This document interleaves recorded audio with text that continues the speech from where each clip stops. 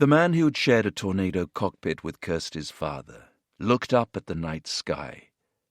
He picked a star to guide his escape route and headed south towards the Iraq-Saudi border, 140 miles in the distance.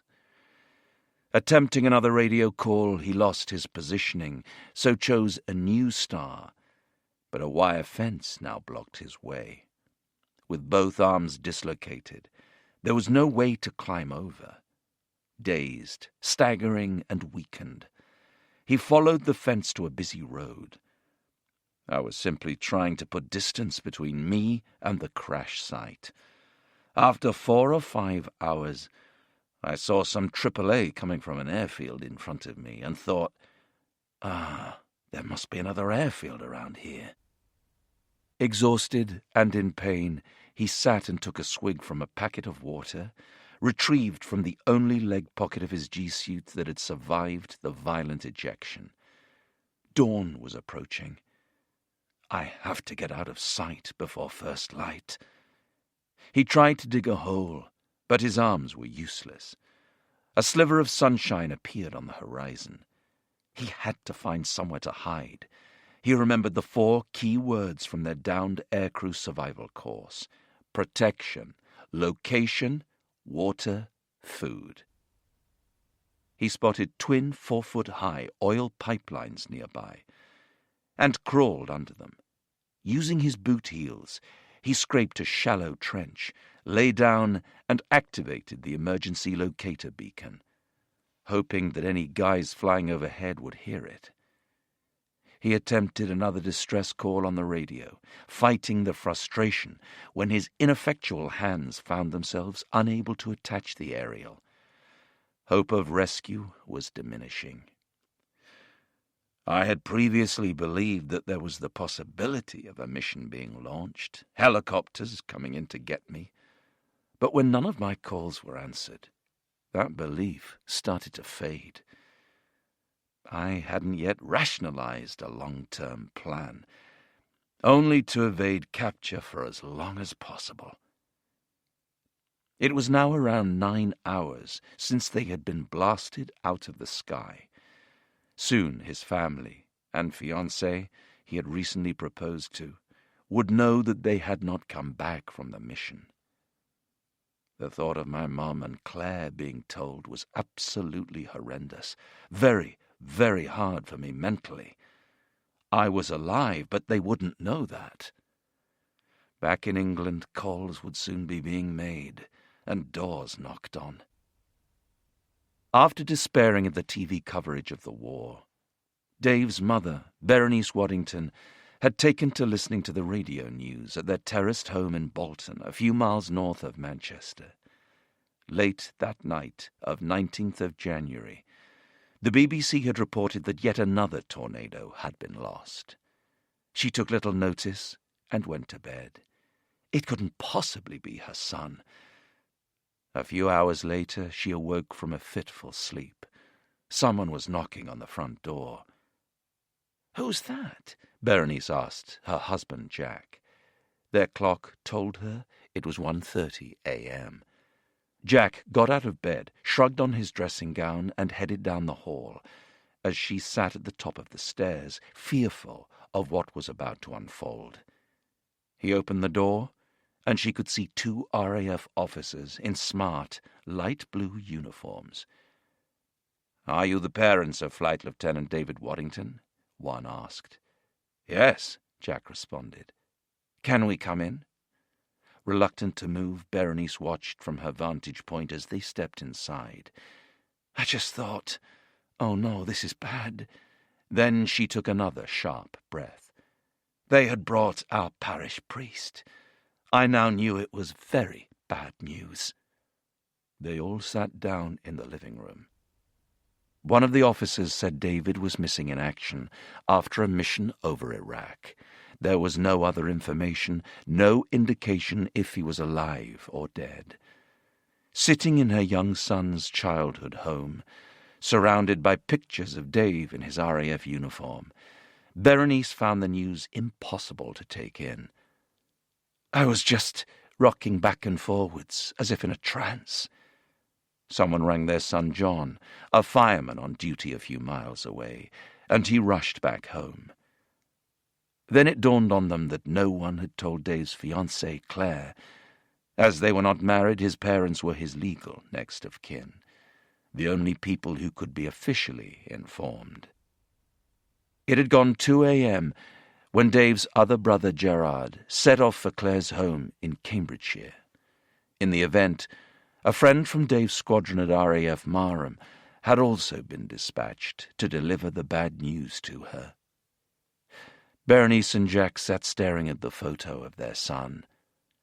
There was little we could do as a family. It was like being in a dream, totally unreal. But it was all so very, very real. The childhood and military pictures at John Nichol's family home outside Newcastle also gazed down on parents trying to come to terms with the thought that they might never see their son again. The RAF navigator's mother and father had struggled for 2 days with the unreal news of having their boy missing in action. They were at the centre of a media storm as speculation and comment, much of it ill-informed, raged around them. There were moments of hope. One newspaper reported that the airmen were alive behind enemy lines after a satellite had supposedly picked up their personal locator beacons. It was totally untrue. There were also moments of utter despair. In one radio broadcast, the Armed Forces Minister Archie Hamilton had all but declared their son dead. On the whole, it is bad news if we have not heard anything about them, and the presumption has to be that they are not alive, the politician told BBC Radio 4. His crisply delivered words were met with disbelief in the Nichol Council House in North Shields. John's father had kept his dignity, telling the media camped outside that all they knew was that his son was missing, and we are keeping as calm as possible. The headline of their local newspaper, meanwhile, proclaimed, "North Airman presumed dead." Robbie Stewart felt the sun warm his face as it rose over the sand-coloured horizon. He had been unconscious for many hours. He blinked in the light, trying to recall the events of the previous night, the explosion, the ejection. His parachute ruffled in the wind nearby. He breathed in the fresh, early morning air. Thank God, I'm alive. Then the scale of his predicament dawned on him. Poor Tange and the kids, they've got no idea what's happened to me. Lying spread-eagled on the desert floor, far from home, Robbie began to cry. I had just escaped death by the skin of my teeth, and only I knew of my living state. Tears flooded down my face. He knew he had to move. Although his back ached badly, it was the lack of movement in his right leg that caused him most concern. He looked down. Blood was seeping through his flying suit. It didn't look good. The leg was numb, snapped and sticking out at right angles to my body. I couldn't feel any pain at that point, but the blood clearly indicated that the broken bone had penetrated the skin. It was a very serious problem. He needed help. His left hand was clutching the PLB, his right the mini flares, and a packet of water was on his chest. Robbie wrongly assumed that his pilot had seen him unconscious and helped out as best he could. Good old Dave, great lad. He's seen me lying here, put this kit out for me, and then made his own escape. Robbie turned his head. 50 yards away, cars and trucks carrying people to work along a busy road. The sudden movement now sent pain searing through his body, and he lost consciousness again. I kept passing out, as intense, almost unimaginable pain pulsed through me. I would later discover that I had a broken shoulder, crushed vertebrae, and a leg broken in 3 places. Coming around again, he began to wonder if anyone had actually helped him, or if he had got the kit out himself, despite his appalling injuries. In reality, he had clearly done everything himself at some point during the night, including, incredibly, removing the tight-fitting G-suit. Not an easy operation at the best of times, even without a shattered leg. I really felt like there had been someone sitting on my shoulder, helping me with the water, radio, flares, and the complex task of attaching the PLB battery and aerial, all at night. I knew I couldn't escape, but it was as though God had said, "Robbie, you're going to need these." Especially as by now I was in no doubt that if I didn't get help, I would die where I lay. He started transmitting on the radio, but there was no reply on the distress frequencies. Blood continued to flow from his punctured leg, and Robbie knew that any medical help would have to come from the very people he had been trying to kill only a few hours earlier.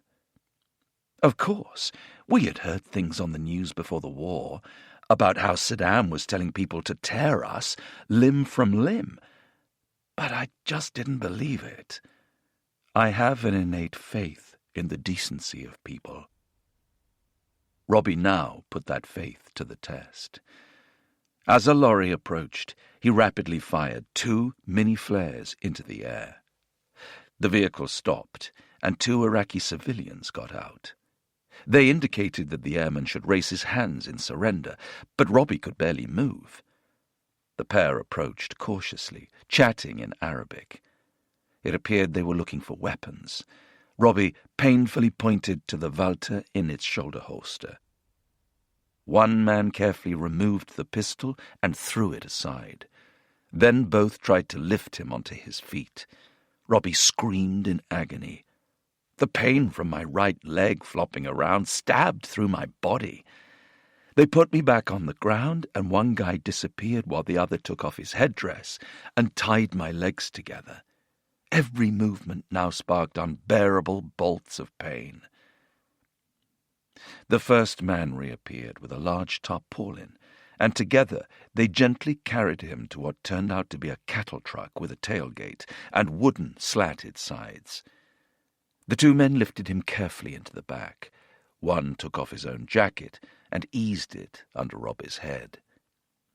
The road was relatively smooth, and the journey to the nearest military barracks lasted less than an hour. The tailgate dropped, and Robbie was lifted down by several young conscripts clad in green uniforms, all sporting imitations of Saddam Hussein's distinctive moustache. They were looking on with curiosity at this British flyer, who was now their prisoner. The soldiers forced him onto the back seat of a station wagon. A smirking conscript abruptly opened the door and prodded his broken leg. Robbie grimaced, fighting back a scream. It was a strange pain, not sharp, just constant and deep-seated. My real fear was that I was now face to face with the people we had been bombing relentlessly. All I could hope was that they wouldn't kill me. Still, there was nothing I could do about it. I certainly couldn't run away. The conscript jabbed at his leg again. The shattered bones grated against each other. To his delight, I now screamed out in agony and started to vomit because of the pain. Grinning, the Iraqi closed the door, satisfied at his success. They drove through the town along potholed roads. Robbie vomited again as his leg flopped, and the broken bones scraped beneath the skin. An hour later, they arrived at a bunker with camouflage netting over the entrance. The Iraqis pulled him out of the car by his shoulders, allowing his shattered leg to bounce across the tarmac, then curb. He screamed again. Robbie was blindfolded and taken to a room where another prisoner was being brutally interrogated. In many ways, this was worse than if it was happening to me, because your mind plays tricks. It sounded like he was being beaten half to death. It was terrible. He was saying, "Oh, don't, stop!" It was awful to endure, and my imagination ran wild. That's going to be me next. Can I take it? The man was eventually removed, and Robbie knew it was his turn. He was placed on a table with his feet towards the interrogator, who he could now see through the gap in his blindfold. He had a really thin face, and unusually no moustache. He started asking me questions, but quickly became frustrated with me refusing to answer. So he began prodding at my broken leg, moving it around, telling me he could easily break the other leg. I was screaming in pain every time he jabbed me, desperate not to answer his questions. I knew it was going to get worse, but luckily the pain became too much, and I simply passed out. As Robbie suffered what he knew was going to be his severest test, the comrades he had left back in Bahrain underwent intense scrutiny from the press. As more tornadoes were lost, the media interest had rapidly grown. With a number of bombers already confirmed missing from Muharraq, the journalists were eager to get the crew's reactions. An RAF press officer ushered a handful of reporters onto the airbase and lined up some of the airmen who had been at the forefront of the action. Without any media training, the flyers, standing in front of their tornadoes, spoke freely. Pablo Mason had led the first daylight formation, which attacked Aramela Air Base on the first day, when John Nichol and John Peters had been shot down. Dressed in his sand-coloured flying suit and green roll-neck jumper, and sporting a tremendous Biggles-like handlebar moustache, Pablo provided them with some highly charged commentary. There's a constant awareness that in a few seconds' time you might not exist. Already visibly fighting to retain his composure, he went on. You train to control your emotions when it really matters. He had finally broken down in tears. I'm responsible for my whole crew. You feel guilty that you have survived and they haven't. We work together, play together, and live together. Hopefully, we won't die together.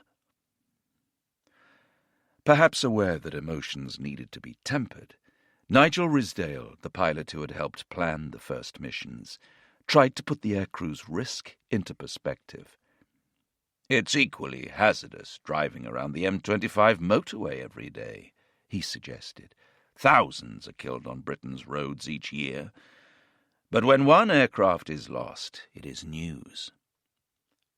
Ridsdale was one of the squadron's most highly respected flyers, and renowned for his coolness under stress. Speaking with a sand-coloured tornado fin visible behind him, he added, You have survived one sortie, but you know that calming yourself down is important so you can get to sleep, knowing that you've got another task to do in 10 hours' time. Other aviators had also quickly parked their distress at the losses and wanted to even the score. Some on the squadron were extremely angry, recalled navigator Paddy Tickle. The losses motivated them. They wanted to take the fight to Saddam. This was real, and they wanted payback for comrades being shot down. Mark Paisley, the pilot who had flown alongside Peters and Nichol on their mission, was also candid with his feelings after the tornado's first ever, and never to be repeated, low-level daylight attack. I was in tears when I got back. We had lost our wingman and friends, he told the journalists. At the moment, I'm going through the full range of emotions, from elation right down to dread and fear of dying. Paisley also articulated what was going through the minds of most airmen who faced a return to the battlefield. Next time, it's going to be harder, because you're aware it could be you. For Dave Waddington, the words, "It could be you," had become an uncomfortable reality. Badly injured and on the run in southern Iraq, he knew his chances of escape were diminishing. After scraping out a thin trench around dawn, he had managed to lie down and sleep, despite the pain from his dislocated shoulder and elbow. The screech of large birds feeding from stagnant water nearby penetrated his slumber. The sound of gunfire then shook him fully awake. Bullets started pinging into the muddy sand just a few yards from where he lay. It was totally unreal, not something I had ever expected to encounter. It was at this point I began to realize I could very easily die. He glanced up from his meager cover. 2 men in green military trousers and civilian coats, one young, one old, loosed off more rounds as they advanced towards him.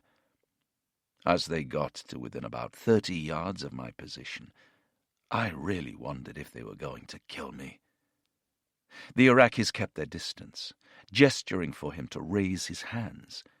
With both arms dislocated, it was impossible, so instead he started shouting, "Salam alaykum, peace be upon you." It seemed odd, given that I'd just been bombing their country, but it was all the Arabic I knew. The older Iraqi tried to soothe the younger, as he yelled aggressively at the enemy invader. They gestured again for Dave to put his hands up. I thought this was going to be such a stupid way to die, just because I couldn't get my arms in the air. It was all getting very, very tense. They eventually stopped firing and moved closer. Dave pointed to the Volta pistol in its shoulder holster, which he had still been unable to reach. The younger man then began manhandling him, using the rifle butt to push him around. Again, he was calmed by the older Iraqi. Dave wondered what his fate might be. What was I going to go through before it ended? Being alive was a bit of a bonus, as only a few hours earlier I had thought I had died, so there was still hope. At the back of the mind, however, there was also the thought that in the not-too-distant future, perhaps I might wish I really was dead.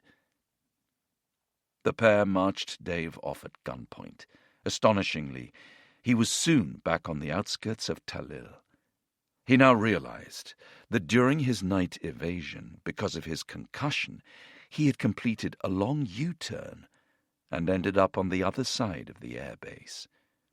He was taken to some low buildings close to the runway he had so recently been attacking, and dragged down into a pit. It was 7 feet deep, with sides that sloped in. There were a dozen Iraqis, all with rifles, staring down at me. It was all very menacing. I thought, God, what's going to happen here? The soldiers stepped down and searched him. They pretty much stripped me of everything of value and just left me with my flying suit and boots. He was left with an older man with no teeth and a wrinkled, sunburned face, who took his time searching, eventually finding the gold sovereigns the others had missed. His face lit up, looking like he'd won the lottery. As Dave was driven from the base, he spotted what looked like a baked bean can on 3 legs by the side of the road. It was one of the JP-233 anti-personnel mines dropped by a tornado and designed to explode if disturbed by any repair crews. Shit, if that goes off, we'll all be killed. He pushed himself back into the seat between the 2 guards, so their bodies might protect me from the blast and shrapnel if it detonated. They pulled up at a military camp in the nearby town of Nasiriyah, where a huge group of soldiers wearing red berets gathered around the vehicle. I was absolutely terrified. If I was going to be lynched, it was going to happen now. It felt like I was a serial killer being taken into court, while an angry mob waited outside. There was a lot of noise, jostling and shouted commands. Then I was shoved back in the car, and driven to a nearby medical facility. Dave was placed on a treatment table where a medic began digging bits of shrapnel out of his face. At one stage, they were going to give me an anesthetic because my face was in absolute agony, but my military guard stopped them. I began to wonder why they might need to avoid giving me pain-suppressing drugs. A medic grabbed his dislocated left arm, put his knee where the elbow was dislocated, and levered it back into position. It was incredibly painful, and I groaned loudly, but he just looked down at me and hissed, "Be a man." It was all deeply unpleasant. They cleaned up my face and plastered up my dislocated elbow. I was beginning to get really worried. I had no doubt I'd be tortured. There was an inevitability about it. The easy thing would have been to tell them what they wanted to know straight away, but doing the right thing was important to me, even though I knew what that meant in reality. As they drove towards Baghdad, Dave's arm became excruciatingly painful. The plaster cast that the Iraqi medics had put around his left elbow was so tight that it had restricted the blood flow. They stopped at another medical center, where a female doctor cut off part of the cast. Just before leaving, she edged closer to him, so the guards couldn't see her, then, slipping something in his pocket, whispered quietly in his ear, "For when you need them, Mr. David." I later found out it was a strip of 15 painkillers.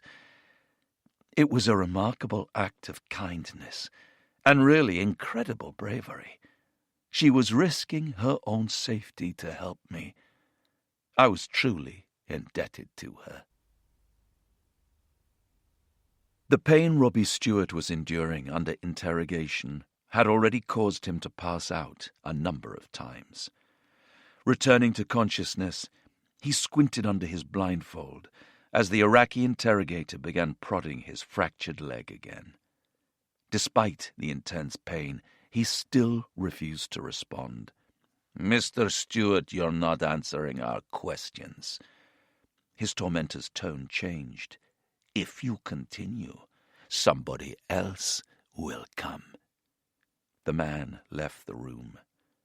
When he returned, he spoke in a deeper voice, pretending to be a different, more threatening interrogator.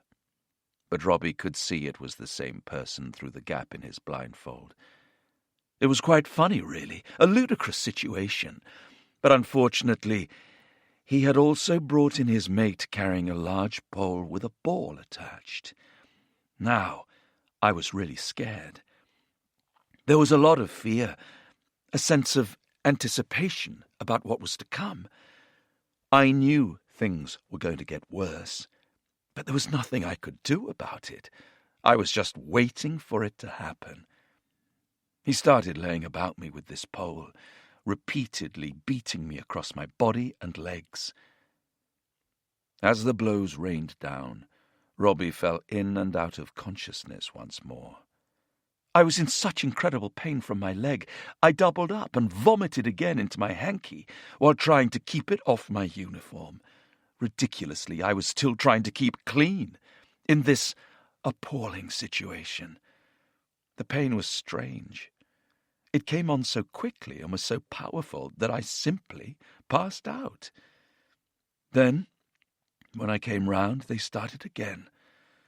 I passed out so many times. It was a way of escaping. Despite the ordeal, in his mind, Robbie continued the fight. I have no idea how many hours it went on for, but I was still going through my options, trying to resist. I was determined to try to hold out as long as possible and not give anything away that could harm others. Of course, every time I passed out, they had to stop and wait for me to come round before they could start again, which also helped prolong my resistance. At some point, they told me with great glee that they had captured Dave. I was so relieved. Obviously, I hoped he had escaped, but hearing he was at least confirmed alive was a great boost to morale. Better than any pain-killing tablet they could have given me. The Iraqis knew Robbie had a great vulnerability and didn't waste their time. The interrogator finally wrapped his hands around the airman's shattered leg and began twisting it, grating the broken bones together. The pain was agonizing, and I began to realize that if I didn't say something, I could easily die where I lay, or at least be maimed for life. He lapsed into grateful unconsciousness again. But when he came round, Robbie was ready for the question. "What aircraft were you flying?" "Tornado." It did not seem a big giveaway, as we had just parked one in the sand next to their base. They clearly knew what we had been flying. More questions were pelted at him. Robbie's mind went back to the Sunday Times article that had infuriated him as he tried to relax back at his village home in Lincolnshire on the first Sunday of the new year. It had only been a couple of weeks earlier, but now seemed like a lifetime ago. The article had detailed what the tornadoes might be doing, aircraft numbers, and basic capabilities. "That's what I'm going to give them." He also recalled CNN naming airfields that missions had already been launched from. He gave them the same information. The Iraqis accepted it all, plus a few fibs. I said we were flying very low at 500 feet, and that we tanked at 20,000 feet. None of the details were technical, and he hoped he hadn't given the Iraqis anything they couldn't find elsewhere. The questions finally came to an end. Exhausted and in great pain, Robbie was driven to a hospital.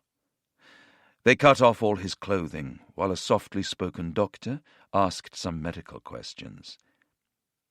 He said I'd broken my collarbone, probably had a spinal compression injury as well as my obvious leg break. He directed the radiographer to take x-rays of my leg, shoulder, and back. While most flyers usually took off their wedding rings before a sortie, Robbie had kept his in place. Mine was part of me, so I had to wear it.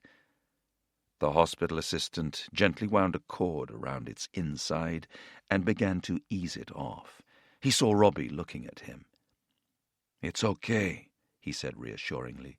"You'll be getting this back." Robbie was wheeled carefully into the operating theatre and told to breathe deeply into a mask.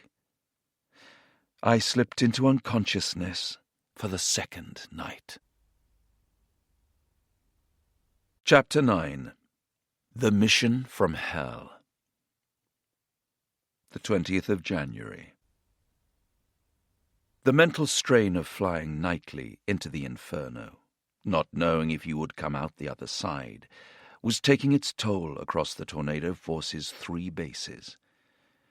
The RAF now had around 150 aircraft: fighters, bombers, helicopters, tankers, transport, and surveillance in the Gulf.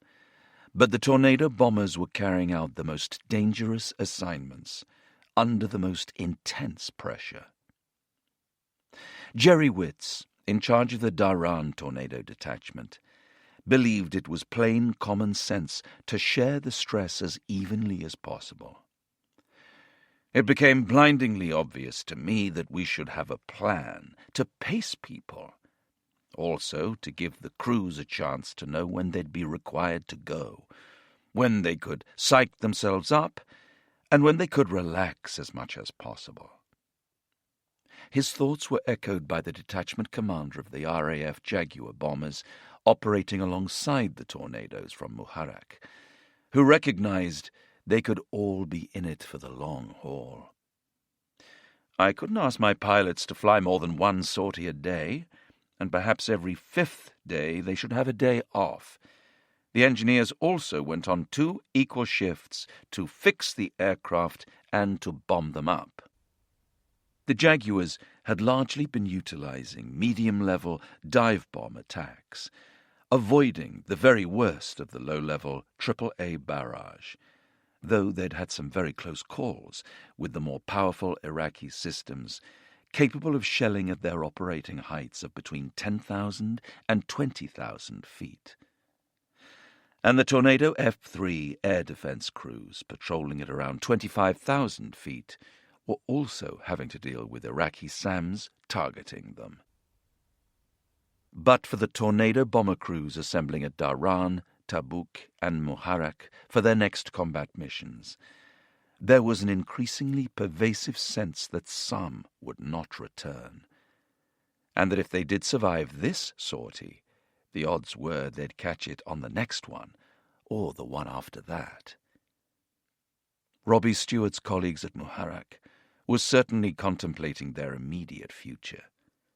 They had now lost 3 tornadoes in as many days. Nige Risdale had kept his thoughts to himself when he overheard someone mention that Waddington and Stewart had gone down. Oh no, there's another one. It's becoming like the Lancaster bombers in the Second World War. More aircraft, more friends lost every night. He glanced around at the 16 aviators, clambering into their flight gear in preparation for the next dawn raid. I wondered who among our 8 ship would not come back from this trip. He knew he had to push away the dark thoughts as swiftly as possible. It was a momentary acknowledgement of what we were involved in. But with my single-minded psyche, it was quickly compartmentalized. My brain went back to what we were about to do. He glanced across at his friend and fellow pilot, Nick Hurd, who was also reflecting silently on the news of the recent loss. Perhaps it might be my luck that runs out tonight. But the attack plan for this latest raid had been well thought out, perfected by what the Tornado Force had learned after 3 intense days of war. An hour before dawn, on the 20th of January, the RAF would attack Al-Jarrah, the Iraqi super base southeast of Baghdad, which housed 3 squadrons of Su-22 fighter bombers and a squadron of air defense MiG-23 fighters. Gordon Buckley, one of the 1-5 Squadron flight commanders, knew they couldn't keep following the same attack profiles. I was struggling to sleep. The whole issue was playing on my mind. The preliminary attacks by the Americans, designed to suppress the Iraqi defenses, were in reality stirring up a hornet's nest. It seemed crazy to be flying into that AAA night after night. There had to be a better way. The risks were immense. There was so much fire and exploding lead being hurled into the air that the odds were against us continuing to get through unscathed. The Tornado Force had to stop coming in at the tail end of a mass attack that had already galvanized the enemy defenses.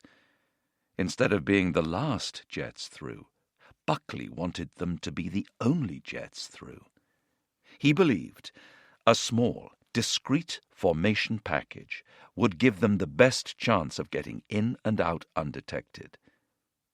Discussing the problems with Paddy Nichol and Nige Risdale, they struck on the idea of sending 2 JP-233 jets through as a surprise first attack, followed by 4 tornadoes, each carrying 8 1,000-pounders, executing a loft attack, lobbing 32 bombs onto the AAA positions, and blasting open a corridor for the last 2 JP-233 jets. The senior crews then presented the idea to the Tornado Detachment Commander John Broadbent, who succeeded in getting headquarters approval. In the small hours of the night, the 8-ship lined up on Muharraq's runway. Their target lay 100 miles southeast of the Iraqi capital, some considerable distance from Bahrain. They would have to fly more than an hour westwards, then cross the border and head northeast at low level for another hour before attacking the target. It was a 4-hour, 1,600-mile round trip. Air-to-air refueling along the tanker trail was going to be key. The challenge of heading once again into the fiercest enemy fire was worsened by the probability of heavy cloud and severe turbulence along their route, and things began to go awry even before takeoff. The crew of one Tornado at the rear of the formation had an engine problem and could not select reheat. There was no way they could get off the ground. The 7 remaining aircraft climbed to 12,000 feet for their rendezvous with the tankers. The meteorological wizards had not been wrong. They entered the heavy cloud to be tossed and bucked by powerful updrafts and downdrafts. As he approached the Victor's right wing, Nick Hurd fought to keep his lurching jet in position. He inched towards the mouth of the refueling hose, snaking through the darkness a few feet ahead. I really felt under intense pressure. I was burning fuel, while also using up my allotted time to take on the fuel I needed. Suddenly, they entered clearer skies. He touched the throttle, propelling the Tornado's probe on the right-hand side of the cockpit towards the funnel, and then crunched straight through the flat metal plates that held the neck of the basket open and provided its aerodynamic stability. Crap! This is really going to mess things up. If you spoked the basket, there was a real danger that some of the metal connections might break off and be ingested into your own engine, which could cause a catastrophic failure. These fragments being sucked through the blades could generate the destructive force of shrapnel and cause the engine to self-destruct. In peacetime, spoking would force an immediate return to base, but peacetime happened in another life. Nick carefully eased back the power, praying the whole basket wouldn't tear away, and remained clamped on the end of his probe. Luckily, it emerged cleanly, and the engine readings encouraged him to believe all was well. He maneuvered through the darkness to the tanker's left wing, queuing behind Nigel Risdale, who was experiencing his own dramas in the other JP-233 armed jet. He had been 3/4 full when the Victor disappeared into a violent cumulonimbus thundercloud. It was like being on high-speed dodgems at the fairground, but on a corrugated surface rather than a nice, smooth arena, and then being constantly battered from all sides by the other cars. Nige dabbed on the reheat, but couldn't keep the probe in the basket. The turbulence was throwing us around, the tanker around, and the basket around. It was like trying to get cooked spaghetti up a jumping cat's ass as it runs away from you. Another huge jolt pushed them away from the nozzle. With a soft hand on the stick, Nige nudged the power up and the probe towards the rim of the basket, then pushed it home. Once full, he made way for the next in line. Having fouled up the right-wing hose, Nick Hurd was keener than ever to get his tanks filled in a window of relative stability, and this time he engaged on the first attempt. But with the tanker now down to one conduit, it was going to be a struggle to cycle the other 2 aircraft of their formation through. His navigator was having similar concerns. I really don't think we can get this mission done without one of us going back to the tanker behind us to take on fuel. Nick frowned. That wasn't a pleasant prospect. The rear tanker was 10 miles behind them, in total darkness and odds-on in the same heavy cloud. As lead crew for the 7 remaining aircraft, Nigel Risdale and John Broadbent were the refueling priority. They had to top up again before heading into enemy territory. Nick Hurd was filling his tanks when Broadbent instructed him to go in search of the Victor at their rear. "Bloody hell," Nick muttered, disconnecting from his precious hose. I now had to turn out of the tanker trail and fly against the stream, making sure I was separated laterally from the oncoming aircraft, then try to reacquire another Victor in total darkness. Then I would have to join their formation and work my way around the rear tornadoes to take on fuel. I was really thinking, things are not going well tonight.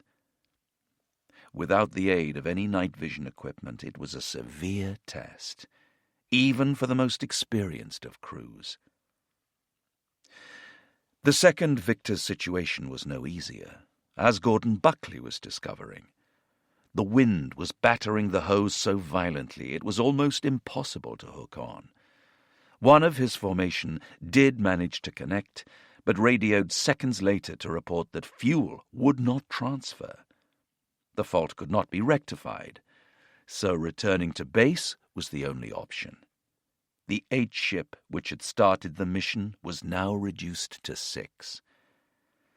After turning back, Nick Hurd threaded his way past Gordon Buckley's formation to the rear tanker's basket. With their runway denial munitions, his JP-233 armed jet was a priority. He inched his tornado forward, riding the turbulence, and pushed the probe home first time.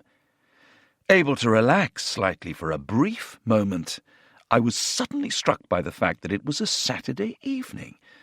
Back at home, people were watching the football, enjoying a drink at the pub, and we were stuck on this tanker bouncing around in the darkness, the reward for which was being shot at in the very near future.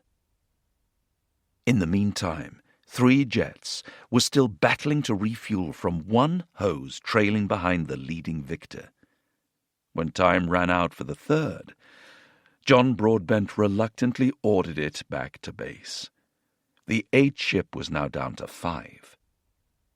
Nick Hurd eventually eased away from the rear tanker with brimful tanks and dived into the black void to catch up with Ridsdale and the No. 3 jet, armed with 1,000-pound bombs, already descending towards the border. Gordon Buckley knew that refueling was becoming increasingly dangerous, and the clock was ticking. His formation had to take enough fuel on board to reach the target at their allotted time. One crew was really struggling. The more times he tried unsuccessfully to connect with the tanker, the greater was the chance of him spoking and damaging his aircraft, perhaps fatally. I made the difficult decision to send them home. The 8 ship was now down to 4. Since Gordon had come up with the mission plan, he was determined to see it through. Summoning every last iota of skill he'd acquired from nearly 2,000 tornado flying hours, he gently coaxed his aircraft through the tumult and into close formation with the giant Victor only a few feet away. A huge jolt threw him off the connection. Seconds after that, the same thing happened again. Time was running out. He knew if he didn't stay the distance, he'd be off the raid too. As the tornado and the tanker bucked and swayed through the cloud banks, he managed to hook onto the hose for a third time. But his relief was short-lived. The skies suddenly cleared to reveal the lead Victor dead ahead. Gordon's tanker plunged into an emergency dive to avoid collision. His probe snapped out of the basket yet again, and the tornado was presented with a new and drastic threat. The one place you must never be when tanking is above the wing line, because the aerodynamic flow from the huge tanker will disrupt your own airflow, which is precisely what happened to me. The aircraft controls went completely mushy. Gordon pulled back the throttles, the wing dropped, and the altimeter spun like a Catherine wheel. I had absolutely no control of my aircraft, and could only watch as it rolled left and then plunged earthwards, losing about 6,000 feet. Fighting for control, he finally managed to level it out and climbed back to rejoin the Victor. I gave the pilot a piece of my mind and told him to keep it steady this time. I had a final stab, with the probe and basket going all over the place. I don't know how, but I finally got in. It wasn't skill, just pure luck. With the tornado finally latched on, the tanker crew elected to head north. It would allow them to take on more fuel before descending to the target, but it also brought the danger zone of the Iraqi border ever closer. The plan had been to devastate Al-Jarrah with a series of timed strikes by 8 tornadoes. Now, only 3 aircraft, 2 armed with JP-233s and 1 with 1,000-pounders, were attacking ahead. Substantially behind them, Gordon and his navigator Paddy Nichol were left contemplating whether it made sense to make a solo dash into Iraq. Now they no longer had any JP-233 aircraft to protect. They decided to press on. We had a mission, and we were determined to complete it. While we would not help the attackers that night, if we destroyed some AAA positions with our own 1,000-pounders, it might help others visiting the same target in the future. Paddy Nichol agreed. We decided to kill some of those gun emplacements so they wouldn't have the same intense defenses next time the airfield was attacked. As they sped over the border, an AWACS operator asked them to overfly a position where it was believed a downed American crew had ejected. They didn't hesitate. Fellow coalition flyers might be in mortal danger. Good friends had been in the same boat. Burning precious fuel they could not spare, they orbited the site, eventually turning on their aircraft lights to show their presence to any downed flyers.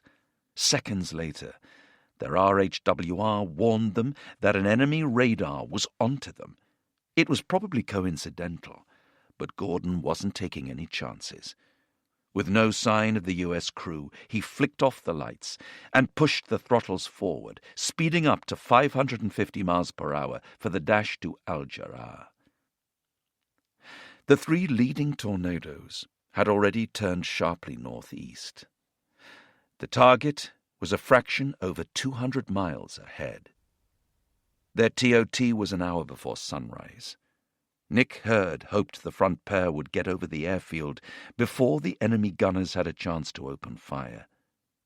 This was his 3rd operational mission, and the exhilaration of combat was wearing thin. Everything was quiet as they began the final run in. Maybe our luck is in, Nick thought, as they sped 200 feet above the desert floor. They were 30 seconds from Al-Jarrah when the AAA turned night into day. Bollocks, Nick muttered. The all-too-familiar barrage of multicolored, exploding lights blossomed around the target. For some reason, they seemed to know where we were coming from this time.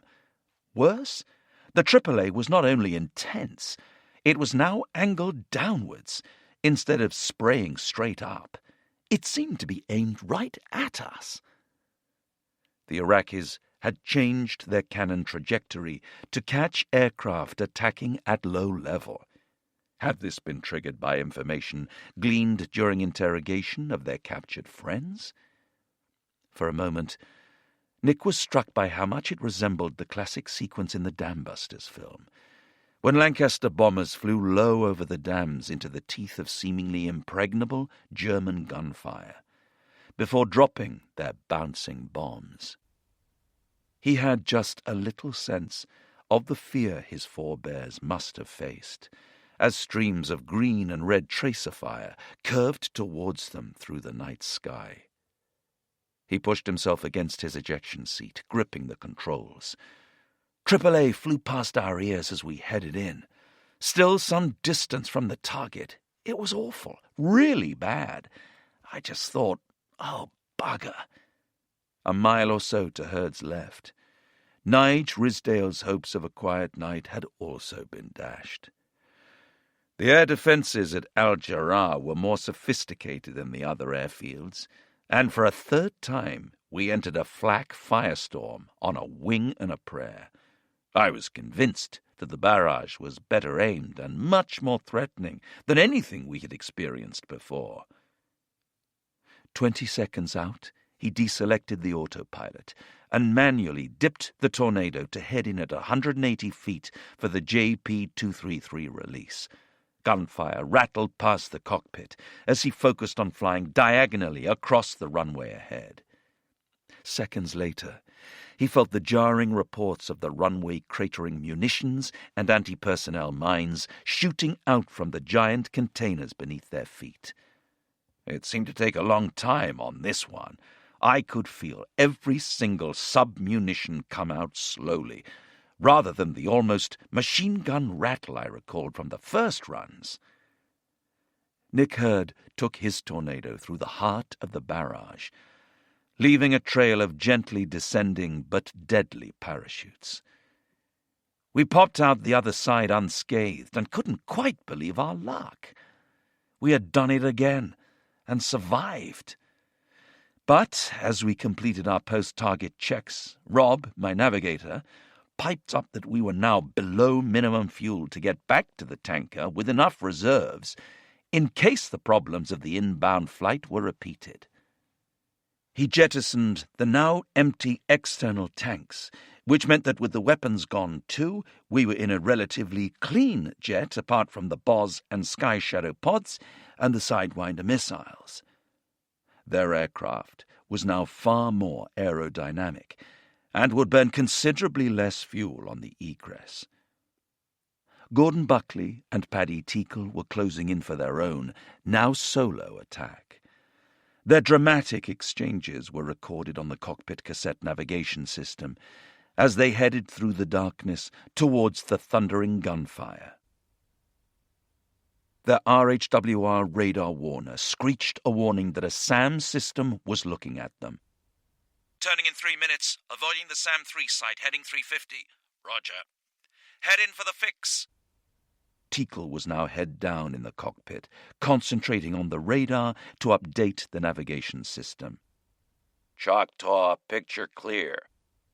Using the code name of a Native American tribe, the AWACS operator told them no enemy aircraft were in the air. Crossing all those roads, railroads and rivers now. There's a lot of movement down there. Do we come back this way? No, we go west of here. Good. Stepping the height down and speeding up. How's the fuel? We're running on minimum fuel. We'll have to punch the underwing tanks off in about 1,000 kilos of fuel time. They had the bare minimum to complete the mission and get back to the tanker. They, too, would need to jettison the empty external tanks. How far away is the target now? We're hitting it in 8 minutes. We're about 60 miles south at the moment. Good. I wonder what aircrew were down. Makes you wonder, doesn't it? Yep. I'm going ahead in for the pre-target fix. I'll use it as a confidence check of the navigation system. Choctaw, picture clear. Fix is spot on. Roger. The SAM radar warning sounded again. Target is at your 11 o'clock, 35 miles. The rest of the guys are approaching the target. Setting up the escape heading of 255 degrees. Turning shortly and pushing the speed up. When are the others on target? About 30 seconds. They're going to make the defenders really annoyed before we get there. Yep. Turning shortly, heading 335, the fuel check's at 5,200 kilos. There goes the AAA. Visual. The first lot of bombs going off really did stimulate the AAA, Paddy recalled. It wasn't like the first couple of nights. It was now aimed, weaving around the heights we were flying. They were getting cleverer. The radar warner continued sounding its message. There's the JP going. Buckley could see the weapons from the tornadoes ahead of them exploding. Yup. There go the second lot. Where are the 1,000-pounders? In 30 seconds. Choctaw, picture clear. Boom, boom, boom. Coming in not far behind the third jet, Buckley had a good view of the first 1,000-pound attack. The sight of the bombs exploding mid-air was shocking to the senses, but amazingly, the gunfire did not diminish. I was expecting to see this hole in the AAA as the guns were destroyed, but there was nothing, no change at all. I now realized that we were going to have to attack into the same maelstrom. Okay, speeding up. Use your burners. Low loft selected, marking the bridge. Tichol told Buckley to increase speed for the sharp upward climb required before lofting the bombs. He ran through the target offsets, locating and marking them on the radar, ensuring the weapon system was as accurate as possible. Switches live. Low loft lights on. Good mark on the second offset, going offset 3. Speed 600 knots, maximum dry power. Using the reheat well before the target, their speed was now nearing 700 miles per hour. How is it on time to go? Looks good. 59 seconds to run. Looks like we're here, mate. We are not here. Already at the very core of the barrage of gunfire, Buckley couldn't believe the flak was so intense, so far out. We were at 180 feet, and there was AAA coming at us in droves. Flashing lights whistling all around the canopy. It was an astonishing experience. I kept saying to Paddy, "We must be here. We need to pull up now." He kept saying, "No, we're not there yet. Keep going." It seemed suicidal going against everything I had trained to do in my RAF career. I was about to pull the Tornado right up into the teeth of their gunfire. At that moment, I truly thought I was going to die. 40 seconds. I know the AAA looks close. You're all right? 35 seconds to go? Okay. 30 seconds to run. Pulling in 5, 4, 3, 2, 1, pull! The Tornado soared into the night sky. The barrage passed below and above us, Tichol said. I could see machine gun fire and 23mm. There was light everywhere, like we were inside a Christmas tree. At around 1,500 feet, their bombs released and began a graceful arc towards the Iraqi gun positions. The Tornado was now high and very slow. More warning sirens sounded in the cockpit. Buckley initiated the challenging loft recovery to get the aircraft back to low level. Bombs all gone. It's going off all around us. There go the bombs. Heading away from the target, Tichol sensed the 8 massive blasts over the AAA emplacements as he monitored his instruments. Height is 3,000 feet. Run out heading 255 in the recovery. Gordon Buckley had the Tornado tipped well over on its left wing, nearly inverted, banking hard, turning and descending. Failure to recover now would lead to one thing only, the ground. Jettisoning the underwing tanks. Right, they've gone. In the descent, back down to low level, passing 1,500 feet. Don't look out. Just fly the recovery. Pilots had to fly the recovery profile solely on their instruments, totally ignoring any potentially confusing external visual clues. Paddy was a highly experienced, qualified weapons instructor and had taught new pilots the drill many times. He knew how disorientating it could be, especially at night. The maneuver had cost the lives of a number of Tornado aircrew. Now, in darkness and under heavy fire, Paddy felt his own aircraft plummet towards the desert floor. AAA is still going off around us. Don't look out, mate. Just fly the plane. We're passing 700 feet and still going down. Easy. Easy. Audio warnings continued to fill the cockpit. Start leveling off, mate. We've 300 feet to go. The Tornado was still heading fast towards the ground. When Tichol had yelled, "Don't look out," Buckley knew it was already too late. He was totally disorientated by the gunfire which now surrounded them. AAA was flying around the cockpit, straight green lines, red flashing dots, some going straight past, some spiraling as the operators simply waved their guns blindly in the air. I felt as though I was at the heart of a firework display. I completely lost all sense of awareness of which way the jet was pointing or where the ground was. It was like being in a sparkling kaleidoscope at night. I had no idea if I was going up or down. Luckily, Paddy had taught this loft maneuver to students, so he could talk me out of it. If I had been with someone less experienced, well, It simply doesn't bear thinking about. Their jet bottomed out, descending through 100 feet towards the desert floor a second or two before impact. Tichel's urgent warning and cool head had saved them. On the audio recording of those moments, their rapid breathing dominates the cockpit as they climb away from the ground. Wings level now. 150 feet. Ease the height up, buckers. That was bloody close. I don't ever want to do that again. That was awful. We were right up amongst it. We don't get paid enough for this. Well done, mate. Christ, AAA is still going. Yeah, it still looks close, doesn't it? I tell you, it was bloody close. 5's off target.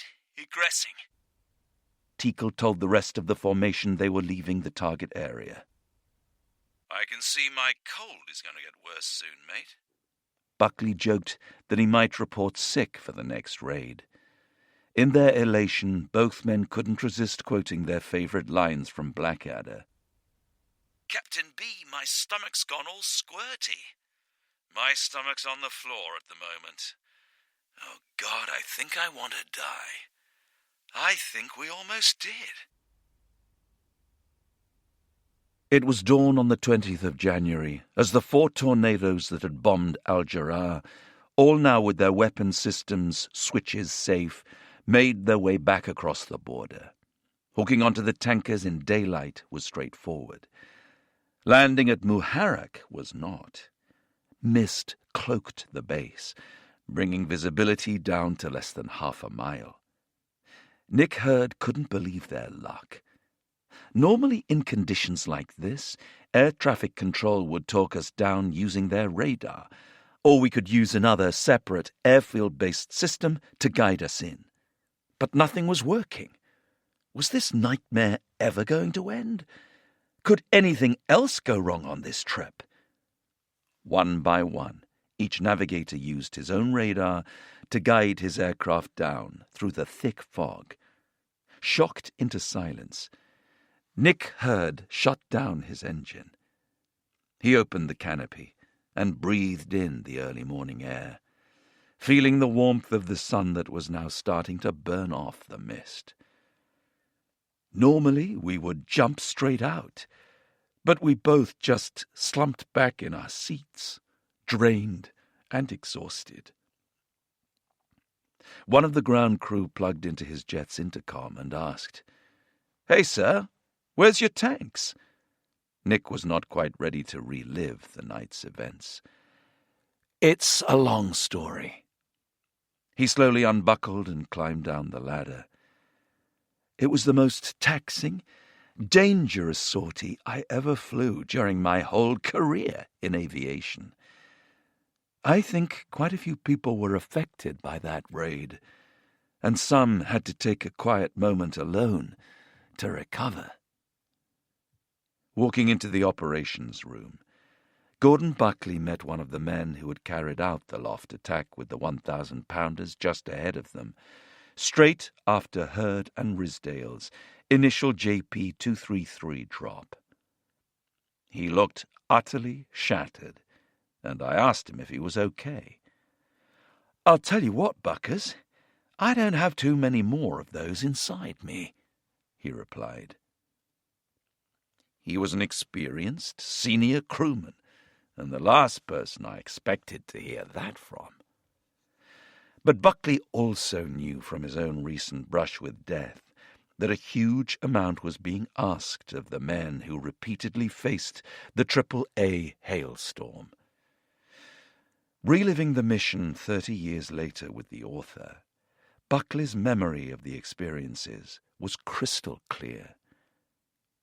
I can still see my friend's haunted expressions, and it really made me assess my own feelings. At the start, there had been a certain gung-ho excitement about what we were going to do. We were trained, we were keen, we were ready, confident in our abilities to evict the Iraqi forces from Kuwait and liberate an occupied country. We were now facing death on an almost nightly basis. The realities of war were writ large. John Broadbent, the 1-5 Squadron boss and overall tornado commander at Muharraq, could see how both the losses and the continued braving of AAA were affecting his crews. When I looked into the faces of my colleagues during the debrief, I could see the terrible strain etched on each one of them. And bearing in mind we had just lost our third crew, I realized that some sort of change was needed. As the crews talked through the mission, this issue came repeatedly to the fore.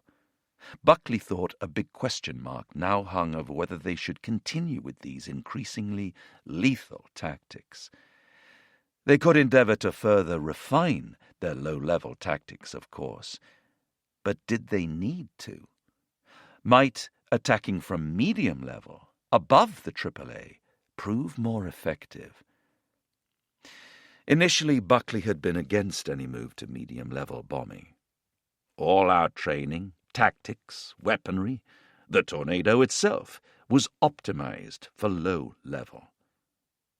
But he was eventually persuaded that the new tactics would be more palatable if the Americans could provide the suppressive support with electronic warfare jets, anti-radiation missiles, and fighter escorts to defend against Iraqi SAMs and fighters. They reached a consensus, and John Broadbent discussed the situation with the overall RAF commander at Muharraq. I made the point forcefully to my own boss and through him to HQ. It appeared to those of us flying the mission that since the Iraqi Air Force remained grounded, had we not achieved our primary task of gaining air superiority? In that case, was it really necessary to continue to attack airfields at low level, as this was costing us dear? Surely it was time to take advantage of the conditions that our efforts had created, to transition to the safer environment of medium level. I still go cold thinking about that sortie 30 years on, and the conclusions of my subsequent mission report, the official document sent to HQ immediately after every operation, told the story of what I still regard as a real horror mission. The first two aircraft failed to achieve surprise, suggesting that the Iraqis had developed an effective early warning system. Furthermore, the resulting defensive barrage was directed at both low and medium level, indicating that the Iraqis had recognized the threat posed to them by aircraft attacking from low level. It was disappointing to note that the airburst 1,000-pound bombs had little apparent effect on the AAA fire. Furthermore, concern was raised that the loft maneuver took the aircraft not only into the heart of the AAA barrage, but as a result tested the considerable skills of two of the most able and experienced pilots on the squadron. In the light of these facts, we have conducted a review of our tactics and have decided that there is little advantage to be gained from compression through the target. If JP-233 attacks remain necessary in future, they would be better conducted as pairs of aircraft sent to the target at irregular intervals. The support afforded to our missions so far has done little to suppress what has proved to be the greatest threat, that posed by AAA barrage fire. Our preferred option would be to negate the AAA by flying above it at 20,000 feet plus.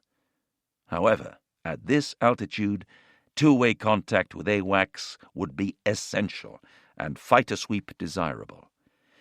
In addition, depending upon the en route and target area SAM threat, EF-111 or Wild Weasel, enemy missile defense suppression assets support, might also be necessary.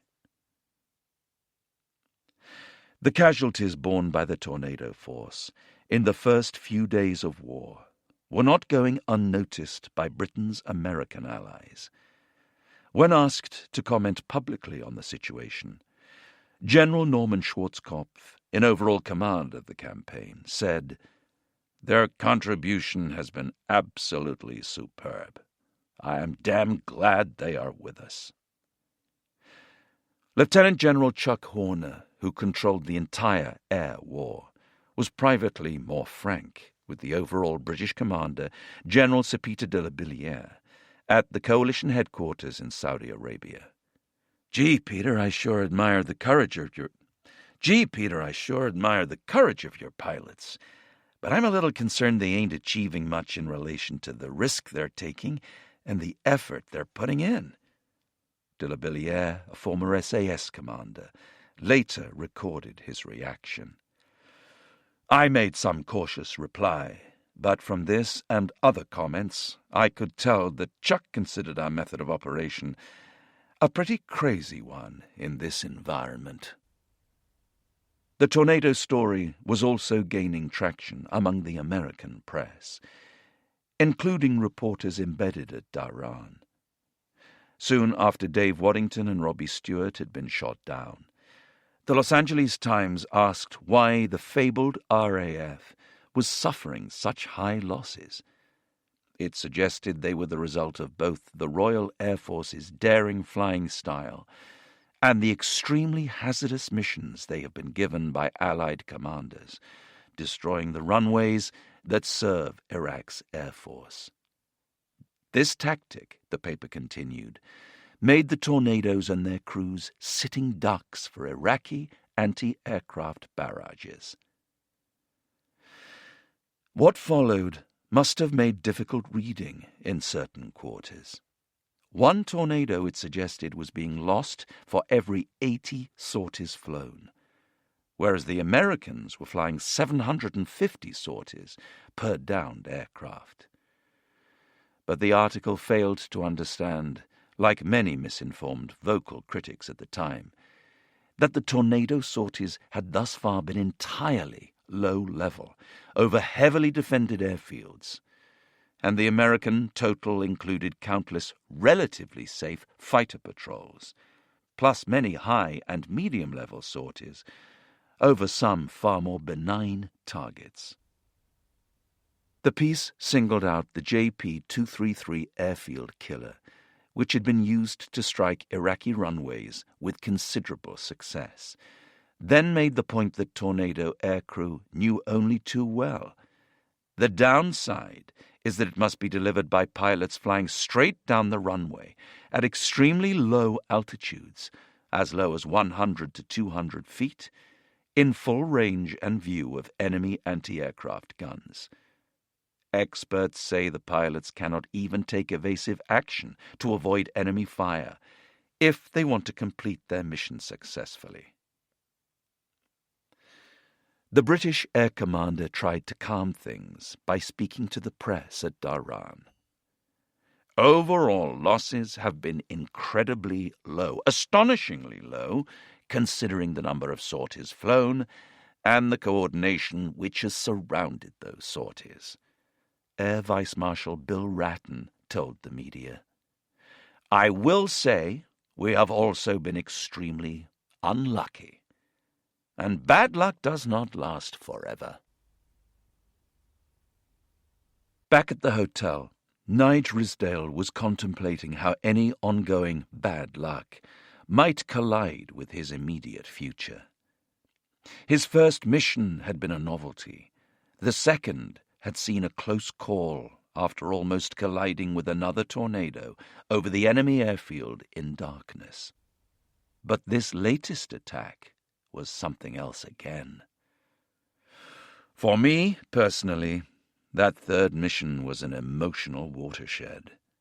The sortie from hell, where everything that could go wrong had gone wrong. As the boss's pilot, Risdale felt he had to display stoicism in the face of adversity. But when he got back to his room, the emotions were less constrained. I felt totally washed out and was really worried. He looked at the family photograph by his bed, wondering if he would get through the next mission. I just could not see how we would survive doing the same thing night after night. I really thought I might not see my wife and son again. Ridsdale, not known for showing much emotion, even under incredible stress, felt the tears roll down his cheeks as he contemplated what lay ahead. But he knew a phone call to Claire would straighten him out. She listened, like the rock she has always been for me, and totally understood. She also understood when Nige told her he couldn't call when their 2-year-old son was awake. I couldn't trust my emotions with him, and would have broken down again. Everyone was probably suffering similar thoughts. And although most were private about their personal, emotional hiccups, I don't think any of us were immune. Gordon Buckley was also reflecting on his own narrow escape.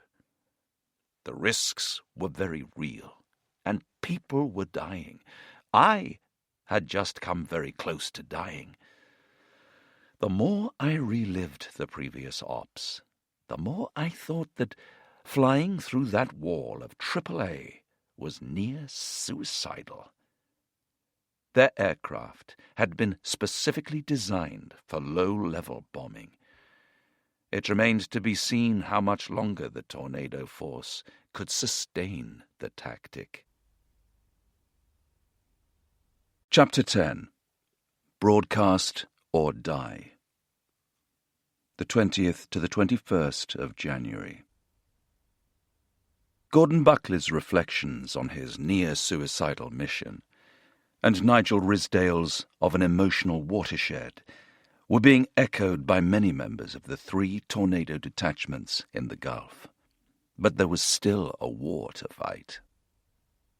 700 miles from Muharraq, the Tabuk detachment was planning another low-level sortie against H3 on Iraq's western border with Jordan. Just 2 nights earlier, the fierce wall of impenetrable flak around the airbase had forced Mal Craghill's formation to abort their attack. The prospect of returning was not a pleasant one. Dave Bellamy's formation planned to counter the ground fire threat with a variation on Buckley and Ridsdale's Al-Jarrah tactics. Their first 4 jets were tasked with tossing 1,000-pound bombs to airburst over the AAA emplacements, punching a hole in the defences through which the following 4-ship would pepper the runways with their JP-233s. Nerves and bodies were beginning to fray. The pace of operations meant that Dave was on his 3rd consecutive mission in 3 days. Then there was the gnawing uncertainty of whether his flatmate John Nichol was dead or alive. Perhaps dead was better. If he had survived, what were the Iraqis doing to him? This was the worst period of the war. News of the ongoing tornado losses built up the stress, and we were all totally knackered. Our prospects did not look good. Bellamy walked into the operations room late on the afternoon of Sunday, the 20th of January. The boyish grins and enthusiasm of the first day had long since evaporated.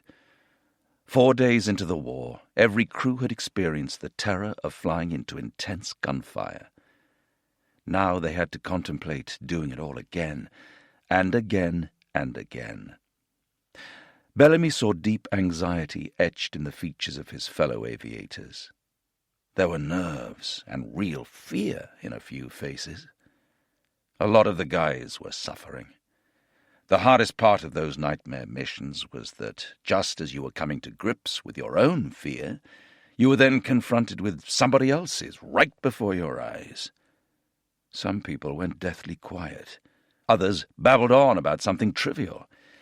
I managed to find some strength in silence and the inexplicable belief that I was not about to die. Briefings over, the squadron lined up on the runway. The unease had already been registered by his squadron boss, Mike Heath, who would be leading the mission. Heath had earlier told the press, I have a lot of youngsters here who are scared, but know exactly what they have to do. I am immensely proud of them. And my job is to make sure they carry out the mission successfully and return safely. I think we are absolutely right in what we are doing against Saddam, and while no one wants to go to war, we are prepared to fight until he gives up in Kuwait. As countless Tornado air crews prepared for the next missions, the merits and otherwise of low-level attack were being carefully scrutinized at increasingly senior levels. Tornado raids had thus far spread the payload of 106 JP-233s across a host of Iraqi airfields. Considerable damage had been inflicted by their 22,790 anti-personnel mines and 3,180 runway cratering bombs.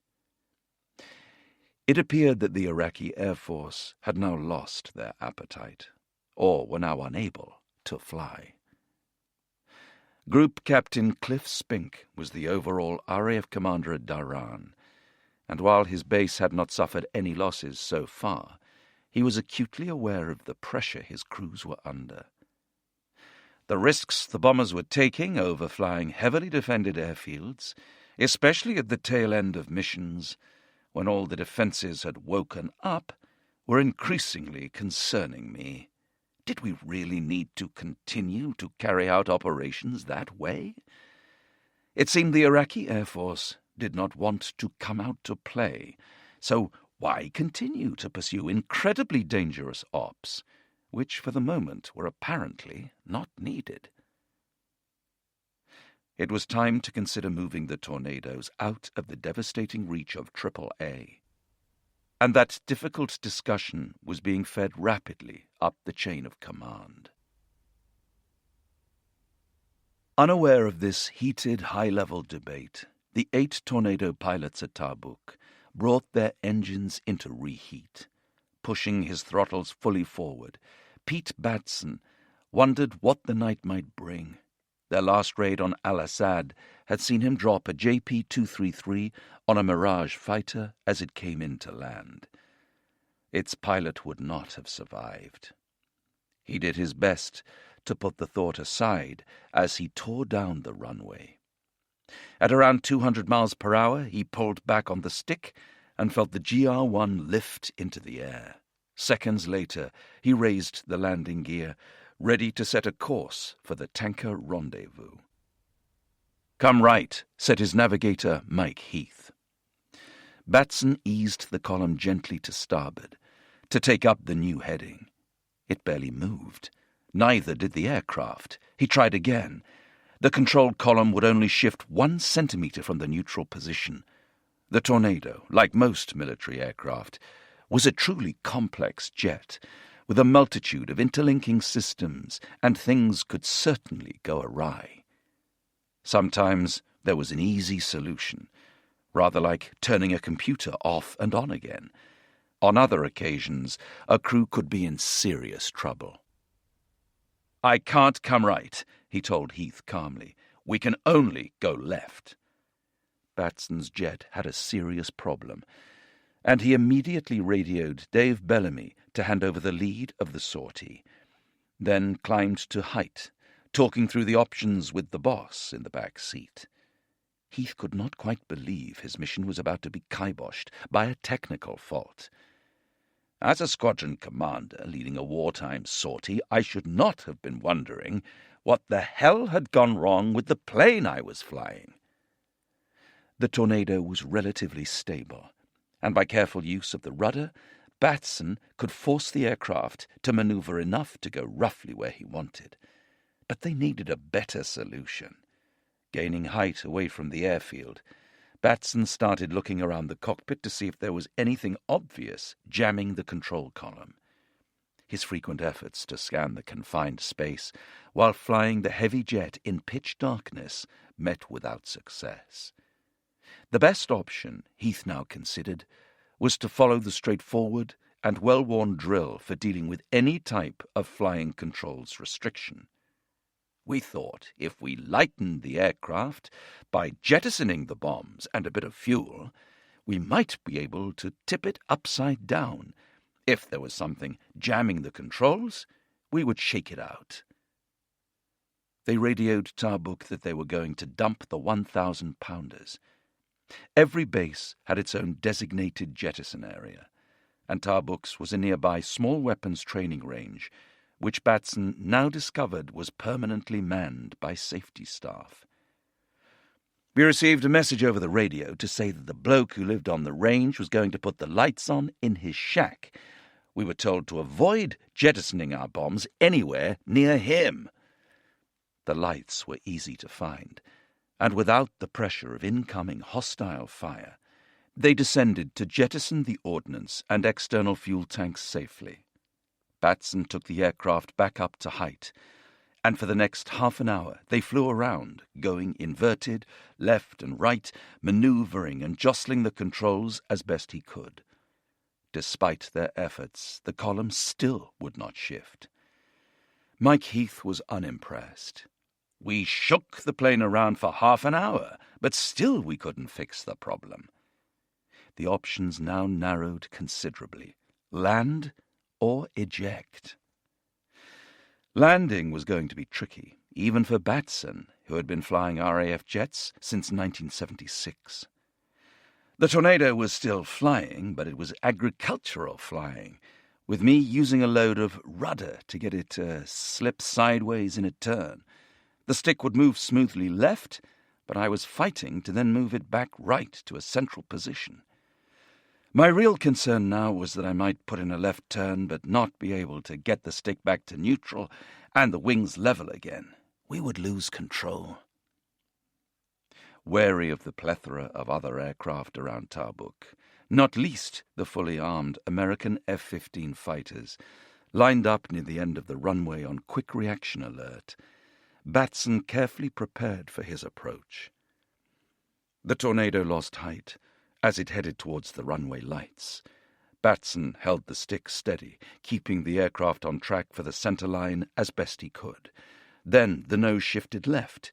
He pushed the stick right, but it still refused to move. A gust shifted them further left.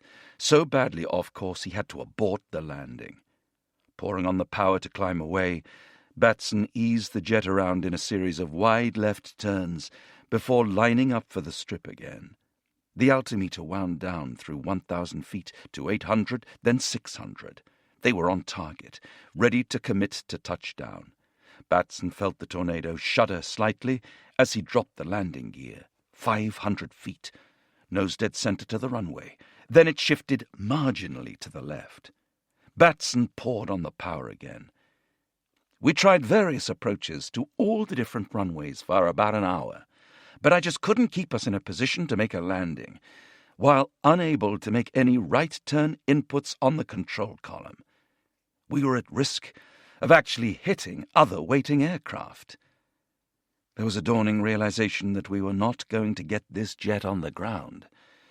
There was no particular fear. The outcome was rather inevitable. The options had narrowed further, from 2 to 1. Mike Heath's annoyance at missing the raid was now tempered by the knowledge that they had an even riskier undertaking ahead. We decided to throw the plane away. As Waddington, Stewart, Peters, and Nichol had all shown, ejecting could be done instantaneously with barely a thought. But Batson and Heath now had time to dwell on the prospect of being rocketed out of a fast jet into the night sky. Mike Heath reached for their flight reference cards. The stiff white flip book detailed every aircraft routine, from engine startup to shutdown. Then all the emergency drills, clearly presented for crews under severe pressure. After the procedures to be carried out in the event of a double engine failure or undercarriage malfunction, Heath found the ejection section. It contained 14 basic commands to be undertaken if time and conditions permit. Unlike the other wartime air crews that had recently banged out in a matter of seconds, Heath had time to study the checklist. Speed 250 knots, height 9,000 feet. Heath told Batson, reading from the FRCs. Head towards unpopulated area. They had to fly back to where they had just jettisoned their bombs and fuel tanks. Then, harness tight and locked. Oxygen mask tight. Visors down. Radio call as required. Throttles idle. Ejection position assume. Roger. Batson responded to each instruction, double-checking his visor and sitting firmly back in the seat. They paused before completion. Heath looked at the black and yellow handle between his legs and briefly considered the multi-million-pound price tag of the aircraft they were about to throw away. Even though it was a lot of money, that wasn't really on my mind. I just tightened my straps and prepared. Air traffic control told them 2 rescue helicopters would be launched just before they bailed out. It was gone 11 p.m. After a brief discussion, it was agreed that Mike would do a countdown from 10 and then pull the handle. The Tornado's command eject system meant that both crew would leave the aircraft, whoever initiated ejection.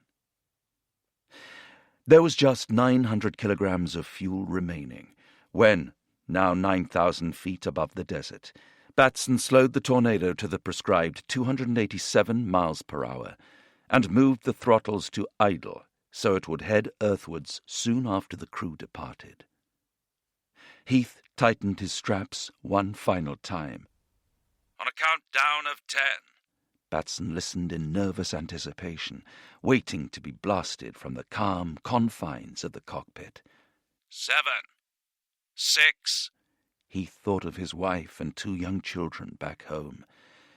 I remember getting to 5 and thinking, oh my God, I hope I've got the courage to do this. Batson felt like the boss was taking forever. It was the longest 10 seconds of my life, and at one point I wondered if Mike had stopped counting. 3, 2, 1. Heath pulled the ejection handle. It was the hardest thing I'd done in my career. For Batson, the whole sequence unfurled in slow motion. It seemed like a lifetime before anything happened. A split second of silence. Then the detonation of a cartridge under the Mk-10A Martin Baker ejection seat as it unlocked from the aircraft and extended the telescopic tubes which guided it upwards. An instant later, 2 more cartridges fired. Heath and Batson felt the straps around their thighs, legs and arms rapidly tighten, pulling their limbs taut against the seat for what came next. 2 small rockets blew off the canopy. The seat rocket motors fired, propelling them upwards.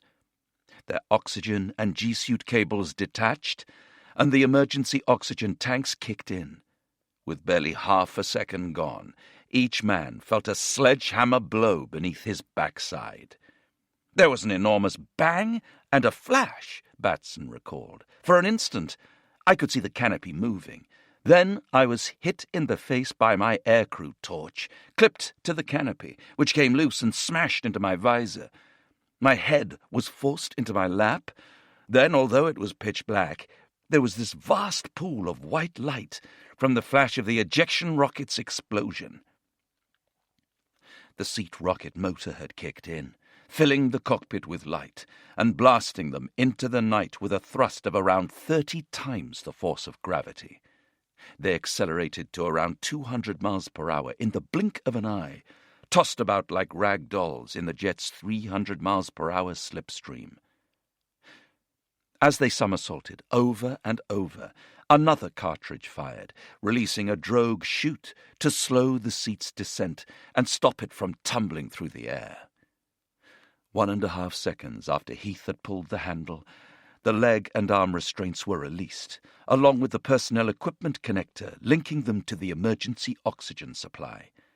A vast orange and white canopy blossomed from its head box, and guillotine clippers sliced through the straps fastening each man to his seat, allowing it to fall away into the night. The next thing I knew, Batson said, I was dangling under my parachute, and everything was silent. The entire sequence had taken just 1.7 seconds. Remembering his training, Batson wriggled from head to toe, reassuring himself that everything was intact and functioning, then looked up to check the canopy. All was well. During the 6-minute descent, he took a moment to enjoy the still of the night. It was a pleasant journey, really. I was able to see the circular irrigation fields and several small lights dotted around the area. The ground soon came into view. He adopted the parachute landing position, feet and knees together, braced for the impact. Nothing happened. The seconds ticked by, and still the desert swam below him. It was impossible to judge my height in the dark. I'd think, there's still a long way to go. Then I thought the ground was rushing towards me, and assumed the landing position again, but nothing would happen. I did that a few times, then suddenly landed like a bag of spuds. During his ejection, Mike Heath had managed to glance down briefly and watch the tornado disappear on its final glide beneath him. His own descent was interrupted by the rescue helicopter appearing to fly straight at him. It was a moment of sheer fear.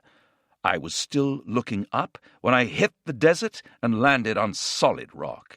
I catapulted forward, hit my head, and knocked myself out. When I came to, the helicopter was a few miles away.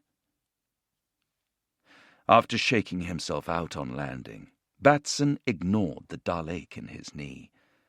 Rotor blades were drumming some distance away. Batson got out his mini flare gun and fired 2 rounds into the air. Like Robbie Stewart the day before, he managed to immediately attract attention, but rather than Iraqis, an American rescue crew swooped down. A paramedic ran over and asked if he was okay. "It's my leg that's really hurting," Batson replied. "Yeah, that's 'cause your foot is sticking out to one side," he pronounced. Batson had dislocated his knee on landing. The burly paramedic took a firm grip of his leg, twisted it, and popped the joint back into place. Heath had also fired off his flares to attract a rescue helicopter's attention, and they were both flown to the field hospital at Audiobooks. The first thing Batson did on arrival was admonish Heath on his ejection technique. "For goodness sake, next time you count down to 10, pull the handle at 8 and surprise me." Heath managed a chuckle, but it was swiftly followed by a grimace. He had 3 badly bruised vertebrae, which he knew would keep him out of the war for some weeks. "In 22 years of flying with the RAF, I have never been shot at, and I have never had to eject," he told the Daily Telegraph from his hospital bed. "Now I've chalked up 2 firsts, both of which I could have done without." A subsequent investigation showed that a small electrical connector had probably become detached from its housing and jammed the control column. For Mike Heath and Pete Batson, it didn't really matter. After only a couple of days, their war was already over.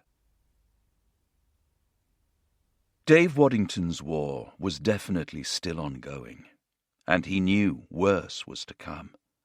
Suffering a double dislocation and concussion after his high-speed ejection 24 hours earlier, he had stumbled through the night behind enemy lines before being shot at and captured.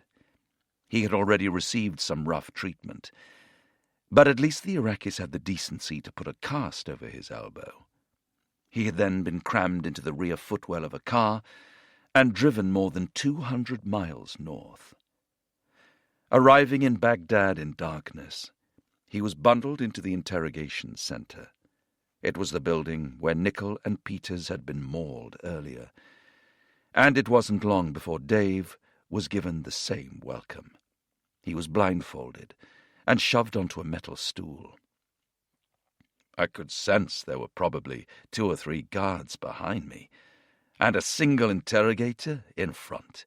I knew what was coming and wondered how I'd deal with it. The first thing they asked was his name, rank, and service number. He answered truthfully, as this was information he was required to give. But Dave knew it was just a formality for what was coming next.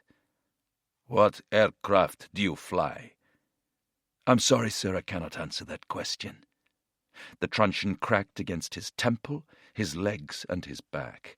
Then again in the same 3 spots. "What do you fly?" Dave gave the same response. "I can't answer that question." The truncheon came down again. There was a sort of acceptance on my part. It went past the stage where it hurt. It was just happening. I shouldn't have had to answer their questions, and certainly didn't want to. So each time they didn't get the response they wanted, they would beat me, using sticks and fists. The deep abrasions Waddington had suffered to his face from the blast when ejecting were still incredibly painful. During their early sessions, his interrogators decided to exploit that pain. They punched me incredibly hard a number of times in the face, huge hammer blows that rocked me sideways and sent stars spinning above my head. I remember the emotional shock as much as the physical pain. I realized I was totally helpless, completely in their hands. They could smash me around as much as they wanted. It was a worrying thought. The grilling continued throughout the night. Dave was knocked into unconsciousness on a number of occasions. I'd come round and they'd ask me another question, and then blows came again, head, back, and legs. A couple of times they tried to hit my dislocated arm, but it was in plaster, so it didn't hurt that much. My thoughts were racing with a whole mix of emotions. Bouts of utter fear mixed with the strange sense of determination. Not wanting to give in without a fight. I knew that fight would ultimately be pointless, and the end result the same whatever I did. But I wanted to resist for as long as possible, for a couple of reasons. Firstly, and obviously, I didn't want to give away any information that would endanger my friends and colleagues. But perhaps just as importantly, I wanted to be able to say to myself and others, I held out for as long as possible. They really had to work to get me to talk. This was a huge player for me throughout the interrogation. I knew I couldn't sustain the brutality forever, but I needed to feel as though I hadn't given up easily before accepting the inevitable. I suppose I just didn't want to appear weaker than others. During a welcome pause in the proceedings, Waddington was shoved into a corridor where he became aware of other Allied prisoners of war around him. I could see under my blindfold that I was lying next to someone wearing American flying boots. There were 8 or 9 bodies lying around, crumpled up. I could hear American and British voices under interrogation, but I was drifting in and out of consciousness. They would finish with one guy, then drag me back in. Each time the routine was the same. It was all standard stuff. It became a bit of a game with them asking me the same question. What aircraft do you fly? And me just replying, I cannot answer that question. They concentrated mostly on beating my back. I'd be knocked off my stool and thumped around until I lost consciousness. Drifting away, I remember feeling rather relieved. It meant I was getting a break from the violence. Then after I came round, they would start asking the same question again. Why are you refusing to answer our questions? We don't need you to answer. We already have information from Peters and Nichol, so why don't you just tell us the same thing? We can bring them in here to talk to you if it helps. I just replied again with my same stock phrase. I cannot answer that question. But it was all starting to sound a bit daft by now. Like all the coalition POWs who underwent such violent questioning, Waddington felt much of it seemed unfocused. At one point, they were beating the soles of my feet, but I still had my flying boots on. At times, I wondered if they knew what they were doing. They seemed to have a simple, basic need to mete out physical violence. Dave steeled himself for more stinging blows, but knew he was reaching his limits of endurance. There seemed to be no end to their violence. So what questions will I answer? What questions will I not answer? What am I prepared to die for? It was a key moment for Waddington. Alongside a determination to try to protect the Tornado crews still flying, he also dreaded betraying the identity of the female Iraqi doctor who had slipped a small strip of painkillers into his pocket while tending his arm. I'm not sure I could have lived with myself if I answered that question. It would have had truly terrible consequences for a person who had shown me such kindness. As the brutality continued sporadically through the night, his aggressors returned to the same question, the one that everyone knew signaled the end if they answered it. His resistance was slipping with the pain, the tiredness, the despondency, the captivity, the fear. I have no idea how long it went on, but you start to realize you can't go on avoiding the question forever. These people are really out to hurt you. What aircraft do you fly? I cannot answer that question. The interrogator then lifted his blindfold and held up what Dave recognized as flight reference cards. At the top it read, Flight Lieutenant D.J. Waddington. Then the title, Tornado GR-1. What aircraft do you fly? Tornado. Dave had broken. Giving in to the interrogation and torture was the absolute bottom of the pit of the experience for me. I'd been shot down, didn't make it home. I was trying to resist, to retain some honor, but in that moment I had failed. He had tried his best to last as long as possible, rather than giving in straight away to avoid the agony. I did what I thought was the right thing, right up to the far edge of my personal limit. It's something which goes right back in our military history, the principle, our heritage, our ethos to uphold. You don't want to be the one who falls short. Questions now came thick and fast, which Dave tried to resist. As his interrogators did not seem to truly understand what to ask, he tried to play the Iraqis their own game, offering as little information as possible, giving misinformation where he could. He pretended that his youth, junior rank, and inexperience meant he knew very little. His tactics came at considerable cost, when the interrogator compared his answers about a basic tornado tactic with those of the other POWs. Mr. David, we know that you are lying to us. You will be sorry. I really suffered when they caught me out lying about that. They seemed to lose all control and flew into a frenzy of violence, the worst beating of the nightmare so far. His name was also a problem. David. Joseph. Waddington, you are a Jew. Again and again they accused him of being an Israeli pilot, their hatred of the Jewish state fueling their anger. We know the Israelis are flying for you. Dave could only tell them the truth. He knew nothing about it, but his Christian names were proving quite painful. In Dave's mind, Robbie was still on the run, potentially on his way back home. He had no idea his friend was seriously injured and already captured. Now they wanted to know the name of his navigator. He tried his best to hold out, not wanting to hinder Robbie's escape. I really didn't want to give that information, but they beat it out of me too. He waited for the moment when his courage would be tested further, when he would be forced to give away tactical intelligence that would help the Iraqis. He certainly had information on search and rescue procedures that could cause serious harm to others.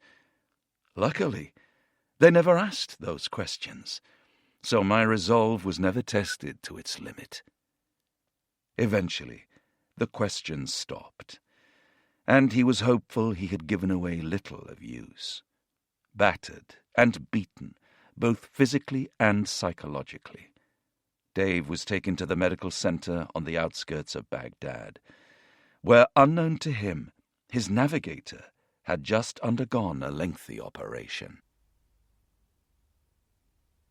Robbie awoke in a large, comfortable hospital room with a smiling portrait of Saddam Hussein gazing benignly down on him. Judging from the bandages, the cast on his leg, and minimal pain, Robbie knew that he had been well treated. He was contemplating using the pull bar above his head to move position when the door opened and a group of doctors walked in. They were led by a beaming, kindly-looking man. The rest of the entourage's deference suggested that he was the senior consultant. He picked up Robbie's left hand. He had obviously sensed my foreboding, as I'd watched my wedding ring disappear before the operation, and now, grinning with delight, he slipped it back onto my finger. The surgeon produced Robbie's X-rays and showed him how he had fixed the bones in his leg by using 2 metal plates and 13 screws. He was delighted Robbie could wiggle his toes, then explained in fluent English that he had also suffered a broken collarbone and crushed vertebrae. When they moved on, one doctor, sporting the obligatory Saddam moustache, stayed behind. "You are very lucky to have been treated by this surgeon," he said softly. "He is the top doctor in Iraq, and he was trained in a London hospital." Robbie had no doubt about the surgeon's concern for his well-being. The doctor left him alone with his thoughts, first and foremost of Tanj and the children. I imagined their dread on seeing a blue RAF uniform at the door, an image that told them, without the need for any words, that the worst had happened. The hot tears ran down my face again. He awoke from a delirious dream to find a sallow-faced medic at his bedside. The man put a thermometer in Robbie's mouth, read his blood pressure, then leaned in and took his pulse. "Me, no Iraqi. Me, Kurdish," he whispered conspiratorially. Then he showed Robbie the readings as if they were top secret. I felt a little ray of hope that here was a man who would help me. He drifted back to sleep, content that in the midst of war, human kindness could still be found. When he opened his eyes, they were met with the image which would remind him that such kindness was still in short supply. I lay there, facing this huge portrait of Saddam Hussein, which hung opposite. His features had been softened by the artist, to hide the fact he was a murderous tyrant who would happily kill his own people to get his own way. Saddam portraits and Saddam lookalikes dominated the walls and corridors of the Baghdad interrogation center. A number of coalition prisoners were now housed there, and casual brutality was the order of the day.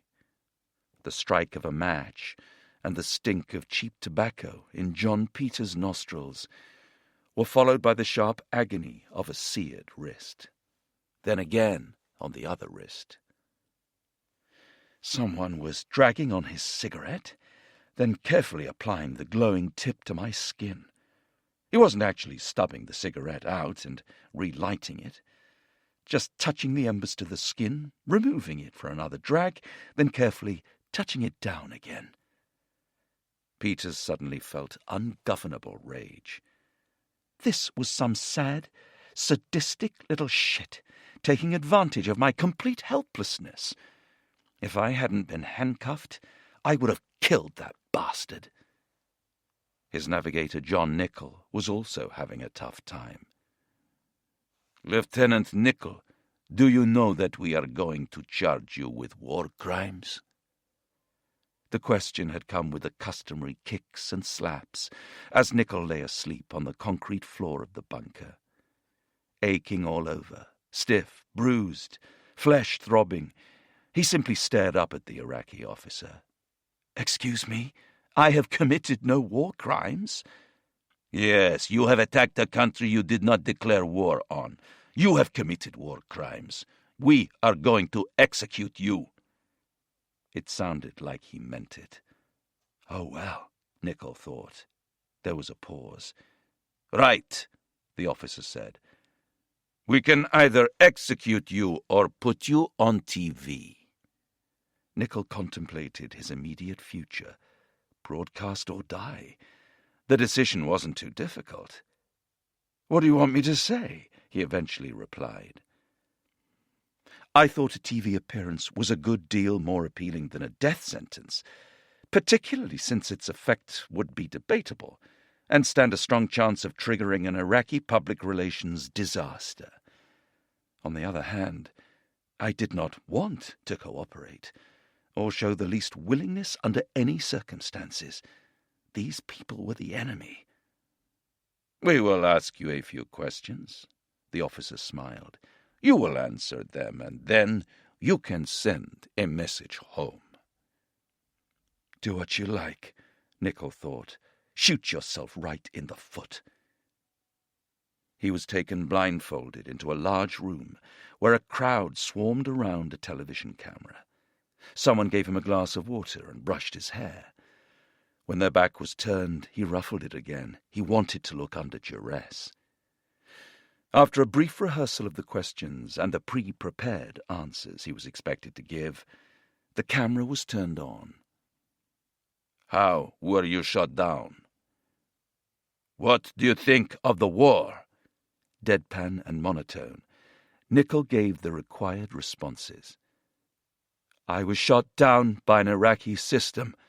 I do not know what it was. I think the war should be stopped so we can go home."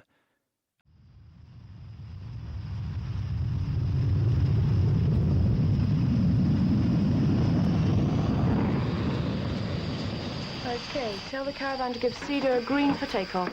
They're clear takeoff. Grand Cedar 4 ship, give them a steady green for takeoff. Simon & Schuster Audio presents Tornado in the Eye of the Storm by John Nichol, read by Andrew Wincott.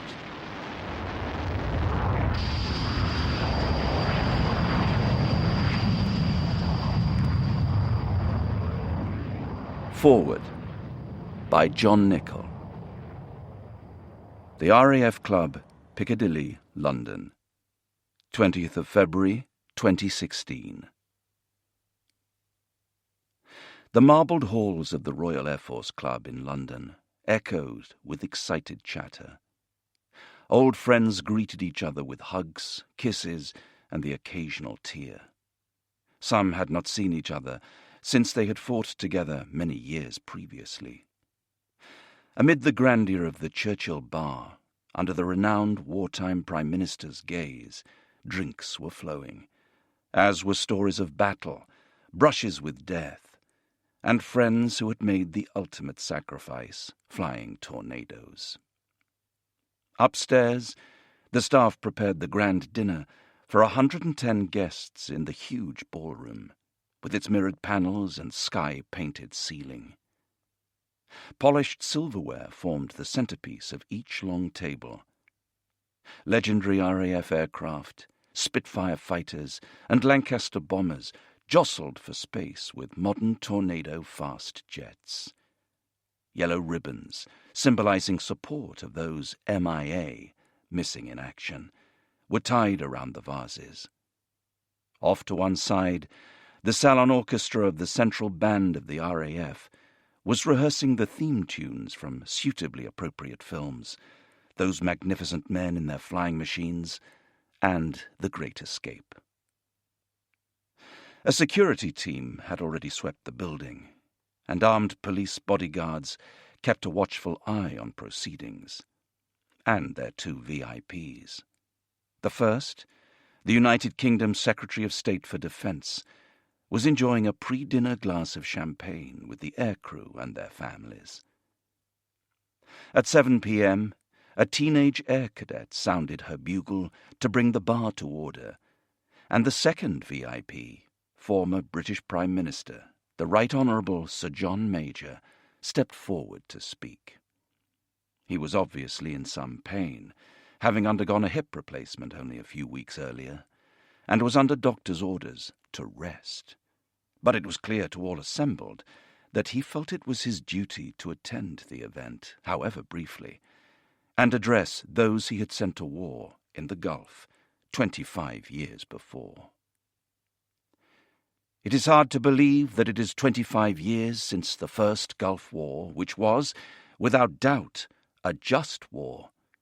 25 years ago, we celebrated a victory of freedom over oppression. Tonight's dinner is in honor of the airmen, soldiers, and special forces who were prisoners during that conflict, which must have been a terrifying experience, especially for those who were, at the time, so young. They must have wondered what the future held, or worse, given whose hands they were in, whether they had any future at all.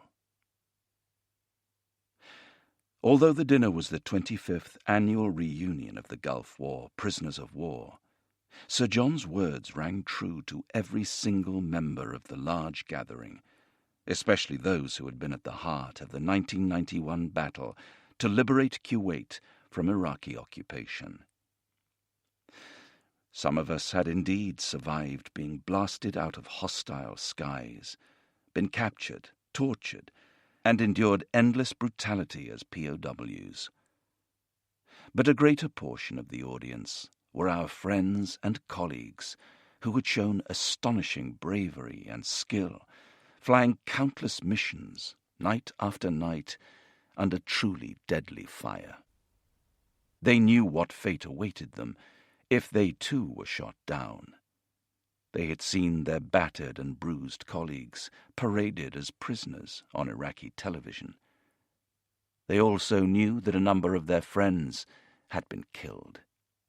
Carrying on in the face of such adversity had taken a special kind of courage.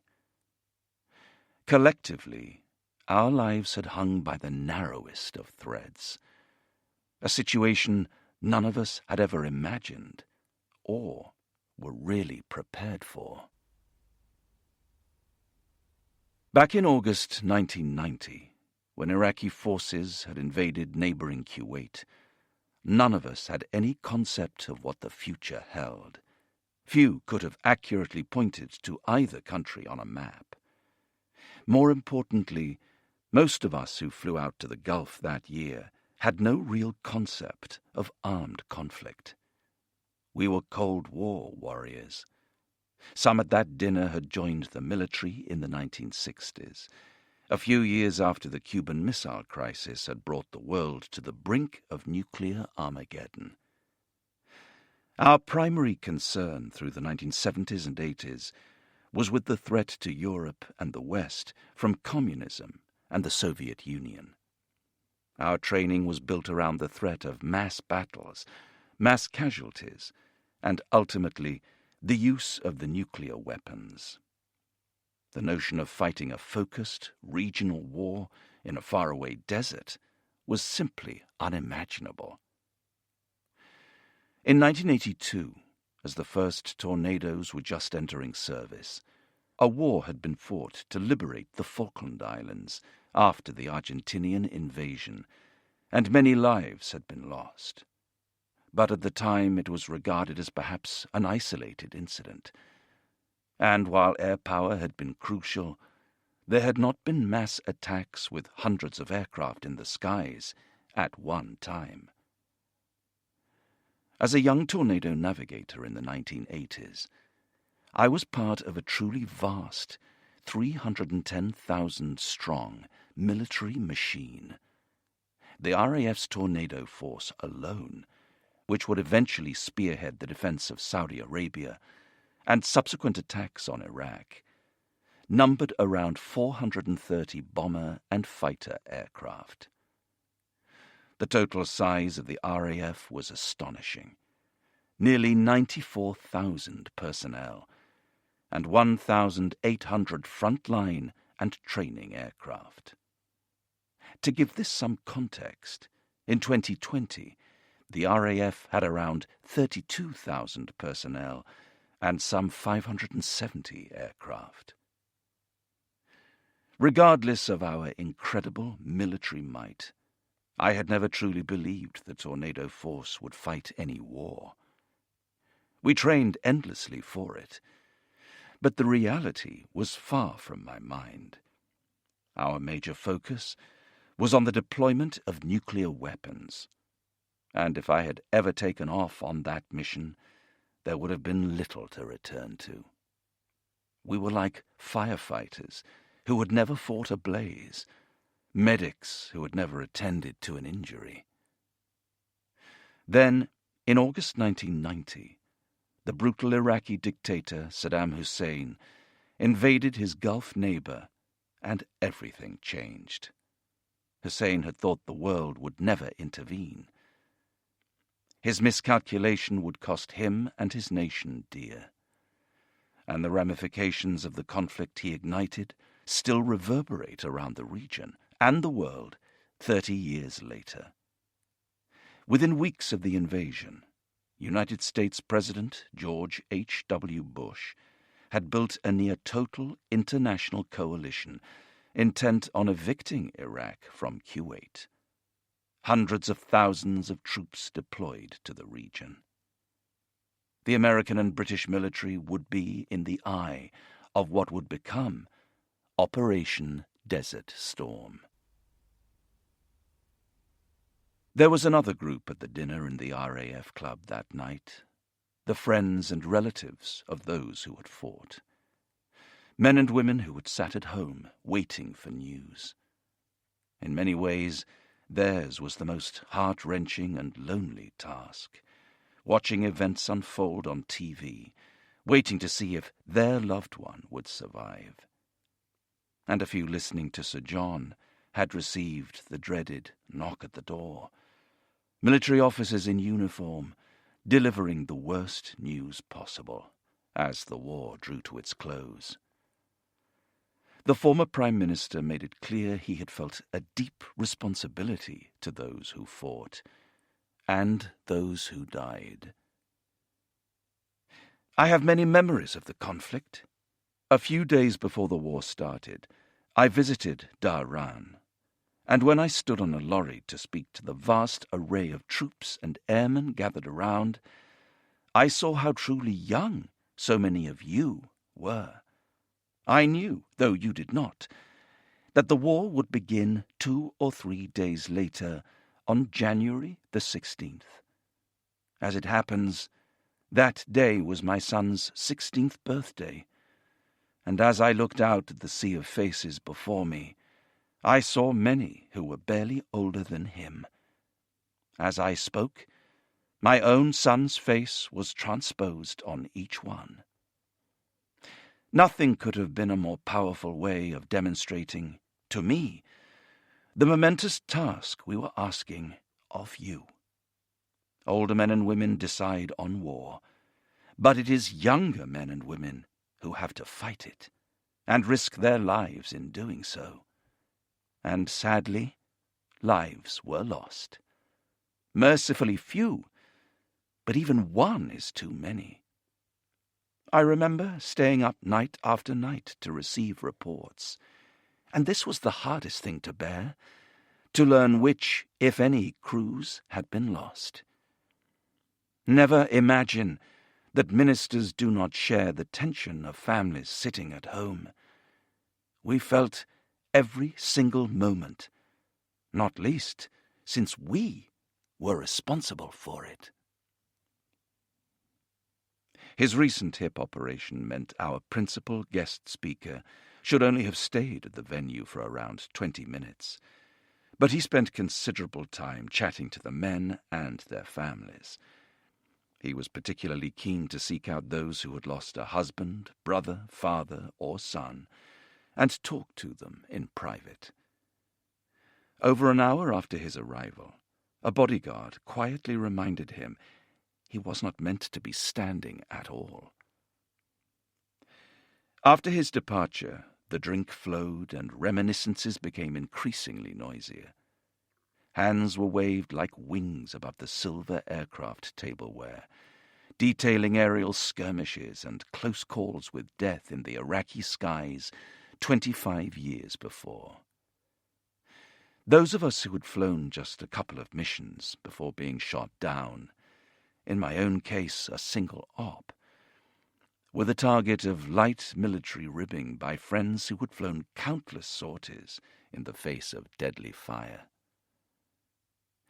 Before things got too riotous, the Secretary of State for Defense, Michael Fallon, who had come straight from a 17-hour flight from the Falkland Islands, stood up to speak. Let me start by saying it's not simply an honor to meet you, but humbling, too. Being Defense Secretary means having to take hard decisions that can put our people in harm's way. That's never easy. But it's easier for me than it is for you and your families. You have to carry out those political choices on the front line. And you have to face the consequences. You had to cope with something entirely new for your generation. Since the first Gulf War, today's men and women have grown used to the idea of serving in a combat situation. But for you who took part in that seminal conflict, things were very different. We'd just emerged from the Cold War. You were trained to guard against the hordes who might suddenly emerge from behind the Iron Curtain. You were ever on the alert for nuclear escalation. Tense and terrible though it was predictable. And this shadow boxing had gone on for decades. No one really expected things to change. And then, seemingly out of nowhere, Saddam Hussein sent 100,000 troops crashing into Kuwait. And you found yourselves part of one of the biggest conflicts of our modern era. Well over 500,000 people assembled in the desert. It was not that you were unprepared, more that it was so unexpected, so unpredictable. That must have come as a huge shock to your system. The sudden knowledge that this wasn't a test, it was happening for real.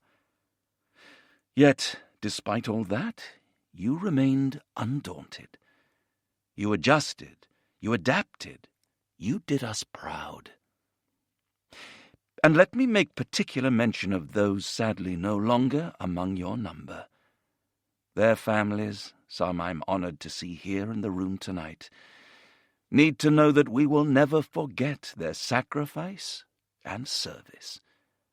Their names and their legacies will live on. A number of dinner guests were in tears as the Defense Secretary made his tribute to the fallen. That reunion of colleagues who had fought above the deserts of Iraq was a momentous occasion, not least because it prompted a number of surprising realizations. As individual memories of the war, sometimes painful, often long buried, began to surface, it became obvious to me that, even after all those years, most of us still knew little of our companions' true experiences during the conflict. Indeed, I had never spoken in any detail to my fellow prisoners of war, or even my own Tornado Squadron friends, about their experiences of captivity or battle, their emotions in the face of fear and possible death. And I had never spoken at all to the wives or children who had waited at home, praying for husbands and fathers to safely return. the seeds of this book were sown. Countless RAF, Army and Navy units were involved in the liberation of Kuwait, and all served with courage and dedication. Nearly 50,000 British personnel deployed to the Gulf region. Of course, I can only tell the stories of a few, but I hope that their interwoven experiences will stand as a tribute to them all. Prologue. 7 seconds. Saturday, the 19th of January, 1991. The Gulf. Robbie Stewart stared into the hotel's polished bathroom mirror at the grey stubble that spread down his cheeks and across his jaw. He sprayed shaving foam into his hand and saw again the yellow-white explosion of flame with its vicious red heart. Robbie's friend and fellow Tornado navigator Max Collier and his pilot Nichol, the squadron boss, had disappeared in an instant. Nichol had only been with them for a few weeks.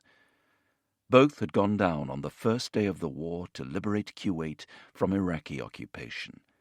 Although they were presumed dead, there was no official confirmation. Robbie's own Tornado had been travelling at 600 miles per hour, trying to escape the storm of gunfire, when the radio call came to say an aircraft had gone in. At first, he had thought one of their JP-233 runway-busting munitions had exploded. Then came the sickening realization. I knew immediately that the huge orange fireball was an aircraft, but there was no time to reflect. We just needed to get out of the target area.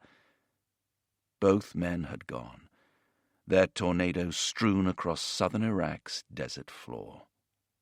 Out of immediate danger, reality took hold. It was just a hollow feeling that we hadn't all made it, but there was nothing to be done or said. At first, the barrage of deadly AAA, anti-aircraft artillery, streaming skywards, had seemed almost like a novelty. Sparkling white and yellow lights cascading over the cockpit like a firework display. Robbie, the Tornado's navigator, had felt strangely cocooned under the thick perspex canopy. You could see all this happening around you, but it's calm and settled inside a Tornado with your helmet on. So quiet, you feel isolated from the outside. I didn't feel any fear. I was concentrating on the job. I had one task: to release the weapon at the right point at the exact time. They were now 2 days into the air campaign that sounded the opening salvo to drive Saddam Hussein's forces out of Kuwait, a sovereign state the Iraqi Republican Guard had invaded 6 months earlier. They had lost Max and Nichol on their first mission.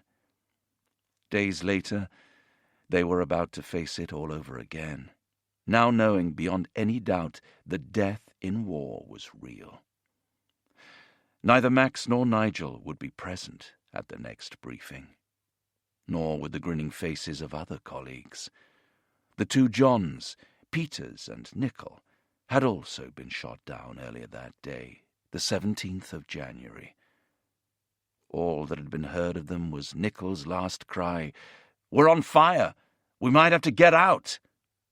Then silence. 4 aircrew lost in the opening hours of the war. As Robbie stood in front of the mirror, the intense AAA barrage, the deadly, never-ending salvos of exploding shells, the smell of sweat, the grunts, the concentration and exertion from the Tornado's high G-forces, all but swamped him. The enemy gunfire had been of unimaginable intensity and volume, and yet somehow they had sailed through it untouched as they attacked the airfield. They had gone to war for the first time ever, with an arsenal of real weapons under their Tornado against a real enemy who wanted them dead. Robbie's feeling was now very different from the adrenaline charge and apprehension of the first night. England and my family seemed a long way away, and I was about to enter a hostile country where people would be trying to kill me. Again. Until the first jets had been lost, it had seemed they were untouchable. He sighed and slid the razor down his bronzed cheek. Thank God for Tange. Talking to his wife, her name was a shortened version of Tangerine, her childhood family nickname. The previous evening had released the pressure. The vision of her sitting on their sofa in the snug living room of their Victorian cottage in the quiet Lincolnshire village of Colby. The bench on the green opposite their front door, the magnificent tower and steeple of All Saints' Church. The low hum and familiar smell of the Tempest Arms. "I'm safe, Tange. I'm okay," Robbie had told her. He knew that there had been relentless television coverage of the first raids. Tange would have seen reports about tornadoes going down, but said nothing. The relief and delight in her voice had made his heart soar. Robbie had not been able to stop himself from telling her what he had seen, and her sympathy was overwhelming. He had felt tears brim. It was time to go. Neither said, but both knew in their hearts that this could be their last conversation. Some of his colleagues had already had their final words with loved ones. Her voice had carried in his ears as he had gone back to the bar to drink to Max and Nichol's memory. The beers had the desired effect. He had slept soundly, only to wake up a few hours later knowing another mission loomed. Alcohol could not obliterate that. I can't call her after every raid. It was too much, knowing that every phone call might be their last. Robbie's young pilot, Dave Waddington, had also slept well, only to wake up with similar images of that first mission replaying endlessly in his head. Flying in total darkness, before the night had been lit up by the searing flames of the jet hitting the ground. Max and Nigel gone. I had looked out over my left shoulder to see a huge explosion, a fireball spreading across the desert floor. I knew it was a jet, but I couldn't quite rationalize what I was seeing. Their tornado cockpit had been largely silent on the flight out of the combat zone. There wasn't much chat, there was little to say. Just a horrible, sinking realization that we had lost our colleagues, and there was nothing we could do about it. The incredible elation of getting out of danger, having done the job for the first time, for real, was quickly consumed by loss. It was really hard to accept. But you knew it had happened because you had seen it with your own eyes. Dave listened to the sound of Robbie's ablutions from their hotel bathroom.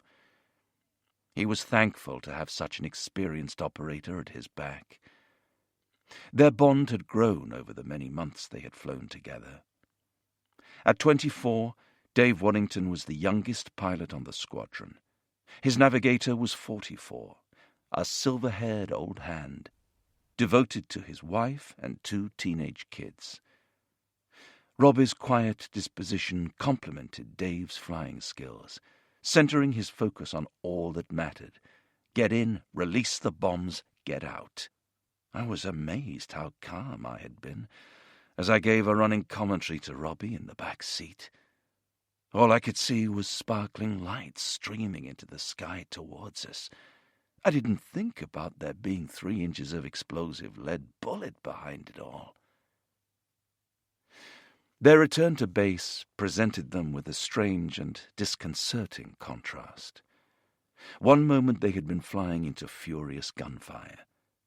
The next they were sitting in air-conditioned comfort amid the marbled columns of the Bahrain Sheraton Hotel. their designated quarters for the duration of the deployment in the absence of other military accommodation.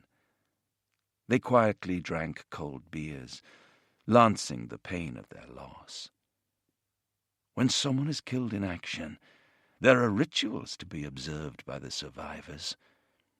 It's a Royal Air Force tradition. Either fill up the guy's bar book, or drink whatever he's got in his room. It was very hard. We were drinking their beer, and they weren't coming home. We were toasting lost friends, but we all knew that we would soon have to do the same thing again. They were in a contest now, that was for sure, where you flew through a wall of bullets and a hail of missiles, where you either came home or you died. Despite the casualties from the first sorties, Dave pushed away such thoughts. I didn't allow myself to acknowledge that I might be killed. I didn't talk about it with my fiancée Claire. I didn't write a last letter. I knew death might happen, but I didn't want to acknowledge it was even a possibility for me. If his bond with Robbie was tight in the build-up to war, that first night had cast it in steel. The reality of what we had been through hit us. The loss of Max and Nige started to come to the fore, in a growing realization that in the not-too-distant future, together, we would be going again. Dave yawned as he dragged himself from the Sheraton's luxury bed. The frenzied conversations with other Tornado aircrew came back to him. Hearing their sortie descriptions, what their AAA was like, what they had seen. Everyone was thirsting for knowledge, searching for a vital clue on how to survive what was coming next. He sat on the edge of the bed. In just a few hours, he would be back up in the air. The memories of the cauldron of AAA, the tensions and loss, resurfaced. A nearby target had been hit by the Americans that turned night into day in a few seconds. I remember thinking, I can't believe we are going to get through that. We had lost the two Johns, Max and Nige, flown through a wall of lead and had a missile shot at us. There was no doubt in my mind the risks were very, very real, and it wasn't going to get any easier. "Morning." Dave looked up as his friend and navigator flicked on the television, already preset to CNN 24-hour news. The American channel was the only one with reporters in Baghdad, showing the world the devastating effect of previously unseen precision attacks. It was real-time intelligence for everyone. There was something unreal about watching the reports of raids from the comfort of a hotel bedroom, when they would be back over hostile territory in a matter of hours, bombing Iraq themselves. Clean-shaven, showered, and in crisply pressed flying suits, Dave and Robbie took the 10-minute bus ride to work in silence, via the causeway to the island of Muharraq and Bahrain's airfield. 48 hours after the first sortie, it was clear to Robbie that there had already been a tactical rethink. The Tornadoes were going in for yet another attack on the massive Talil air base in southern Iraq. But this time, they would be on their own, with just the shroud of darkness for protection. No prior softening up by American bombers. Instead, the thinking went, surprise would catch the Iraqis unprepared. Robbie was unconvinced. To gain surprise, we were not being supported by the usual myriad American aircraft suppressing surface-to-air missiles, SAMs, and radars. This way, it was hoped, we would avoid the wall-to-wall AAA which we'd encountered on our first sortie. But I would have preferred the Americans accompanying us. To me, while the AAA was a horrifying sight, the SAMs were the real threat. Instead, The 8th ship would provide their own airfield defense suppression. The first flight of 4, call sign Belfast Formation, including Robbie and Dave, would go in and drop 20,000 pounds of high explosive on the gun and missile emplacements, demonstrating the immense skill that RAF crews had developed flying tornadoes. A loft or toss attack at night from low level was as dangerous as it got. Pulling up steeply from low level, while the weapon's aiming system calculated the exact point of release, the jet would accurately throw its 5 1,000-pound bombs forward towards the target. They were set to detonate over the heads of the Iraqi gunners, blasting shards of shrapnel through weapons and flesh. The hard part was then turning away from the target and maneuvering the jet back down to low level in total darkness and under fire. Dave and Robbie had trained hard for this type of loft attack. Come in fast and ultra-low, pop up, lob the bombs, get back down to low level and bugger off. And thoroughly discourage the AAA gunners from firing at the 4-ship coming in behind with the vaunted JP-233 weapon system, which would deliver surface cratering munitions and scatter anti-personnel mines to shut down Talil's runways and deter any Iraqi repair teams. Dave and Robbie listened in the cool of the operations room as the briefing moved on to Talil's air defenses. We knew there'd be AAA, and we knew there was a Roland missile system on the airfield. We were very apprehensive. Dave and I looked at one another. We didn't need to say much. We just looked. There was good reason to fear the Roland SAM. Hurtling out at over 1,200 miles per hour, its 9-kilogram warhead threw out deadly fragmentation designed to gut aircraft and crew. One of the few foreign-made SAMs purchased by the U.S., the French-made missiles had taken down numerous Iranian jets during the earlier Iran-Iraq War. The operators in Talil were old hands. Robbie and the others well understood its significance. The Tornado at least had the radar, homing, and warning receiver. The RHWR was a key defense against any radar-guided missile attack. A small green screen on the right-hand side of both cockpits, it would give an indication, a trace, if a radar was looking at them, and from which direction. Cleverer still, it signaled the type of enemy missile system or aircraft. If a radar locked onto the Tornado, the RHWR flashed a line across the screen, a strobe, and delivered a high-pitched squawk into the crew's flying helmets to warn of an imminent engagement. An even more urgent siren would sound if a missile was launched, accompanied by MG flashing on the screen, indicating missile guidance. The RHWR was rightly considered a wartime no-go item if it was not functioning correctly. The intelligence briefing came to an end. Someone asked if there was any update on the 2 Johns. There wasn't. Just a reminder to check their own escape and evasion kits. Robbie felt for the tube of gold sovereigns, worth about £1,000, with which to bribe any locals, and the piece of paper, the so-called Ghoulie Chit, which announced in Arabic that the bearer would receive a further £5,000 if a flyer was returned to safety in one piece. In previous Middle East wars, air crew had been returned with testicles severed, and there was no indication that times had changed. Especially under the savage rule of Saddam Hussein, and more especially given the rumours Robbie had heard of torture in Kuwait. Our minds were even more focused now because of the losses.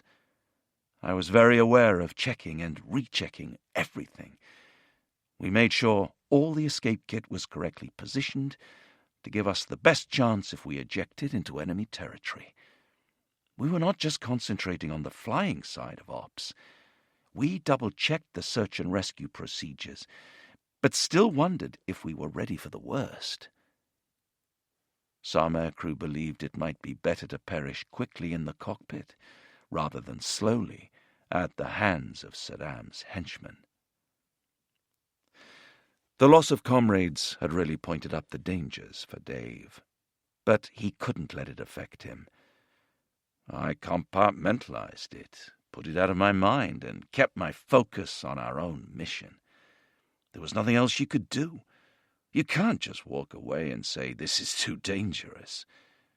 There was also the naivety of youth. Probably like our Second World War RAF forebears. You just tell yourself, "It will never happen to me." He filed out of the briefing with another crew in their formation, whose attack profile took them right over the SAM site. There was certainly some anxiety around. We were going very close to a Roland missile site, which was a very real threat.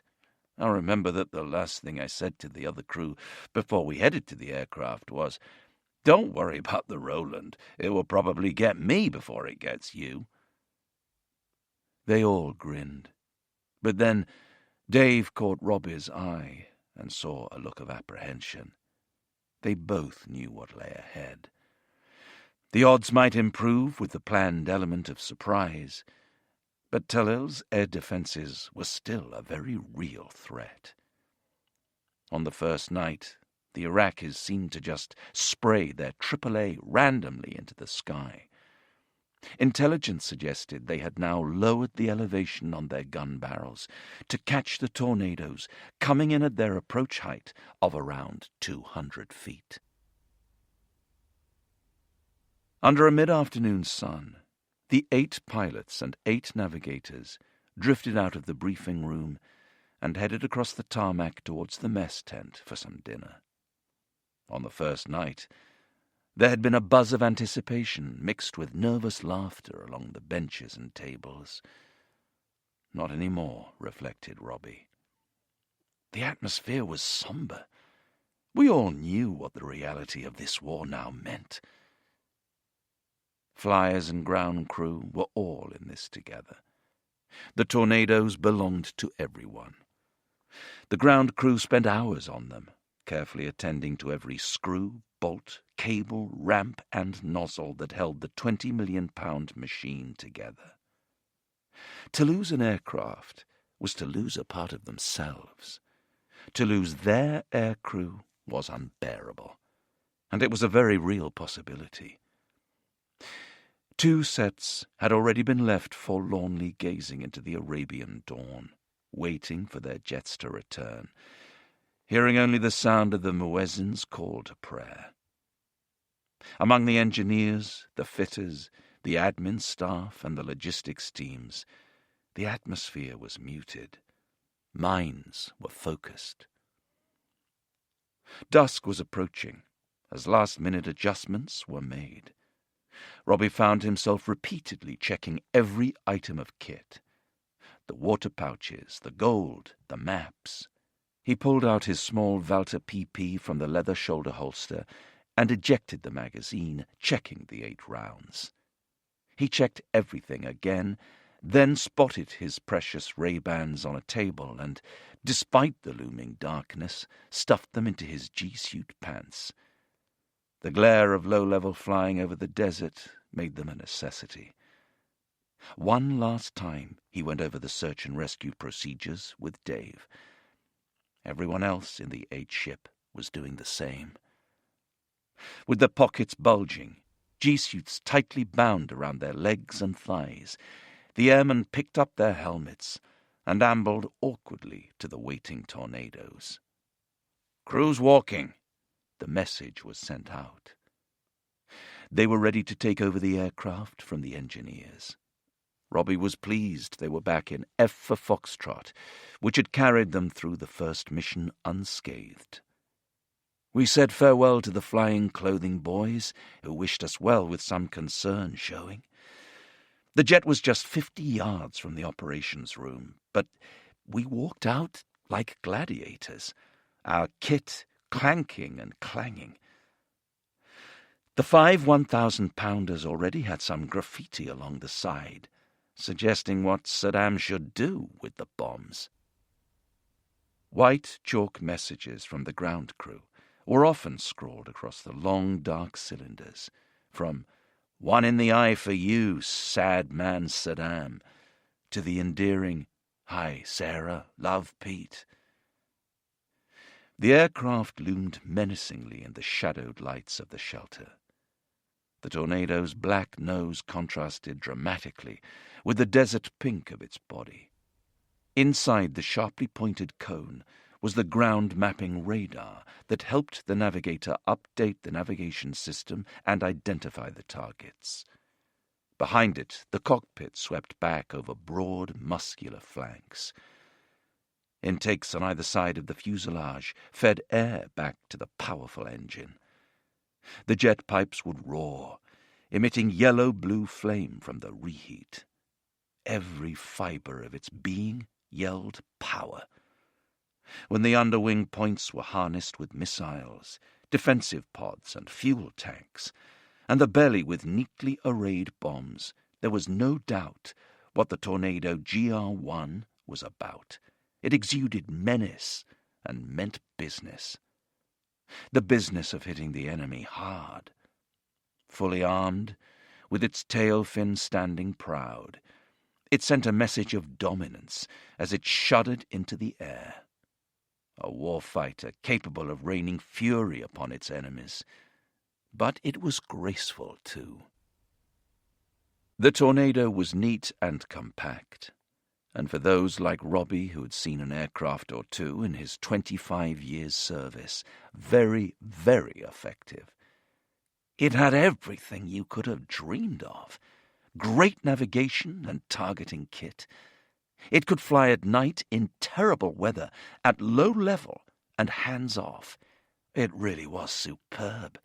Very modern. Laden with his helmet, escape equipment, and G-suit, Robbie had walked past the sandbagged airfield defenses, the tankers and other jets. Approaching the dark shape of the Tornado in the gloom, bristling with a full weapons load ready for war, made you contemplate what you were about to do. There was a palpable sense of apprehension, hoping to God we would survive what was to come, but ready for the fight. We knew the drills and were eager to get underway. This was our job. It needed to be done. We pushed all other thoughts aside. He mounted the steps, settled into the navigator's rear seat, which sat slightly higher than the pilot's, but with instruments in front obscuring some of his forward visibility. He went through the careful ritual of strapping himself into the ejection seat, then checked his watch. 40 minutes to take off. Dave completed his final checks on the 30-ton machine that he was about to launch airborne under the twin thrust of its Rolls-Royce RB199 engines. He pulled himself up on the jet pipes to check for any loose articles, then tapped the two underwing 2,250-litre fuel tanks. He gave the pair of Sidewinder air-to-air missiles a good shake to ensure they were properly locked on. They would be needed if Iraqi fighters showed up. He then made sure that the safety pins had been removed from each of the 1,000-pound bombs, knowing his touch would be the last before they became a screaming ball of shrapnel. Under the shadows cast by the glare of the airfield lighting, he reached up to the Boz self-defense pod under the right wing, checking the chaff and flare dispenser. When activated, chaffing would send thousands of tiny metallic fibers into the air. 60% glass, 40% aluminium, and the thickness of a human hair. They were designed to reflect and interfere with enemy radar signals, confusing both the systems and their operators. The flares would be pumped out if targeted by heat-seeking missiles. They burned off at an intense temperature, hopefully providing a more attractive target than their jet engines. Dave examined the Sky's shadow pod on the other wing that was programmed to electronically jam enemy radar systems. They had every possible countermeasure the Tornado was designed to carry. It was reassuring for Dave to feel they were all held firmly in place if he had to throw F for Foxtrot about. In reality, the ground crew have already checked all this, then double-checked it. But we all did it again. Everyone had their own idiosyncrasies.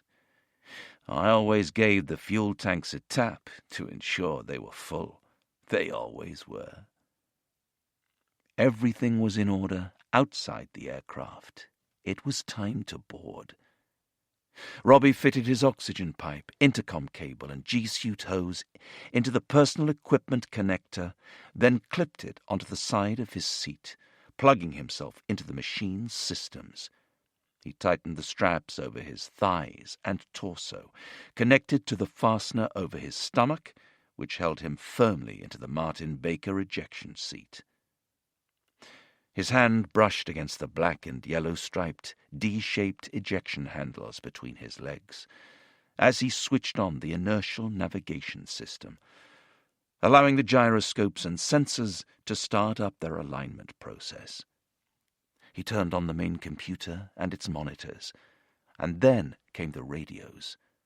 Everything was working as advertised, and the cockpit came alive with the green and red glow of the equipment. He took out the navigation cassette, the same type used to play music in a Sony Walkman, and loaded it into the main computer. It had been fed with all the information needed to navigate the route to Tallil and back, along with the precise coordinates of the target and aiming points. Dave stepped back from beneath the towering fin that gave the Tornado its nickname, climbed the 9-foot steps up to the cockpit, and levered himself into the front seat. With his green flying helmet in place, he had the sharp, focused look of a jet pilot. It was the job he had dreamed of since he was 7. The ground crew fussed over him, pulling tight the straps on his harness. "Give Saddam one from us, sir," one said, before climbing down and removing the steps. Dave began his well-rehearsed startup routine. There was a comfort in the well-trodden procedures. As I lowered the cockpit canopy, I felt isolated in the Tornado, despite the activity outside. We had left plenty of time in case we had any problems. As I went through the checks, my nerves started to dissipate, and I became part of the machinery of war. It was exactly like a training sortie, but I knew it was for real. Dave found the cockpit spacious compared to other jets, and the ejection seat quite comfortable. He used the electric motor to raise his seat an inch and briefly scanned the ground crew activity. He too attached his oxygen, comms, and G-suit into the personal equipment connector and snapped it in place. A glance at his watch told him it was 30 minutes to take off. Plenty of time to sort out any problems. He rattled through the checklist. His cockpit was dominated by the circular moving map display right in front of him. On his left were the flight instruments, the throttles, and lever to move the wings. Back for low, fast flight, forward for takeoff, medium-altitude flying, and landing. His right hand gripped the control column, the stick as it was generally known, between his legs, while his left fell naturally on the throttles at mid-thigh level on the console. He paused, breathed in, then looked up. The HUD, head-up display, dominated the cockpit front and center, and rightly so. It was his primary flying instrument. When the tornado was tearing along the desert floor at night, in thick fog or bright sunshine, the HUD projected speed, height, direction, weapon aiming, and much more in green symbols on a glass screen. To the left of the HUD was the terrain-following radar display. TFR was the heart of the tornado's ability to fly at night and in poor weather at very low level. A radar swept the ground ahead and gave instructions to the TFR computer system, which fed the aircraft's autopilot. Once activated, the pilot would remove his hands from the controls, and TFR would take over. The tornado would fly itself at speeds of up to nearly 700 miles per hour, and just 200 feet above the ground. In total darkness or thick cloud, it was an astonishing piece of equipment.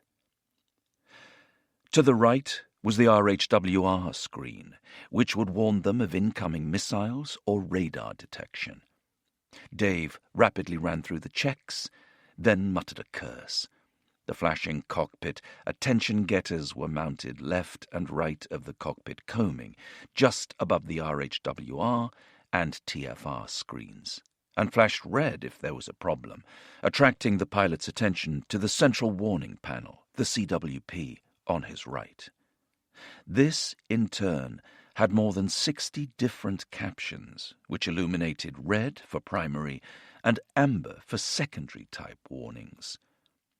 A single illuminated word on the CWP indicated the problem, such as fuel, TFR, or oxy.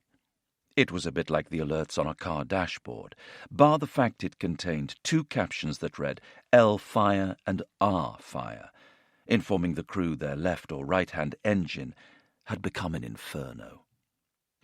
In the event of multiple failures, the CWP might light up like a Christmas tree. A really serious problem would trigger an accompanying siren. They were an important part of the tornado's safety systems. Unfortunately for Dave and the engineers, F for Foxtrot's attention-getters flashed for no reason and couldn't be cancelled. In peacetime, they would simply crew out, leave the aircraft, as it was impractical to fly with red warning lights flashing. But the spare tornado had already been taken, and leaving F for Foxtrot meant not going on the mission. Dave was caught between a rock and a hard place. I knew I should really crew out of the jet. It was the correct thing to do, and I certainly wouldn't be facing the dangers ahead. But what would people think of me, say about me? What was the right thing to do? It was a choice, a tension between doing what was acceptable or doing what was right. I didn't want to let anyone down. The minutes to take off were counting down. Dave felt his heart start to thud. He looked out at the engineer. "Any suggestions?" he asked over the external intercom. "The only thing you can do, sir, is flip up the covers and take out the bulbs." A big, ballsy call. Flying fast and low at night into a sky full of gunfire was already risky as hell. To not be alerted to a problem which would normally be signaled by bright lights right in front of his eyes took them a whole lot further along the hazard spectrum. Dave spoke to Robbie over the intercom. "Shall we take the fault? The engineer said he can take out the bulbs." Robbie had his own attention-getters in the rear seat, so knew they had a safety net. "Yes," he said. "Take it." "Okay." Dave checked the various modes of the IFF. Crap. It wasn't loading up. Now this was critical. It would be suicidal flying without it. IFF, Identification Friend or Foe, was an electronic system used by the coalition fighters and ground radar to differentiate enemy and friendly aircraft. The ground crew loaded, reloaded, and loaded it again. Finally, they got it working. The engineer pocketed the bulbs from the attention-getters, gave the cockpit canopy a quick wipe, then closed it once again. With all the technical glitches cleared, or at least overcome, it was time to get airborne. "Clear for engine start," Dave said. The engineer gave a thumbs up, and Dave flicked a switch. He listened as a pleasurable low hum became a rumble. The temperature gauges rose steadily from 6 degrees Celsius to 420. Even with the canopy shut and his helmet on, he could hear the powering jet engines and feel the shuddering vibration as they built to a roar. The ground crew removed the chocks. Dave inched the throttles forward, rolled a few yards, then tested the brakes by dabbing them and stopping.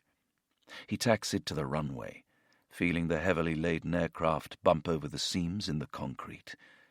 Deep blue-yellow flames glared at them from the afterburners of the other jets as they took off ahead. The Rolls-Royce engines generated 30,000 pounds of thrust and burned around 600 kilos of fuel a minute at maximum power. Every last ounce of it would be needed to propel the lumbering tornado off the ground. Their aircraft shuddered again under the turbulence as jet after jet lifted off Bahrain's friendly tarmac strip into the night sky. Dave lined up and carried out their final checks. It was time to go. His left hand eased forward the throttle. There was a surge of power as he pushed the engines into reheat, fully opening the jet pipe nozzles and pumping fuel at incredible speed onto the engine's hot exhaust gas, where it ignited in a sheet of blue flame, doubling the power and making a sound like thunder. "Engine's good," Dave said, glancing at the gauges above his right knee. "Caption's clear." There was nothing on the central warning panel to prevent takeoff. They both felt the aircraft quiver as the engines went through maximum dry power into reheat. He released the brakes, and the tornado's acceleration pushed him firmly back into the seat, as if a giant hand was pressing onto his chest. 80 knots, 100 knots, Dave called as they blasted down the tarmac. The jet trembled, eager to fly, as the runway lights rushed by. 130 knots, Dave breathed. They were passing the last point at which their fully laden tornado would be able to use its own brakes to bring them safely to a halt. Okay. The speed in the HUD rapidly increased. 180 knots, engine's good, caption's clear, rotating. With the extra weight, he gave himself a bit more speed, then eased back the stick. F for Foxtrot, lifted off cleanly. Gear up. He flicked the undercarriage handle to raise the landing gear. 250 knots, out of reheat. A moment later, they were climbing through 2,000 feet. The tornadoes of Belfast Formation sailed through the night sky above the silent waters of the Gulf, turning northwards. Dave focused on the task ahead, a mid-air rendezvous with their tankers at 15,000 feet. Air-to-air refueling at night, in total silence and near total darkness, was a challenge. Before Saddam invaded Kuwait back in August, barely anyone in the tornado bomber world had attempted to thread a probe into a swinging drogue basket in a blackout. In the hit parade of piloting skill sets, it was second only to ultra-low flying. The previous night, 7 out of 8 Italian Air Force tornadoes had been forced to turn back from a raid after failing to hook into the tanker drogue.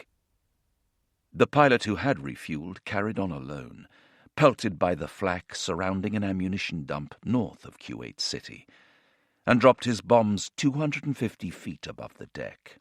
He was hit by AAA gunfire 40 seconds later. The aircraft had gone down at 4:30 a.m. on the 18th of January, and the crew were MIA, missing in action. The third tornado to be lost in the first 24 hours. Dave's eyes scoured the darkness for the tanker. With a full war load, the Tornado sucked up 60 kilograms of fuel a minute in normal conditions at low level, 10 times that in reheat.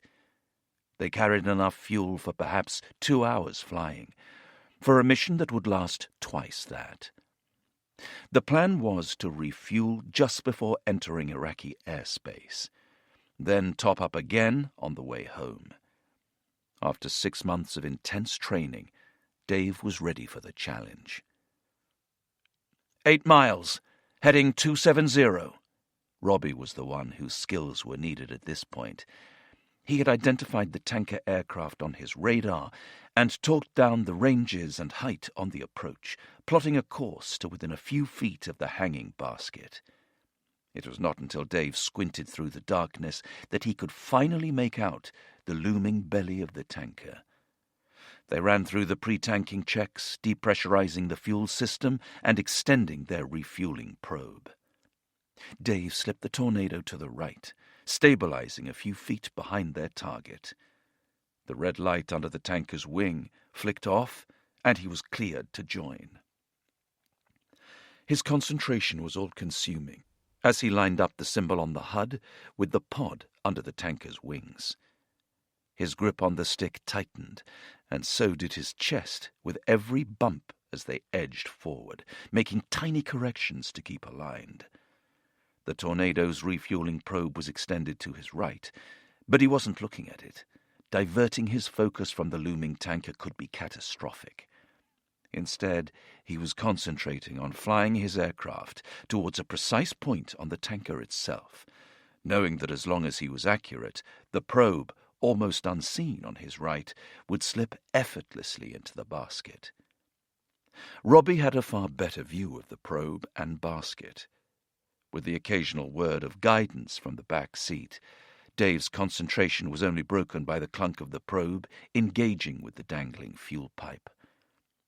The feeling of satisfaction as he finally glanced to his right was strong. But he couldn't relax.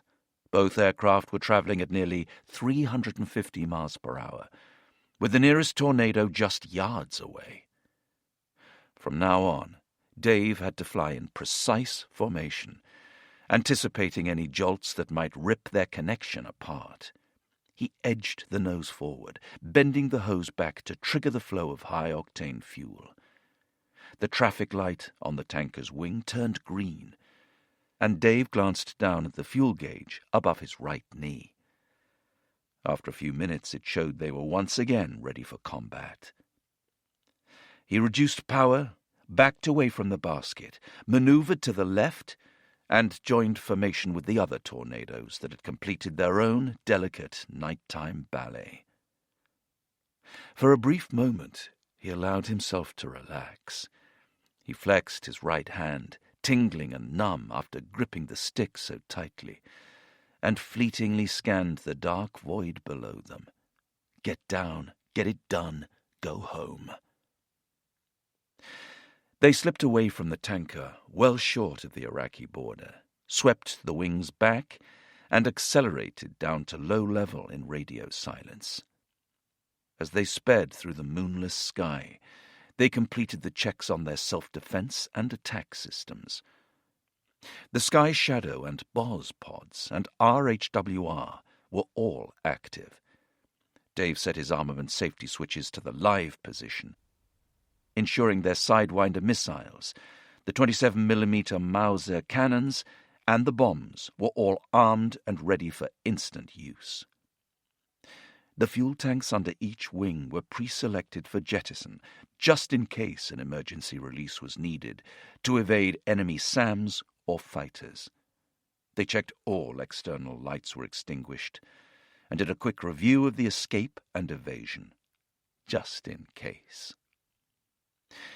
The pilots in the 8 Tornadoes had engaged their TFR systems and removed their hands from the controls.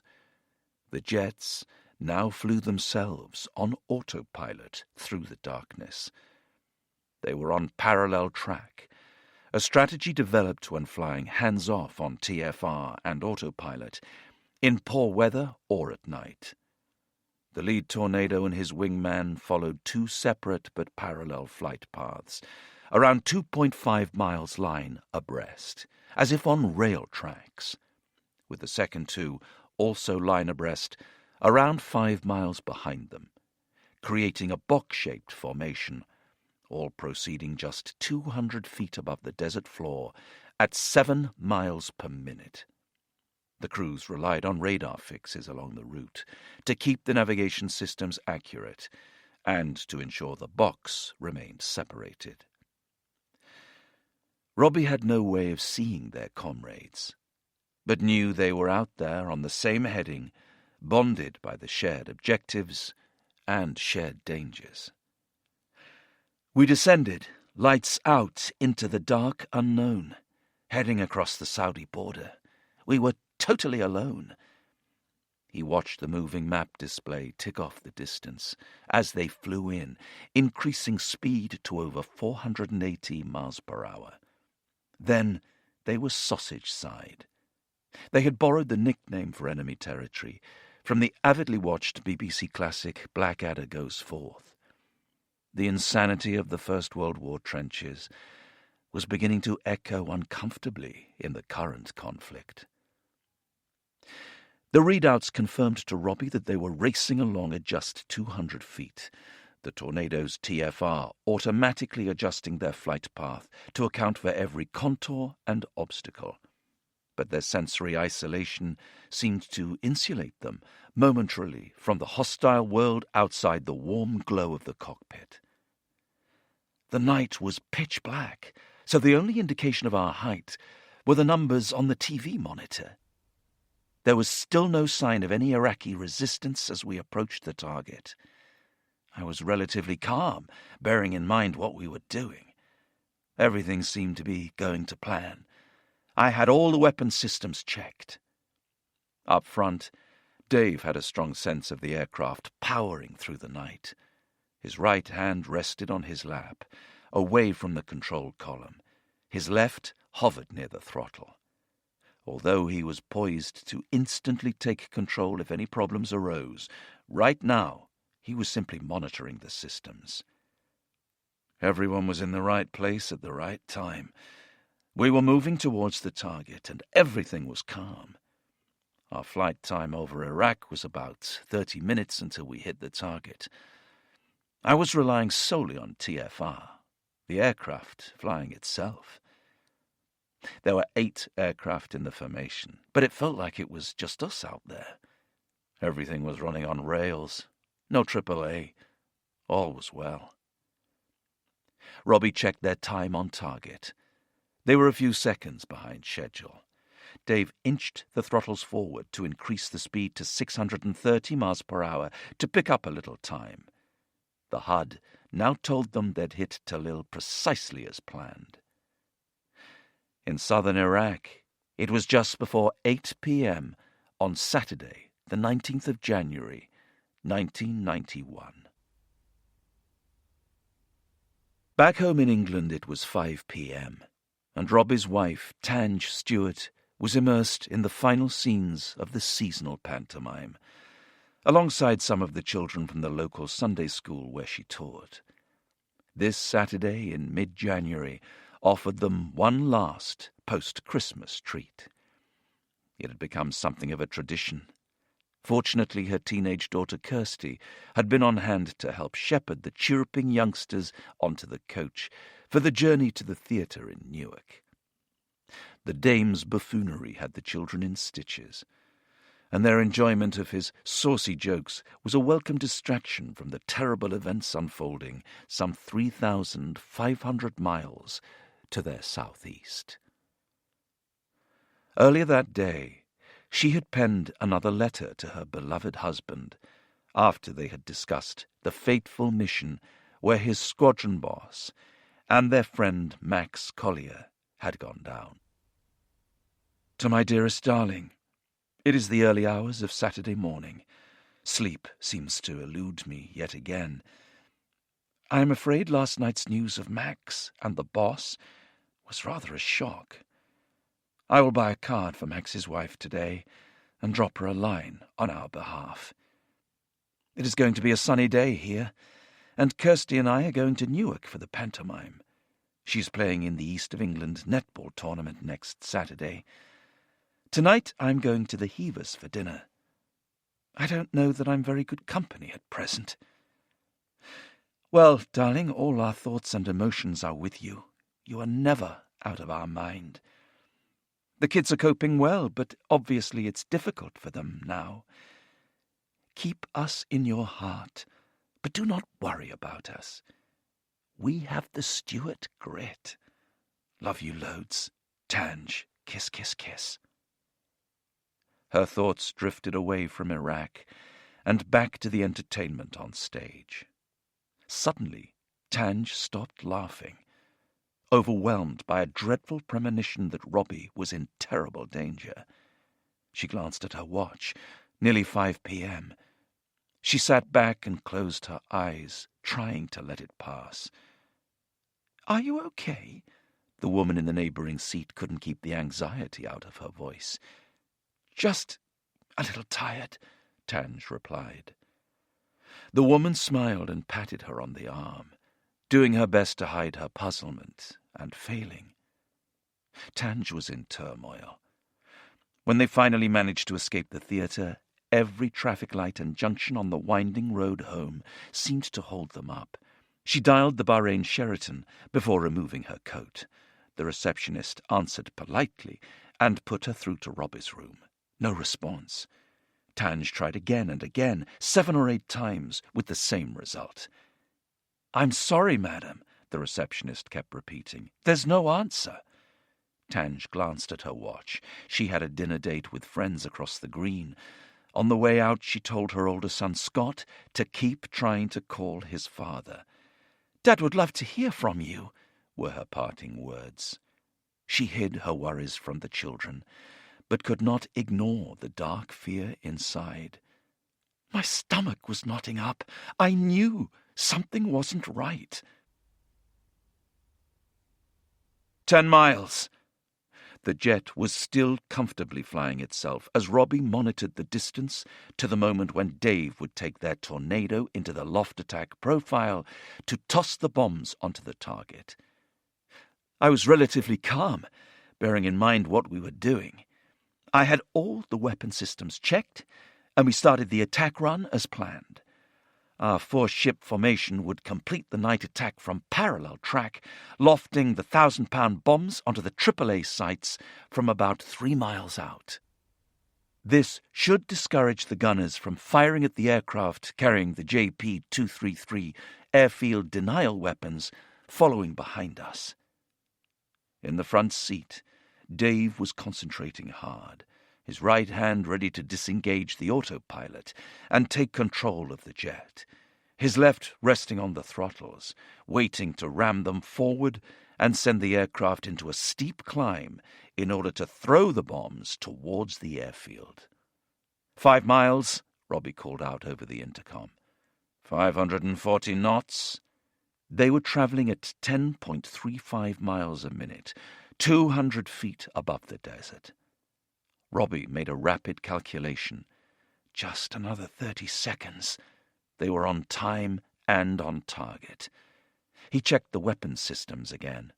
No flak ahead, no hint of danger on the warning systems. All quiet. Surprise was on their side. The Tornadoes of Belfast Formation started their final attack procedures.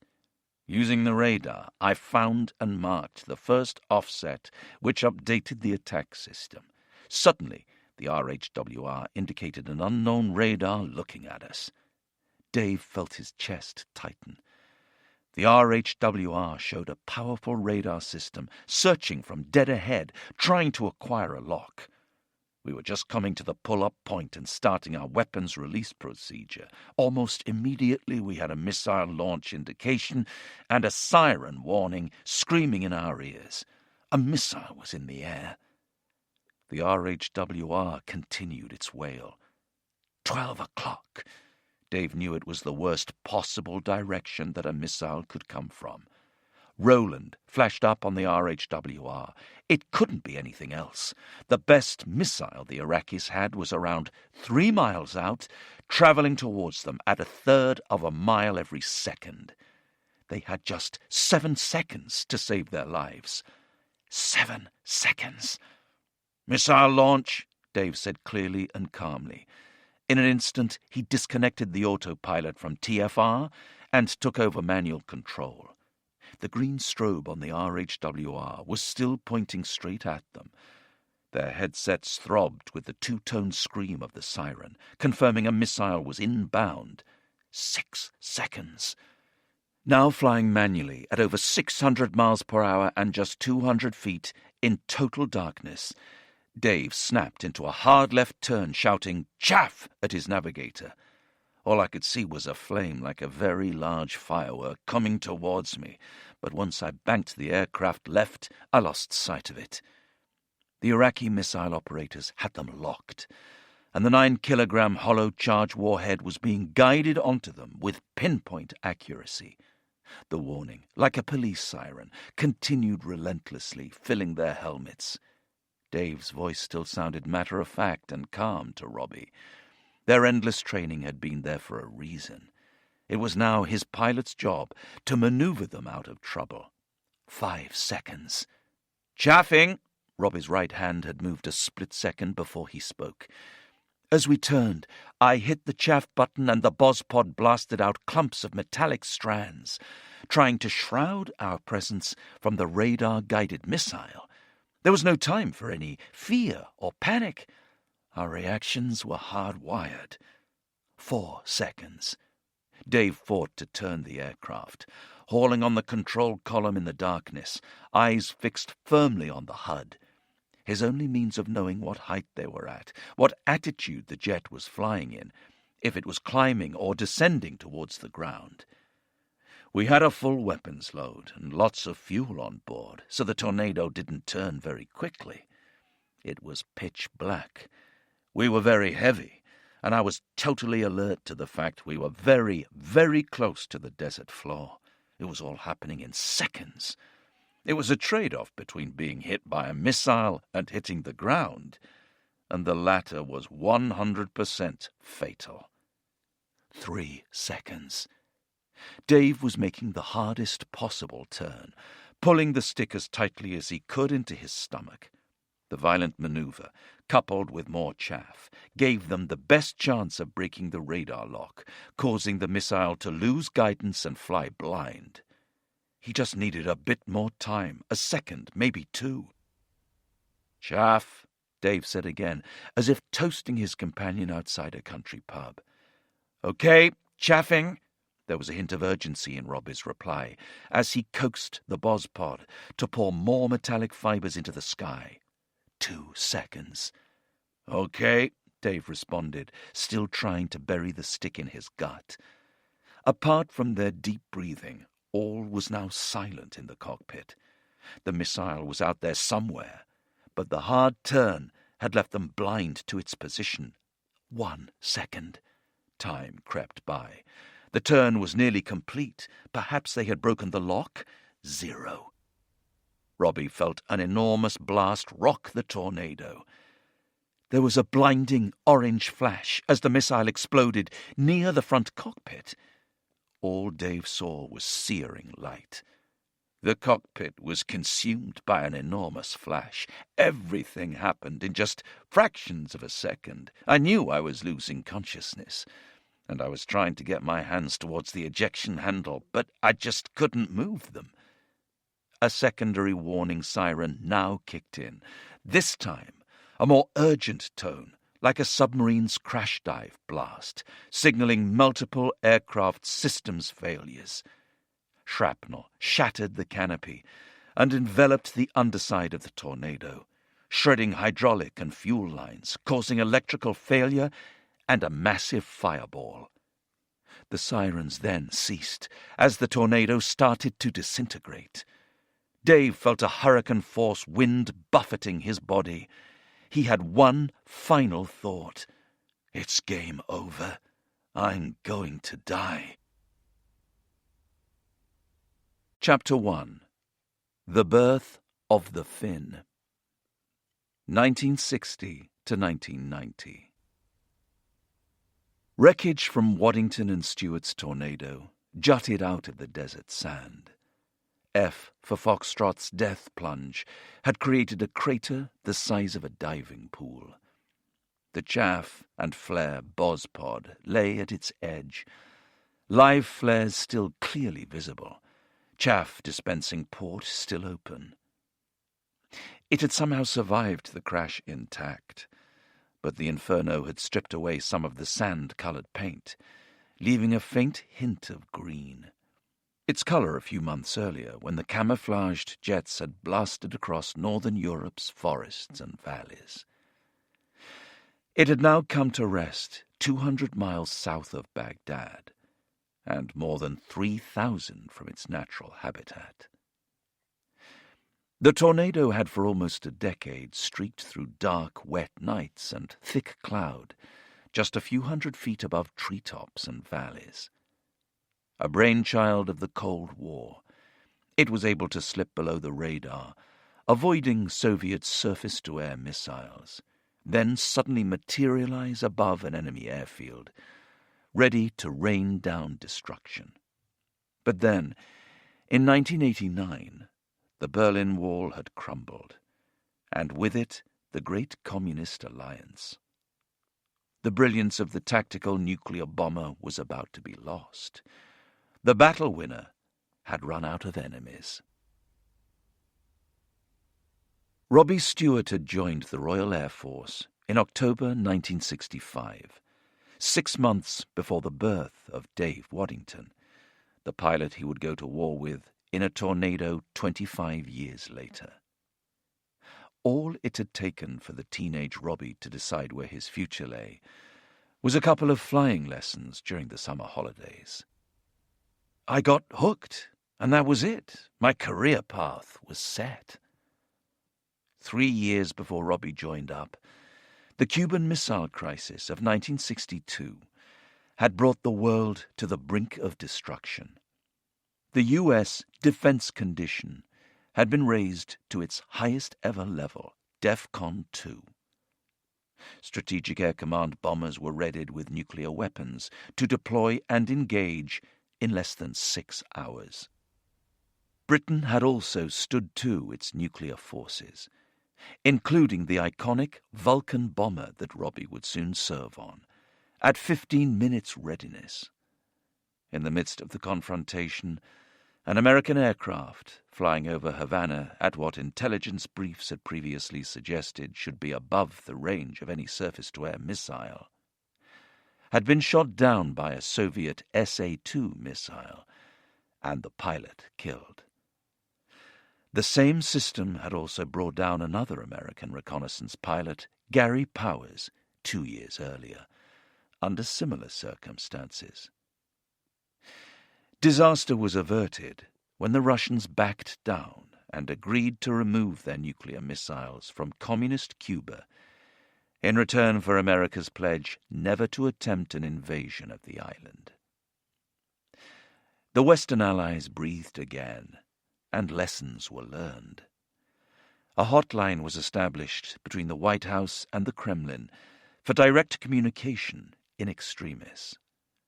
And it was now clear that flying incredibly high no longer guaranteed immunity from surface-to-air missile attacks.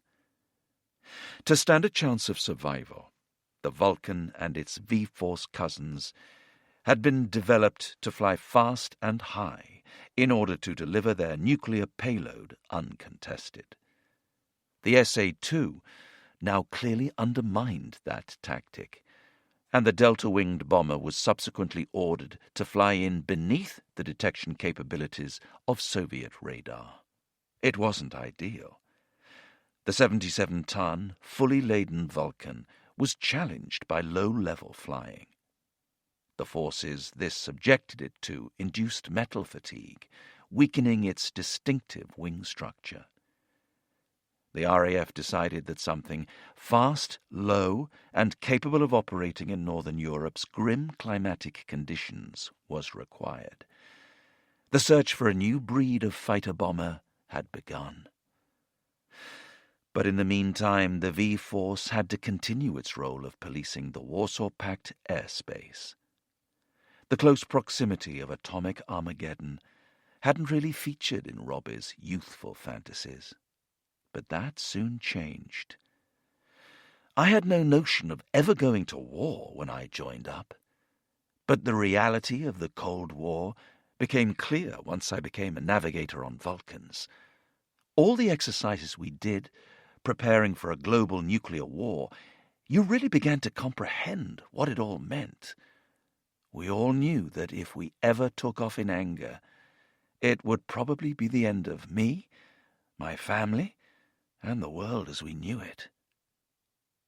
The potentially catastrophic consequences of such a conflict made Robbie and his companions hope and pray that no one would sink to such madness. But hope and prayer are rarely enough to create a place of safety in the international political cauldron.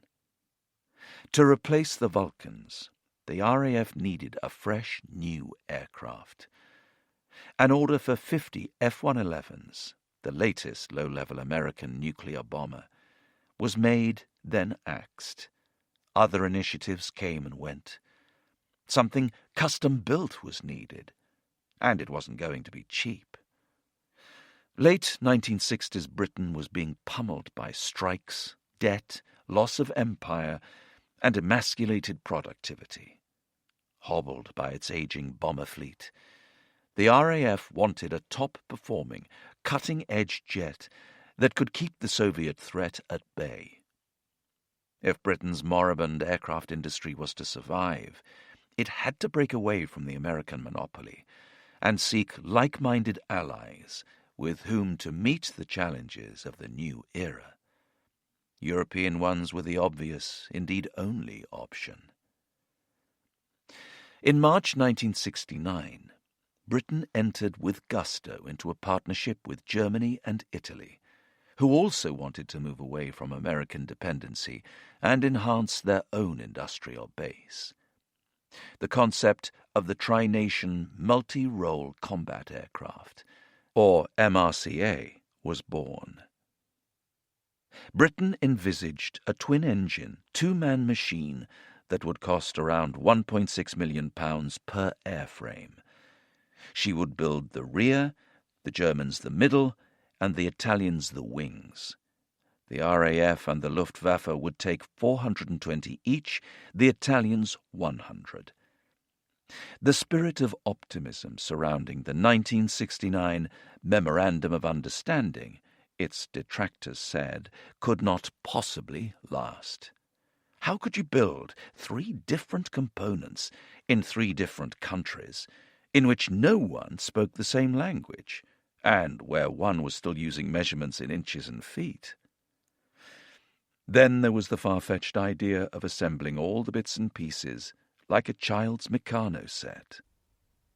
How were the Italians going to get their wings to Germany when neutral Austria and Switzerland had barred all overland transportation of military equipment? Then the Italians insisted on the aircraft being a single-seater. They didn't have any trained back-seat navigators in the entire Regia Aeronautica. The Germans were reluctant too, but the argument that 2 pairs of eyes and hands were better than 1, with the solo pilot's workload being partly blamed for the high loss rate of the Luftwaffe's single-seat F-104 Starfighter, won the day. By 1970, all were on board with the idea of 2 engines and 2 seats. A highly complex and innovative design began to take shape. It would have variable geometry swing wings. Swept fully forward, the wings were optimized for low-speed flight and maneuverability. Swept fully back, the Tornado resembled a dart and was capable of high-speed, low-level flight carrying a heavy weapons load. It would be truly fly-by-wire. The pilot's physical inputs into his controls would actually be sent to a computerized flying system and then digitally onto the aircraft control surfaces. The computer systems ensured that the Tornado's handling characteristics remained almost constant, regardless of speed and wing sweep position. By the standards of the day, it was straightforward to fly, and a smooth, stable weapons platform. In the era before the existence of composite metals, the MRCA was to be constructed from 71% light alloy, 18% titanium, and 6% steel. The clear underside could carry a substantial arsenal. Its cockpit was laid out with plenty of room for the aircrew. With success vital for all three governments, the pressure was mounting. The MRCA label also had to be dealt with. No one falls in love with an acronym. Being fast, low to the ground, nocturnal and stealth-like, Panther seemed a credible choice. But that was also the name given to the legendary Second World War German Panzer, and a household lavatory cleaner of the time. Tornado, on the other hand, was the same word in all three languages, and created the evocative image of a force of nature that could strike with immense power and devastation. It was an era before any form of night vision goggles, or NVGs, so it would be impossible to fly the aircraft manually, visually, at low level, in darkness. The key to the aircraft's success was the installation of the highly sophisticated terrain-following radar system, or TFR, for low-level penetration.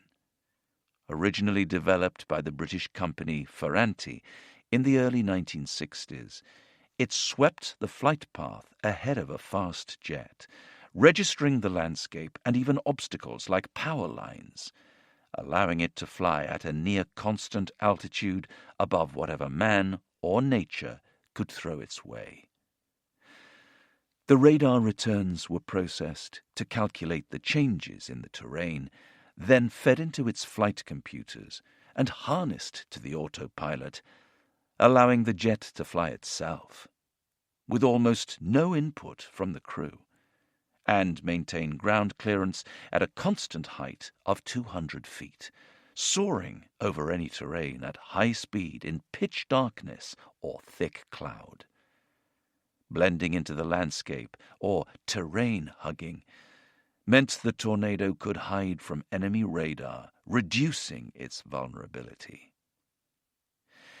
But the Tornado would be nothing without the power capable of complementing these other advances. On the face of it, building a jet engine was now relatively straightforward. Just get it to suck in the ambient outside air, squeeze it, heat it with ignited fuel, and chuck it out of the rear pipe a great deal faster than it came in, and you could achieve remarkable thrust. The Americans were currently dominating the market, but this was a European project. It was time for the boffins at Rolls-Royce to show that Britain could still produce the innovative and the incredible. It was also a moment for the three nations to unite at the frontier of risk. In 1970, everything depended upon Rolls-Royce's concept for the Tornado's engine. But it only existed thus far on paper. Each power plant had to produce 16,000 pounds of thrust when reheat was engaged for takeoff. It had to swallow the huge influx of fuel necessary to produce the energy it took to lift a fully laden bomber. If they failed to conjure up the RB-199 from scratch, the whole project would fail. Smaller than existing engines, yet with more strength, it made the complex journey from the drawing board into action in 4 years, and the RB-199 demonstrated it possessed the heart of an elephant and the speed of a gazelle. Tange Webster had been warned to stay away from RAF officers. The older girls at the teach training college in Lincoln had told her the flyboys might appear a dashing bunch in their smart uniforms and fancy jets. And, yes, they had a bit of spare cash and the whiff of heroism that came with being the vanguard against the Soviet threat. But they rarely hung about. At the Student Union dance in 1967, however, she actually found trainee officer Robbie Stewart pretty down to earth, and in his quiet way, really rather charming. 4 years later, when Tange turned 24, they married and moved into the village of Colby, with its primary school, 2 pubs, and a church whose foundations went back to Saxon times. Robbie was flying out of RAF Scampton, a half-hour's drive away, with 2-7 Squadron, the unit with which he would later go to war. As the pleasantly warm summer of 1974 stretched ahead of them, Tange's walks around the village began to shorten with the breathlessness of 3rd trimester pregnancy. 700 miles away, it was a humid afternoon on the 14th of August at Manching Military Air Base in West Germany, not far from where Messerschmitt 109s had been assembled in their thousands 4 decades before. Designers, engineers, mechanics, and military observers now gathered to witness what they hoped would be a step change in aircraft dynamics. The massive fin of the Tornado, in its smart red and white livery, immediately caught everyone's eye. Vital to stabilize and steer the bomber through waves of turbulent low-level air, it was as distinctive in its way as the Spitfire's elliptical wings or the Lancaster's proud nose. For many, it would give the shiny new aircraft its nickname, the Fin. German, Italian, British, and the odd American eye looked on with interest, as did the binoculars and the camera lenses of the Soviet enemy the Tornado was designed to defeat, from somewhere beyond the surrounding pine forests. The aircraft's components had been concealed beneath tarpaulin and transported 55 miles by road from Munich. Its designers had managed to keep the prototype, P-01, hidden from scrutiny, and they were determined to do so until the last moment. Given that its maiden flight was to be here, in Germany, it was agreed the pilot would be British. It fell to Paul Millett, formerly of the RAF and the Fleet Air Arm, to take the controls. After climbing the ladder to P-01 and strapping himself in, Millett patiently waited as the 2 chase jets took off, ready to examine the newcomer at close quarters in case any issues arose mid-flight. Under clear but muggy skies, Millett taxied P-01 to the runway. The sound of air molecules being ripped apart filled the deep green forests as he ignited the RB-199s. The roar increased to a crescendo as fuel was poured onto the Rolls-Royce engines, throbbing with anticipation at getting airborne for the first time. The livery became a red and white blur as he powered down the runway. Millett found the aircraft's nose eager to lift at 120 knots. Too eager. He held P-01 down, forcing it to gather more speed. The needle passed 160 knots. He eased back the stick and lifted smoothly into the air. He left the landing gear down as they climbed in case an emergency landing was called for, but all was well. Then it was time for the Tornado to look like a real combat jet. The undercarriage tucked neatly up into the broad fuselage as it powered effortlessly through the South German skies. Millett leveled off at 10,000 feet, then settled down to 300 knots, or 345 miles per hour. He was impressed. It flew as though this was the environment it had been built for. There were gasps and one or two tears as the Tornado, with a chase jet at each wingtip, flew low past the spectators waiting on Manxing's airstrip. The wheels liberated themselves once again from the fuselage. The handling on the approach to landing proved to be precisely as the designers had told Millet it would be. This machine flew beautifully at low level. He took it for a low-altitude pass, then came back round. It feels as though it's on rails. You just sit with your hands and feet off and let the aircraft fly itself. 33 minutes after taking off, its wheels kissed the tarmac once more. It really felt like an aircraft that had been flying for many years. For a first flight, it was something tremendous. The handling was perfect, Millet said. It cannot be improved upon. He might have heard himself echoing the first pilot to fly the Spitfire prototype in 1936, when he said on landing, "I don't want anything touched." There was relief all round. The British aerospace and defence industry was rescued. The Germans had set the seal on their engineering prowess, and the Italians had secured a host of proper manufacturing jobs.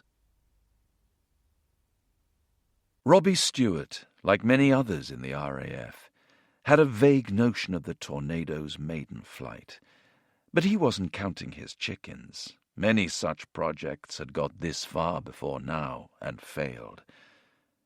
Just days before the Tornado's first flight, Robbie was back in his Vulcan, 50,000 feet above the North Sea, monitoring Russian maritime activity. The world felt like an unsettled place. Richard Nixon had recently resigned as U.S. President.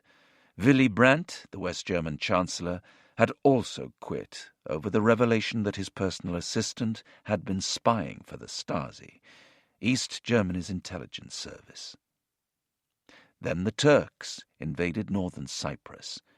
Spiraling oil prices were crippling the West's economy, and the Soviet Union seemed to be seizing the ascendancy in the competition for global supremacy. Robbie still got back in time for the birth of his son in late August, and had a few weeks with Scott before he was back on duty with 2-7 Squadron, flying halfway round the world to Midway Island in the South Pacific, downwind of China, following a recent nuclear test by the People's Republic.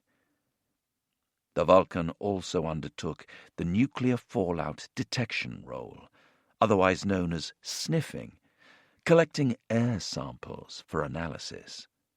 There were upsides. The return leg home took in a refueling stop in Hawaii. We had a chance to swim at Waikiki Beach. Life wasn't all bad. His wife Tange understood the realities of service life. Robbie would be there 1 minute and gone the next. I would get the odd phone call in the middle of the night, and Robbie would disappear off on exercise for days, sometimes weeks on end. It was the middle of the Cold War, and the world sometimes seemed a dangerous place. But that was all part of our lives. Robbie's training roster also seemed to demand an unusual number of cold weather survival courses. "I hope you never find yourself in the desert," she once joked. "You've not done the course." As the 1970s progressed, the Tornado began to take shape. With all three nations in harmony, the development site outside Munich grew to a workforce of almost 200 people. 3 decades on from the Second World War, there had been a few stony silences in the office shared by a veteran German Luftwaffe colonel and a similarly aged RAF squadron leader. Into this somewhat frosty atmosphere was thrown the snippet of information that both had been fighter pilots, one in Messerschmitts, the other Spitfires. Conversation became a touch more animated when it was discovered that each had fought in the same campaign over Northern Europe, in the latter stages of the conflict. Logbooks were produced, dates aligned, and in no time at all, the whirling, twisting, and twirling hand gestures favoured by fighter pilots revealed that they had indeed shared the same airspace, though fortunately neither had been on the receiving end of the other's bullets. As one onlooker dryly observed, they were clearly both lousy shots. No matter. A lifelong friendship had begun, with the Tornado at its heart. Their business now was to help develop a jet that could fly very low and very fast, because it had to. The Soviet defenses arrayed against it were numerous and formidable. The most advanced surface-to-air missiles, anti-aircraft guns, radar, and fighters. But the Tornado could dip out of sight while traveling at 600 miles per hour, 10 miles a minute, armed with the deadliest explosive device mankind had ever invented. The Tornado project was no longer on the Cold War sidelines. The Russian spy masters in the KGB reportedly viewed it as a very serious threat. One of their top agents in West Germany, Manfred Roch, was also head of planning for Messerschmitt Bölkow Blum, the German company building Tornado, and was ordered to pass on everything he could get his hands on. The Soviets pretty much got the lot, and it didn't improve their humor. The West, the KGB discovered, was building a weapon of unsurpassed excellence. The decaying British Empire, the recently defeated Germans, and even the haphazardly communist government of Italy, had formed an industrial union. It was all unfathomable to the Soviet mind. But Tornado, the Moscow comrades were told, was a problem. Even the Russian word for it, smirch, suggested something subversive. The bristling defences of Eastern Europe was said to be vulnerable, and this was very serious. They had to know more. Manfred Roch was put on notice. Find out everything you possibly can about smirch. In 1975, a year after the Tornado prototype took to the air, Dave Waddington also flew for the first time. His uncle owned a sharp-looking twin-engine Piper Aztec, and Dave was asked if he wanted to fly. Yes, was the immediate answer. His excitement grew as he was allowed to sit in the co-pilot's seat. He strapped himself in, trembling with anticipation. The feisty, Lycoming piston engines roared as the Aztec sped down the runway. Dave watched the grass rush past as the wheels bounced beneath him. Then the vibrations disappeared, and they rose into the sky. After they had climbed to a few thousand feet, his uncle asked Dave if he wanted to take over. The 9-year-old's reply was unequivocal. Yes, please. He reached for the control column, listening intently to the instructions. I was smitten. I wanted to fly. That was my dream. Dave set his heart on becoming a pilot, a fast jet pilot. It would be many years before he would get his hands anywhere near the Tornado, which, in the words of British Prime Minister Harold Wilson, was one of the wonder birds of aviation. But his words were barely out of his mouth when the nascent bomber faced the kind of cross-examination that could cast it into the oblivion suffered by many other promising British projects. It was 1975, and the first solely British Tornado prototype was about to take wing. The gunmetal grey skies of Lancashire had cleared by the time test pilot Paul Millett eased back the control stick and felt P02, the second tornado to be built launch itself into the blue with familiar ease. They passed over the green fields and marshland that spread to the sandy banks of the river Ribble below. The picturesque cottages of the nearby village of Fylde shrank as they climbed. Perfect flying weather. A blaring alarm interrupted Millet's momentary reverie. Flashing attention-getters and an illuminated caption on the central warning panel suggested a serious fault. Low oil pressure, high temperature. A jet of flame surged out of the right-hand engine. There was a lengthy silence in the cockpit. "Okay, Dave, what do you reckon?" Millet's fellow test pilot was in the back seat. "Can't see anything wrong from here," came the reply. Millet waited a few seconds. The temperature continued to build. He throttled the right-hand engine all the way back to idle. The Tornado had more than enough power to fly on one, easily enough to switch to Plan B and ask the tower to check for any visual damage before making a precautionary landing. P-02 slowly descended. Then there was another thump, followed by a big bang. Both sets of eyes swiveled left. Flame now blazed out of the remaining engine, which had just ingested a large seagull. More flames danced along the fuselage.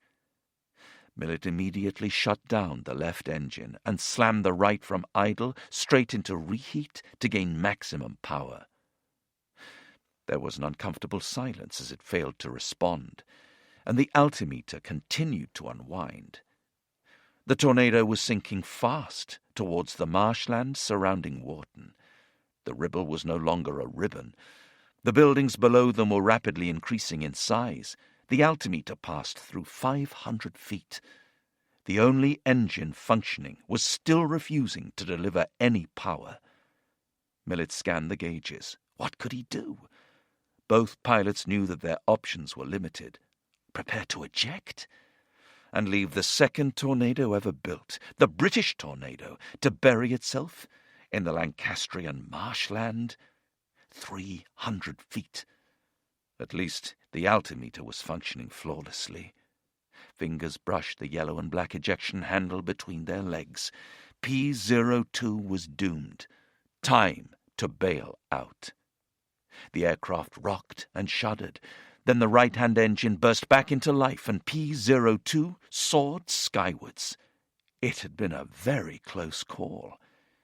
The incident did much to inflame the inevitable detractors around any new aviation project.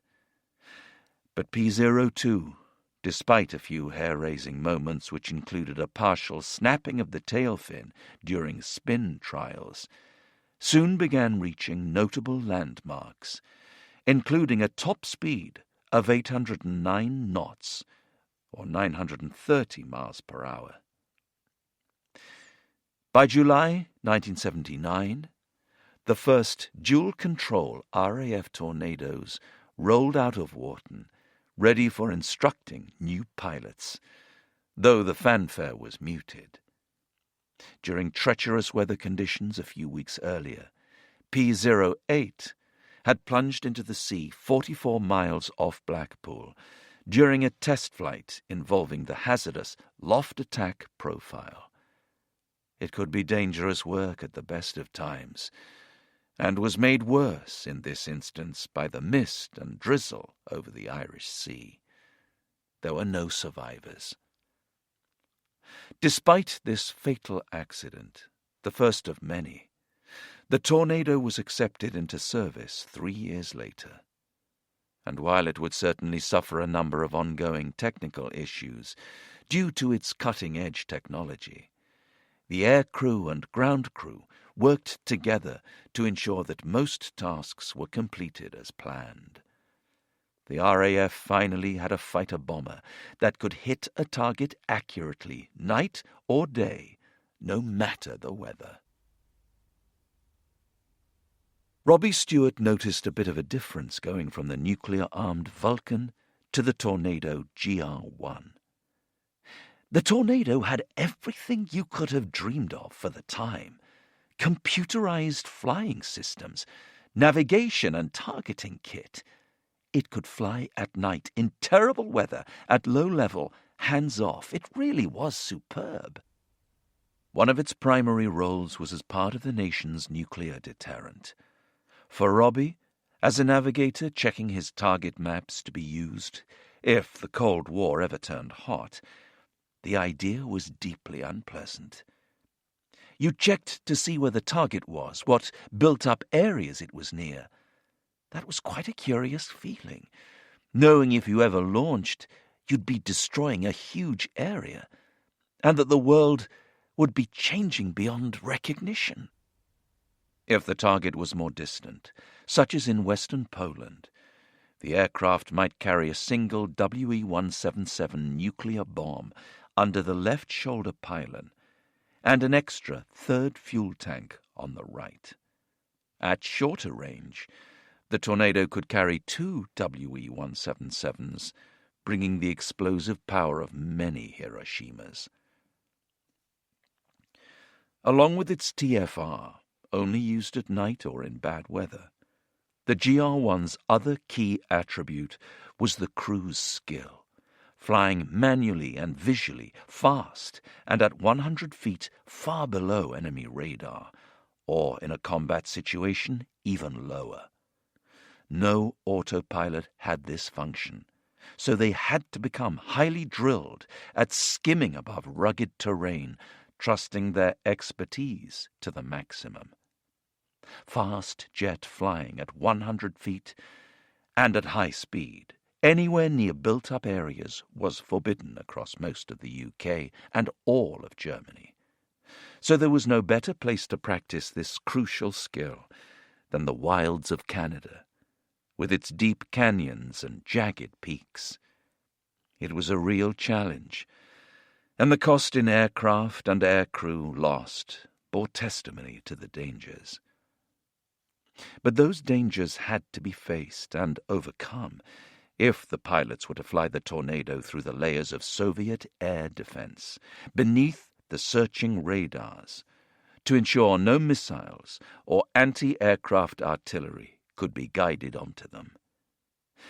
The practice presented a real and deadly challenge, and the crews loved it. John Peters had also had a childhood love of flying, and was now a pilot who delighted in nothing more than to be behind the controls of his Tornado, especially when the RAF was really putting the jet through its paces, practicing ultra-low-level flying, or operational low-level flying, OLF, across the lakes and canyons of Goose Bay in northeast Canada. Usually, the only low-flying aircraft found there were the Beaver seaplanes that took sports anglers for a fortnight's holiday, with some outstanding fishing in remote log cabins surrounded by millions of acres of forest and the occasional bear. With not many souls about, it was also a fine place for some of the most breathtaking and challenging aviation. Unrestricted by the low-level flying limits of Europe, the Tornadoes could tear along at ultra-low level and around 700 miles per hour in very testing conditions. A key piece of advice was not to go too low. Since a lake's surface mirrored the sky, more than one pilot had become disoriented and dived straight in. For pilots blessed with great vision, Goose Bay provided the clearest atmosphere they'd set eyes on. No pollution or heat haze, just 50 miles of crystalline visibility, unheard of in the old world. But for pilots new to Canada like John Peters, when flying over the rock, lichen, and smaller trees of the northern tundra, it could be lethal. As the trees begin to imperceptibly decrease in height, there is a real danger of believing that you are flying too high. So you adjust the position of the aircraft lower in the sky to restore that familiar picture. If you are not careful, You can find yourself being drawn closer and closer to the ground as the trees, which are normally around 50 feet high, shrink to as little as 10. It is a well-known optical illusion of low flying, and everyone is made aware of the potentially fatal dangers. The Tornado crews enjoyed some of the most exhilarating flying they ever encountered. John Peters soon discovered that one particular 15-mile-long canyon rapidly narrowed as they sped between the sheer cliff walls. It had been named Star Wars Valley, after Luke Skywalker's unforgettable route to the heart of the Death Star. For John, it was the ultimate challenge. You have to roll the Tornado onto its side and pull hard, sweeping the wings forward to increase maneuverability, and squeeze the aircraft around the sheer walls of rock. Finally, you have to say, no further. Yank the stick back and pull out. It's a sheer seat-of-the-pants flying. The concentration needed was so demanding that pilots could barely look anywhere else but straight ahead, and the navigator had to do the rest. It took a lot of practice to have the confidence to push the aircraft down to 100 feet, the height of 2 rugby posts. But if it came to war, to survive the Soviets' highly capable air defenses in daylight, they were going to have to fly even lower. It was exciting and exhausting work, which increased in intensity when done on the autopilot coupled to the TFR, which for those in the front seat provided the strange sensation of being on an out-of-control roller coaster. TFR meant that nighttime or low clouds no longer limited RAF attack aircraft.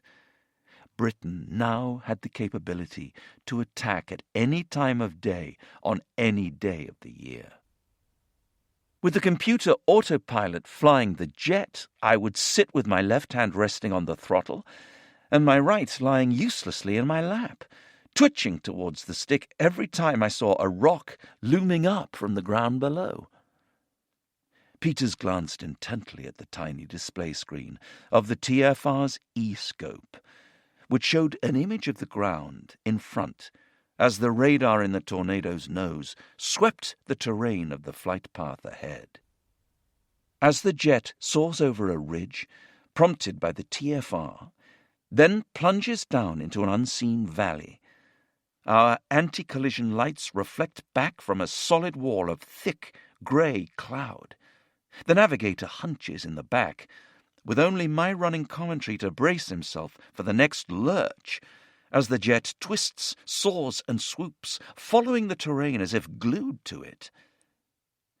The jet could continue on TFR for as long as it liked, until the pilot moved the paddle bar on the stick that cuts out autopilot to get back onto manual control. If the Tornado could fly through thick fog, over mountains and at night, it needed to have something special to deliver, other than a nuclear bomb, if it was truly going to make an impact. The new aircraft had been designed to be multi-role, from nuclear and conventional bombing to reconnaissance, and even, in the guise of the F-3 variant, interception. In the first few hours of any Cold War conflict, the Tornado's role would be to prevent the enemy from using their airfields, and the unique JP-233 runway denial munition was specifically designed to meet its profile for fast, below-the-radar attack. Developed during the 1970s, the JP-233 was designed to render the Soviet runways built in East Germany or Poland unusable for critical operations, with a barrage of cratering weapons and anti-personnel devices. Each JP-233 contained 30 runway cratering munitions weighing 57 pounds, designed to penetrate the surface of a runway before then exploding and causing massive heave distortion to the surface area. The blast would force the tarmac upwards in a great spew of broken rubble.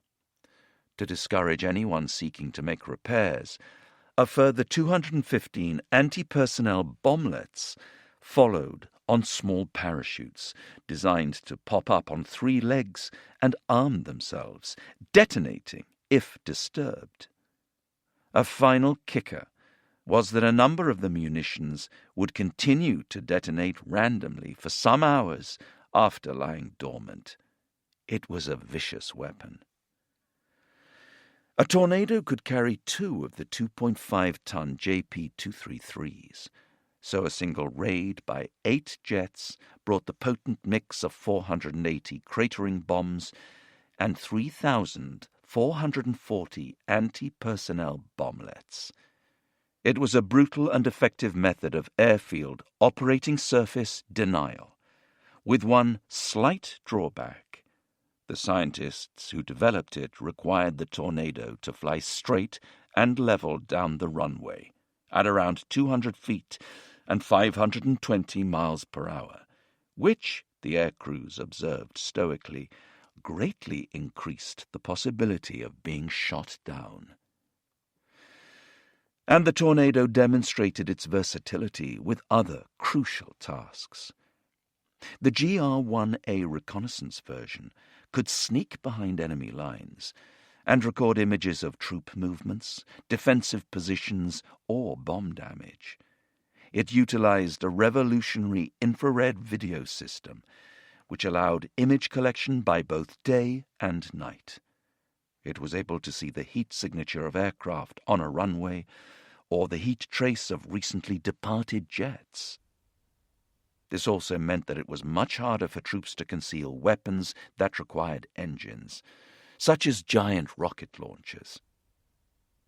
Then there was the adapted Tornado F-3, the air defense variant, designed to track, intercept, and, if necessary, shoot down hostile intruders. If lacking in the maneuverability of other purpose-built fighters, it could still occupy a significant role as an interceptor. Dave Waddington's passion had remained undiminished throughout his school years. He joined the RAF straight after his A-levels, and by 1988 had fulfilled his dream of flying fast jets. He knew that they were Cold War warriors, but felt any major conflict unlikely. The idea of global thermonuclear war didn't really enter your mind. We were certainly a deterrent, but the feeling was that if the Cold War ever turned hot, it would be so catastrophic as to be unimaginable. Anyway, there was too much fun to be had flying, alongside a packed social life, to think about Armageddon. The Tornado was cutting-edge technology. I was just 22 and flying the RAF's most modern, capable, fast-jet aircraft. Being on a front-line squadron was simply amazing. The ethos, the camaraderie, the training, the lifestyle was everything I had hoped it would be. I was living the dream. Part of that dream was finding himself on the front line, even with only the most distant prospect of conflict.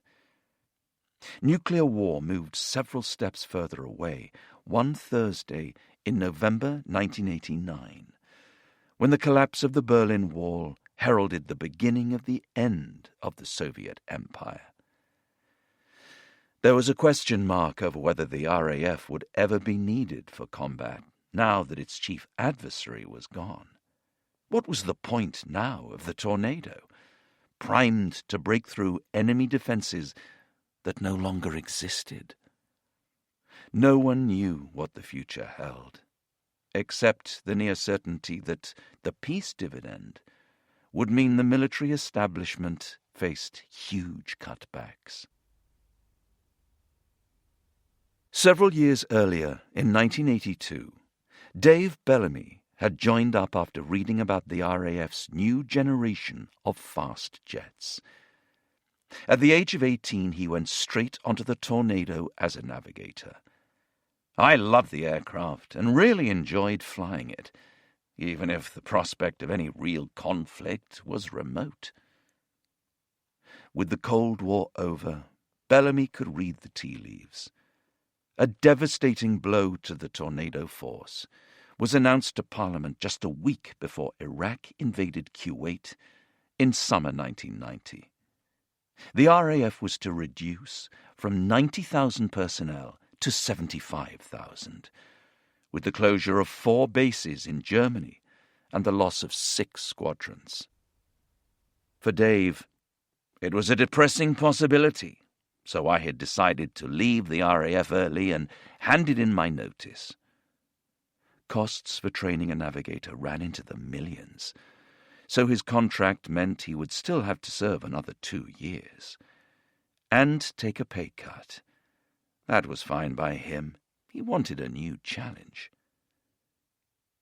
Under the government's options for change proposals, the British Armed Forces were to be cut by almost a fifth.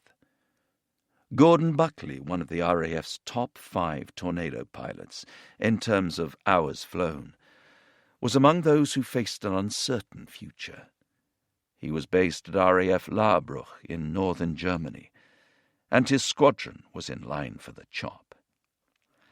When the Iron Curtain slowly crumbled away, I really wondered what our role in the RAF might be. I certainly didn't imagine we might soon be fighting a major war. Despite the looming cuts to RAF strength, and perhaps because of them, families like Robbie Stewart's felt that by the summer 1990, they deserved a really good holiday. Scott was now 16, and their aircraft-mad daughter Kirsty was about to reach her teenage years. The Bavarian foothills of Germany's highest mountain, the Zugspitze, and its forest of conifers offered the adventure-loving Stewarts the ideal location. The Stewarts packed the car and drove from Lincoln, across Europe, then down into southern Germany to camp at Garmisch. The host town of the 1936 Winter Olympics sat in a breathtaking bowl of snow-capped mountains. It was early August. The sky was deep blue and the air fresh. They took the train to the high station. Robbie was in good spirits as they clambered out of their compartment and prepared to embark on the hike to the Zugspitze's 10,000-foot peak. Then something caught his eye at the station gift shop. In large black letters, an English newspaper headline declared, "Saddam invades Kuwait." Chapter 2. The Gathering Storm. August to November 1990. The former British Protectorate of Kuwait was a tiny oil-rich state at the head of the Gulf, sharing just 2 borders, one with Saudi Arabia to the south, and the other with its dominant neighbor Iraq in the north. Shortly after 2 a.m. on the 2nd of August 1990, as much of the RAF Tornado Force enjoyed their summer holidays, 100,000 of Saddam Hussein's elite troops, the Republican Guard, swept south with 2,000 tanks. Iraqi commandos landed by helicopter and seaborne assault. The 16,000-strong Kuwaiti army and air force put up a stiff resistance. For 2 days they held firm, until they ran out of ammunition. The bulk of their leadership, including their emir, fled into the Saudi desert. The last pockets of resistance were overrun, raising their death toll to 420, while their invaders lost 300 men and 39 aircraft. On the 4th of August, Kuwait ceased to exist as a state and became instead the 19th governorate of Iraq. Events had been set in train which would eventually cost tens of thousands of lives and reverberate across the region and the world for many years to come. A decade earlier, Saddam Hussein had made another decision with global consequences when he invaded neighboring Iran. That war had been about border disputes, religion, and Arab-Persian hegemony, and been pursued at great cost. More than 500,000 soldiers perished in battles frighteningly similar to the trench warfare of the First World War. Iran used human wave attacks, sending massed infantry against barbed wire and machine gun nests. Saddam maximized his use of chemical weapons, sending mustard gas clouds at condemned Iranian soldiers hiding in their trenches to an agonizing death. By the end, not a jot of land advantage had been gained by either side. But Iran's Ayatollah Khomeini strengthened his religious revolution, and the once prosperous Iraq was $100 billion in debt. Saddam's financial weakness was compounded in 1990 after a global glut of oil led to prices plummeting. Iraq's main income was under threat because of overproduction, and Kuwait was among those overproducing.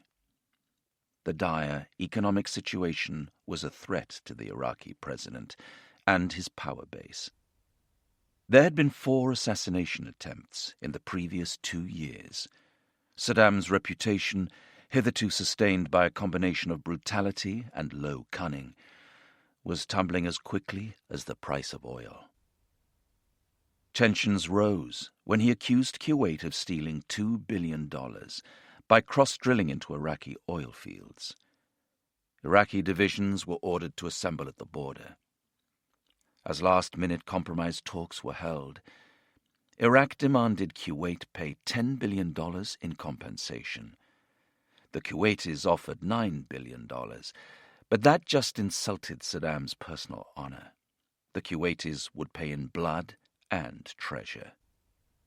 Saddam invaded, and a geopolitical earthquake with countless aftershocks was triggered. Margaret Thatcher was giving her full attention to President George Bush's opening address at a conference at the Aspen Institute in Colorado when news of Saddam's invasion broke. She steadied nerves by ordering the nearest Royal Navy warships to sail to the region. The British Prime Minister showed her experience as a military campaign veteran, for whom the lessons of the 20th century were clear. The next morning, President Bush asked her, "Margaret, what do we do?" Mrs. Thatcher, who famously ordered the retaking of the Falkland Islands by military force after the Argentine invasion in 1982, replied, "Aggression must be stopped. If an aggressor gets away with it, others will want to get away with it too. You cannot gain from your aggression." Saddam, occupying the country with the 6th largest oil reserves on the planet, was already highly troubling, and Mrs. Thatcher was in no doubt about what could happen next. An immediate question now was whether Saddam Hussein would go over the border and seize Saudi Arabia's oil fields. If he were to cross the border into Saudi Arabia, he could go right down the Gulf in a matter of days. He would then control 65% of the world's oil reserves and could blackmail us all. Not only did we have to move to stop the aggression, therefore, we had to stop it quickly. The prospect of Saddam's battle-hardened Republican Guard rampaging through Saudi Arabia's neatly assembled oil production facilities with its unlimited supply of black gold was deeply unsettling. The land of the holiest Islamic sites of Mecca and Medina had not been invaded for more than 12 centuries. Hysteria grew among the Saudi royal court and their people. King Fahd readily agreed to an audience with senior American officers who came to ask permission to allow their troops into the kingdom for its defense. The Vietnam veteran, General Norman Schwarzkopf, who had a reputation for a short temper and great leadership, was a member of the group. Would strictly Islamic Saudi allow Christian soldiers onto their holy soil? The American asked. Yes, came the immediate response. Saudi's air bases and ports were immediately opened up to the military might of the world's dominant superpower. There had been little choice. Victorious Iraqi divisions were assembling on the border. The capital, Riyadh, was 6 hours' drive away. Saudi lay at Saddam's mercy.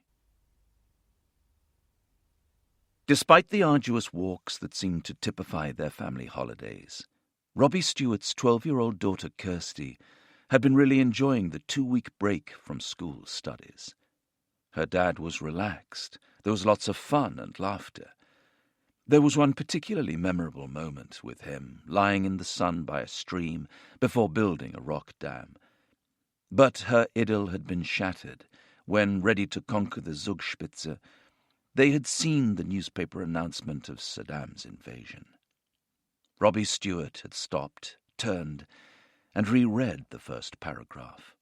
His wife Tange glanced over his shoulder. Then their eyes met. Robbie looked like he'd been punched in the stomach. It hit me like a sledgehammer. I just knew how it would unfold. And I knew the tornadoes I flew would be involved.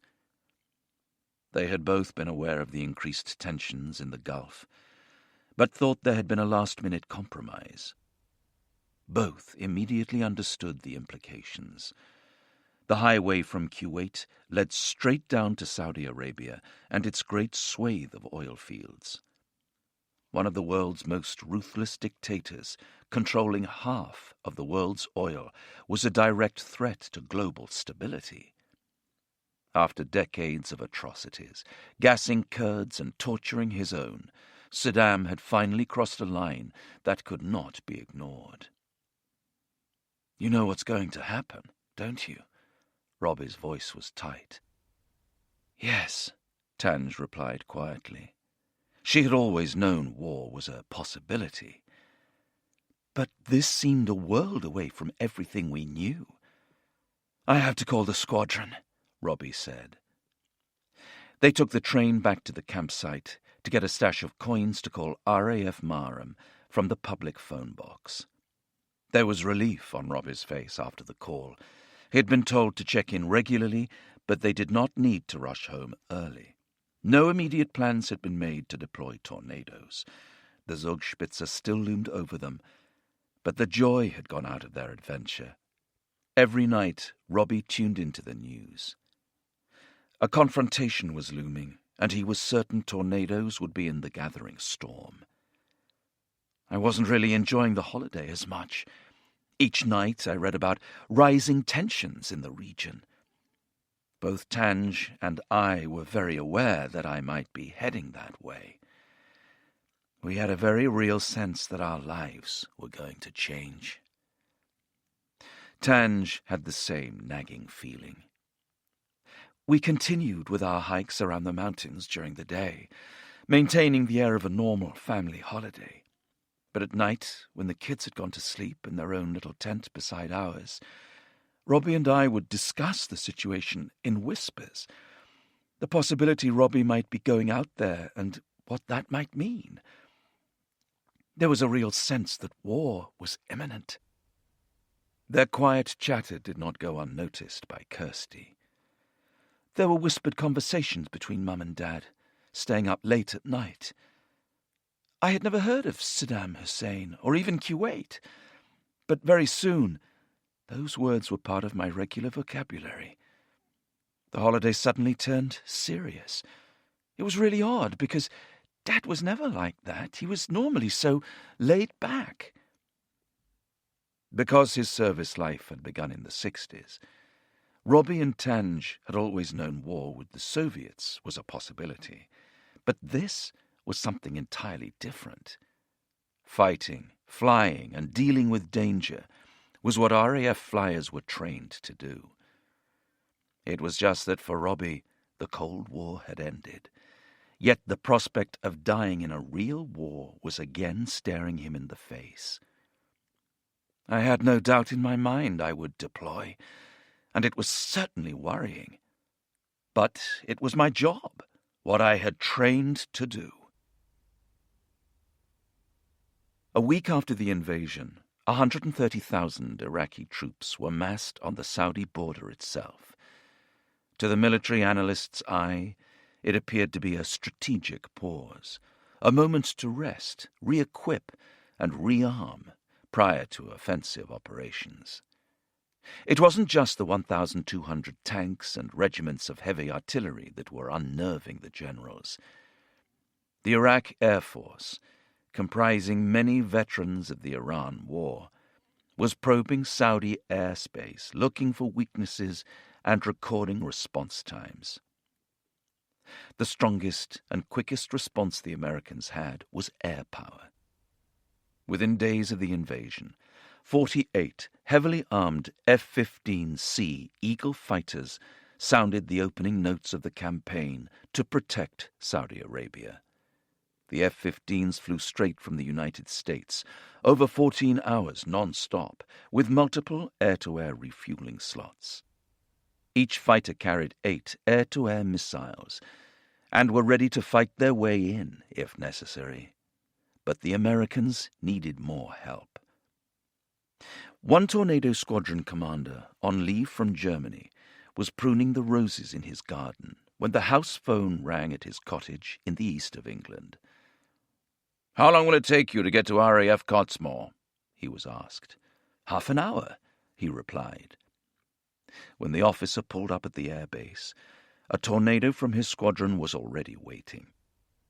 He took the back seat spot from the navigator and flew straight back to Germany, then on to Saudi Arabia. Royal Air Force mobilization was taking place on a scale unparalleled since the summer of 1939. The RAF's nearest jets were in Cyprus in the eastern Mediterranean, a detachment of Tornado F-3s, the interceptor or air defense variant of the GR-1 bomber. They were there for the good training weather, as well as the odd summer beach barbecue, but were wholly unprepared for war. A few days after the invasion, the aircrew were sipping cold beers in the mess, when an eyes-only message arrived for the squadron boss. The 12 jets that had deployed to the British sovereign base to practice air-to-air combat were now heading to Saudi to stop, or at least slow, the impending Iraqi invasion. "It felt as though we were going to last 2 or 3 days out there and then would be overrun," one pilot said. A fellow navigator described it as a nightmare, mainly because the Tornado F-3s were only halfway through a major capability enhancement program. We were deploying out to the Gulf with jets that hadn't been modernized for war. We had no chaff, no flares. We didn't have the good missiles on. We didn't have the good radars. And a lot of us didn't feel we were going to come back. Saddam's reputation for murderous chemical warfare meant preparations for nuclear biological chemical, or NBC, attack were also taken very seriously. The thing that was really worrying us was the NBC, because the next time you put your respirator on, it could be for nerve gas, and that was you gone.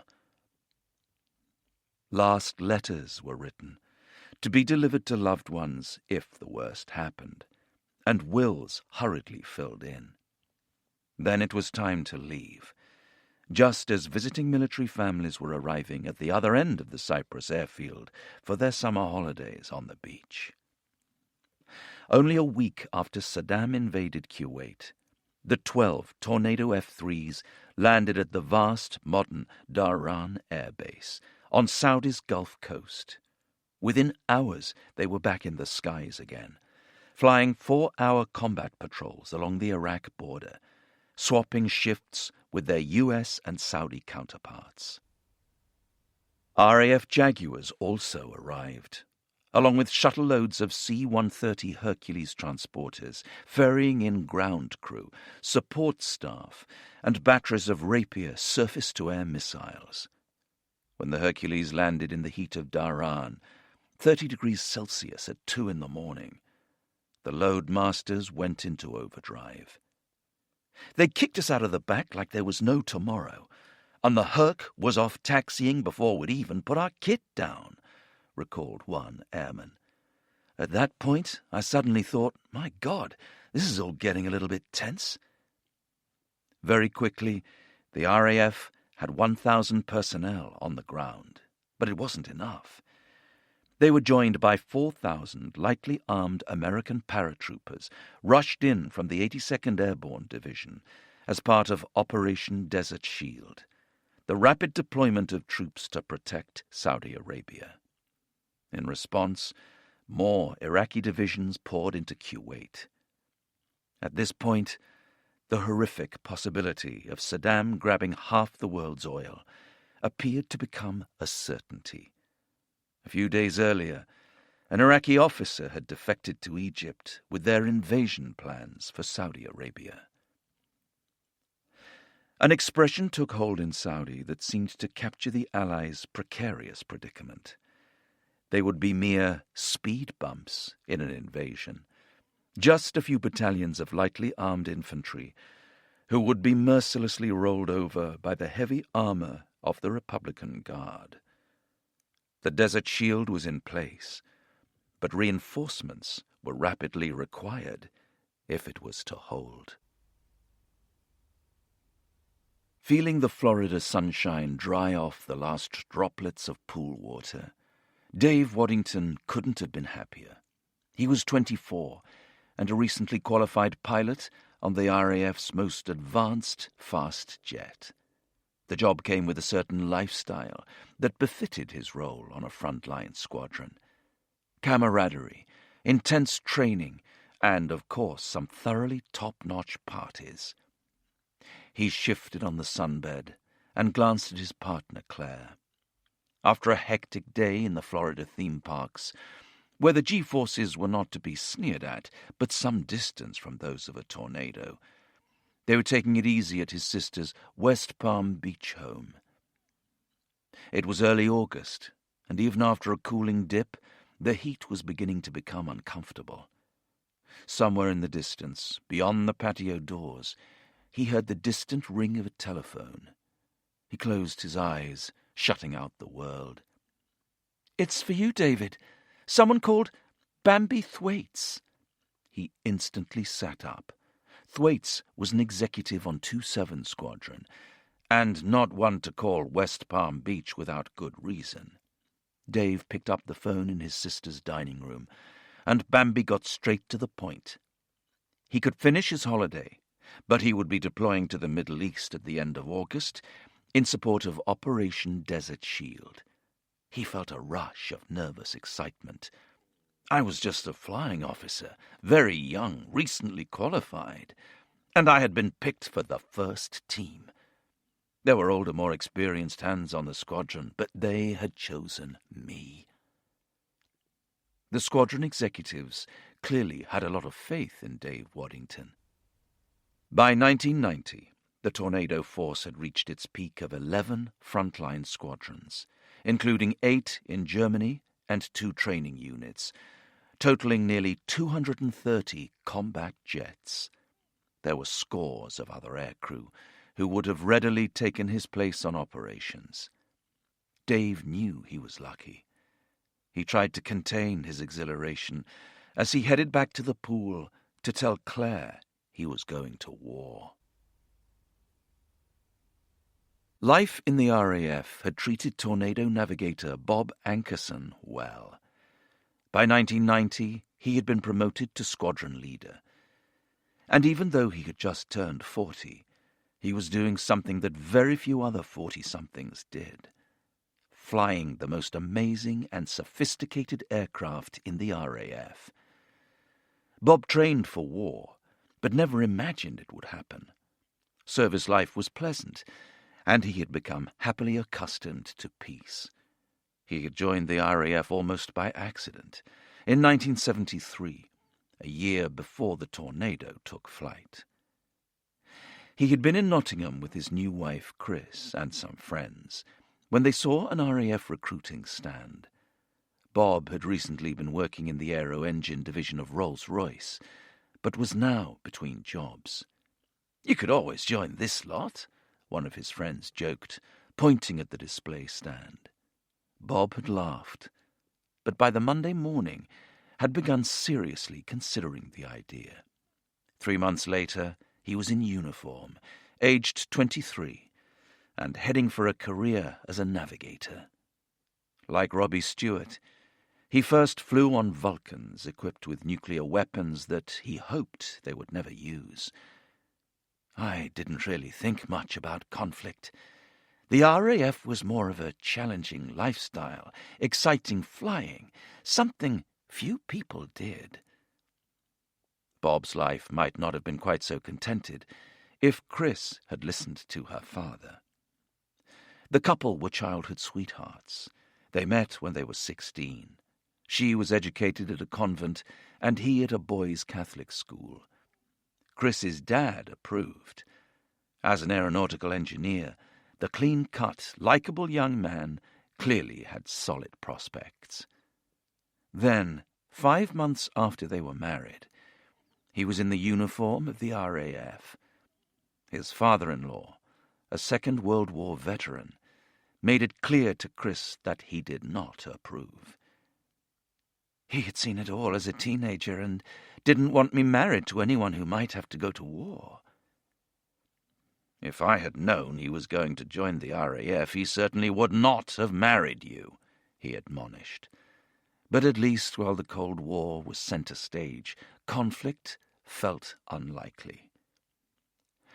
Chris found the RAF provided a marvelous life for a young couple. The glamour of fast jets came with a social circuit of house parties and formal functions. War was so far from our minds. Even when Bob was on Vulcans, on 24-hour nuclear quick-reaction alert duty, I didn't associate any of this with going to war. And Bob was a calm, easy-going man, not a gung-ho fighter. I always thought of him as a peacekeeper rather than anything else.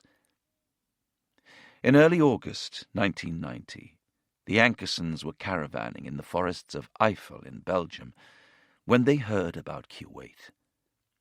"Enjoy your holiday," Bob was told when he called his base to check if he might be needed. There was no chance of the squadron being called up. And anyway, 17 Squadron had a key role to play in the Battle of Britain 50th anniversary celebrations and flypast later that year. He could relax. "This is Northern Fixer on guard." The air traffic controller using the guard international distress frequency was rare. Gordon Buckley, instantly alert, relaxed his grip on the Tornado's control column, climbed the jet from low level, and instinctively scoured the deep blue of the summer sky above him. "Repeat, this is Northern Fixer. Leader of kayak formation, return to base immediately." More messages followed. "Bobcat and Mallet formation, you are to RTB immediately." The list of all RAF units flying training sorties over northern Germany went on. Everyone was being recalled. Gordon had a strong idea what the recall was about. It was Wednesday, the 8th of August. Just 4 days earlier, Saddam had completed his conquest of Kuwait. In the modern age, Gordon Buckley would never have been a jet pilot in the RAF. As a teenager, he had made a schoolboy pact with his best friend that as grown-ups they would become airline pilots. But Gordon's grades put paid to that. He left school with just 3 O-levels, but what he lacked in exam results, he made up for in ambition. Aged 22, Gordon was on the road to qualifying as a post office engineer, but his desire to fly remained. He followed his instincts and joined the RAF. Those instincts were justified. The RAF identified a naturally skilled pilot, and within 3 years he was flying Jaguars, a fast single-seat strike-attack aircraft. He didn't want to be anywhere else. until Tornado came along. The air traffic controller told Gordon to divert to RAF Bruggen, home to 4 squadrons of Tornadoes and close to the West German city of Düsseldorf. His instinct about the guard call was confirmed. It wasn't going to be his last flying for that day. Air-to-air refueling, or AAR, would be imperative in any attack plan on Iraq. With the East German border just over 200 miles away, the German-based Tornado GR-1 bombers could make it to their Warsaw Pact targets and back without having to replenish their tanks. Almost none of the Germany-based crews had ever carried out AAR sorties. But if they were going deep into Iraq, that changed things. They might require at least 2 air-to-air refueling slots. The idea of approaching an airborne tanker trailing a long pipe with a small drogue basket at high speed and at night had little appeal. AAR was a chore for the UK-based Tornado squadrons, who would have far further to fly if the Cold War had ever turned hot. For that unimaginable conflict, the 8 Tornado squadrons spread evenly between the RAF bases of Laarbruch and Bruggen, near the Dutch border, were as combat-ready as they could be. But anyone getting out to the Gulf would rapidly require air refueling qualification.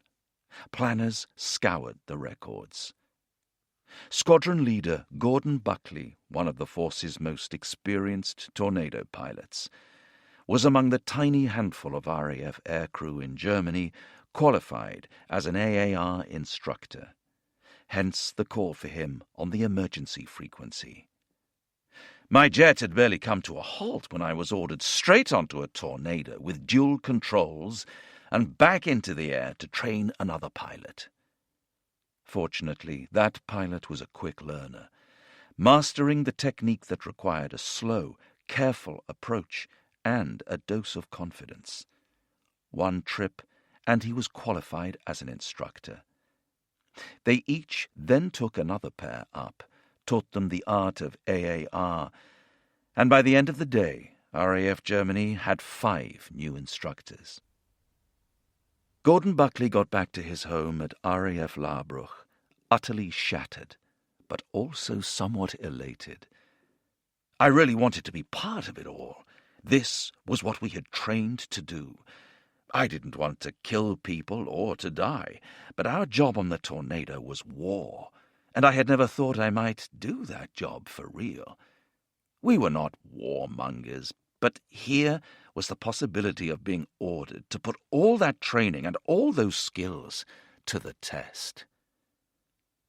At Laarbruch's War Operations Center, an urgent briefing had already been given by the station commander. You need to pack your bags tonight. We're going to war. Iraq? Kuwait? The pilots and navigators looked puzzled. Few of the aircrew could easily point to them on a map. Not that they had any maps of the region to examine.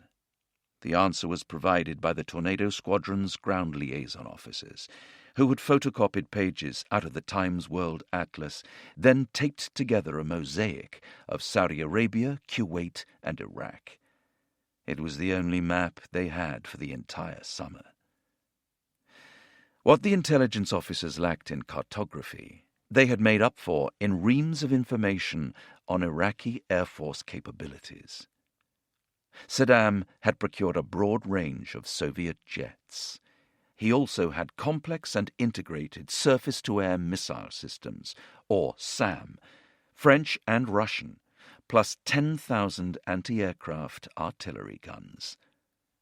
And in a somewhat surreal turnaround of events, some of the RAF aircrews preparing for war already had experience of combat with Iraqi pilots, albeit during practice sorties while training them. When Iraq had been viewed as a friend in the region in the 1970s and 80s, some of its Air Force pilots had been trained at RAF flying schools, as well as at other prestigious establishments like the British Army's Royal Military Academy, Sandhurst. Those who had worked with the Iraqis in peace knew that if a conflict ensued, it would not be a walkover. For Gordon, there was also the moral issue of going to war in a far-off country. Kuwait had been brutally invaded, and we were hearing of some pretty horrific things going on over there. There was a moral question to all this. Surely it was right to help liberate an occupied country? Yet again the Tornado proved itself one of the airshow's top attractions.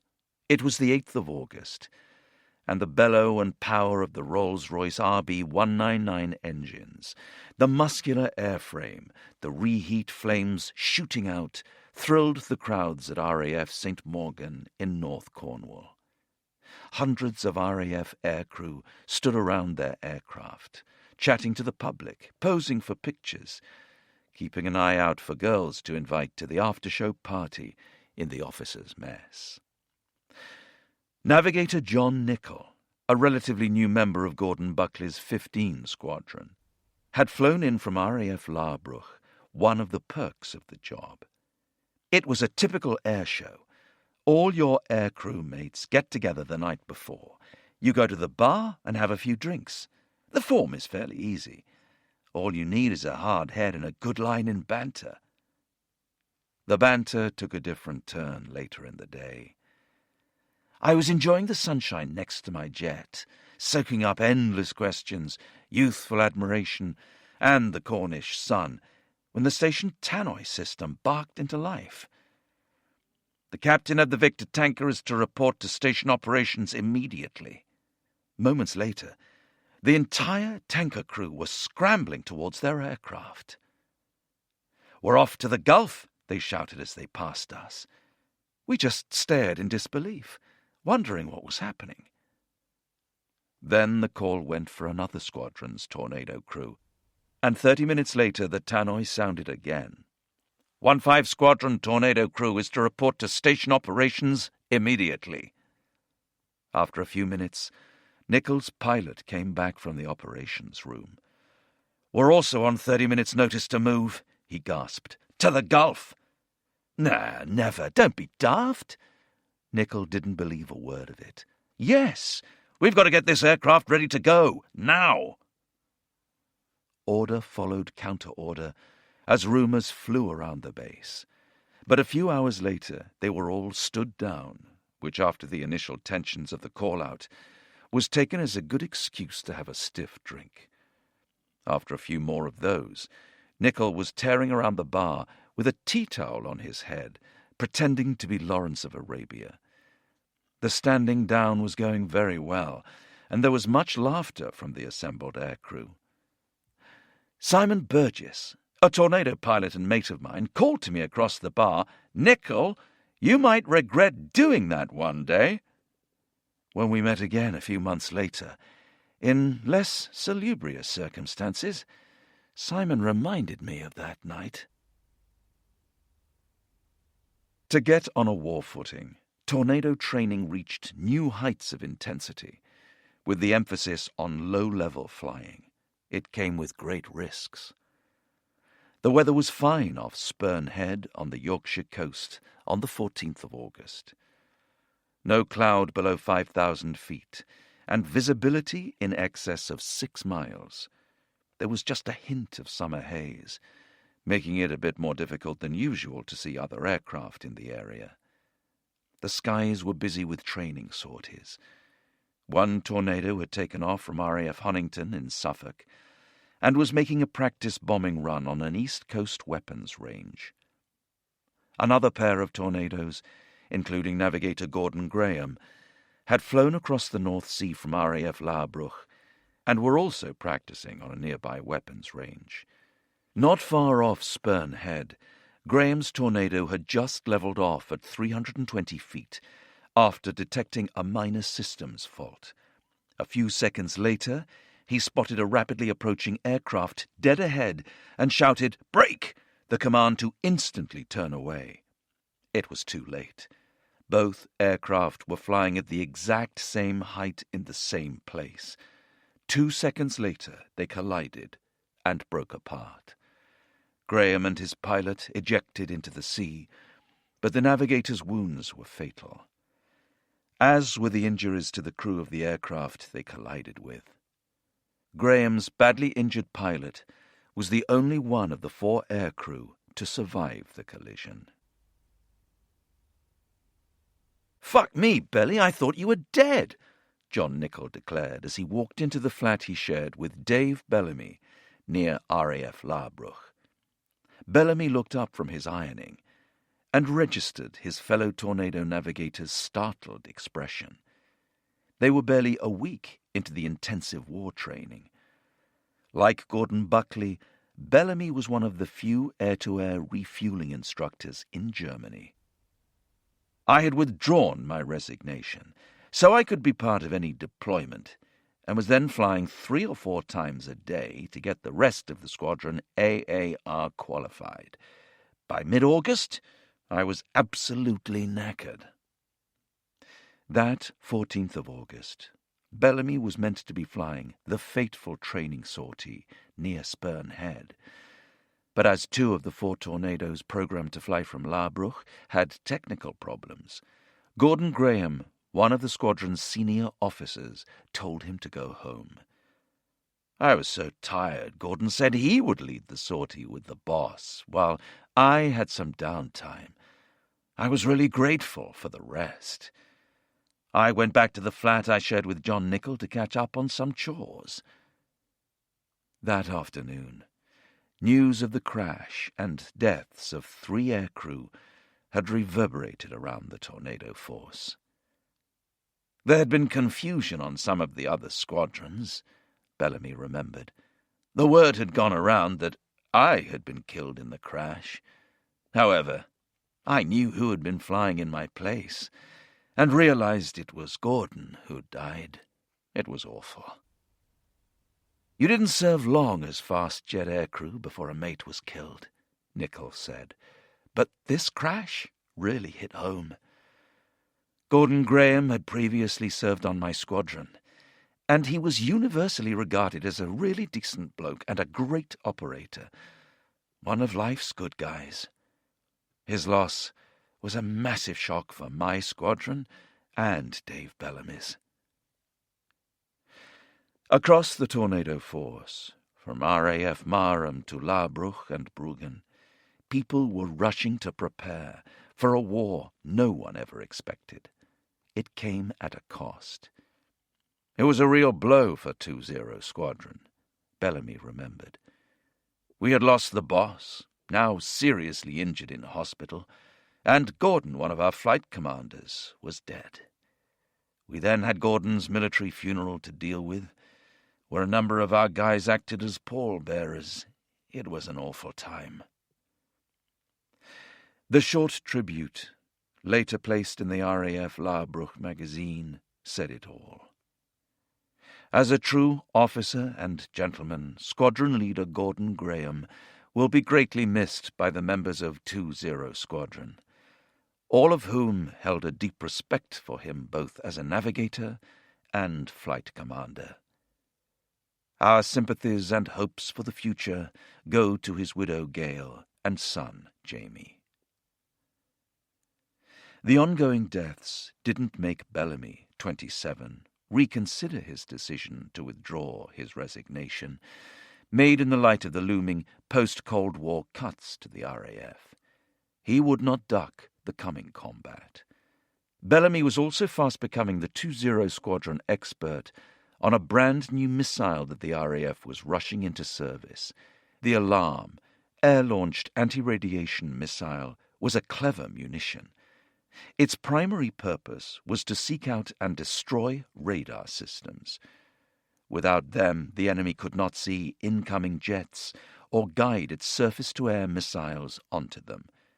The Alarm was a standoff, fire-and-forget missile that could be launched from considerable ranges, giving aircrew greater protection from ground fire. Bellamy was more than happy with that. 2-0 Squadron crews came to realize that they could fire a smart missile while avoiding the worst of any hostile defenses. Alarm offered the RAF and the Tornado a radical new capability.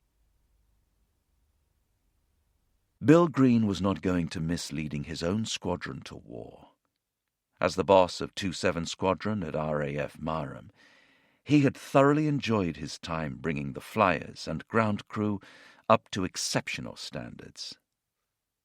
And he was popular with aircrew and ground crew alike, a frequent visitor to the business end of the squadron engineering facilities, as well as an astute planner in the operations room. There was something else that seemed to set him apart from the average officer. He was genuinely in love with flying. "I would pay the Queen to let me fly her aircraft," he would often quip. He'd met his wife Jenny when they were both studying at Oxford University. They had married in Christchurch Cathedral soon after finals in 1969. In the following years they had 2 children and settled into RAF life.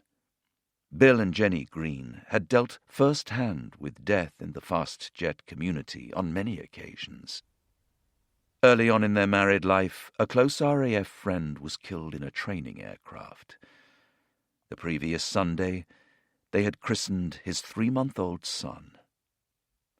Jenny was babysitting him at their friend's home when an officer arrived to relay the terrible news. As the deceased pilot's wife was not at home, Jenny later had the crushing duty to inform the young mother that she was now a widow. "We all understood that the possibility of our husbands dying in a flying accident was always there. You know it can happen, but you never get used to it." That aside, RAF routine was fairly predictable. Their children grew into teenagers, and squadron life was comfortable. Jenny knew her husband thoroughly enjoyed it. Being a squadron commander was a wonderful experience for Bill. He was dedicated to his men, and especially to the young ground crew, who he felt always gave their very best, but were not always properly recognized for their incredible efforts. Bill Green was regarded as a thoroughly decent and honourable man, the type whose troops would follow into battle. He also played the piano, church organ, guitar, and, if the squadron band's drummer failed to turn up for rehearsal, percussion too. Many of Bill's contemporaries thought he was destined for high command. He himself realized that the Cold War's conclusion would have significant ramifications. When the Berlin Wall came down in 1989, the countries behind the Iron Curtain experienced the first taste of freedom since communism had been imposed on them from 1945. Bill understood that great upheaval led to turmoil. "This is just the beginning, not the end," he told Jenny. "The world will now change in a very different way." Then Saddam decided to invade Kuwait, and his squadron was one of the first to be ordered to the Gulf. Bill was told he was going to be the detachment commander for the Tornado Bomber Force. They would be deploying at the end of August. They had to prepare for war fast. Bill's 17-year-old son Jeremy and 15-year-old daughter Philippa were home from boarding school as preparations ramped up. "Living on a Tornado base meant that RAF life almost became part of family life," said Jeremy. "You were immersed in the day-to-day realities." Dad had known a couple of the guys killed in the crash just a few days before, and we had spoken about what it all meant. We then had a conversation about what would happen if he died in any coming war. We had known some of Dad's friends killed in flying accidents over the years, so this was now a greater possibility if he was going to war. I understood those risks. For much of my life, I said a nightly prayer, asking God to keep him safe when he was flying. Jenny saw Bill take the prospect of action extremely seriously. On previous major detachments, There would always be a happy whistling going on as Bill put new strings on his guitar and checked the piano accordion. None of that happened this time. This one was for real. And the training had to be very real. As the boss, Bill was at the forefront of the action, which included continual preparation for nighttime, high-speed attack missions. As a pilot, he was determined to be at the very top of his game. In the early days of August, while ensuring his squadron was ready to deploy, he flew hour after hour, honing his flying skills to the highest level. A sortie was set for the 16th of August as part of the intensive pre-deployment training package. The next day, the whole family would head from Norfolk to visit Bill's relatives in Northumberland to say goodbye. We were looking forward to spending a few days together as a family and enjoying some long walks on the beach before Bill's departure. That morning, Jenny had listened as he played the piano, accompanying their daughter Philippa on the violin. Jenny had made lunch and called them to the table. I had to chivvy them along to eat together so we could get away in time to visit my mother over in Stamford, who was going into hospital for an operation. Bill went off to work and expected to be back around 11 p.m. She spent the rest of the day with her mother and the children. Returning to their quarters exhausted, she went to bed, smiling ruefully to herself at the thought of the long johns Bill would currently be wearing under his flying suit. They had been dyed pale pink after a red T-shirt had got mixed up in the wash. At least they would go with the desert pink color scheme of the newly painted tornadoes they would be flying in the Gulf.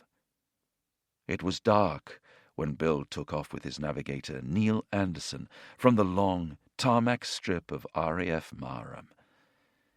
After nighttime air-to-air refueling, they flew over the flat Norfolk landscape for TFR practice, followed by a bombing run over a range near Hull. Before returning to base, they headed out to sea, paralleling the coast.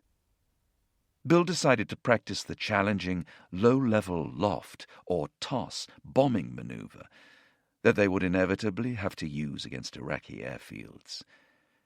They picked up a ship on the radar and chose it as the target. He flicked the control to take them out of automatic terrain following, and entered a steep climb from 250 feet above the wave tops, going through a practice bomb release at around 1,200 feet, before commencing a recovery back to low level. The ringing echoed inside Jenny Green's head. It was far too early for her alarm. And there it was again, more persistent now. She opened her eyes. It was still dark. The bedside clock told her it was 1 a.m. The doorbell was ringing like mad. My first thought was that Bill had forgotten his key. I got out of bed and got halfway downstairs, then wondered if it was actually him, so turned back to put my dressing gown on. Jenny headed back downstairs. I got to the bottom step and paused. If it was Bill, would he not be calling through the door to reassure me? Another ring. She could now sense someone standing outside. She flipped open the spy-hole cover and caught her breath. RAF Marham Station Commander Jock Stirrup was standing outside in full dress uniform. The gold braid of his service cap glinted in the porch light. Jenny took a step back, forcing the bad news that lay on the far side of the door to remain where it was. If she did not answer, everything would still be okay. My life changed forever in a split second. I instantly knew what had happened. I couldn't open the door. I just sat at the bottom of the stairs. Poor Jock had to stand outside while I composed myself. It had happened to others, and now it had happened to her. No more would the house be filled with Bill's laughter, his music, his presence. She heard movement above. The children were at the top of the stairs. She couldn't delay any more. She saw her hand reach for the latch. Group Captain Stirrup spoke gently. "Bill's aircraft is missing. Over the wash. There's no hope of them being alive. I'm so sorry, Jenny." The rest was a blur, but the next 24 hours are still crystal clear, indelibly imprinted on my brain, even though it was over 30 years ago.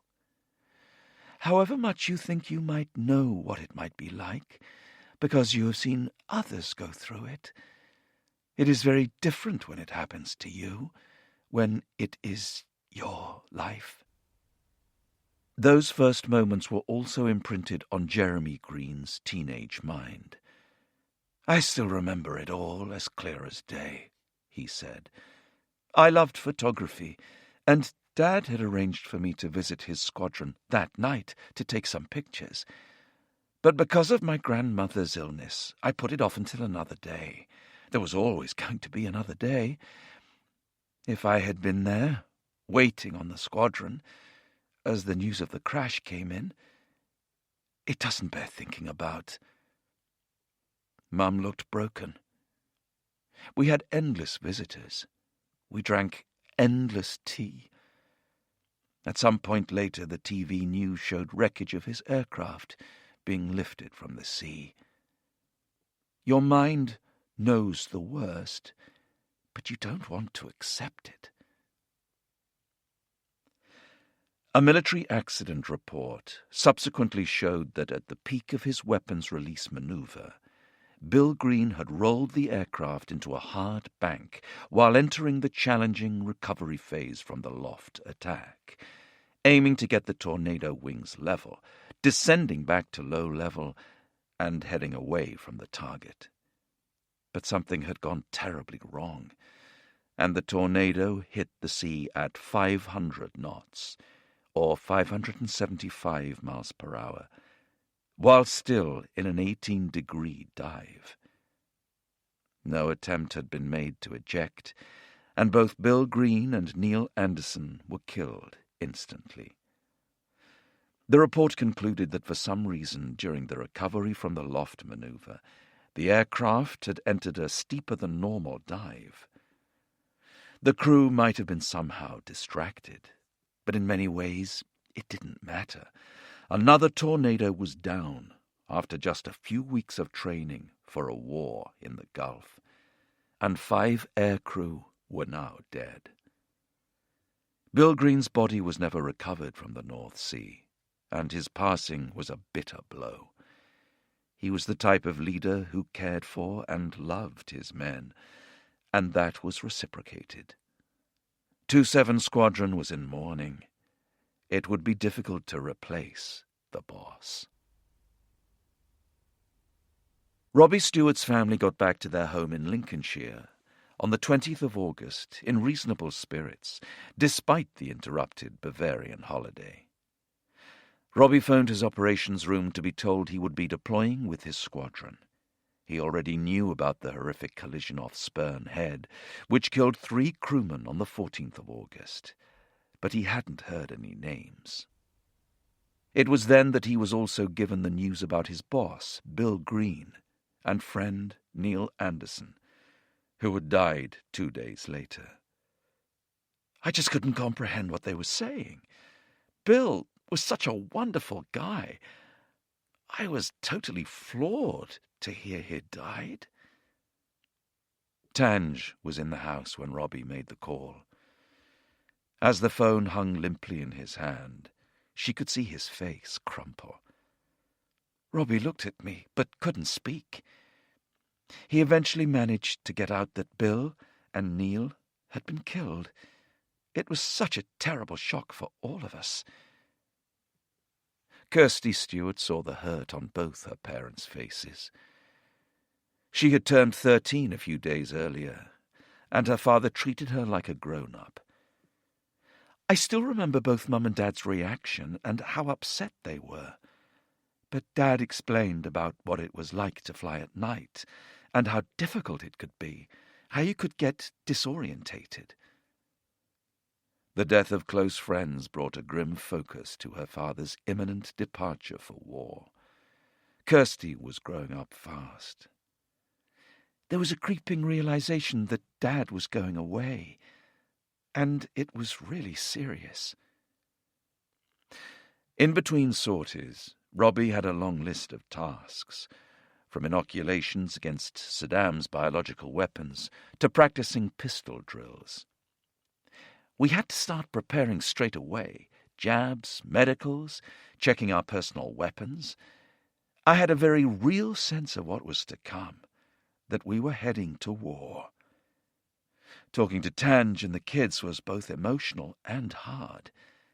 Lots of the younger guys were excited, but those of us who were older, with families, were a little more realistic about what we faced.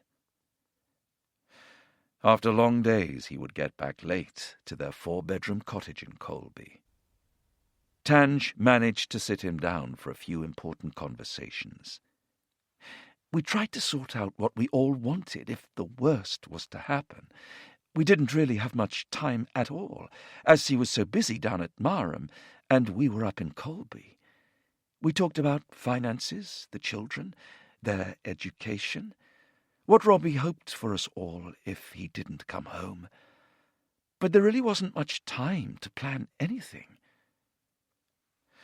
Despite the intense preparations, Robbie's pilot, Dave Waddington, found the time to visit Jenny Green and offer his condolences. Bill Green was a great boss, very experienced, an old-fashioned type of officer, and a lovely guy. I said goodbye to Jenny early because we were deploying and I would miss the boss's funeral. As the youngest guy on the squadron, there was little I could say to her. It was a very difficult moment. Training for war had claimed 3 tornadoes and 5 lives in just a handful of summer days. The other navigator killed in the Spurn Head collision had been a close friend of Bob Ankerson, as had Neil Anderson. Neil was a good operator, great company, and passionate about the RAF. His passing was a reminder to Bob that war or no war, death was the 3rd passenger every time you flew the Tornado. That was the way things happened back then. There was just an acceptance. You got used to deaths in the RAF, but these were the first real friends I had lost to accidents. It highlighted the risks, but you quickly shoved any notion of death into the background, telling yourself, it'll never happen to me. 2 weeks after Gordon Graham's death, his squadron celebrated the unit's 75th anniversary. The guest of honor was 20 Squadron veteran Air Marshal Sir Victor Groom, 92 and a First World War ace, who had flown the 120-mile-per-hour Bristol F-2B fighters in 1918, just 15 years after the Wright brothers' first ever powered flight. Miraculously, Groom survived the final year of the war, while claiming 8 kills. David Bellamy was among those watching, and he could not help but wonder if his own generation of Tornado aircrew might soon share the same fate as the majority of First World War pilots on the Western Front. As the dog days of August 1990 approached, there was a last chance for a bit of family time over the bank holiday weekend. On the Friday before Robbie's departure, Tange Stewart booked a table at the local Beefeater pub in Cannock Hill for a farewell meal. Around them, others enjoyed the summer sunshine. It was a lovely family pub and a beautiful sunny day, but the 4 of us were subdued and contemplating the future. I remember just thinking, these people have no idea what is happening. The next day, my husband and my children's father was heading to war. As Kirsty watched the other children play, she could not stop feeling uneasy. It was a horrible time. there was a sense that my dad was heading off on a very uncertain journey. After saying goodbye to them, Robbie left Marham by bus on Sunday the 26th of August, heading to one of the RAF's transport bases to begin a series of long flights to the Gulf. As we drove off base, lots of the wives and families were standing near the exit, waving. It was sobering to see them, wondering when or if we would ever see them again. But there was also a real sense of excitement and anticipation on the bus. This is what we had trained to do. Then I looked out of the window to see the Norfolk countryside flashing by, and realized we were heading to a war zone. After a 2-day journey, the aircrew landed at Muharraq Air Base on the island of Bahrain, linked to Saudi Arabia by a causeway. In between the build-up for war, Gulf Air passenger jets were still taking off with businessmen and holidaymakers, escaping the intense August heat. Even at 5 a.m. it was over 30 degrees Celsius. A dry heat with no hint of any breeze. On the shimmering tarmac, Robbie could see the machinery of war was in full swing. RAF C-130 Hercules transporters fought for space with civilian airliners. RAF Regiment Rapier air defense missile batteries bristled along the perimeter as countless transport aircraft flew in endless supplies, and RAF tankers took off for vital air-to-air refueling sorties. Everyone was on their toes, waiting for the enemy attack. The build-up at Muharraq as the machinery of war moved in was astonishing. The military had really swung into action. Back in Germany, the army was also gearing for war. In September it was announced that the British 7th Armoured Brigade, the Desert Rats, were deploying. The Challenger tanks and Warrior armoured fighting vehicles had turned their turrets away from the Soviet threat in the east and shipped south to the desert. Reservists were called up. Trombones and flutes of the RAF musicians were exchanged for stretchers and bandages as they adopted their wartime role as medics. In the Gulf, the smell of war fighting was in the air. The metallic odor of munitions mingled with the stench of aviation fuel as sweating ground crew serviced the aircraft. It was a demanding task, preparing not only for war, but for a conflict in which it was clear the Tornado would play a lead role. It was challenging, too. The desert flying, Robbie and Dave agreed, was exceptional. No longer did they have to abide by the strict, lowest-level limit of 100 feet, operational low-level flying, or OLF. They flew as close to the ground as their skills and safety allowed, regularly below 100 feet, ultra-low level, something that was not strictly authorized. Looking on from the rear seat, Robbie found it thrilling.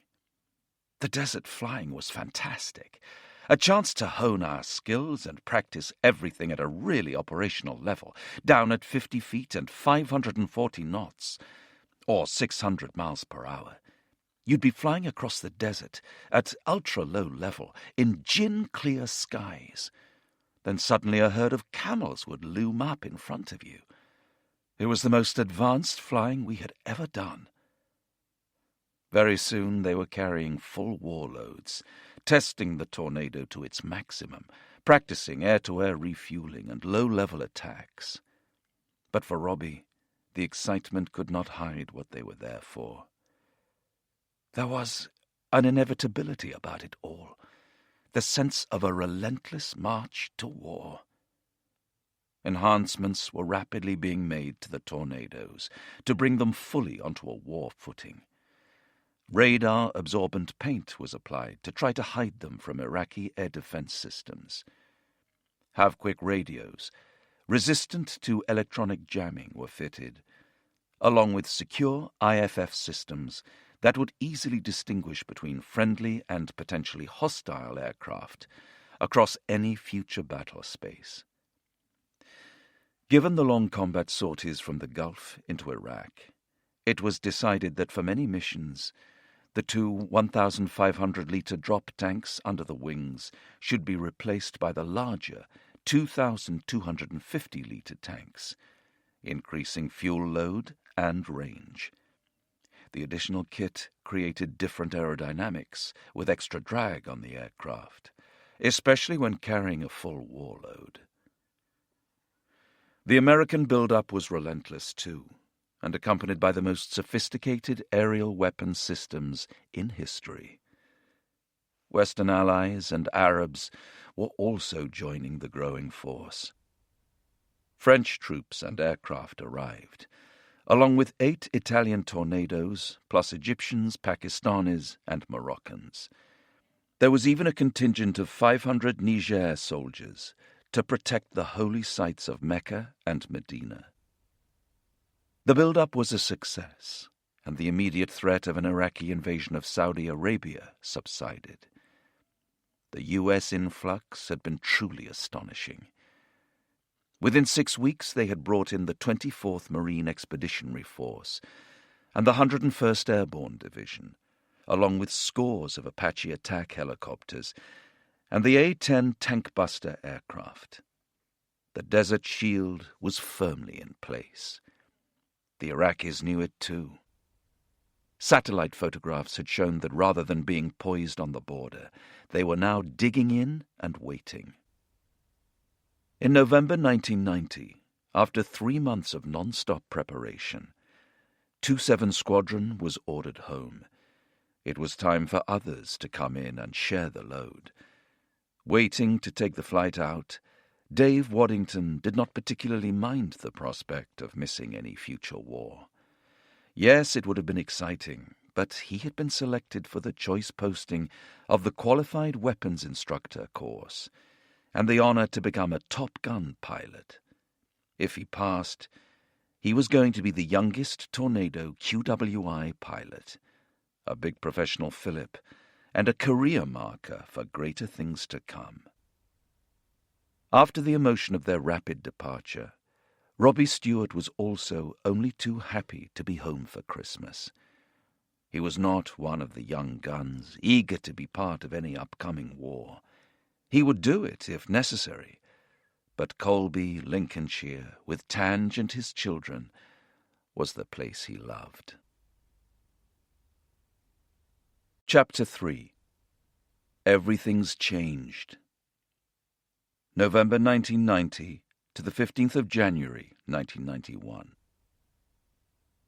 The intensity of training for war had drawn the individual Tornado squadrons closer together. Comprising around 130 engineers and support personnel, with some 12 jets and 18 crews, each squadron was tight-knit, with its own traditions and proud past. As they practiced for war, the bonds grew deeper with the prospect that they too might make their own bit of history. The likelihood of battle was becoming an unnerving reality. They had trained hard since early August. They had taken casualties, but they were ready to face whatever lay ahead. At RAF Laarbruch in Germany, after 4 months of relentless training, a good party was in order. Usually it would be the annual lunch of the year around Christmas time, but because of the urgent deployments, this had to be brought forward. It fell to 1-5 Squadron's more junior crew, pilot John Peters, 29, and navigator John Nichol, 27, to organize what would be their final social event before heading to the Gulf. The two Johns had a few experienced hands to fall back on for advice. Among them was navigator Mike Toft, who with a wife and young family was feeling the tension grow as the days to deployment counted down. The in-depth briefing on the Iraqi air defenses, similar to the Soviet ones they knew only too well, had taken on a grave tone. We had really feared going up against them in the Cold War. The prospect now was formidable and worrying. That worry turned to anger in a pub one night back in England, when a couple of bikers sat down at the next table.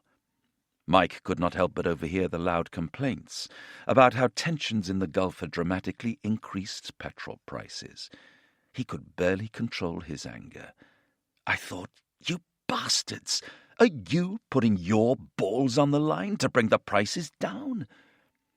It was almost surreal. We were heading to war, and those outside our bubble had not a jot of understanding about what we were going to do. There was at least comfort in flying the Tornado. Mike had originally been a navigator on the Canberra, the RAF's first jet bomber. It was a step change crossing over to the Tornado with its new technology and capability. The radar was bloody awesome at low level, really easy to use and fantastic for identifying everything from large radio masts right down to turns in fence lines. And while there were occasional issues with bits of kit not working as advertised, we all completely trusted the jet. If Mike was going to go to war, then Tornado was the best option. After months of hard work, he was ready for a good party. There was another wise old hand that the two Johns could turn to for advice, and not just on hosting parties. Since joining the RAF a decade earlier, Nige Risdale had absorbed all he could about the RAF's brand-new Tornado electric jet while going through training, and his heart had been set on flying the aircraft. With scores of Tornadoes coming into service, he had been rewarded with a boy-in-a-sweet-shop moment after landing at RAF Marham in late 1982, aged 23. We were shown into one of the giant hangars, and it was chock full of brand-new, shiny Tornadoes. They looked amazing. A complete flying machine, which really looked as though it meant business. Nige was hooked and did not want to fly anything else. He was not one of the hotshot pilots who favored the single-seat Harriers and Jaguars. He preferred the comfort of another set of hands and eyes in the back seat, especially the older, experienced navigators who could offer advice and airmanship. It was a mature quality in a young flyer, and one that over the years marked Nige Risdale out to be one of the most trusted pilots on the squadron. After completing the tough QWI Top Gun course, he also had real experience and knowledge. Quiet and reserved, Risdale was a hugely talented officer, particularly respected by the younger crew. It was why, at just 31 years old, he was the designated pilot for the squadron boss, John Broadbent. Together, they would lead the squadron's initial combat missions. It was a job that needed a clear head and exceptional flying ability.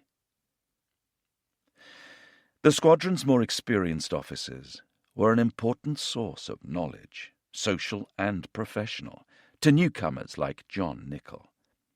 He had joined the RAF aged 17 in 1981 as a communications technician, and after 4 years had worked his way up to the rank of corporal. An ambition took hold that perhaps he could advance further up the RAF's command ladder, so he applied for a commission as an officer, then trained as a Tornado navigator. The organizational skills he had learned in the ranks were now put to good use. The 1-5 Squadron Lunch of the Year 1990 felt more than usually significant. Even then, with war mentioned daily in the headlines, I was still convinced it was not going to involve me, Nichol recalled. I just couldn't comprehend how it would all end in battle. Surely Saddam would see the madness of trying to take on the world's most modern armies and air forces, and I certainly wasn't one of those hungry for combat. All the same, the TV reports were full of images of the build-up in the Gulf. We were heading in that direction, so John Peters and I decided to lay on a daytime version of The Last Supper. They decked out the crew room in black sheets, played mournful church recordings, had Bible readings, then got everyone to dress in their flying suits with sandals instead of boots. Each officer entered the crew room solemnly carrying a lit candle, and walked to chairs at the end of the room, where the boss, John Broadbent, and Flight Commander Gordon Buckley ritually scrubbed their feet in a bowl of soapy water with the biggest, filthiest brushes the two Johns could find. There was a fair bit of drink taken and much laughter. Mike Toft demonstrated his legendary talents as a Cossack dancer. The occasional bread roll was launched, like a surface-to-air missile, across the crew room. The senior aircrew, like Nige Risdale and Gordon Buckley, looked on as though indulging recalcitrant children. It was a moment to forget both what lay ahead and those they were leaving behind. For Nichol, in among the fun, was a more sobering thought that there was a chance, no matter how remote, that some of them might not be present at next year's lunch. People were letting off steam, and most of us got a little the worse for wear. But there was a breath of something in the air, of people coming to terms with events. It was as if the religious ritual provided some sort of answer to a question we had not yet even asked ourselves. Across the airfield, final gatherings were also taking place for Larbruch's other squadrons selected to deploy. Nichol's flatmate and fellow Tornado navigator, Dave Bellamy, had finally cancelled the 5-week Chilean travel adventure he had booked with his girlfriend. Instead of trekking the Atacama, he would be flying over another desert. Before deploying to the Gulf, Bellamy made one last trip home. His mother's parting words were that she had been praying hard, and, "God has promised you will be safe." Bellamy told his pilot, Trevor Roach, that this divine intervention would happily extend to him, as they were in the same aircraft. Then the rest of the formation heard about Dave's heavenly safety. Superstitions grew. Perhaps if they flew close to Dave and Trevor's aircraft, they too would fall under the good Lord's umbrella. Word spread, and other members of 20 Squadron asked if they could join the formation that was clearly going to be watched over. While it became a bit of a standing joke, there was just a hint of seriousness behind the smiles. How would they survive what was coming? It was now late November, and 20 Squadron was deploying 2 weeks earlier than Nichol's 1-5 Squadron.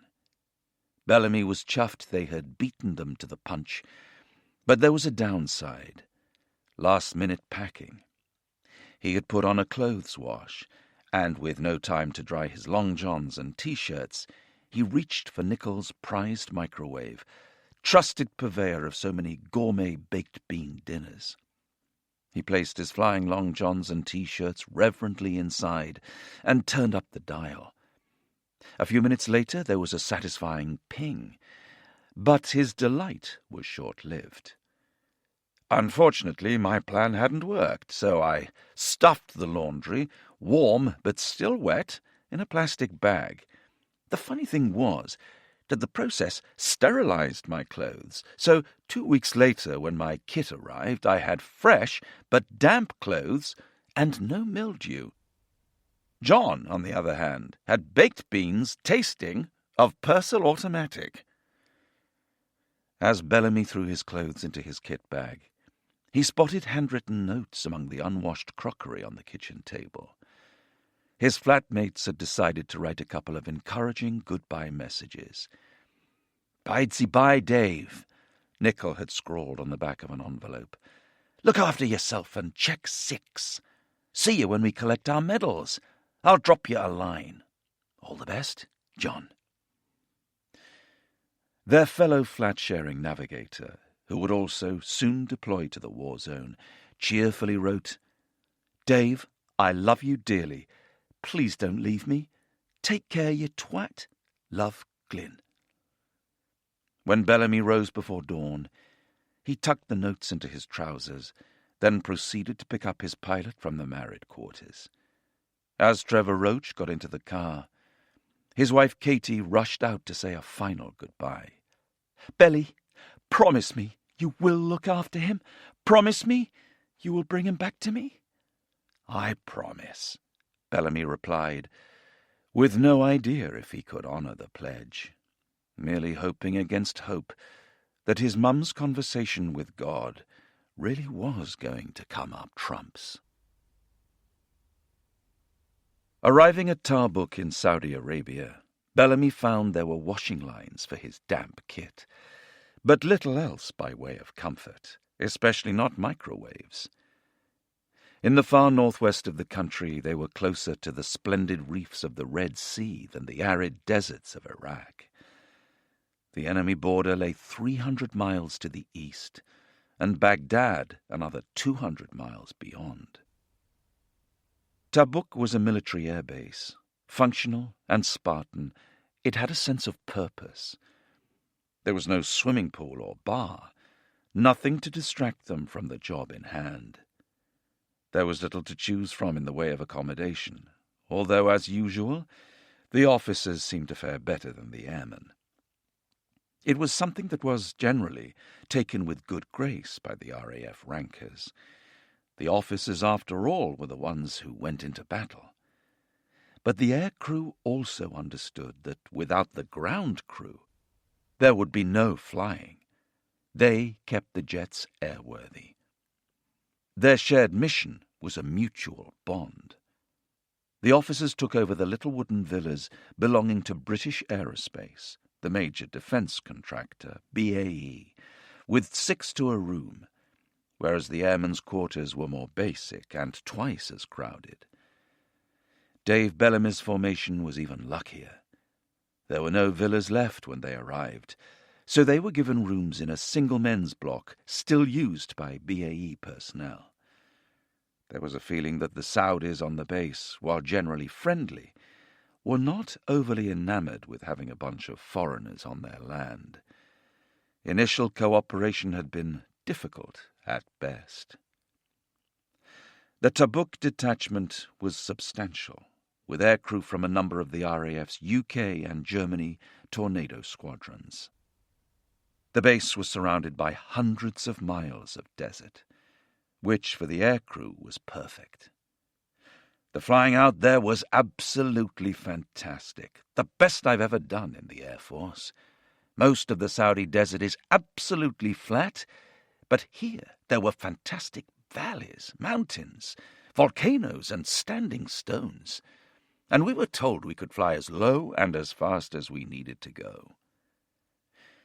They shared the base with the resident members of the Royal Saudi and U.S. Air Forces, which allowed the Tornadoes to fly mock combat sorties against the highly capable Saudi F-15s, whose pilots proved to be very, very good, which prompted a mildly disturbing thought.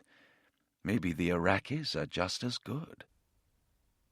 That worry was compounded by the Iraqis having the 6th largest air force in the world, with 900 jet aircraft. They would present a formidable foe. While the earlier Last Supper party had parked his troubles for one afternoon, navigator Mike Toft, still waiting at RAF Laabruch to deploy, could not shake off the concern of leaving behind his toddler daughter and a wife who was 6 months pregnant. Mike was returning from his sorties to a worried partner and playful 2-year-old. How the hell are we going to get through this? He thought. While many of the young, single aircrew brimmed with excitement, married men like Mike were more introspective. It was a sense of duty that carried me through. I did not particularly want to go, but that's what I'd signed up to do. Was I excited? I don't think so. Was I worried? Hell, yes. Especially for Sue and our 1.6 kids. Leaving them behind for the unknown was damned hard. Mike Toft and the other 50,000 British soldiers, sailors, and airmen sent to the region were under military orders, even if it meant leaving a young family behind. The crosses being marked on the family calendar leading up to the 2nd of December 1990 seemed to speed up as his departure date drew closer. The last 48 hours were the worst. We both knew what was going to happen and just wanted to get it over with. To pass the time, they took their daughter to a local petting zoo. It didn't help.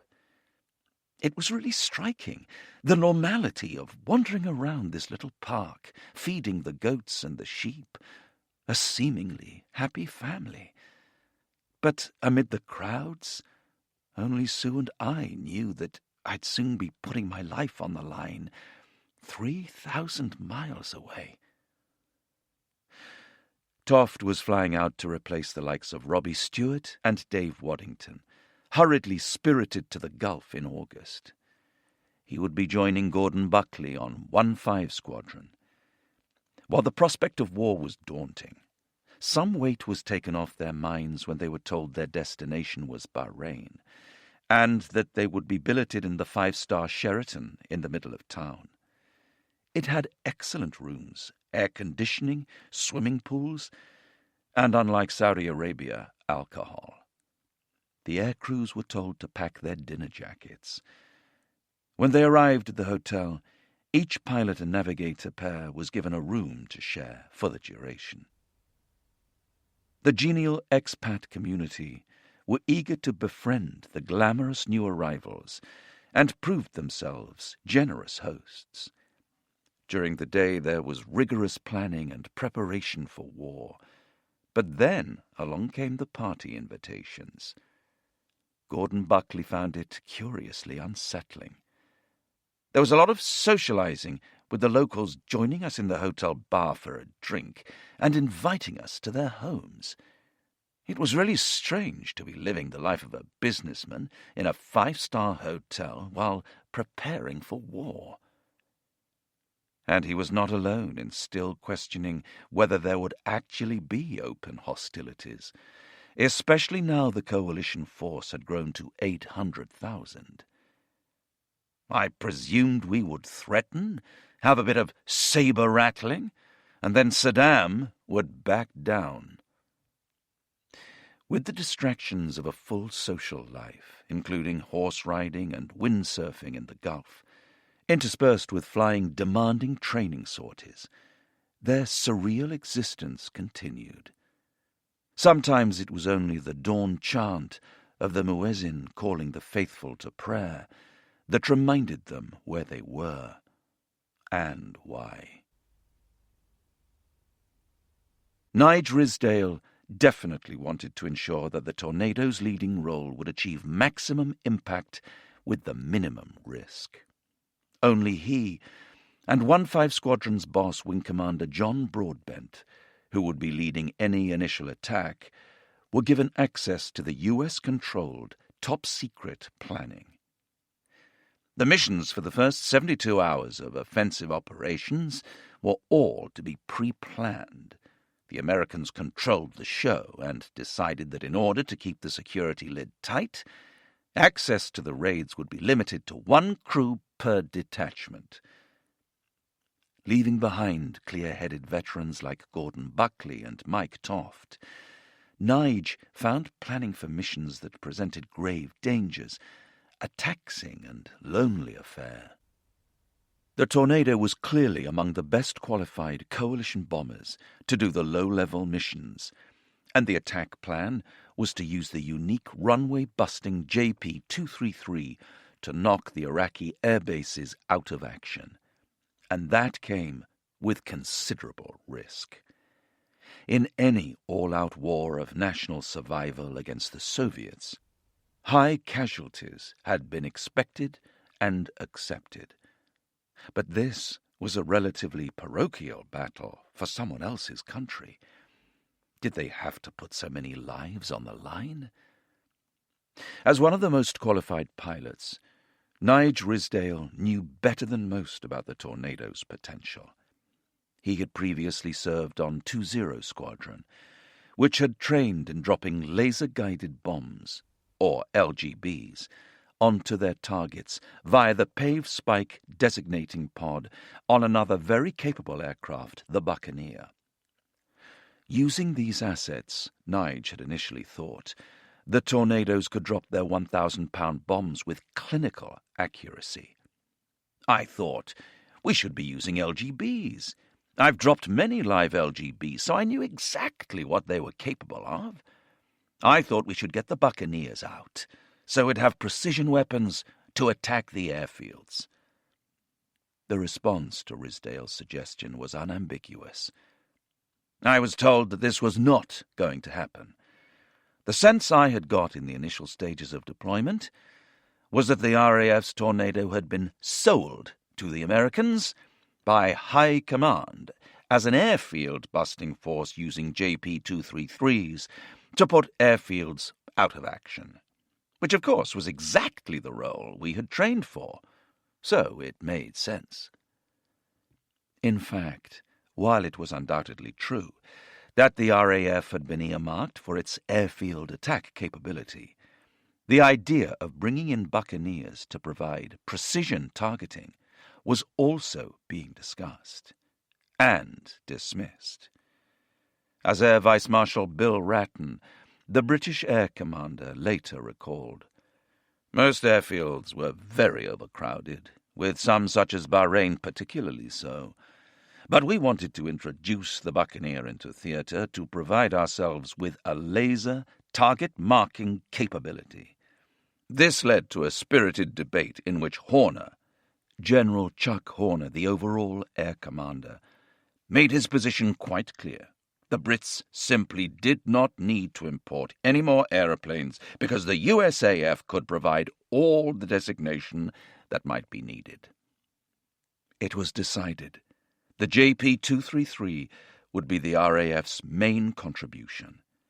It had been developed specifically for Tornadoes to sneak through Soviet defenses, then deliver their devastating ordnance via a high-speed, low-level overflight.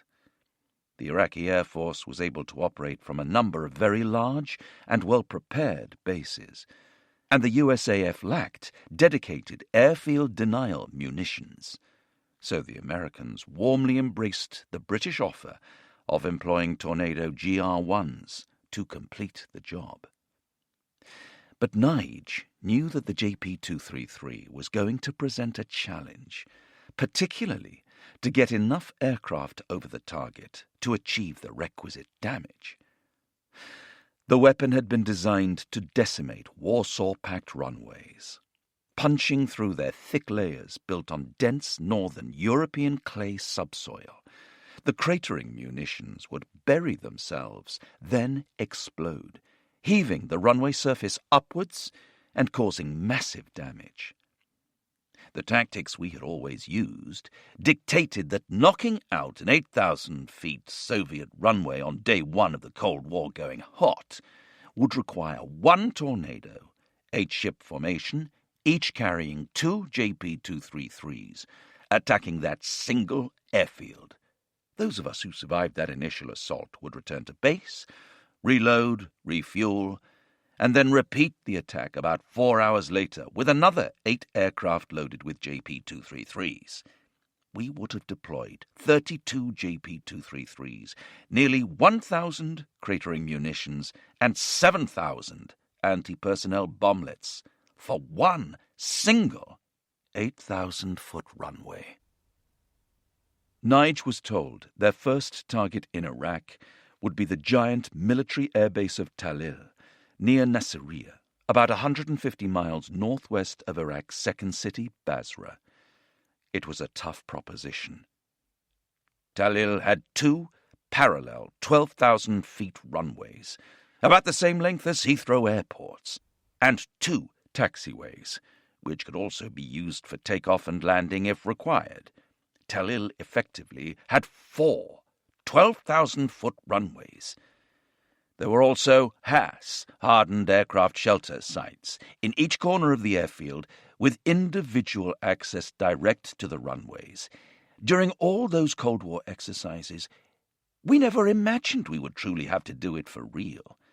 So the numbers game hadn't really mattered. That had all now changed. It was going to be a big ask. The old Cold War missions had also been planned over familiar and accurately mapped terrain. Iraq was an entirely different proposition. Unlike Europe, the vast deserts were bereft of landmarks for the navigation system which fed the Tornado's main computer. The Tornado was not equipped with a global positioning system, similar to a car's sat-nav. It used an inertial navigation device, which was programmed with an exact start point when on the ground. It then used a complex system of sensors to continuously monitor the speed, height, orientation, and direction of movement of the aircraft to keep its position updated and fed into the main computer. But inertial systems lose accuracy over time, so the navigator needed to regularly update the main computer with a precise location. For the most part, they would use the ground mapping radar to identify a prominent feature such as a radio mast, bridge, or coastal outline whose exact coordinates had been previously fed into the system. With the point carefully identified by radar, the navigator would mark its location relative to the aircraft by clicking his hand controller. In simple terms, the Tornado main computer knew exactly where the known feature was, so could precisely calculate its own position in relation to it. And the main computer would be updated with incredible accuracy. Now, with few reliable fixing points in the Iraqi desert, and before any night vision devices were widely available or in operational use on the Tornado, Nige Ridsdale was struggling to find a way of getting the aircraft safely and accurately on target in total darkness. He sought permission to bring 1-5 Squadron's most experienced navigator and his fellow qualified weapons instructor into the confidential process.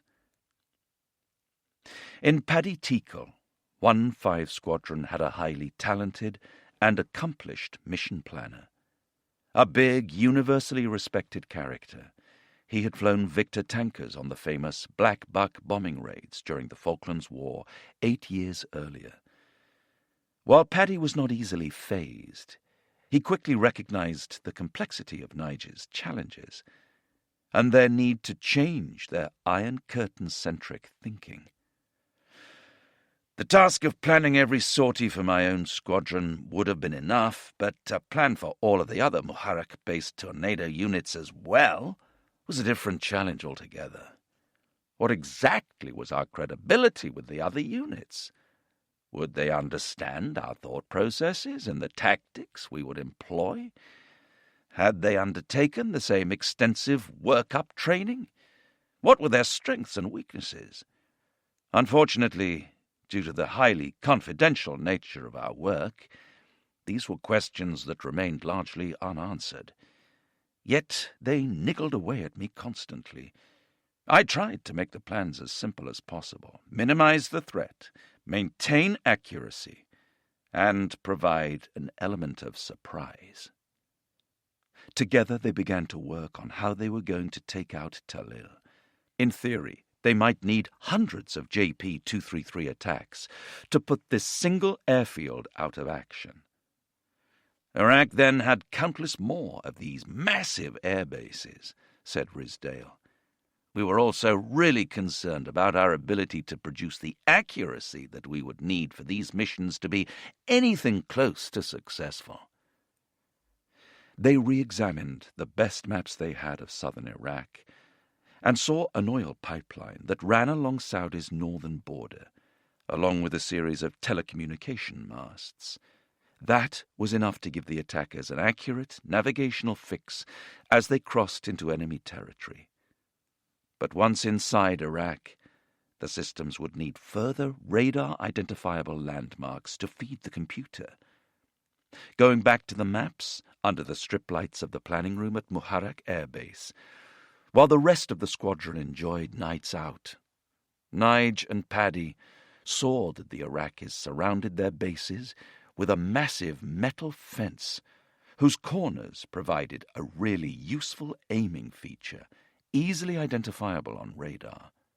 It was a great find, but only if the 20-year-old maps were still accurate and the Iraqis had not moved any fences. The JP-233 was not only unproven in battle, there was barely a Tornado pilot who had flown with one. A live drop had been undertaken during its early testing, and in 1988, 2 crews had flown with a fully armed and JP-233-loaded aircraft to test the handling capabilities at the aircraft's maximum permissible weight. But this very expensive and highly secret weapon was not authorized to be deployed for normal peacetime training. The restrictions were quickly lifted. Nige flew his first ever sortie with 2 live JP-233s on the 17th of December to check how the war-laden Tornado coped with the weapons. A total of almost 5 tons under its belly at low level before people began shooting at them for real. In some ways, the Tornado was a fish out of water in the desert. It had been designed for the European theater of operations, to fly at low level and in a cool climate. Now we were flying it in incredible heat, which meant the engines were less efficient. But the Tornado still performed well, even if it was thirsty work for its engines. As Nige and Paddy prepared the first missions of any imminent engagement, the rest of the Muharraq detachment, excluded from the secret planning, continued its training and socializing, oblivious to what their colleagues were doing. I had absolutely no idea whatsoever that planning was at such an advanced stage, remembered John Nichol. It was never mentioned or discussed. We simply carried on training for an event I personally thought would never take place. And in our downtime, we continued to enjoy the nightlife of Bahrain. In the lead-up to war, a curious cultural contrast became apparent between the British and their closest ally. American audiences exceeding 14 million, including President George Bush, and the overall Allied military commander General Norman Schwarzkopf, had been gripped by The Civil War, a documentary series that captured the nation's imagination with brutal imagery of that elemental 1860s conflict. The filmmakers had employed the novel technique of using the camera to slowly pan over graphic contemporary photos. Accompanied by the mournful tune of the Ashokan Farewell, and with a voiceover by Morgan Freeman and others, it was an instant hit when first shown on the public broadcasting service that September. A Vietnam veteran, Schwarzkopf ensured his officers watched it to better understand the nature of war. But the show was also having a negative effect on morale back home. With the prospect of mass casualties, public support for an invasion began to diminish. The Civil War series on TV has had a sobering effect on many, Schwarzkopf noted. Gordon Buckley and the rest of 1-5 Squadron were among those from the British military who were engrossed in something entirely different. The videos of the iconic series Blackadder Goes Forth had just been released. The 2 Johns, Mike Toft, and on the occasional night off from planning, Nige Risdale, and Buckley's veteran navigator Paddy Tickle, gathered in a room at the Sheraton for some light relief. Laughter echoed down the corridor during the moments of blackest humour, when the insanity and carnage of First World War trench warfare contrasted with trenchant comedy. But the show also had poignancy and resonance for those about to go into action.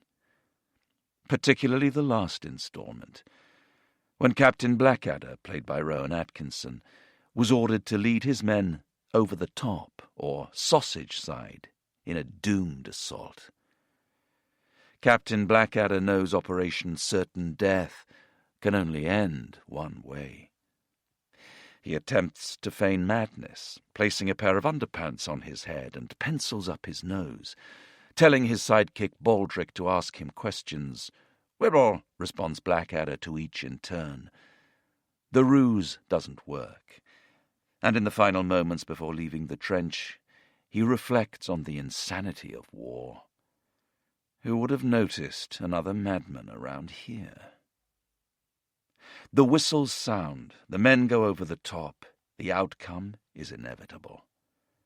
The final scene, shot in slow motion, is as stark and sobering as they come, as the main characters are mown down by machine gun fire. It had a profound effect on Buckley and the watching air crew. The room just fell silent at the end.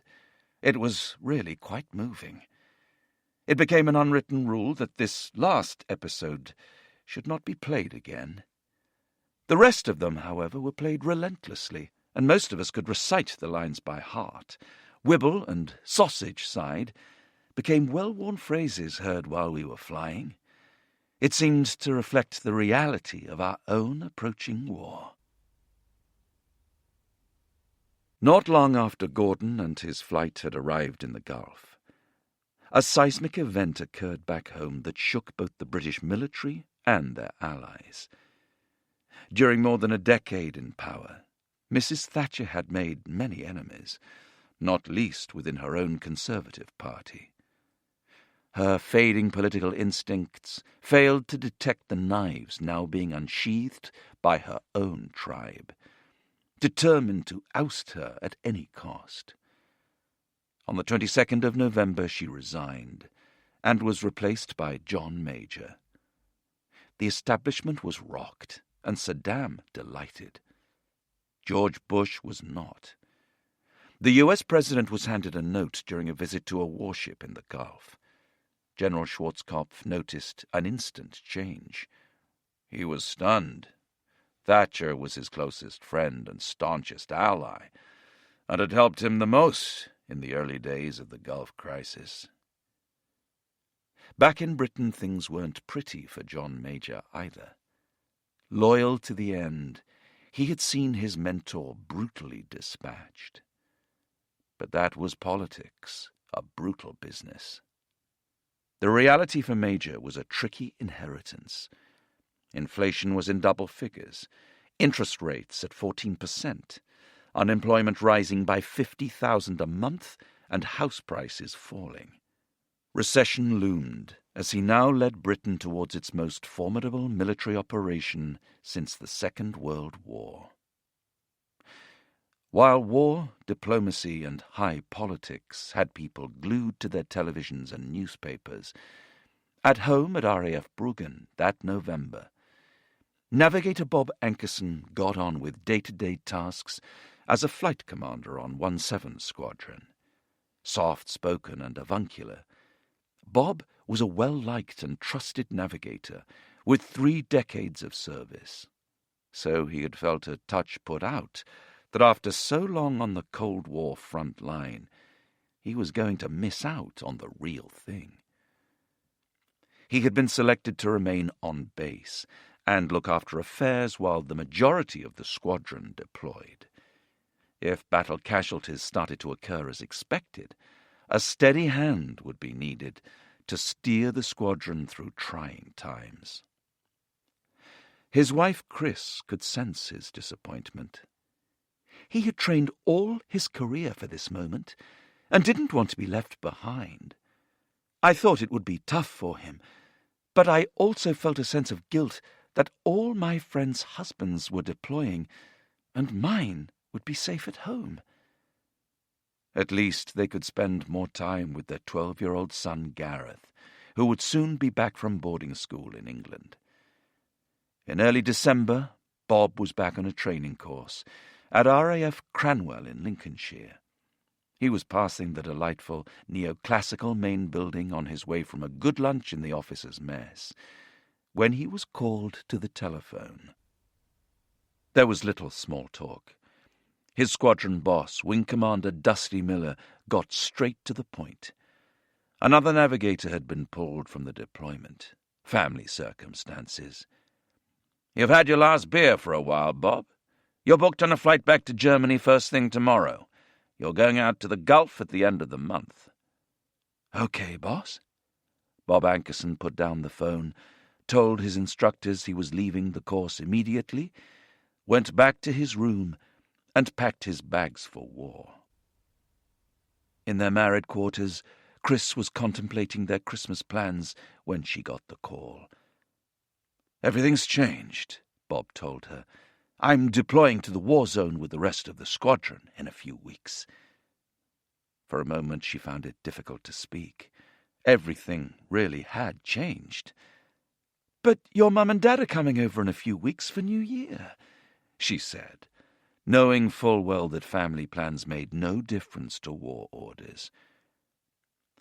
Bob arrived back in Germany the next day. With so much to do, there was no time to discuss what it all meant and the implications for their future. They managed a few snatched conversations about life insurance and bank accounts, but Bob's view was everything was in order. "You'll be fine." Chris understood. He was on a war footing, preparing to fly out to the Gulf. My naive thought was, the worst won't happen to Robert. Things like that don't happen to us.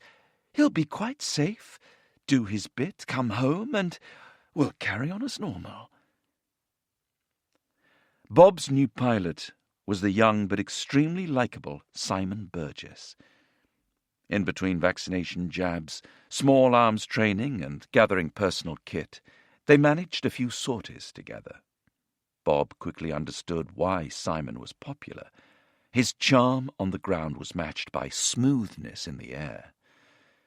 Whereas most of the squadron had had a good few months to prepare, Bob and Simon had just a few days to build their partnership. Flying low, fast, at night, into enemy fire, required extraordinary cooperation between pilot and navigator. Any of the usual aircrew jibes of talking ballast and stick monkey, navigator and pilot, were quickly parked. The pressure of flying, navigating, and getting bombs on target was immense. Cooperation was everything. Monitoring actions and correcting each other's mistakes. Anticipate, communicate. They learned to work the tornado together. We were flying intensively, building trust, preparing for war together. The personal relationship was going to be crucial. Although I was a flight commander and senior officer, once in the air, all of that was forgotten. We became a finely honed team. Developing that relationship was crucial, so that when the chips were down, we each had total trust in the other's decisions. Bob and Simon were training for the war, while Nige Risdale and Paddy Nichol were in the midst of planning it, 3,000 miles away. Standing in the operations room at Muharraq, arms folded, they looked over their mission planning notes, the top-secret U.S. Air tasking order, and countless charts spread across the table before them. On the area map it looked easy. Head roughly northwest, and their first target, Talil Air Base, was around 500 miles from Bahrain. Perhaps 60 minutes flight time. But you'd arrive with little fuel left in the tanks. There was no way the tornadoes were going to fly from Bahrain or Dhahran directly into Iraq or over Kuwait and its complex SAM defenses. They traced a more westerly route over Saudi Arabia, along what would become known as the Tanker Trail, paralleling the border. Here, scores of jets would meet up to refuel before heading into Iraqi airspace. To attack Talil, Nige decided on a route that began with them heading 500 miles west. We would have around an hour's transit from Bahrain, paralleling the Saudi border, taking on fuel, until we dropped to low level to penetrate Iraq where it was least defended. We then might have around an hour at low level to and from the target, so we also needed to refuel on the way home.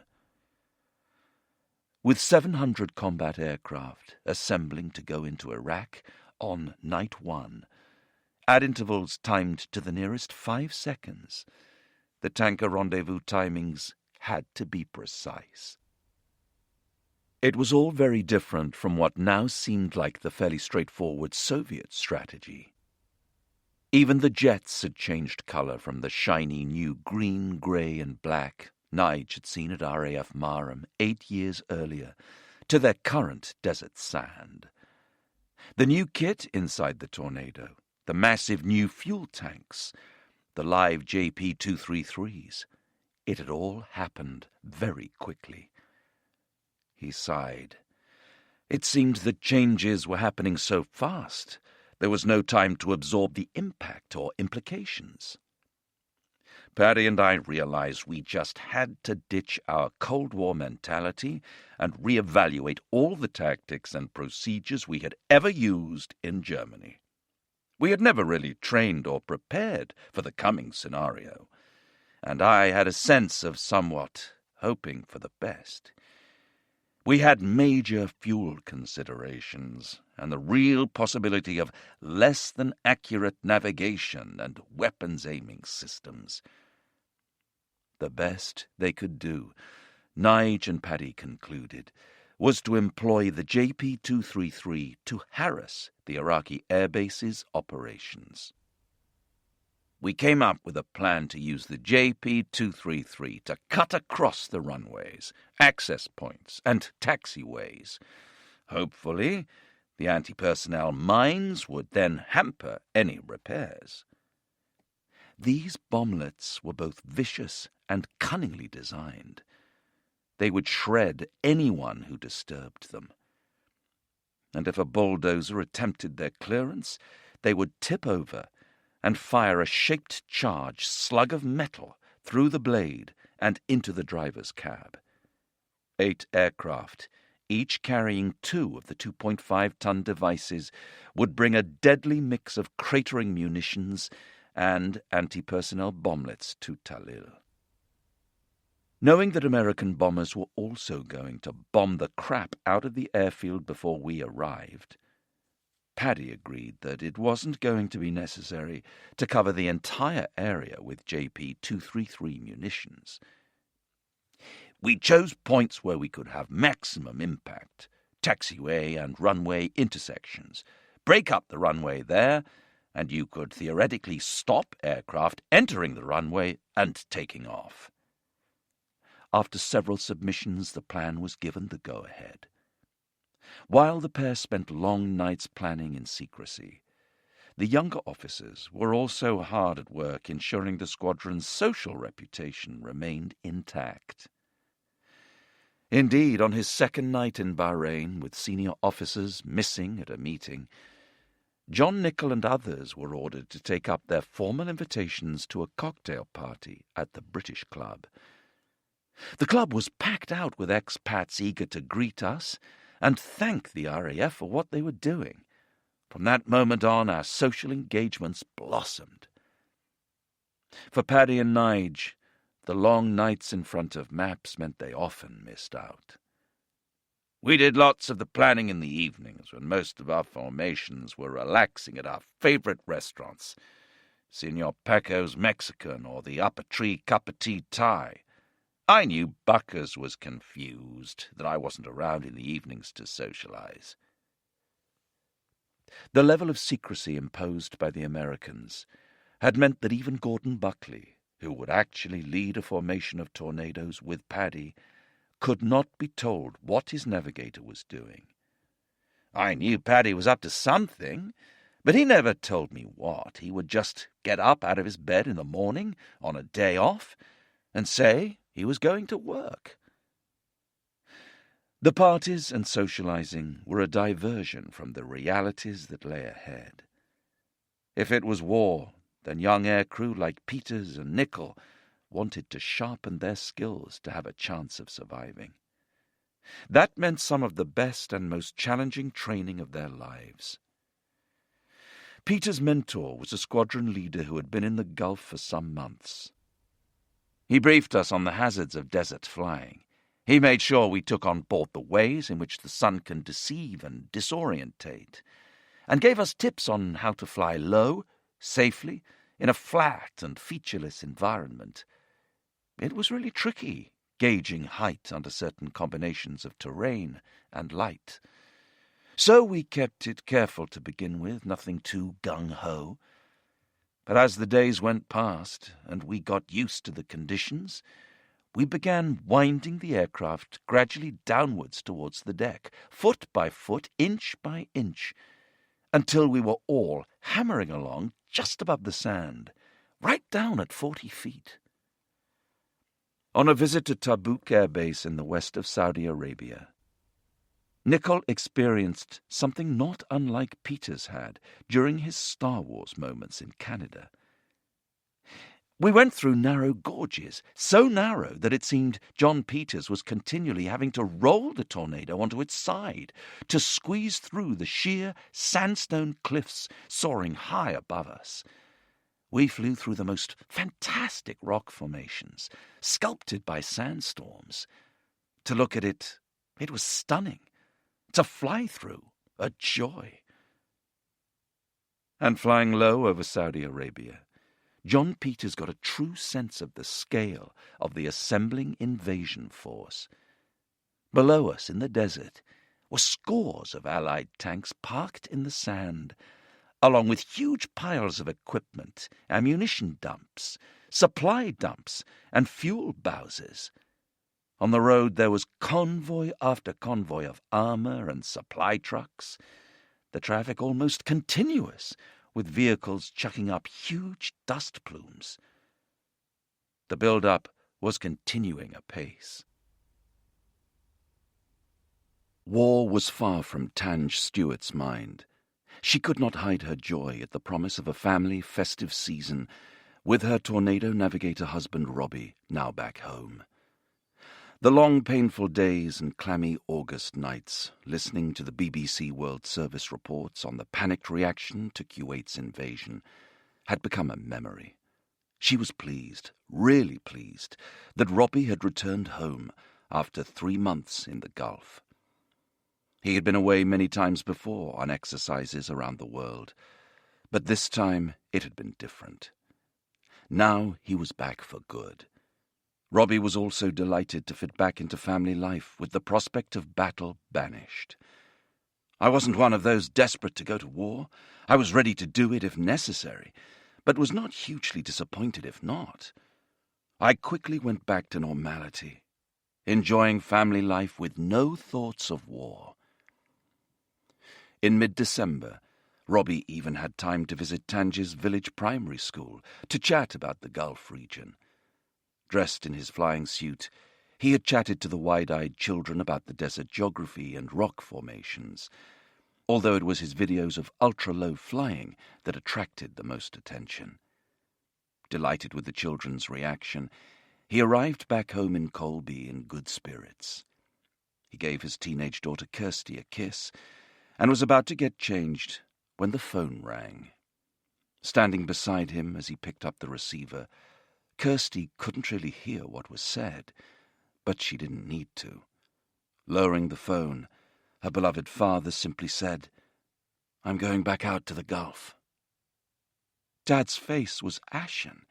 We knew that our lives had changed at that moment. I could see him trying to hold back tears, not wanting to show too much emotion. It was horrible. Her dad was her idol, a constant figure of love and support. Now Kirsty only saw worry and fear.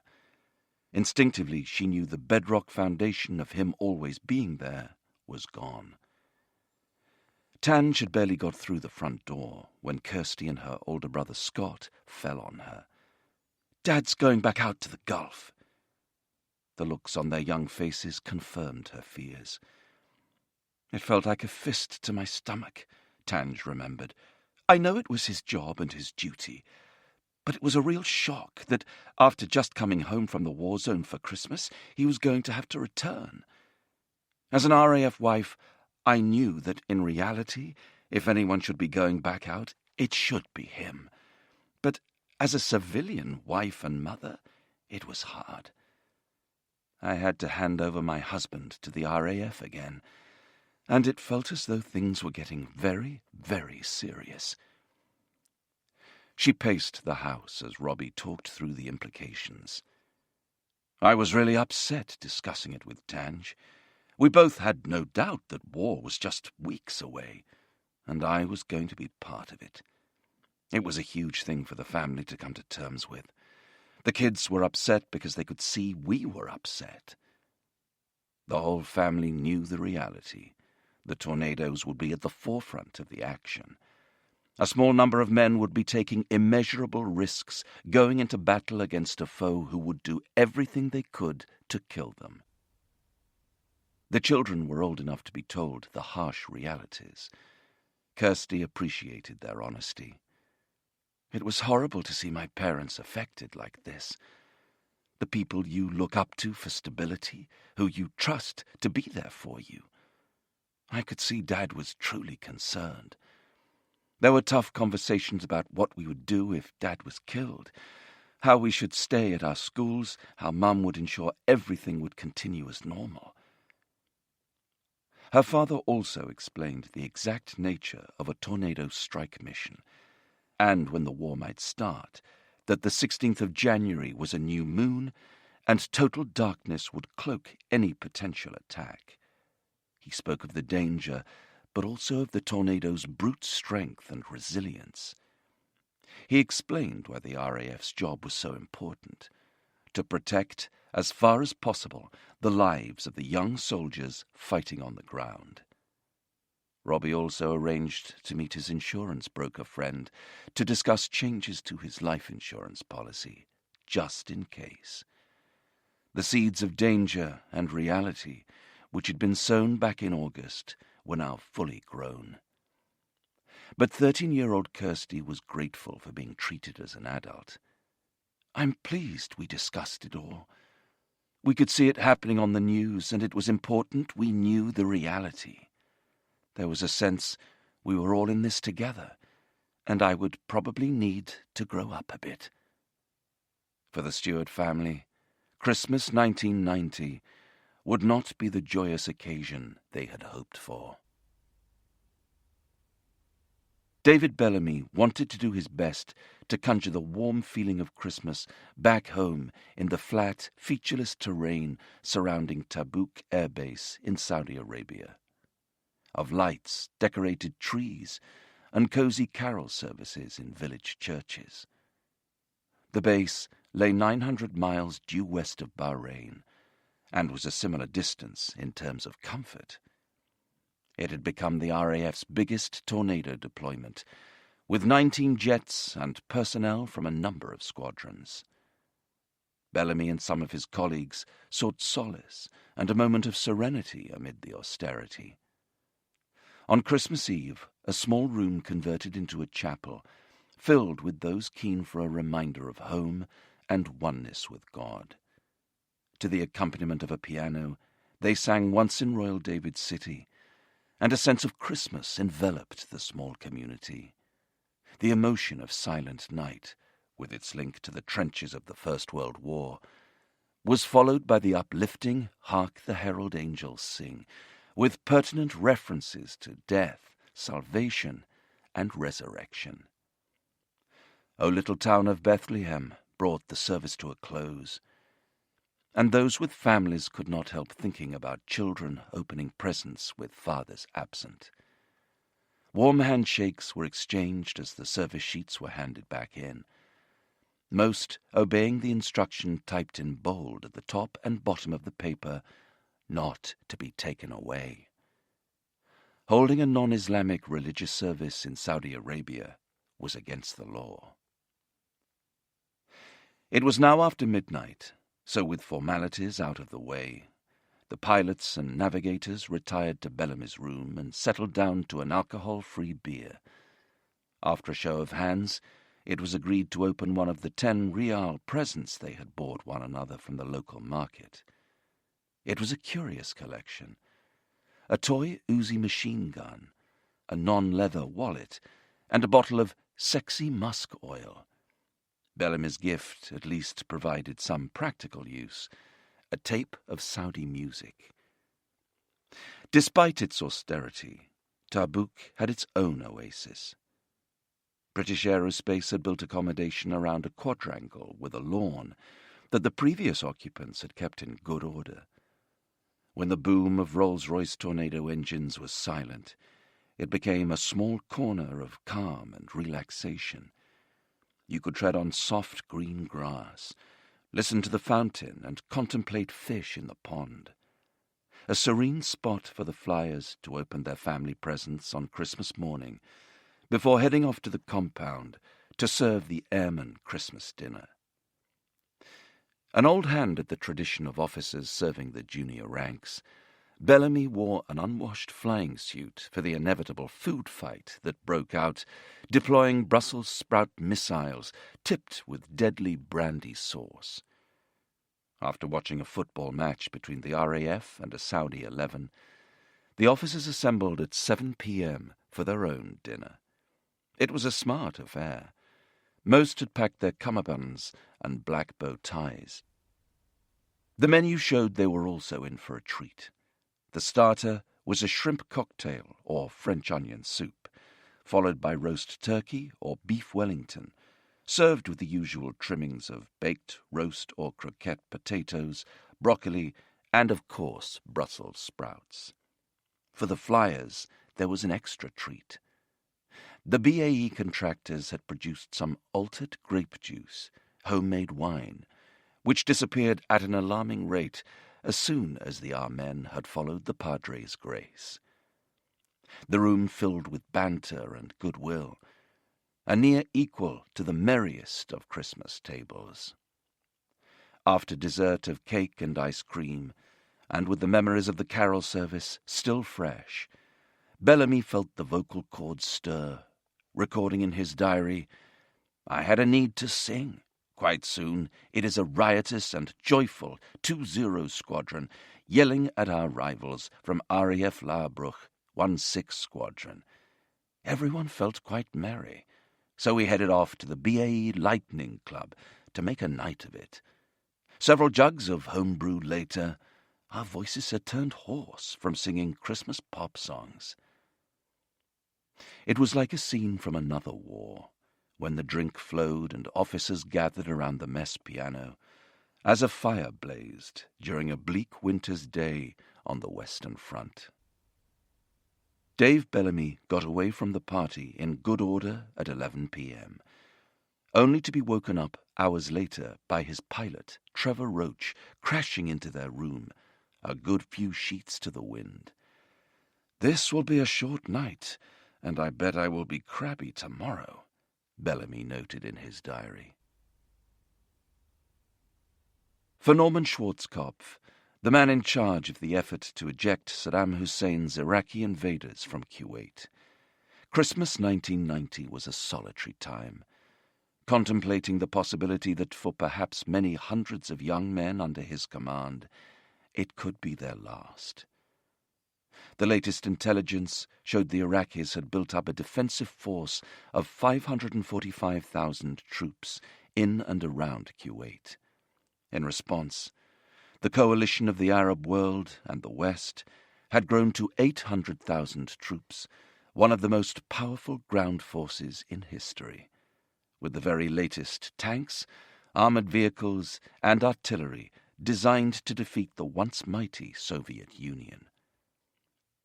General Schwarzkopf also had 2,000 combat aircraft at his disposal, which would be the tip of his spear when the fighting began. As the lights on his plastic Christmas tree twinkled and carols played from his tape machine, he drifted off to sleep. Suddenly, the red telephone next to his bed gave a shrill ring. The warm voice was instantly recognizable. I couldn't let this day go by without calling to wish you and all the men and women under your command a Merry Christmas. President Bush said, I know that you are far away from your loved ones, but I want you to know that our thoughts and prayers are with you. You now know the course we are on. Our prayers will stay with you during the coming days. Schwarzkopf now knew that war, and all that came with it, was imminent. The next day he sat alone opening presents from his wife and 3 children. His 20-year-old daughter Cindy had written him a poem titled, You Are My Hero. It brought home his loneliness. It was the most desolate hour I had spent in Saudi Arabia. At other times I'd felt harassed, exhausted, browbeaten, burdened. Now I simply missed my family. John Major, who had only been Prime Minister for 5 weeks, spent the weekend before Christmas with President Bush and his wife Barbara at Camp David, discussing options for the coming battle. The President disclosed his preferred start date, the moonless night of the 16th of January. He did not glory in war or in the military might of the United States. He was a reluctant but convinced warrior. Camp David, deep in the wooded hills of Maryland, was a long way from the deserts of Iraq, and for a moment Major managed to escape his troubling thoughts. Work over, George and Barbara Bush gave us a delightful weekend, full of log fires, good food, Christmas songs from a small male-voice army choir, and the occasional film. After receiving the unwelcome news of Robbie Stewart's deployment, his wife Tange had tried to keep everything as normal as possible over Christmas, visiting friends and family and outwardly maintaining the British stoicism and reserve that everything would be fine. But not so far beneath the surface, she was worried. Rob was leaving us again, and that sense of the unknown hung over us all. Only once did Robbie's mask of calm slip. Just after Christmas, the Sunday Times ran a huge feature on the tornado's capabilities, weapons, and potential targets the air crews would be attacking. It included a map with all the bases in the Gulf and the type of aircraft and tactics used. He was livid. This is just the bloody sort of information an enemy interrogator will use against a captured airman. There was anger, too, at the petty military officialdom facing those about to go into combat. With a wife who was 7 months pregnant and toddler back home, Mike Toft couldn't help dwelling on the what-ifs. Before leaving home, he'd had the conversation with Sue. The conversation that had happened over the centuries, when a husband going to war made provision for failing to return, usually caveated with, should the worst happen.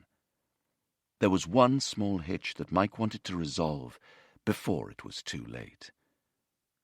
As he was an officer on a short-service commission contract, Sue would only be entitled to a widow's pension and a lump sum payment of around twice his salary if he was killed. But Mike discovered if he was on a permanent commission when killed, she would receive nearly 4 times his salary. It was money for nothing. Mike had always intended to stay in the RAF for life anyway, but had not yet got around to changing his short-term commission status. He quickly filled out the necessary paperwork, but heard nothing in the weeks leading up to Christmas out in the Gulf. Now the deadline for war was just weeks away, and still the paperwork had not been processed. Before the ultra-low-level training sorties over the pancake-flat deserts of Saudi, Mike used his spare time to chase up the clerks. Their answer was always the same. "It's being processed, sir." His concern grew, and he decided extreme measures were required. The issue had to be resolved before he went to war. Mike stormed into the admin porter-cabin, and with the merest hint of a smile, carefully removed his pistol from its shoulder holster and placed it on the clerk's desk. "Is the paperwork for my permanent commission sorted out yet?" The clerk glanced from pistol to officer. "But, sir—" "No more buts," Mike firmly interjected. "I need this to be sorted, now." "But, sir, it's Boxing Day in the UK. No one is working." For a moment there was silence. Then they both laughed. Mike holstered his pistol, his concerns somewhat dissipated. A week later, the clerk called with news. "Congratulations, sir. You now have a permanent commission." It was just 2 weeks to Saddam's deadline to withdraw. Should the worst happen, Sue Toft would now receive some reasonable compensation. Mike Toft was not the only one considering the looming realities of war. His pilot, Mark Paisley, had already taken into account what was a late addition to the deployment from another squadron, but he and Mike had bonded well. "I think it was probably much more difficult for the married guys with kids. I was quite relaxed about deploying to the Gulf. I'd had a bit of a rough time in the previous months with the end of a relationship, so this new phase, while it might present dangers, was something I was quite calm about. I had no real concerns. I had ensured all my affairs were in order, and had written a last letter to my mum and dad to be delivered if I was killed, setting out my final thoughts and feelings so that they had something from me. I sealed it in an envelope and propped it on the desk in my room back at Larbrook. Knowing everything was as settled as possible, Mike and Mark slept a little easier, as the Christmas memories, good or ill, were already fading, and 1991 began. As the fireworks detonated over the married quarters at RAF Bruggen that New Year's Eve, Chris Ankerson stared up at the bursting stars. I was standing outside the front door, watching the fireworks, thinking, I wonder what 1991 is going to hold in store for us all. Another wife and I exchanged a look. We didn't say anything, but we each understood. Her neighbor's husband had already deployed. Her own husband, Bob, would soon follow. Events were now beyond their control. They had entrusted their husbands to the RAF. Bob's parents had flown to Germany to celebrate New Year, but were not told about his impending deployment. Throughout the holiday period, Bob and Chris could barely conceal the strain while pretending everything was normal. Just before they left for the airport, Bob informed his parents that he was going to war. His father's eyes welled up. He too had served in combat during the Second World War and knew that the difference between death and life was measured by a hair's breadth. Bob had rarely seen his father cry. As they stood amid the civilians heading to less challenging destinations at Dusseldorf Airport, tears slipped down his father's cheeks. "Please, be careful, son," he whispered. A few hours later, at 2 a.m. on the 2nd of January, 1991, there was another emotional farewell. This time, Bob Ankerson was on the doorstep of his home, hugging and kissing Chris and his young son one last time before bidding them farewell. Her arms wrapped around his chest, the grip made awkward by the pistol carried in her husband's shoulder holster, an intrusion on the life they had built together, where war was something that had previously existed in another world. In early January, Robbie Stewart and Dave Waddington trickled back to Bahrain with other new arrivals to bolster the tornado force. pinching themselves again at the sight of the Sheraton's marble floors, crystal chandeliers, and polite receptionists. The warm welcome from both locals and expats was complemented by the temperate climate of the Gulf. Blue skies and low humidity, ideal for shorts, sandals, and the pool, the equivalent of a perfect English summer's day. Even when they left the hotel's comforts, the facilities at Muharraq Air Base were, in military terms, 5-star. The crew room was a fully air-conditioned porter cabin with armchairs and a fridge crammed with cold drinks and chocolate. Across the causeway in Saudi Arabia, the hum of aircraft engines, the assembly of military vehicles, and shouted commands to newcomers fresh into theatre told Bob Ankerson and his pilot Simon Burgess that they were very much in a new world. It was last light, on the 4th of January, when they stepped onto the tarmac of Dhahran Air Base, and the RAF personnel had never seen anything quite like it. It was well ahead of anything we had in Europe. 7 runways, the most modern, hardened shelters, underground bunkers, all mod-cons, a very impressive setup, an engineer recalled. Others were also stunned by what they were witnessing. The first day we saw 550 helicopters all lined up. All the U.S. Marines, the Army, the 82nd Airborne were coming through.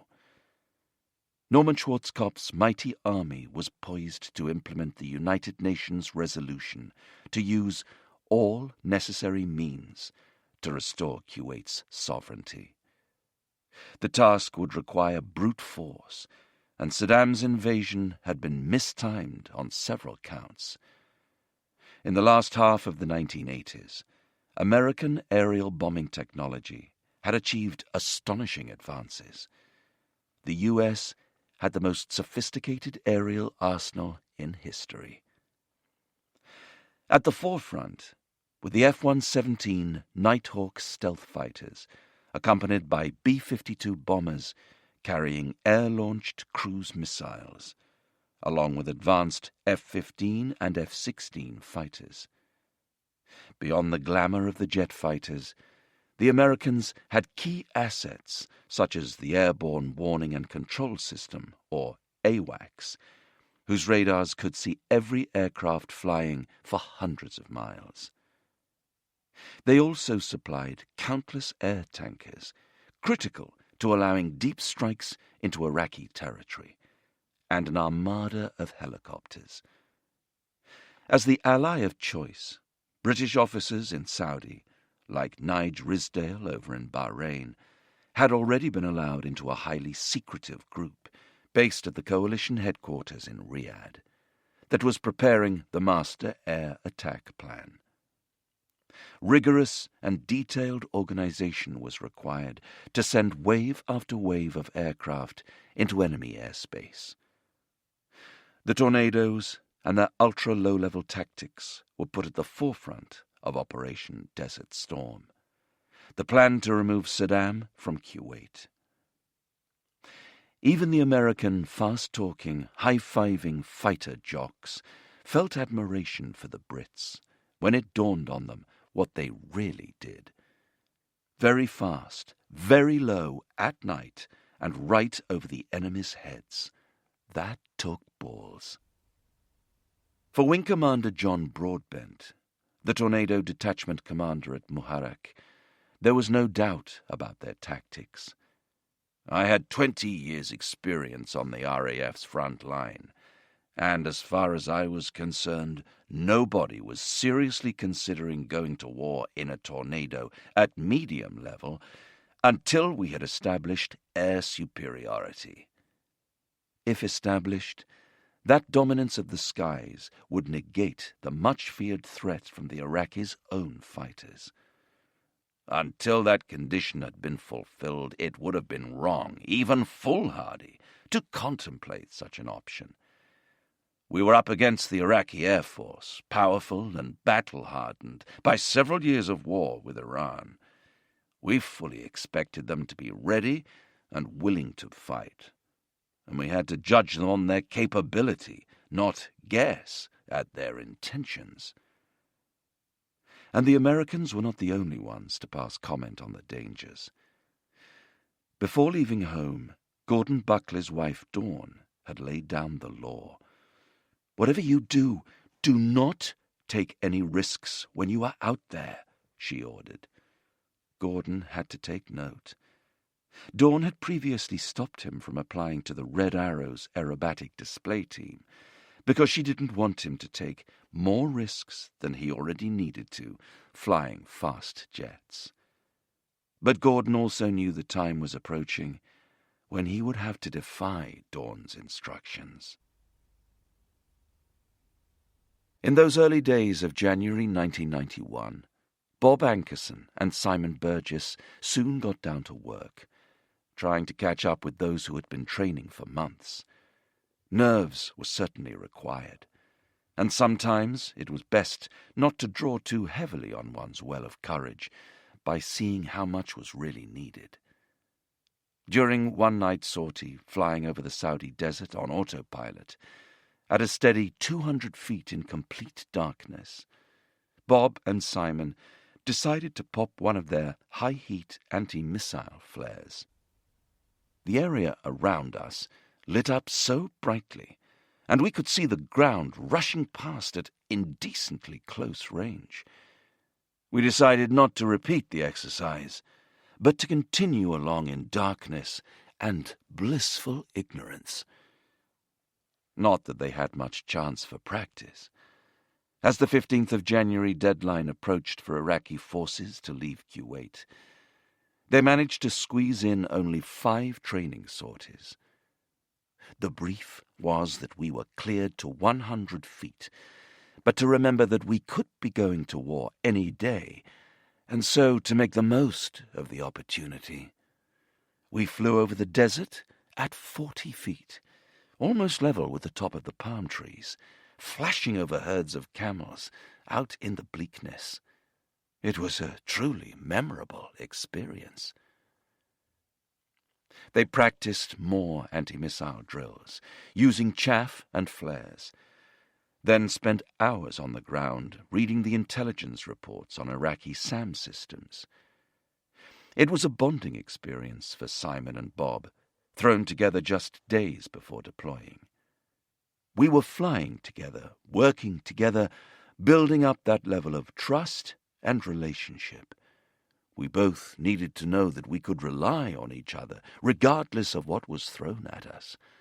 It didn't matter what flying we were doing, practice bombing, intense low-level TFR at night, tanking. The important thing was that we were flying together, getting to know each other, how we worked, finding out how the other person thought, building confidence before we headed into the unknown beyond Saudi's border. On the 8th of January, exactly a week before the deadline expired, they were told the British Prime Minister John Major would be visiting Dhahran Air Base to meet the troops.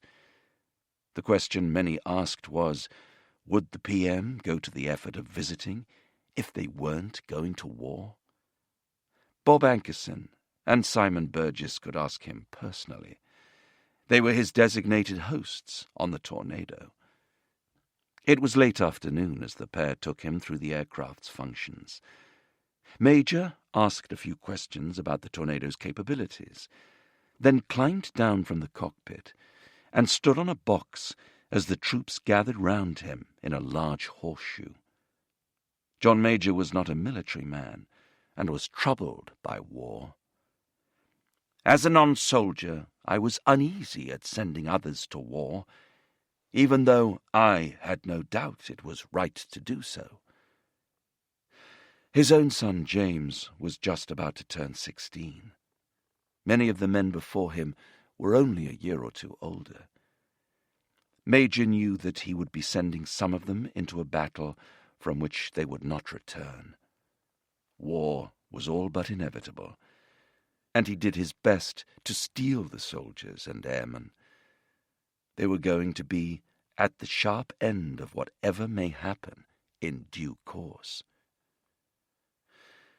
One senior officer present had an inkling of what was afoot.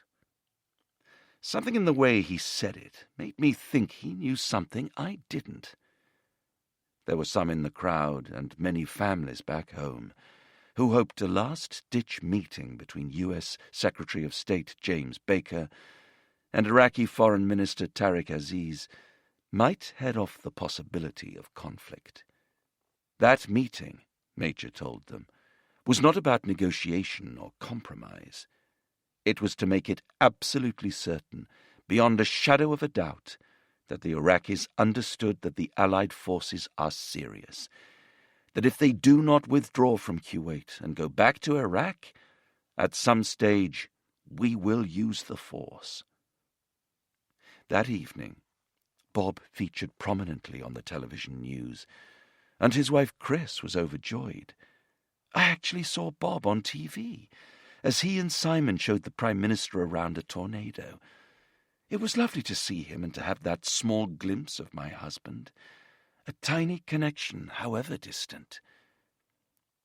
As John Major left the troops he was about to send to war, he was reminded again of their age.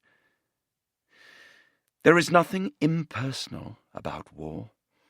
It is about sending young people out to fight, and perhaps to die, for a cause older men decide is worthwhile. The odds were clearly shortening. There was quiet chatter among the troops as the gathering broke up. Beyond a miracle, fighting was now close to certain.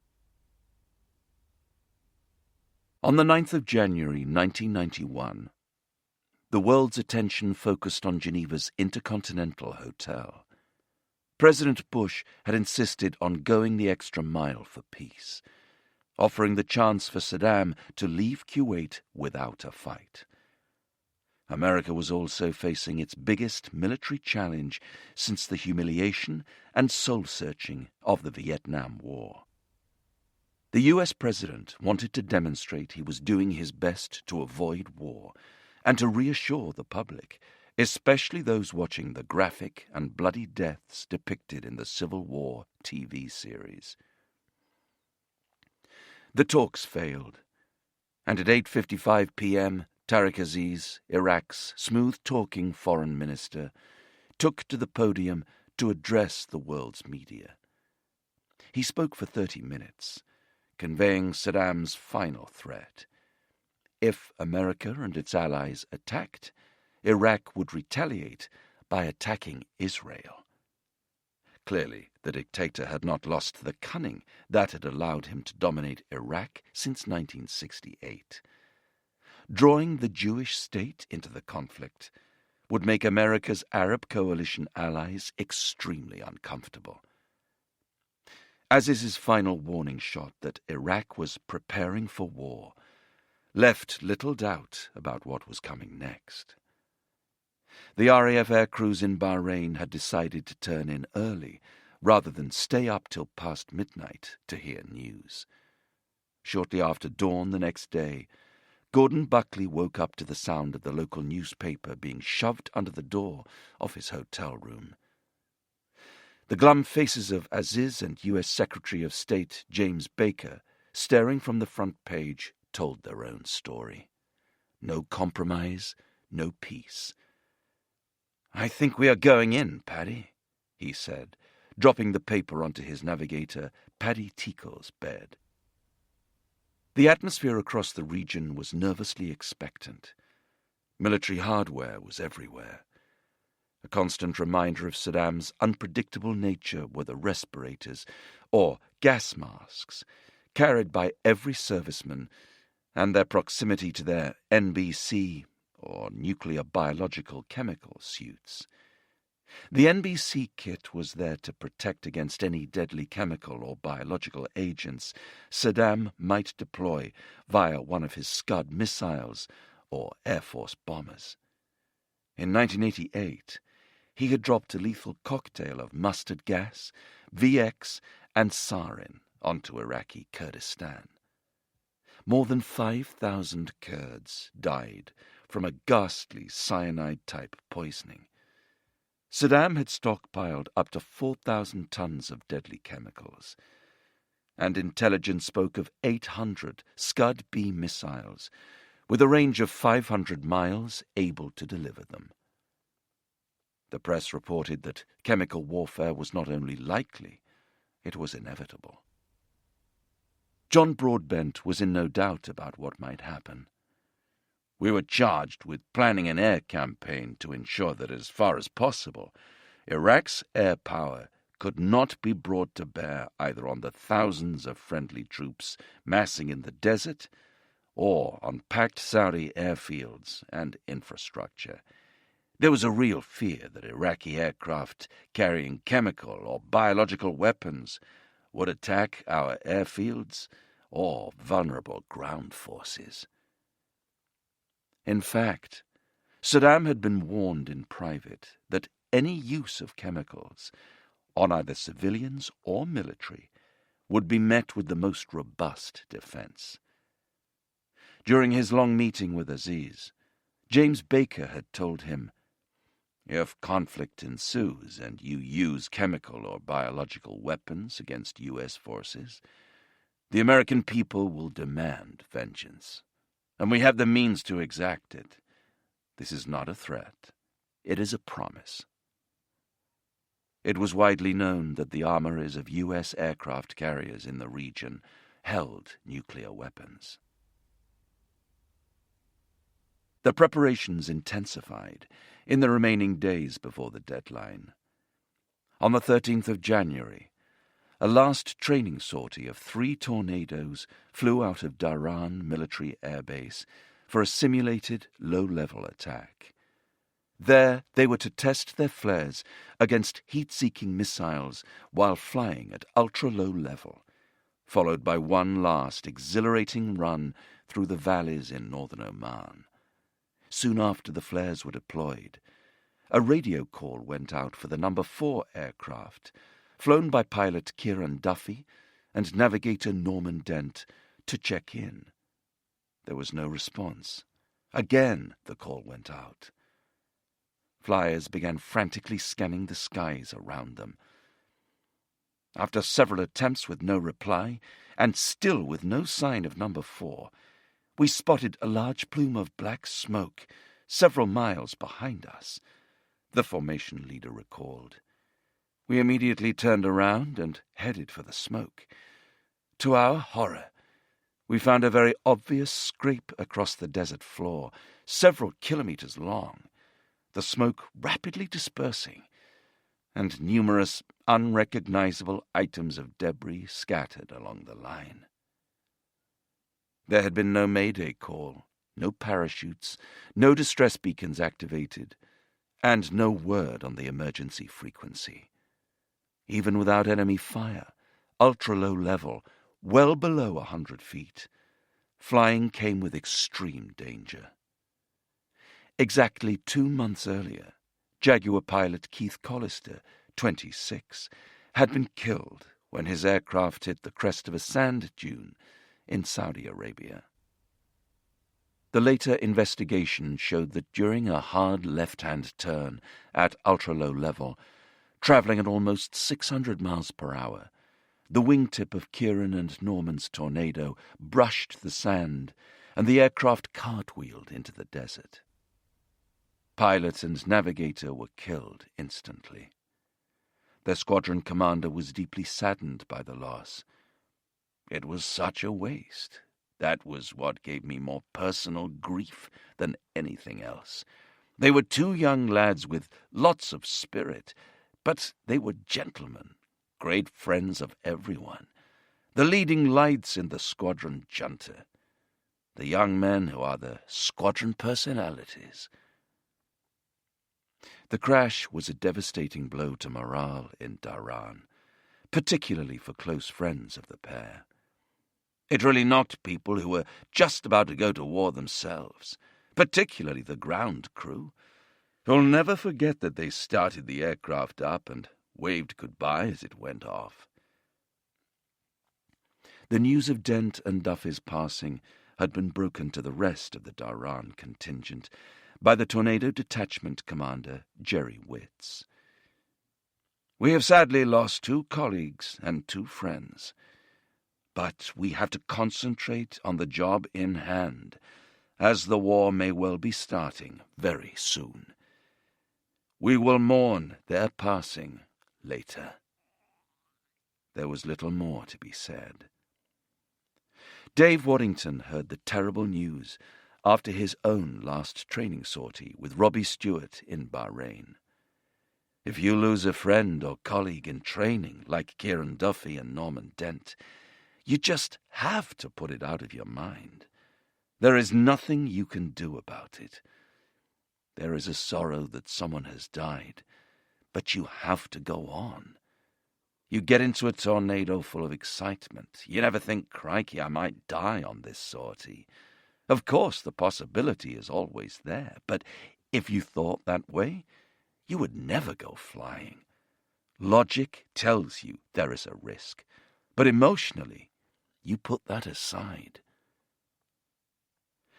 News of yet another fatal training accident arrived back at the crew's home base of RAF Bruggen, where 4 tornado squadrons were located.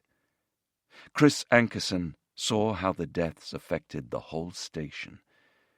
But she also felt something else, something possibly every other wife experienced. There was a terrible sense of loss and sadness, especially as they were so young. But other than expressing sympathy, there was little you could say to their friends. There was also a quite selfish notion at the back of your mind. "Thank God it's not my husband." You feel terrible about that, but it's the way things were if your husband flew fast jets. The 2 deaths brought the total in the tornado force since August to 7. They were unlikely to be the last. No one doubted the extraordinary demands about to be asked of them. The deaths so close to the 15th of January deadline made the prospect of war and its consequences a sobering reality for the young military men. Tensions rose, too.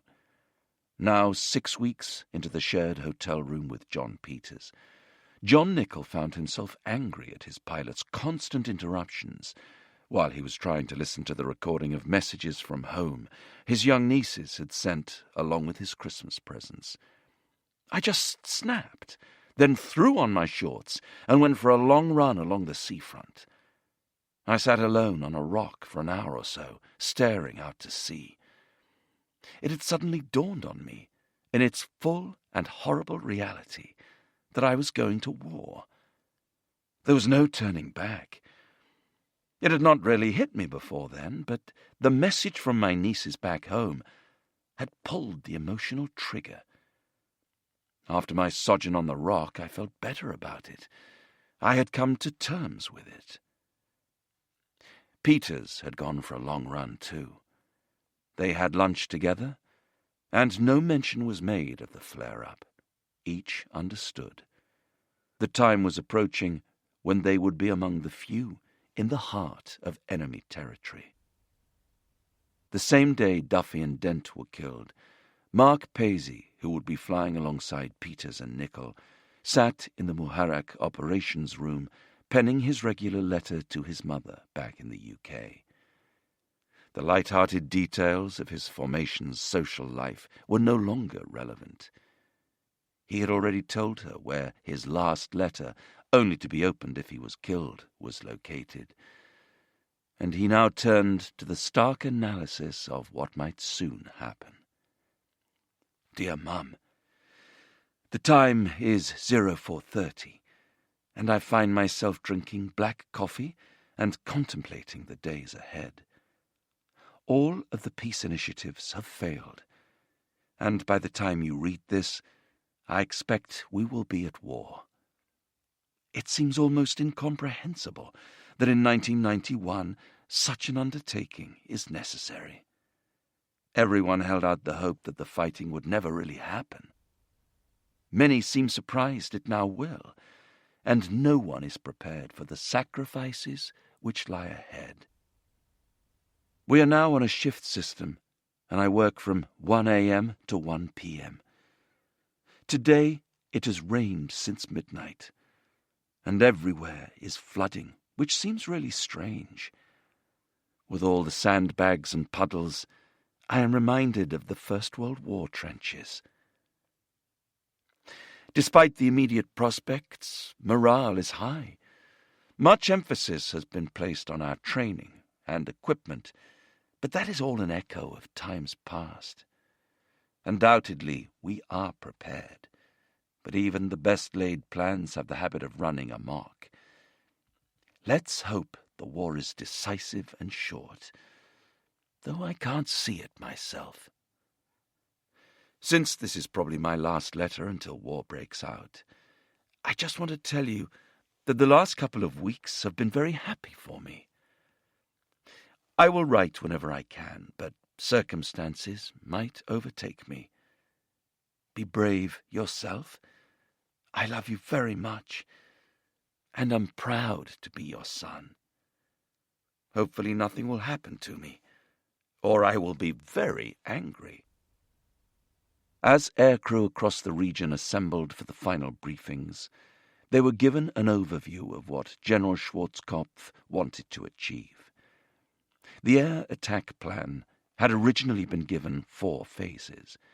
A doubling of aircraft strength from November meant the massive air armada could now achieve all 4 at once. The main objectives were to gain air superiority, destroy Saddam's Scud missile sites and chemical warfare locations, and disrupt command and control. At the same time, and this was where Tornado came in, they were to suppress the Iraqi Air Force's capability, which meant smashing their airfields. Everyone would then focus on going after the tanks and troops dug in around Kuwait, paving the way for the ground invasion. In Bahrain, the Tornado crews were given an eve-of-battle pep talk by a senior officer who had flown in specially for the task. It proved less than inspiring. 1-5 Squadron Flight Commander Gordon Buckley, seated at the front of the briefing room, remembered that the gist of it went along the lines of how lucky you all are to be going to fight the Iraqis, and how I wish I could be coming with you.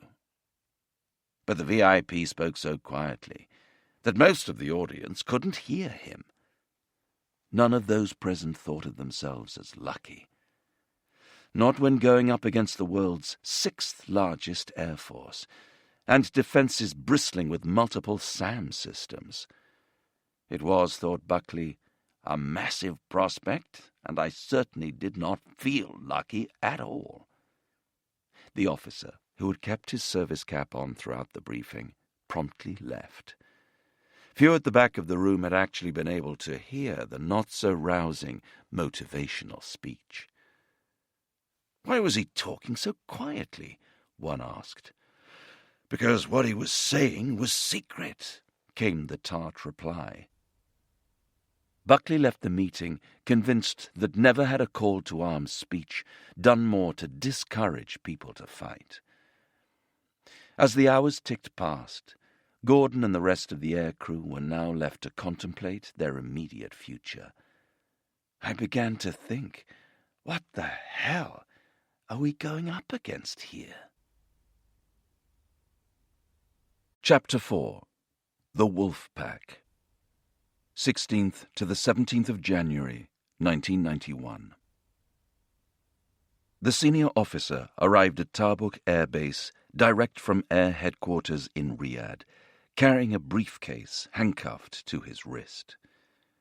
He was waved through security, and moments later entered the briefing room with the 1-6 and 2-0 squadron formation leaders. Senior Navigator Dave Bellamy watched him remove, with a flourish, a folder marked Top Secret from his briefcase. He somewhat bigged himself up as he briefed us on the plan for the first 24 hours of the war, but there was no real detail on our targets or what the hell we would actually be doing. Retaining his solemn demeanor, the officer placed the secret papers back in the case, handcuffed himself to it, and left. "Dave, it's best you reserve some planning space for your formation," one of the flight commanders quietly told him afterwards. "Aha, roger that," Bellamy replied. It was the morning of the 16th of January, the day after the UN deadline for Saddam to leave Kuwait had expired. Something was definitely on the cards for Bellamy's squadron equipped with the Alarm anti-radar missile. The message of peace and goodwill from the Christmas service he had organized a few weeks previously was a distant memory. After breakfast, the aircrew assembled in the operations room, where maps of Iraq and Saudi lined the wall. Bellamy sensed growing excitement as the rumors of imminent operations took hold. Everyone was chit-chatting and laughing like little schoolboys. Some were smiling excitedly, treating it as a school outing, while still trying to acknowledge the seriousness of their situation. The detachment commander walked in and set it all out in simple words. Training was over. The jets were being loaded for war. It was happening. As lead planner for 20 Squadron, it was Bellamy's job to organize the details for the Alarm attack against their target, a major Iraqi airbase. 16 Squadron would follow in their wake with the JP-233 runway-busting weapon. Al-Assad lay 100 miles west of Baghdad, and a few miles from the meandering waters of the Euphrates. It was built on top of an oasis known locally as Abraham's Well, which was now covered with tons of asphalt, forming two 13,000-foot runways. It was a key installation housing the Iraqi Air Force fighters that protected Baghdad from a Western attack. It was strongly defended. Batteries of SA-6 surface-to-air missiles, which had proven their worth against both modern Israeli jets and U.S. fighters in Vietnam, defended the area. Each unit consisted of 3 missiles mounted on a tracked vehicle, making it mobile as well as deadly. The SA-6 missile had a range of 15 miles, could reach 46,000 feet, and travel at more than 2,000 miles per hour. The half-dozen launchers per battery were controlled by a single radar vehicle that could track aircraft almost 50 miles away. The system's strength was also its weakness. To track aircraft, the radar vehicle had to emit a strong radiation signal. British defense scientists had recognized the guided SAM threat and invented something clever to counter it: the Alarm, or air-launched anti-radiation missile, could detect an enemy radar system from a range of more than 50 miles and home in on the signal. Just before impact, a laser fuse would set off the high-explosive warhead to demolish the equipment and any exposed personnel. While enemy SAM operators could theoretically turn off their radar to break the lock of other incoming anti-radiation missiles, such as the American HARM, Alarm had a clever ploy to counter the tactic. If the targeting information was lost, it would use a rocket to zoom climb to over 50,000 feet and deploy a parachute, taking up to 10 minutes to descend as it waited for the ground radar site to switch on again. Immediately it did so, the Alarm would update its target's position, jettison the parachute, and dive down onto the target. Alarm had been rushed into the Gulf, and few had witnessed its effectiveness. Dave Bellamy knew more than most, as he had trained everyone on the system since October. As a standoff, fire-and-forget missile, Alarm offered the Tornado a radical new capability. It could be launched at considerable ranges and hit any of a number of radars. 2 Tornadoes each carrying 3 alarms, were to fly the 500 miles from Tabuk to Al-Assad and take out the SA-6 radars guarding the airbase. If they failed, then the 4 Tornadoes from 1-6 Squadron, following a few miles behind, were going to have a rough ride delivering their JP-233s onto its long runways. Navigator Mal Craghill, 22, would be one of those bombers following Bellamy's formation and hoping it had severely degraded Al-Assad's defences. One of the youngest aircrew in theatre, Craghill had presumed Saddam would not be so stupid as to risk any sort of confrontation with the incredible forces ranged against him across the region. I thought he would back down at the last minute, and we would not be required. I now knew I had been wrong. But he was now ready for the fight. I don't remember any real nerves at all. We were well trained and had prepared as much as possible. There was certainly a sense of trepidation, but it was more about how I might perform, not wanting to let anyone down. Craghill and all of the Tabuk crews were about to discover just how prepared they actually were. Some 900 miles to the west of Tabuk, 16 aircrew from the lead formations of 1-5 Squadron in Bahrain were gathering in the War Operations Room for a similar briefing. The previous day, Nige Ridsdale's detailed attack plan had been presented, so the crews were familiar with the task ahead. But a tight lid was kept on the precise date and timing of the attack. Early that 16th of January, Gordon Buckley, leading the second half of the formation of the initial 8 ship, had detected that Wing Commander John Broadbent, the Tornado Detachment Commander and Ridsdale's navigator, was acting a bit twitchy. Gordon was direct. "Are we going in tonight, boss?" Broadbent's reply was less so. "I've heard nothing to say we aren't." Ridsdale was only part way through his update when the boss was called out of the room. A top-secret communication had just been received. 16th of January, 1991, from HQ British Forces, Middle East, to RAF Detachment Tabuk, RAF Detachment Dhahran, RAF Detachment Muharraq. Top secret exclusive. For Detachment Commander, from Air Commander. Subject, Wolfpack, Execute Order. This is the Execute Order. H-hour is declared as 0000Z, 17th of January, 91. Acknowledged by flash signal to Air Commander and personally by secure speech. War was authorized, and the attack start time, H-hour, was set for midnight, Zulu or Greenwich Mean Time, that evening. 0300 local time in Baghdad. For Buckley and his companions, the impact was electric. It was an incredible feeling just to look around the room and see the guy's eyes really widen. We were actually going to do it.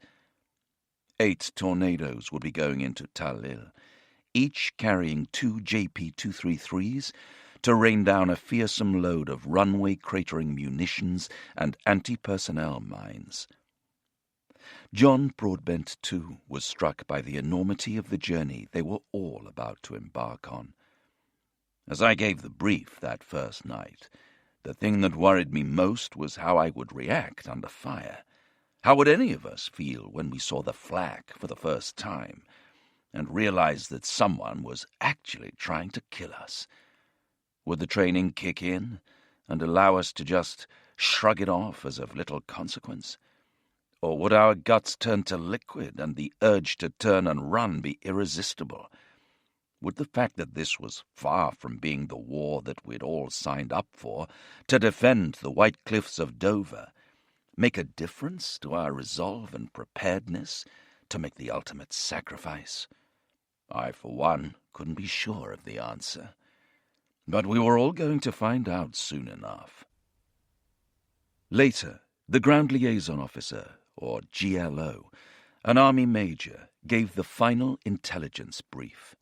This particularly popular GLO had invented a 1-5 squadron tradition during Cold War exercises in Germany, in which comic lyrics he had written to the tune of "It's a Long Way to Tipperary" was sung as any practice war entered its final catastrophic nuclear phase. As their first ever real war mission briefing drew to a close, the GLO turned to Broadbent with a slight raising of his eyebrows. "Squadron song, boss?" There was a moment's silence. Given the circumstances, it appeared an audacious question. "Why not?"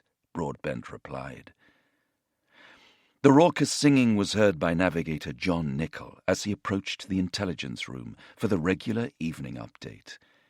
He had spent the day lounging around the Sheraton's pool and marbled foyer, waiting to hear news of any attack before driving to Muharraq in the late afternoon with the rest of his formation. He instantly understood what it meant. A tight feeling of apprehension grabbed me. I felt almost sick with anticipation.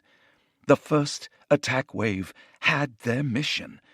I presumed we, on the second wave, would soon follow. It was a truly momentous realization. Unable to restrain his curiosity, Nichol knocked on the door and entered. I saw all my mates in full war kit, trying very hard to deafen one another with the infamous squadron war song. As the singing stopped, the GLO said, "Give us 20 minutes, John. We're still briefing." I knew then for sure, from the tone of his voice, that I had just been looking at the aircrew on the first RAF attack wave of the Gulf War. Nichol closed the door as his pilot John Peters appeared in the corridor. "Shit, we're really going to do this," he said. "It's really happening. We're going in." Inside the room, Buckley had noticed one of the female intelligence officers wipe tears from her eye as the song came to an end.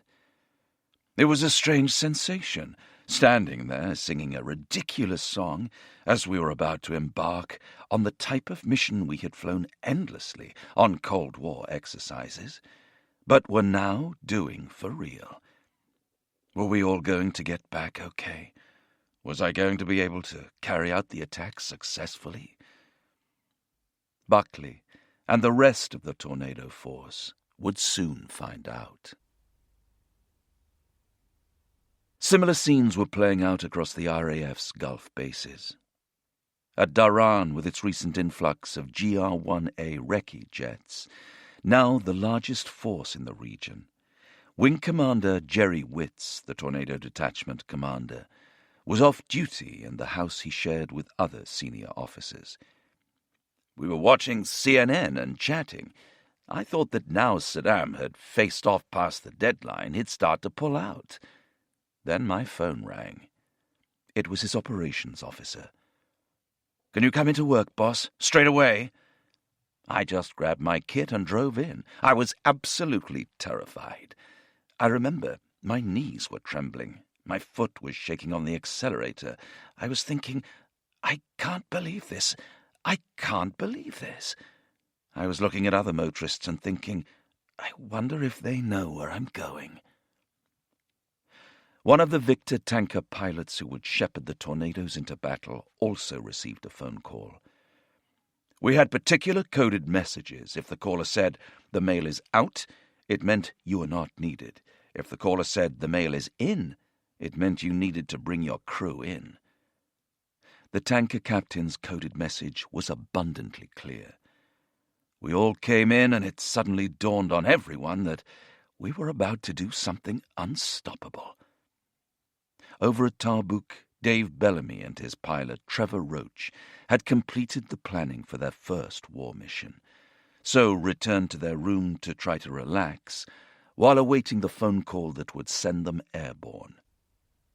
We discussed what to do if we were shot down, how we would try to get together, where we were going to keep our guns, and the circumstances where we might use them. We cut off our identity badges from our flying suits as a final act before going to war. I pondered whether to write to my girlfriend Anna, but decided not. We were both apprehensive, but not scared enough to be gibbering wrecks. Trevor suggested they listen to some music. They put on Dire Straits' Brothers in Arms, and for a moment were transported by the title song, written about the 1982 Falklands War, describing a soldier's need for solidarity in battle. With combat now imminent, its resonance was stark.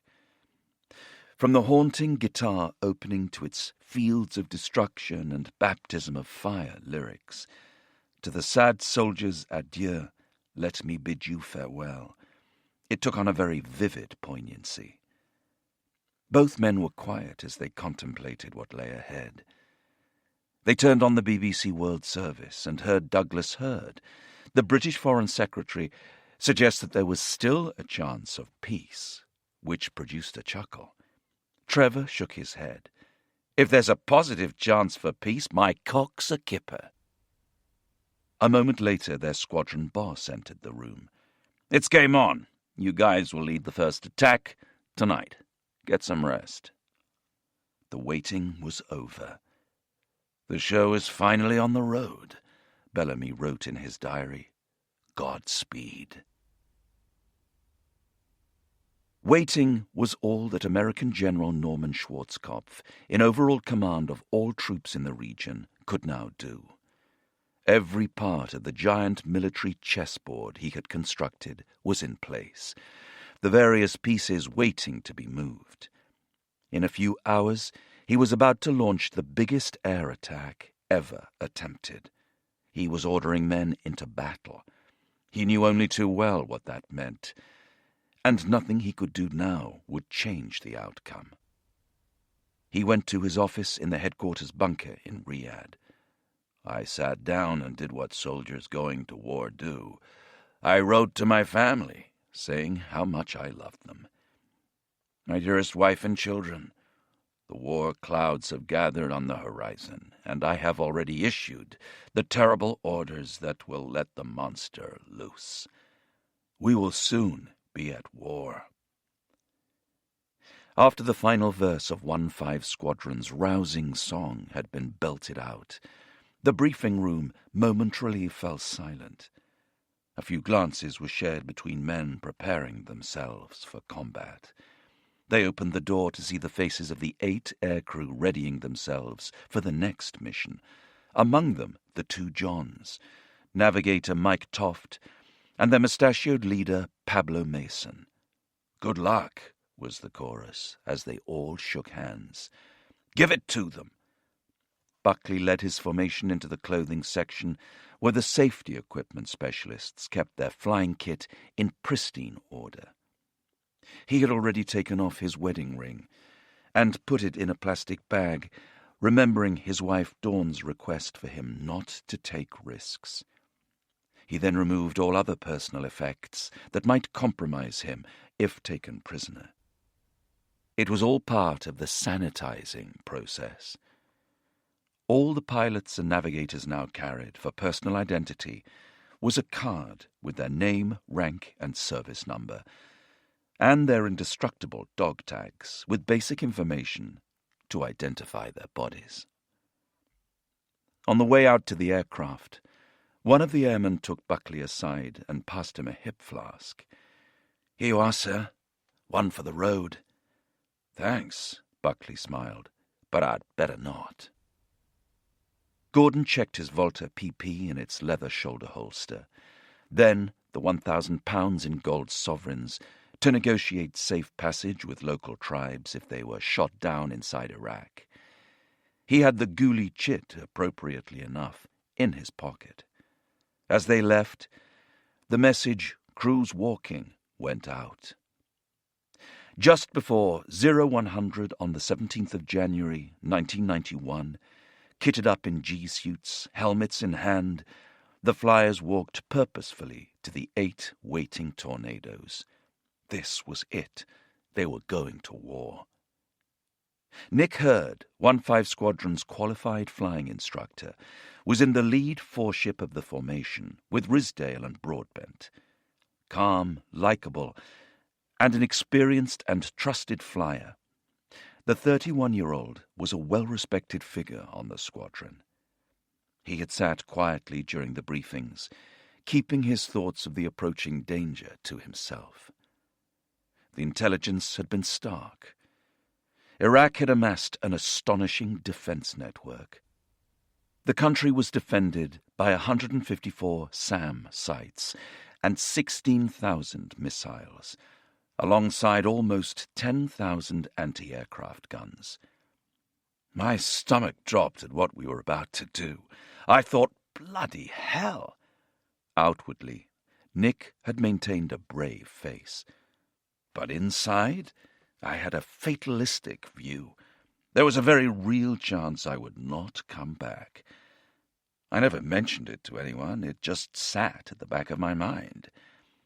Regardless of how good the Tornado was, the Iraqi air defense system was also very good, and we would be very vulnerable. Now he was in the cockpit of an overladen bomber, looking across to Ridsdale's Tornado that was about to lead them off to war. Finally, in total radio silence, they taxied out, ready for takeoff at 0200. I watched Nigel's reheat ignite, and he rolled down the runway. 10 seconds later, we followed. The Tornado was heavy with 8 tons of fuel, but we got airborne safely, and I started easing in on the leader's navigation lights to take up my position on his wing. Nighttime close formation had become yet another newly acquired skill in the previous few months. Gordon Buckley and his navigator, Paddy Nichol, had completed their own pre-flight checks and also started up without a hitch. As leader of the second half of the formation, they would attack Talil 1 minute after Nige Ridsdale's assault. Gordon watched the first 4 tornadoes roll forward in full reheat, then power up into the darkness over the Arabian Gulf. Buckley rumbled down to the now vacant takeoff point. To his right, under the airfield lights, he saw an unforgettable tableau. There were people everywhere, waving, standing on the walls, on cars, anything they could climb on to see us off. It was incredibly uplifting, seeing all the troops wishing us well, in the same way the ground crews had done back in the Second World War as the bombers set off on a mission. The sense of pride was immense. He was fully focused on getting his heavy aircraft into the air. It began to shudder and shake as he increased the power. It really felt as though we were doing the right thing. We were about to take off in one of the most sophisticated jets in the world to help liberate an occupied country. This is what my career in the RAF had been about. It had all led to this point. He waited for his number 2 pilot to give him the thumbs up, signaling that the rest of the formation was lined up. The digit emerged, and Gordon immediately pushed the throttles through the gate into minimum reheat, all the while holding the aircraft stationary. When I was happy, I released the brakes and rammed the throttles open to full reheat. The aircraft roared down the runway, quickly reaching the speed that would let it take to the sky. Just as Nige Ridsdale had planned, the 8-ship formed up ready to refuel before heading into Iraq via the back door out to the west and entering the fray. The thunder of aircraft taking off into the night echoed across every coalition airbase. In the giant field hospital in Bahrain, the British medics readied themselves for the inevitable casualties. We were sitting outside, and the noise was spectacular, one recalled. I went away from everybody else and just sat and listened. It was a horrible feeling, really eerie. We all knew then that something was going to happen. Some people had a few tears. The hospital commander had equally ominous thoughts. Everyone was apprehensive, and you could feel it. Later, there was a briefing with the detachment commander who said, in 5 minutes' time, the first aircraft will hit Baghdad. You can tell your troops. The biggest fear was, would we be able to do the job if a lot of horrible casualties came in? All those not involved in getting jets airborne got into their NBC suits in expectation of a retaliatory Iraqi Scud attack, potentially with deadly chemicals. Some of the nurses asked the Padre to say a prayer with them. As he did so, many were in tears. Elsewhere, thousands of other flyers were readying themselves for combat. Giant B-52 bombers had already taken off from the USA on a 35-hour round trip, the longest bombing raid in history. F-18 Hornets and A-6 Intruders launched from aircraft carriers in the Gulf and Red Sea.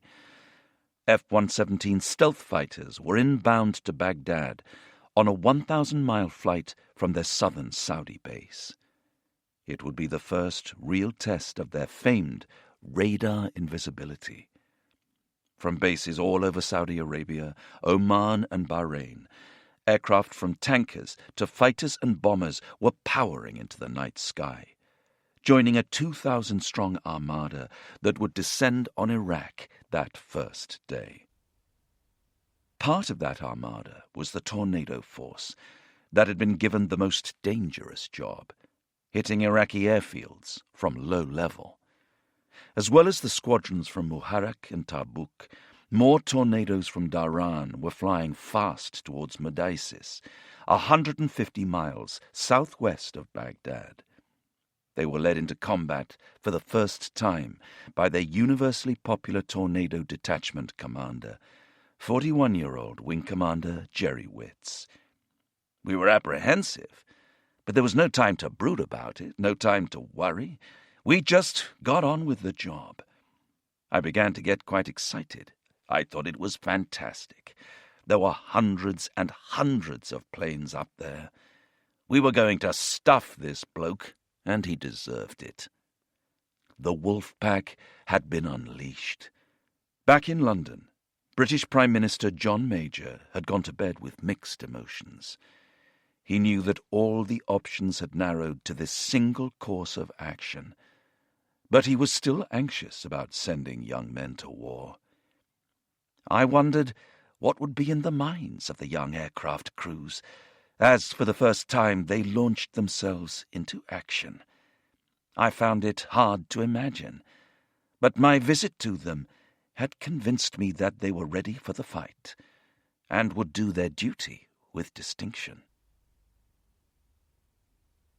Mind firmly fixed on what lay ahead, Nick Hurd climbed to 12,000 feet for the first refueling rendezvous. The fully loaded aircraft was being tested to the full, but Nick found it responding with good grace as he moved towards the right-hand hose of the VC-10 tanker, unseen in the darkness ahead. I stabilized around 10 feet behind the basket. With a bit of power, I moved in and plugged in first time, a satisfying result. Fuel flowed and we were quickly full, so we unplugged and moved to the left wing to watch the other tornadoes take theirs. As they proceeded up the tanker trail paralleling the border with Iraq, they were able to relax a little. Nick's navigator, Rob Woods, tuned one of the aircraft's radios into the BBC World Service. The BBC was just hours away from clearing its service to become a rolling news and comment channel during the war. But for the moment, no one, bar those in the air, was aware that war was minutes away. It was totally surreal. We were listening to something totally innocuous like Gardner's Question Time, waiting for the final moment when we would head over the border and start a war. At least we still had the element of surprise. Then the broadcast was interrupted to announce that there were explosions in Baghdad. We turned the radio off. Nick then monitored all the other aircraft, checking in with AWACS, the great eyes and ears in the sky. I knew there was a huge armada of aircraft gathering, part of the massive initial attack, and it was incredible to be part of it. The converted Boeing 707 airborne warning and control system, topped by its distinctive saucer-like radar dome, gave the coalition forces hundreds of miles of sight over the aerial battlefield. The massive fleet now approaching Iraq required 4 AWACS constantly in the air, spotting both enemy and friendly aircraft many miles away. If an Iraqi jet homed in on a coalition aircraft, it was up to AWACS to warn the flyers and provide them with protection. If the AWACS controller broadcast the message, "Picture clear," it meant there were no immediate threats at hand. It was a phrase that tornado crews, particularly vulnerable at low level in the flat desert, were always pleased to hear. The opening shots of the war were to be fired by Apache attack helicopters hovering over the southern Iraq desert. Their task was to destroy 2 early warning radars, creating a corridor down which the hundreds of aircraft could travel en route to strike air bases, power plants, communications centers, and Baghdad itself. The attack was timed for 0240 local. At 0239:30, the U.S. Army pilots waited, stationary in the hover, peering into the darkness. There was no movement. 10 seconds to go. There was a sudden flurry of heat signatures as Iraqi personnel scurried around the buildings. The clock ticked down to 0240. The crosshairs of Apache weapons systems settled on their targets, and a volley of Hellfire missiles speared away. The attack helicopters edged closer, loosing off rockets, then moved in closer still, engaging anything still standing with their 30mm cannon. Fire rose from buildings. Trucks burst into flames, with bodies slumped around them. During 4 minutes of unfettered destruction, the Apaches unleashed 27 Hellfires, 100 rockets, and 4,000 cannon rounds. The Iraqi radars and many of the personnel were obliterated. The back door had been kicked open. A few hundred miles from Baghdad, 35 cruise missiles had been launched from the squadron of B-52 bombers that had flown from their base in Louisiana. Scores more cruise missiles, launched from warships in the Gulf and Red Sea, were zeroing in on the Iraqi capital. They were the opening notes in a symphony of destruction that was about to thunder through Saddam Hussein's night. The tornadoes topped up with a final load of fuel before casting off and descending into enemy territory. Nick Hurd was at the front of the formation. I felt confident as we prepared for combat. I set the weapon armament switches to live, arming the 2 27mm Mauser cannon and the 2 AIM-9L air-to-air missiles, then turned off the external lights. Rob Woods, my navigator, set up the radar homing and warning receiver, sky shadow electronic jamming and Boz chaff and flare dispenser pods, and checked that the JP-233s were correctly set up. As they descended to 1,500 feet, Nick turned the TFR onto autopilot to check the system was working, then reset the minimum height in stages all the way down to 200 feet. The tornado settled beautifully at 420 knots, or 480 miles per hour, over the invisible Saudi desert. On my moving map display in the cockpit, I noticed the border approaching. On one side it said Saudi Arabia, and on the other, Iraq. This was for real. I was just about to enter the airspace of a hostile foreign country at high speed, low level, and fully armed. I was about to start a war. At any point, the Iraqis were now entitled to defend themselves by shooting us down. I was suddenly struck by the enormity of it all. A few seconds later, they crossed the Iraq border. All was quiet in the desert below. They were on track and at the right speed to be over Talil within the strict time-on-target arrival of plus or minus 5 seconds. Despite being on autopilot, Nick concentrated hard on what lay ahead. I had my hands off the controls as the tornado flew itself at around 500 miles per hour towards the target. The jet was solid as a rock. I suddenly thought, this is amazing. The tornado was taking Rob and me into the heart of the Iraqi defenses in total darkness, and I wasn't even flying it. Nick listened intently to the AWACS frequency and the reassuring calls of picture clear from the American air controller. With 10 minutes to go, there were no Iraqi fighters incoming. Far out to the west, the Tabuk formations, including Dave Bellamy and Mal Craghill, were also in the air. But problems had already started to surface. In their JP-233 armed tornado, Craghill and his 25-year-old friend and pilot, Mike Warren, were struggling. Back on the ground, we'd had a failure in the weapons system, which meant we shouldn't have taken off. But we decided to launch anyway. These things did happen, but often cleared up once airborne. More importantly, we didn't want to be seen to be chickening out on the first ever mission. And we had no idea how quickly Saddam Hussein might capitulate. This could be our only chance to fly a war sortie. Desperately trying to reset the system, they continued towards the border. But things got worse. The radar then packed up, so we now had 2 major faults, making us a liability to the other formation members. We were useless. There was no way we could continue, so we left the formation and reduced weight before returning to Tabuk. I was devastated. David Bellamy was leading his formation of 2 tornadoes, each carrying 3 alarm anti-radar missiles to protect the 3 remaining bombers. After air-to-air tanking, they plunged down from 10,000 feet to 200 feet and crossed into Iraq. Unfortunately, there was no picture clear in their skies. The Iraqi Air Force had come out to defend their homeland.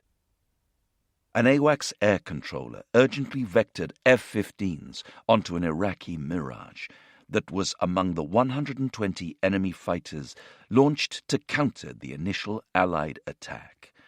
Within a few minutes, Dave saw what seemed like a very bright flare slowly descending from the darkness above him, which turned out to be an Iraqi fighter shot down at 30,000 feet by a Sparrow air-to-air missile fired from an American F-15. Battle had been joined. Bellamy's formation powered through the night, allowing the TFR to do the work as they hurtled towards Al-Assad. With no night vision equipment to show the way, the only relief from the cloak of darkness they enjoyed was illuminated ground features. Once we were over Iraq, it was also unreal.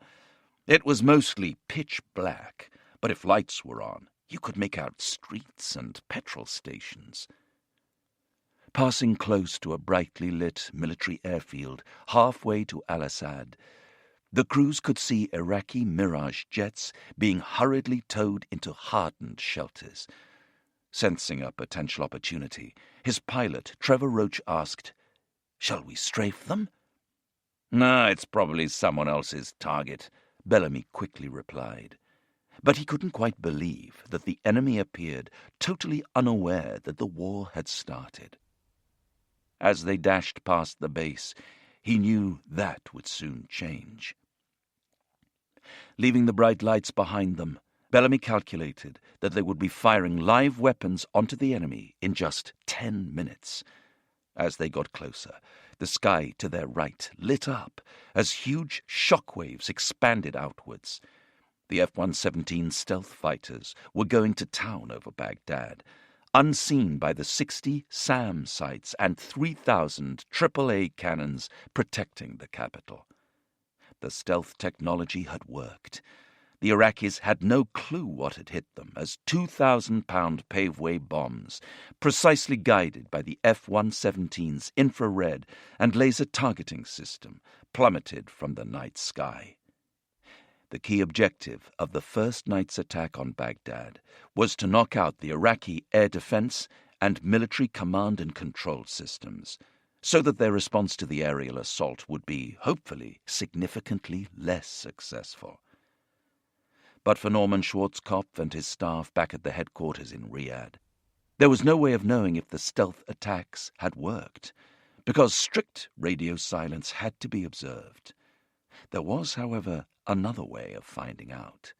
The main target was Baghdad's International Communications Center, which accounted for half the airwave traffic out of the capital. It was also the key transmission point for CNN's live TV stream. Soon after 0300, the CNN pictures from Baghdad went off air.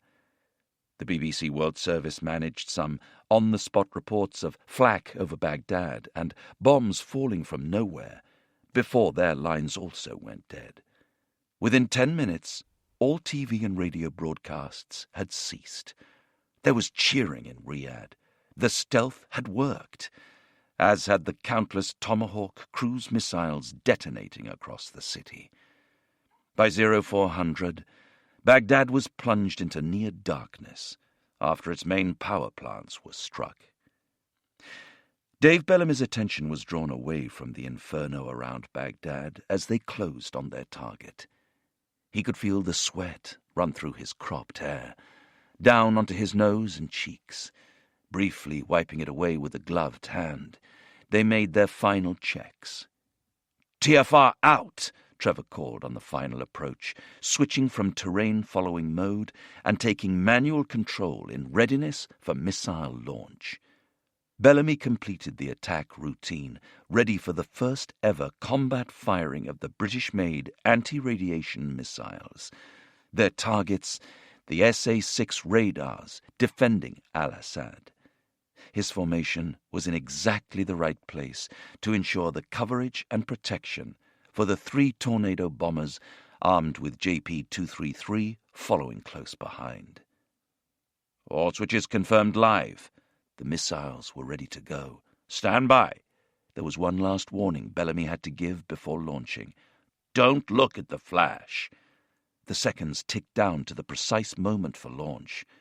5, 4, 3, 2, 1, commit! The 3 missiles blasted off the Tornado's belly. A triple whoosh was followed by a huge blaze. Bellamy neglected to turn away. I was momentarily blinded by the rocket motors igniting. When his vision cleared, he realized the attack had gone horribly wrong. I looked down to see 2 alarm missiles flying out in front of the aircraft. They started to accelerate away, but then immediately flew nose down and hit the desert in a flash of sparks. To say it was disappointing would be an understatement. 2 failures on the first ever mission. The 3rd missile took off into the night, heading towards its target. But the failures raised questions which would undoubtedly need investigating. The Tornadoes in Nick Hurd's formation again heard the comforting AWACS picture clear. In their part of Iraq, there were no fighters airborne and ready to fire air-to-air missiles. Their overburdened aircraft would struggle to evade. In the darkness to his left, flying unseen in parallel track 4 miles away, was Nige Risdale and his navigator John Broadbent, the boss. A few miles behind them, as if on tramlines, also unseen, were the 2 other Tornadoes. Then, a minute behind them, were Gordon Buckley and Paddy Nichol, leading their 4-ship in a similar box formation. Without night vision goggles to check any positioning by sight, each crew simply presumed and trusted that the 7 others were in the right place at the right time and at the right speed. As the 8 aircraft flew themselves automatically on TFR, Buckley's thoughts were filled with the looming reality. None of us felt comfortable due to the war environment we were going into. But I didn't have any fear or nerves. We just didn't know what to expect. No one had ever done this before. We were the first crews ever to fly the Tornado in anger. Low-level, TFR, and night war ops. It was incredible. "Let me know when we're sausage-side," he said to Paddy Tichol, repeating the well-worn Blackadder phrase, which would become the norm. Like Nick Hurd a few miles in front, the HUD told Gordon that he was flying at 500 miles per hour, around 200 feet above the vast Iraqi desert, black as velvet. There was no sight of the ground. It was like driving on a busy motorway in thick fog, at a fraction over 7 times the speed limit, trusting your car's computer systems to safely navigate any obstacles ahead. At the very front of the formation, Nige Ridsdale peered into the impenetrable blackness, content that his plans had finally evolved into a real attack. I looked around, occasionally glancing in to check the cockpit indications that everything was running smoothly. The aircraft was flying itself. We were on track, on time. Everything was going as planned. I wasn't nervous by that point. There was so much to be done. As the lead aircraft of 8 Tornadoes, we were checking timings, positioning, defensive aids, speed, height, and weapons selection. He also had to ensure the aircraft was serviceable, checking the fuel gauges and engine indications. Then he noticed some bright lights on the horizon up ahead, framed against the dark. "Someone's getting plastered in our 10 o'clock. Very impressive AAA barrage," he told John Broadbent in the rear seat.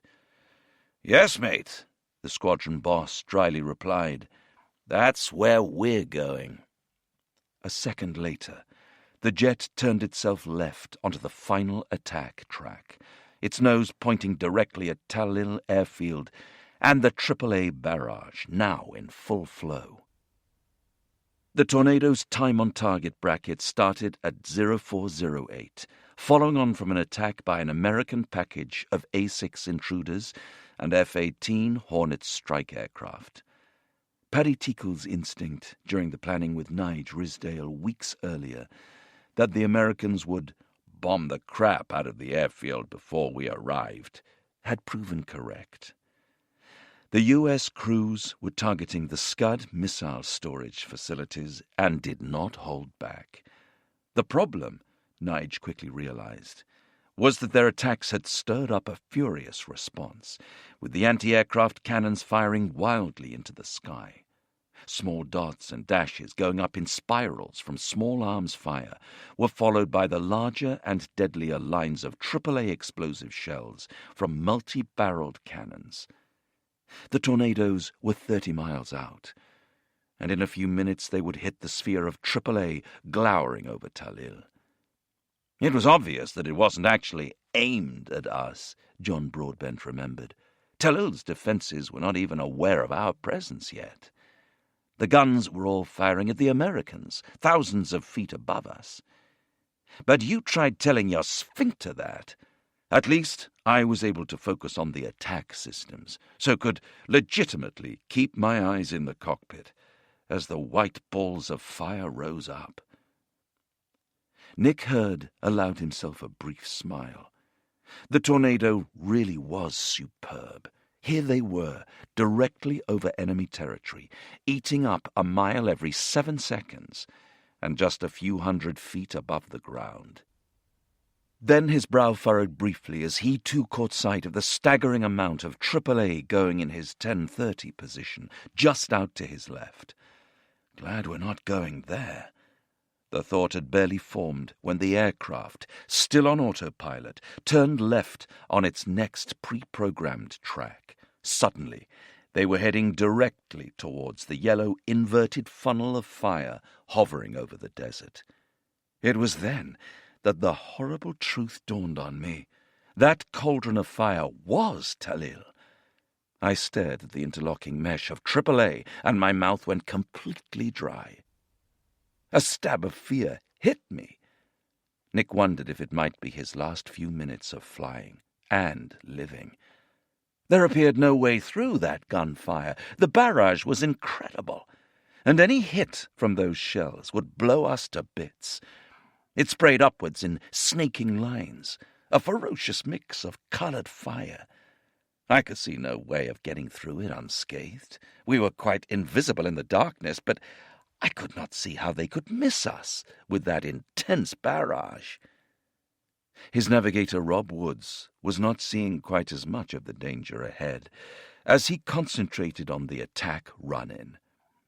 He found and marked the target's pre-planned offset positions on his ground mapping radar, which updated the weapon aiming computer with the exact range and bearing onto the target. Racing towards the airfield, Nick found himself suddenly enveloped by the gunfire. I was astounded to see that we were still over a minute away from weapons release. It was going to be a long minute. Somewhere to their left, flying just a few miles apart, Nige Risdale was similarly preoccupied. I thought the barrage would diminish as time went on, but it just stayed the same. An intense firework display of white and red interweaving lines, forming an impenetrable wall. It seemed like a solid mass. In the rear seat, John Broadbent glanced up from his radar display. It was like driving through snow flurries in your car. The flakes come rushing towards you, and if you focus on one, at the last second it sweeps past the windscreen. But these exploding balls of bright light were not snowflakes. Gordon Buckley, one of the most experienced pilots in the entire Tornado Force, felt a creeping realization that extreme danger lay ahead. A truly unbelievable eruption of green and red lit up the night sky, a huge barrage. His reactions were swift. We're not going through that lot. He flicked off the autopilot to try to fly around it. No matter where I steered the aircraft, the target pointer simply stayed on the barrage. The AAA was our target. Oh, shit. We're going to have to go straight through it. Resigning himself to fate, he went back to autopilot. We were in a bloody great steam train of jets that wasn't stopping or turning around. We were going to fly into the heart of that barrage and complete the mission. No other thought entered my head. What had started as a small dome of light in the distance loomed ominously ahead as Nige Risdale closed on the target, ready to drop the first ever tornado munitions in combat. For 6 weeks he had planned this attack, visualizing what it would be like skimming over Talil. But he had never imagined it would be like this. At 3 miles out, Nige increased engine power, throttling up to around 600 miles per hour. But he had to keep the aircraft at maximum drive power, giving the fastest speed possible without engaging reheat, and its long telltale tongue of flame that really would draw ground fire. 18 seconds, Broadbent called. Nick Hurd's intense concentration was momentarily broken by cannon fire, blasting just past the cockpit from below and to their right, no further than 100 yards away. The gunfire went blindly straight up. In daylight I would have looked into the gunner's eyes. He was that close. It was an astonishing sensation. We were still a few miles from the target, and the AAA was right underneath us. But there was nothing to be done. We had to fly through the middle of it. Nothing was said in the cockpit. There wasn't the slightest thought in our minds of breaking off the attack. Despite the intensity of the barrage, they could hear no external noise of gunfire. I was in a warm, quiet tornado cockpit, yet we were surrounded by bullets. The noise around the airfield must have been astonishing, but it was all quiet in our jet. 10 seconds to release. This is it. Nige Risdale flicked off the TFR autopilot and took manual control of the Tornado. The TFR could, if it detected an obstruction ahead, such as an airfield's metal boundary fence, force the jet into a sudden pull-up, not something to be desired while dropping weapons over the target in the midst of heavy AAA. Checking his RAD-ALT, or radar altimeter readings, Nige carefully nosed the Tornado down to 180 feet to deliver the JP-233. Gunfire was flicking past the cockpit, but he barely noticed it as they closed in on the runways. 5 seconds. "Committing," pilot and navigator said together, both pressing the weapons release button to give the computerized aiming system the authority to launch the munitions at the precise moment. 4, 3, 2, 1. The two JP-233s started spraying the airfield below. For 5 seconds, Nige listened as the weapon rumbled while 60 runway cratering munitions and 430 anti-personnel bomblets fell away. It was like driving over endless speed bumps. I could feel the whole thing rattle off right under my backside. He was not prepared for what came next, as the two huge, now empty canisters automatically fell away. The jet ballooned upwards. Carrying the canisters was like flying with two huge wardrobes under the jet, and the change in flying characteristics when they jettisoned was significant. I had to push quite hard to prevent ballooning too much and get back down to low level. Nige recovered the aircraft, then quickly re-engaged the TFR to allow the jet to fly itself as they streaked away from the furnace of Talil. Nick Hurd had been coming in alongside, just out to his right. I noticed their JP-233 munitions detonating exactly on time, slightly ahead and to our left. It was the first indication that he was there at all. Their own Tornado flew across the runway almost parallel with Rizdale's, scattering destruction onto every surface and exposed personnel, before also leaping forward as the giant canisters jettisoned. I quickly re-engaged autopilot so I would not inadvertently fly into the ground in the excitement. I trusted the Tornado autopilot more than myself at that moment. Seconds later, they emerged from the cauldron of ground fire to the north of Talil. Paddy Nichol was one of the few aircrew who had previously experienced the pressure of a wartime sortie. 8 years earlier, he had been a navigator on the Victor tankers that flew far over the South Atlantic, refueling the Vulcan bombers deployed to strike the Falkland Islands' main airstrip at Port Stanley. But this was very different. People were now shooting at him, wanting him dead. As they ran towards Talil, he calmly identified the offset marks on the radar and updated the weapons system in the main computer. They were on time and on target. In the front seat, Gordon Buckley tripped out the TFR in case it reacted to any structure over the airbase and took manual control. It was time to go ultra-low. We were flying right into a huge barrage of AAA with blue and red lines tearing past the cockpit. I had been taught right from the start of my frontline career on the Jaguar that if you encounter AAA, go as low and as fast as you can. Buckley did just that, descending the aircraft in darkness until the RAD-ALT stopped reading out his height. He knew that it would trip off at 100 feet, so he was now confident he was flying the Tornado himself, in total darkness, around 100 feet above the ground. It was a very dangerous thing to do, but I had confidence in the aircraft, and our approach to the target was flat. Even at that great weight, the Tornado was rock solid, because this was what it was designed to do. He glanced at the time to target on the HUD. They were seconds away. He climbed back up to 200 feet. Right over the runway they released the JP-233, which deployed with the sound of a machine gun firing. Then, like Hurd and Rizdale, he felt the jet shoot forward as the giant canisters fell away. Gordon did not want to hang about, and poured on the power, going to maximum speed and banking hard to the right to get back down to ultra-low level and away from danger. The noise and response of the aircraft to the sudden release of the 5-ton weapon load was completely unexpected. Coupled with my desire to return to ultra-low level, it felt like we were going over the edge of a large roller coaster ride. The jet leapt forward, and it really shocked me. I had to really push to get it back down to 100 feet and stay at low level. It was an amazing sensation.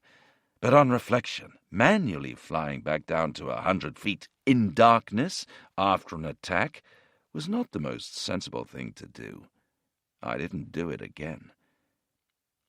Nick Hurd took a moment to look back at Talil to see how the other crews were doing in a sky filled with gunfire and explosions.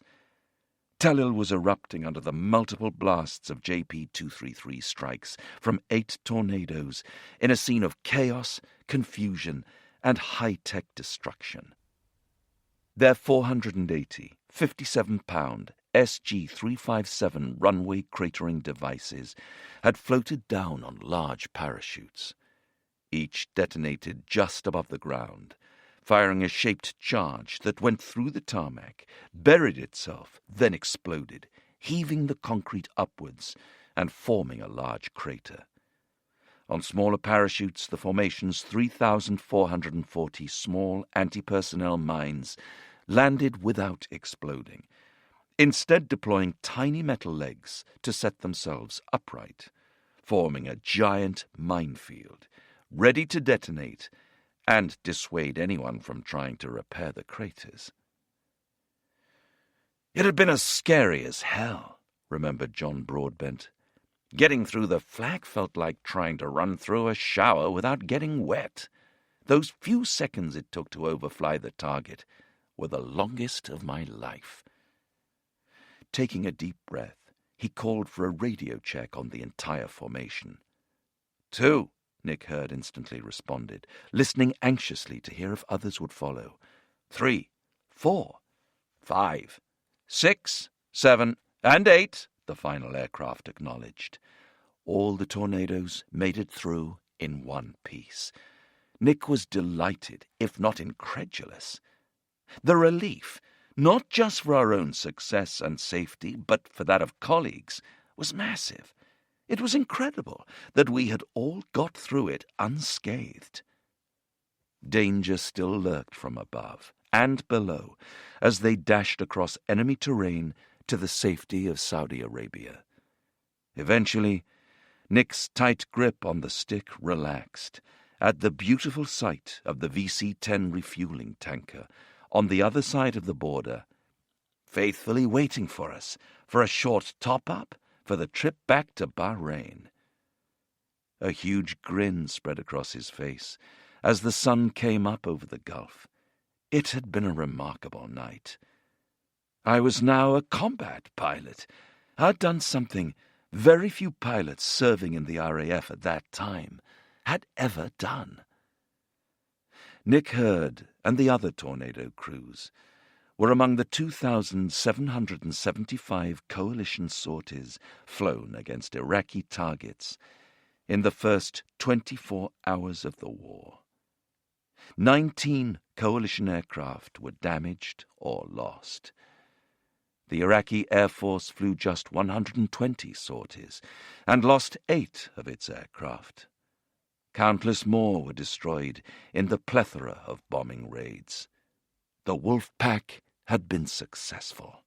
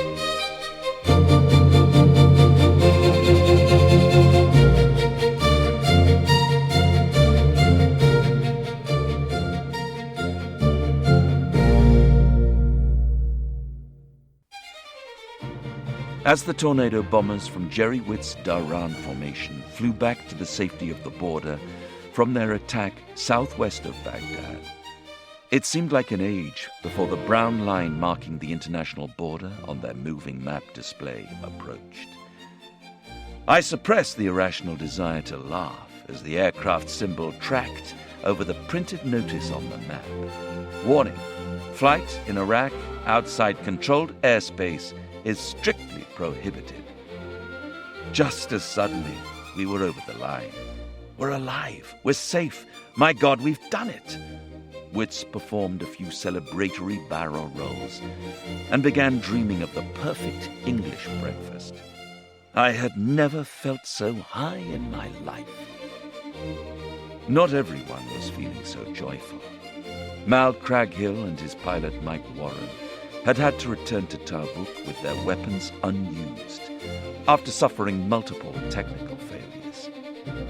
Like most complex fast jets tested to the limit on a daily basis, the Tornado did suffer from equipment and aircraft failures. It was frustrating for both the air crews who had to deal with them and the engineers who had to fix them. But this was no comfort to Mal and Mike. They were both devastated at not being part of that historic first raid.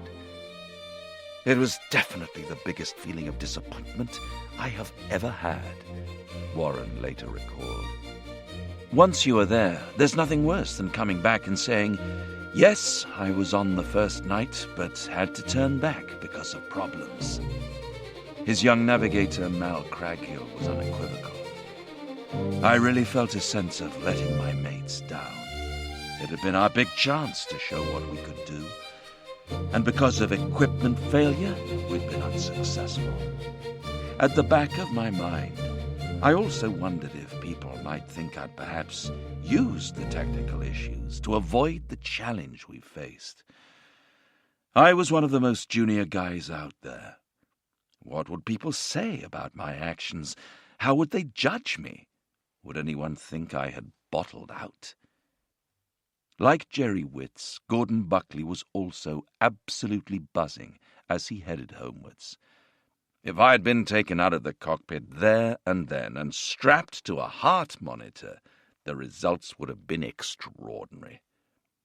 As the miles grew between his Tornado and the devastation they had left behind, he turned his armament switches to the safe position and began to reflect on what had happened. We had done an incredible job as part of the RAF's first war sorties since the Falklands War. Everything had run on rails. I thought, yeah, we can really do this. Landing back at Muharraq, Buckley and Paddy Nichol headed to the debriefing room, experiencing a massive wave of relief and satisfaction. We were exhilarated, and our ground crews were ecstatic too, Nichol said. The engineers' shifts had changed, but our team refused to go home until they counted all 8 of their jets back in.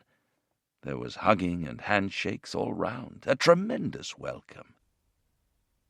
Later that morning, the elated crews headed back to the hotel through the largely empty streets of Bahrain.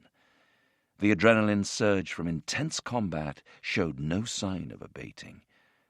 Everything had changed from the world they had known 24 hours earlier, and no one was ready for bed.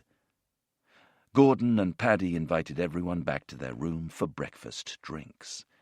The cold beers slipped down their throats with ease as they fed off each other's high-octane experiences. The banter was gushing. We were all on a high, Gordon recalled. For Nick Hurd, the reason was obvious. We had just taken part in the largest air operation for decades and become combat-proven crews. The change in attitude and confidence was clear. They also knew that the Iraqi Air Force had taken a real pounding, and Nick wondered if it could sustain that level of punishment for long. All 3 tornado missions on the first night, from Muharraq, Daran, and Tabuk, had succeeded without any losses. Nige Risdale was simply content that his and Paddy's long nights of planning had come to successful fruition. But he knew, too, that alongside their hard-earned skills, a bucketful of luck had been involved. Waiting for his friends to return to Tabuk, Mal Craghill was still worrying about his own unsuccessful sortie. We felt deflated, and despite there being no other decision we could have taken, Mike and I felt like we had abandoned the rest of our formation. We sat quietly in the operations room, waiting, talking very little, reading the technical manuals to see if there was anything we could have done differently. There wasn't. Playing chess to occupy the time, and wondering how our formation mates were getting on. Eventually the radio burst into life, and familiar voices checked in to report a successful mission and notify the ground crew that they would be back on the ground in 15 minutes. A feeling of enormous relief washed over us both. They had all survived. Our next thought was more selfish. When would we get a chance to prove ourselves in battle? David Bellamy landed back at Tabuk Air Base after 3 hours and 15 minutes of intense and grueling excitement. It was a combination of high-velocity adrenaline and nerves, but we survived. The excitement finally caught up with him as they opened the cockpit canopy to the dawn sky, stretching into the desert around Tabuk. Climbing down the steps, he stumbled, his legs weak from the adrenaline overload. One of the ground crew helped him up, then gave him a glorious-tasting carton of pineapple juice. Inside their quarters, the excitement among the air crew overflowed. We were chirping away like little birds. It was a joyous melee of excited school kids, telling 3 different versions of that same night. Bellamy also noticed something else from those untested aircrew who had not flown on the first missions. The other guys wanted to get stuck in, to get that first sortie under their belt, to prove they could do it too. John Nichol and John Peters, heading out to their tornado for their first sortie, on the second wave of attacks, had seen that same confidence of success shining in Gordon Buckley as he had walked back into the operations room after his first combat mission that dawn morning. He was showing a curious combination of excitement and slight shock. He was hyped up from the mission, but at the same time he had seen something that had really affected him, Peters remembered. Seeing the 2 Johns staring at him, Buckley at first tried to pass it off with a quip. "I am stirred, but not shaken," he said dryly. His navigator Paddy Teakle then loomed behind him. "You should have seen the fucking airfield." A cigarette shook slightly in his hands as he spoke. "Lit up like a bloody Christmas tree, flak everywhere, tubes of bloody molten metal." Paddy suddenly realized that Peters and Nichol were about to face the same thing themselves. "Oh, but don't worry, you'll be okay." Buckley caught Nichol's eye. "You'll be fine." He hesitated. "It's a piece of cake." "Yeah, thanks, sir." John Nichol had a feeling his flight commander was probably not telling the whole truth. Chapter 5. Gin-Clear Skies. The 17th of January, morning. As Paddy Tichel's formation had headed back to the Sheraton Hotel and some post-mission beers at dawn, his wife Sonia and most of the 1-5 Squadron spouses were glued to the television news back at their RAF Laarbruch base in Germany. Sonia had been woken at 1:40 a.m. by an uncle calling breathlessly from Wales, "Do you know the war has broken out?" She immediately phoned a number of the other wives at Laarbruch, including Helen Peters, whose tornado pilot husband John was preparing for his first mission. They gathered in Sonia and Paddy's married quarters for the first of endless mugs of tea and watched the hostilities unfolding on TV. Film of AAA arcing over Baghdad abruptly switched to footage of tornadoes returning to 1-5 Squadron's Muharraq base. The wives leaned in closer to the screen as each jet landed. The camera zoomed in as the crews clambered out of their cockpits and down onto the tarmac. Off came their helmets to reveal the sweat-plastered faces of her husband's formation. But Paddy and his pilot Gordon Buckley were missing. Sonia's hand went to her mouth. The others looked at her with growing trepidation. Then the phone rang. Sonia snatched the receiver from its cradle. "Thank God, it's Paddy." He'd arrived earlier than the rest of the crews and avoided the press. I was very relieved and said I hoped he would show his face on camera next time.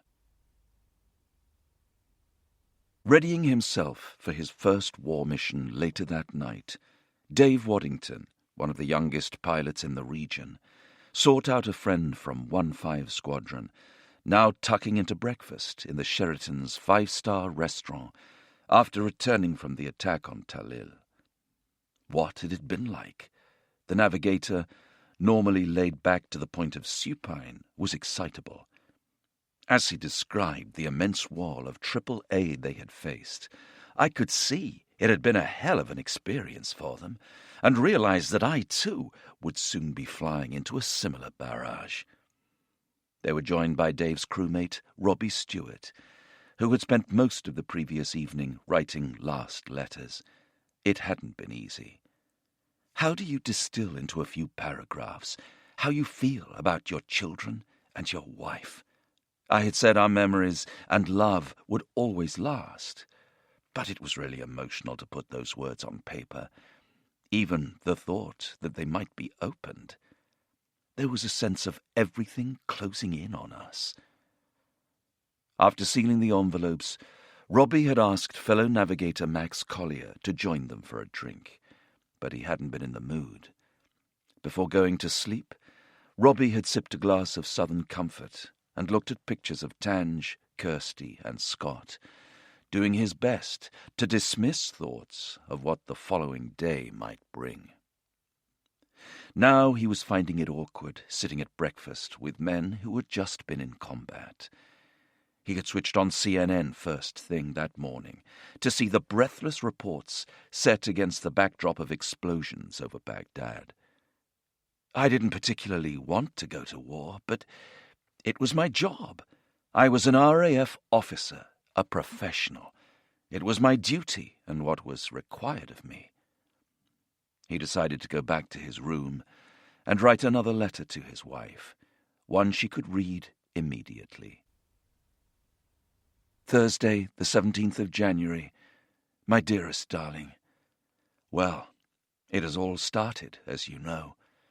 I heard the tornadoes go out this morning and was greatly relieved to hear that they all got back safely.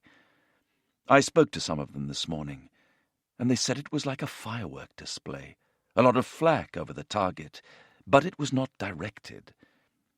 The TV is currently showing the results, and they seem very impressive.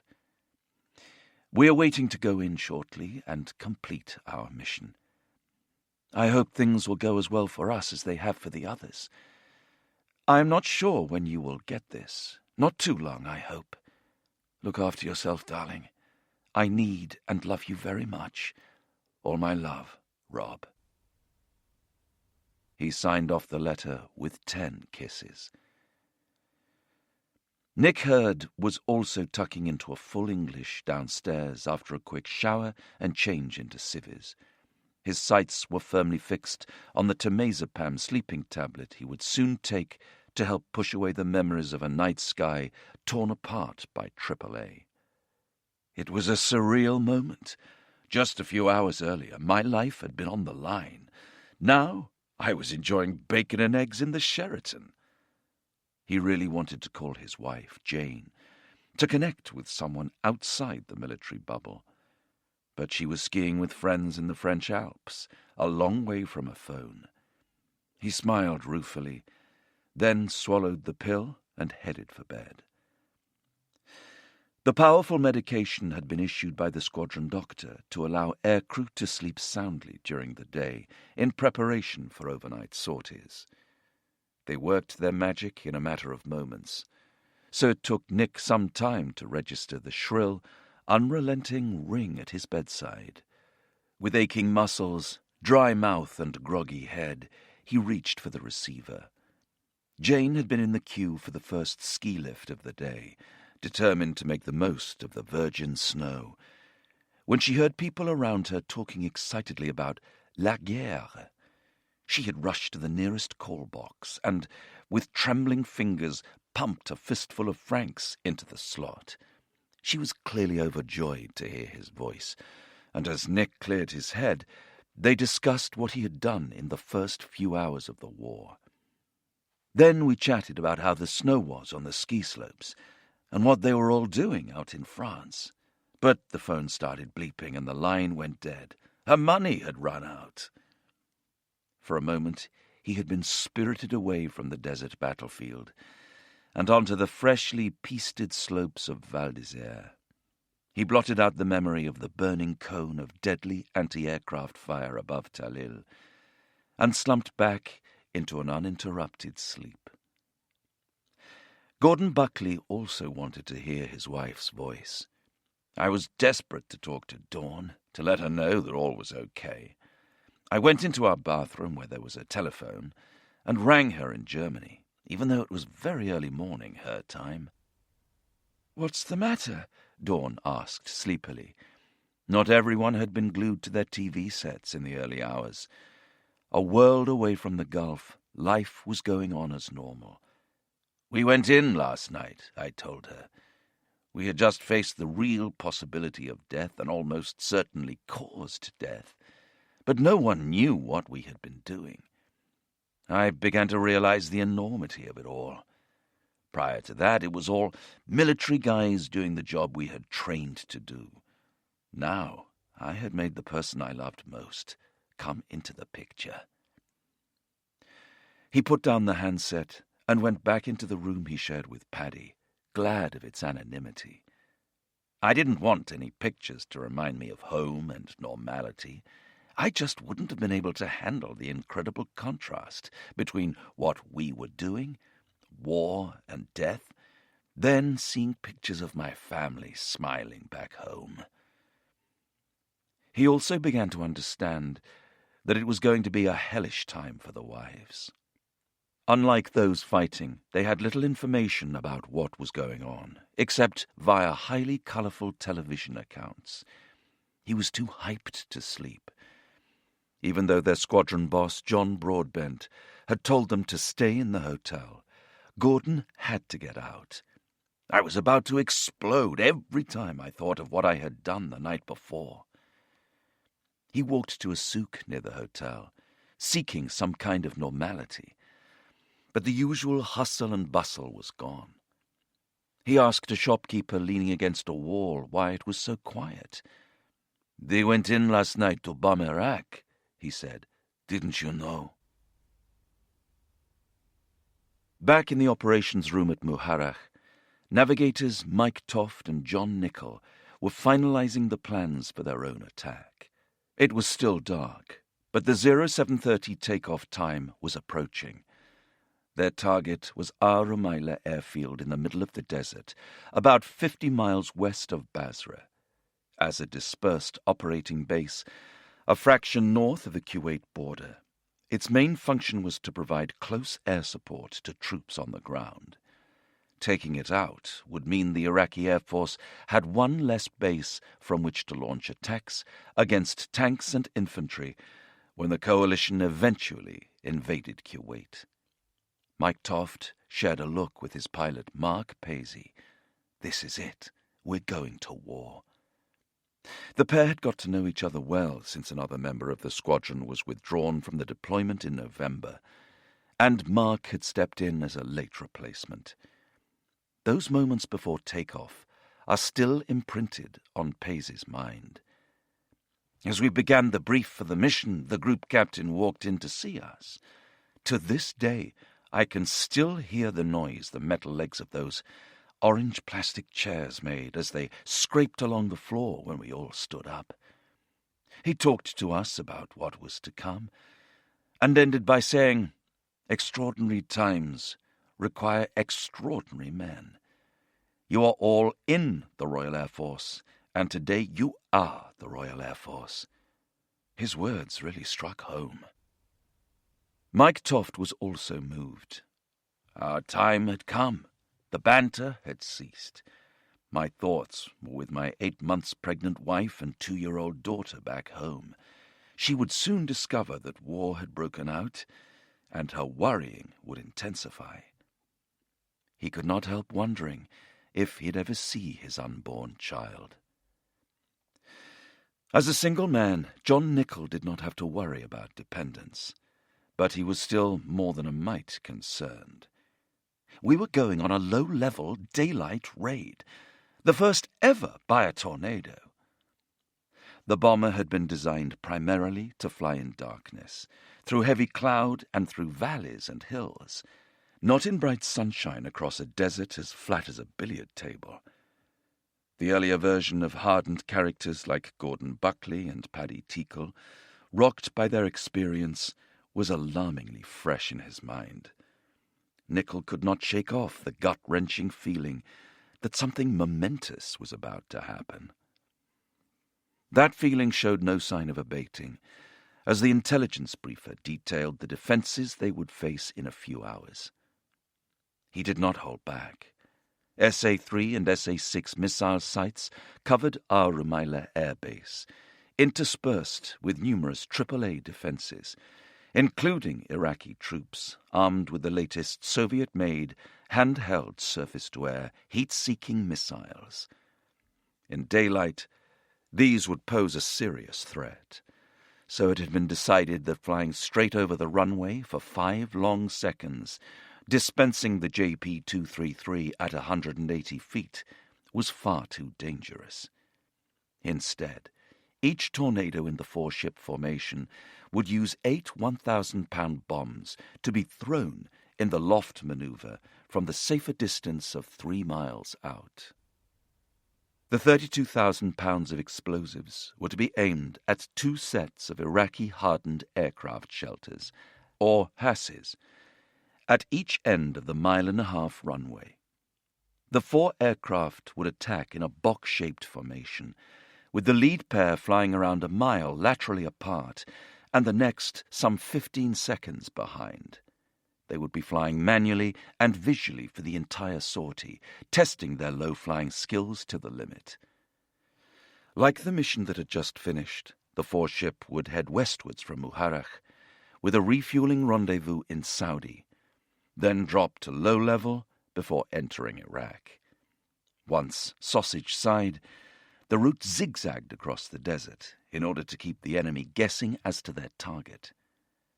The small tornado force would attack each HAS site shortly after 9:30 a.m., a few minutes after 24 U.S. Marine Corps F-18 Hornets had pummeled the SA-6 missile sites to the east of our Rumaila.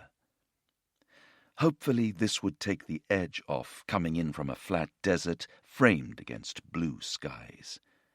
And doing the loft maneuver in daylight did at least mean you could see your proximity to the ground more clearly in the recovery phase. Their Army Ground Liaison Officer, or GLO, issued the mission briefing, emphasizing the emerging AAA threat. Then, with the same lyric sheet used 10 hours earlier, They launched into the squadron song to the tune of It's a Long Way to Tipperary. John Nichol suddenly clammed up with emotion. There was a huge lump in my throat. Singing on exercise had been one thing, but now, on the point of flying into heavily defended enemy territory, with the very real prospect of not coming back, it was entirely different. I might never see some of the men singing in that room again. Ever. The waves of emotion surfaced for his pilot, John Peters, when he began sanitizing, removing all personal items that might give the enemy useful details of their families or personal lives if they were captured.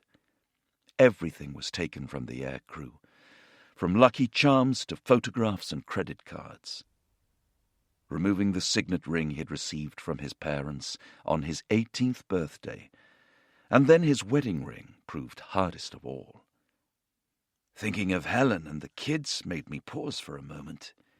Here was my life going into this little plastic bag, to be kept in case I was shot down. This was no longer make-believe. This was beginning to feel really serious. But it was the moment Nichol had been training for ever since he joined the RAF. I wanted to prove that I could do it. It was the most important day of my life. At the same time, I was only human, and the challenges seemed immense, almost insurmountable. The need to succeed was heightened by the knowledge that people around the world were watching events unfold, scrutinizing their every action. The expectations were massive, but the dominant pressure is the one you put on yourself. I will not screw up. I will not let anyone down. I will be a success. Crew walking, the announcement the ground crews had been waiting for. Dawn was fast approaching as the 8 airmen crossed the tarmac to their Tornadoes and carried out their final safety checks.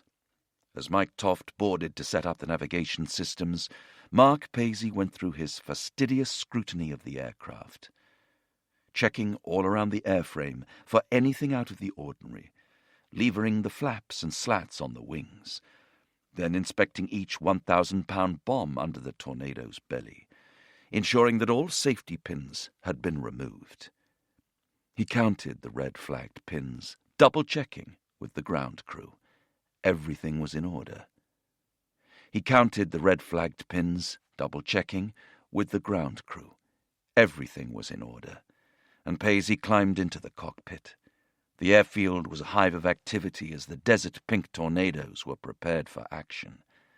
Formation leader Pablo Mason chatted with his ground crew as they made their own final checks.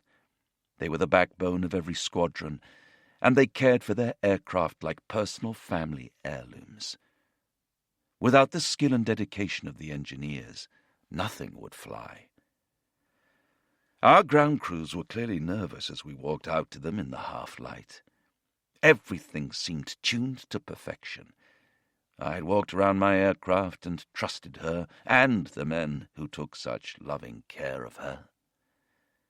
Beyond them, the slightly scorched jets that had just returned from war were already being prepared for Dave Waddington and Robbie Stewart's upcoming nighttime operation. First light over Baghdad revealed the consequences of Saddam Hussein's actions to the Iraqi population. Hundreds of dogs howling at the moonless sky had been the earliest hint of the potent force heading towards them, their ears pricking up at the high-pitched shriek that presaged falling bombs. Moments later, the air raid sirens had sent thousands scurrying to the shelters as the relentless barrage rained down on the capital.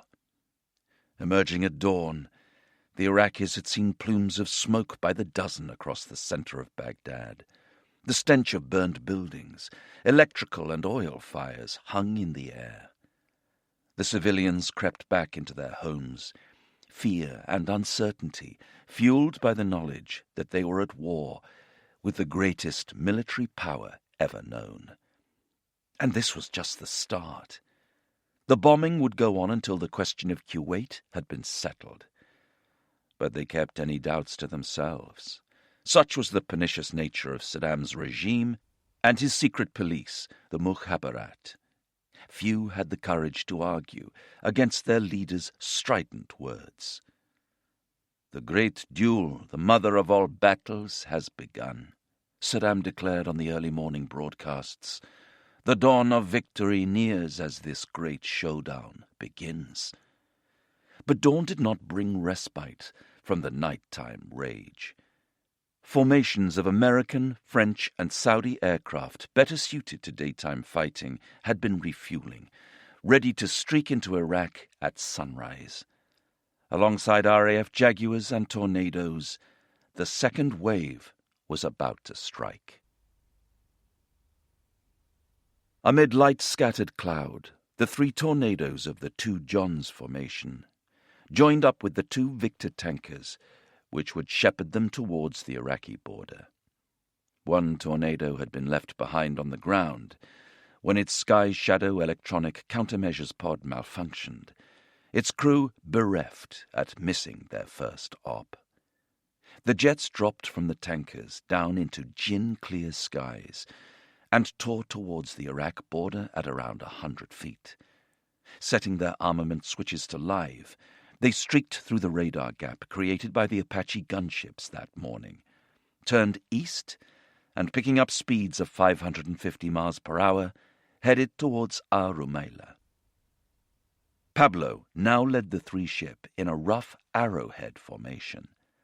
Nichol and Peters followed, flying around a mile apart from Mike Toft and his pilot Mark Paisley.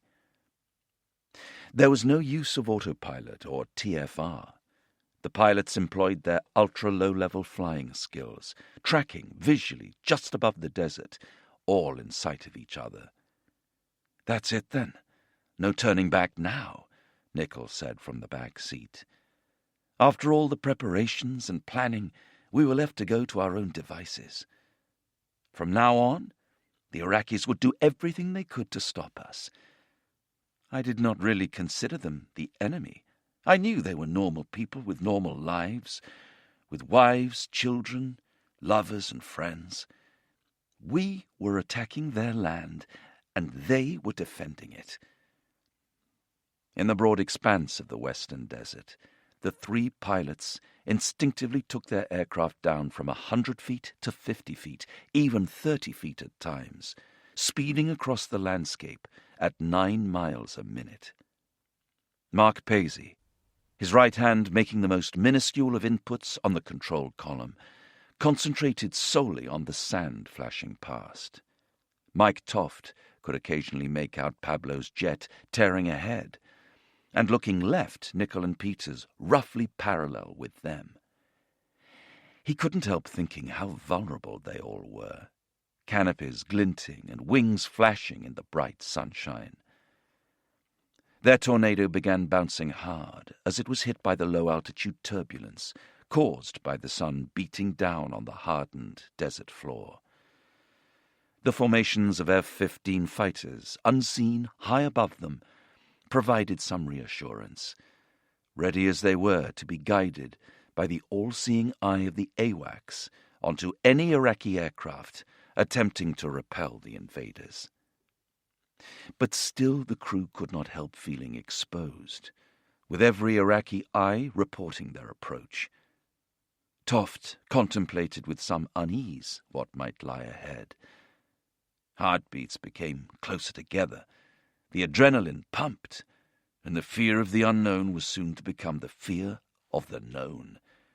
We felt exposed and very vulnerable, even at 50 feet, but we simply pressed on. "What the hell is that on the nose, Tofty?" Paisley asked abruptly. Toft squinted into the haze. A large black patch that looked like an oil slick lay dead ahead.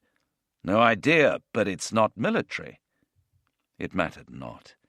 They were traveling so fast they were virtually on top of it. The slick revealed itself to be a huge herd of goats shepherded by Bedouin tribesmen.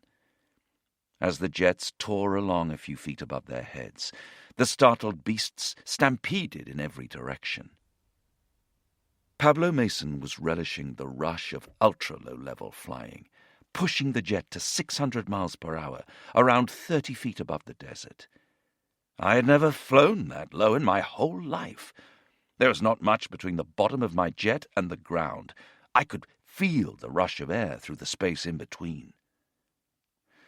Nichol and Peters could almost reach out and touch the faces of the Bedouin as the tornadoes roared over their tented communities. It was a strange moment for Peters. Here we were, going to bomb the shit out of their country, and these people were looking up at us, close enough to spit.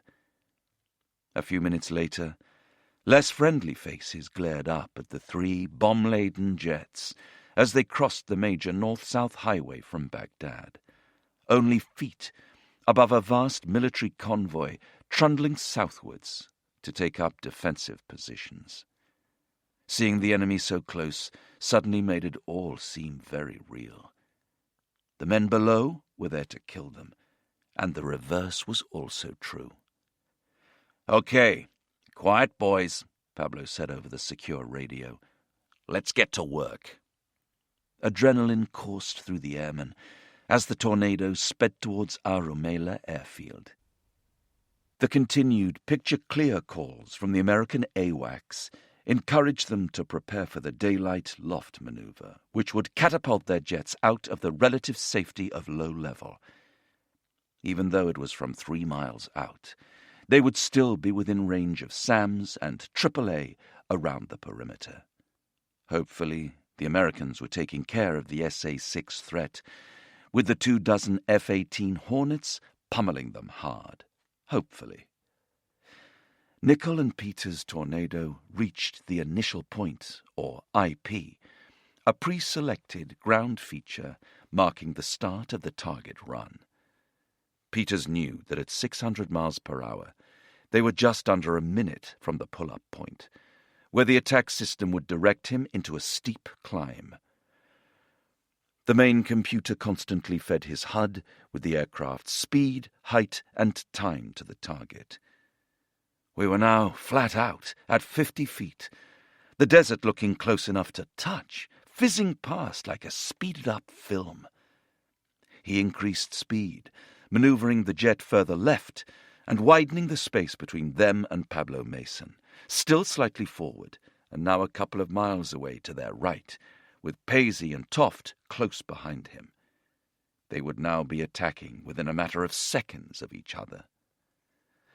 Nichol checked the switches, preparing the aircraft for the moment the computer would direct the pull-up and calculate the exact release point to launch the bombs on their brief flight to the target.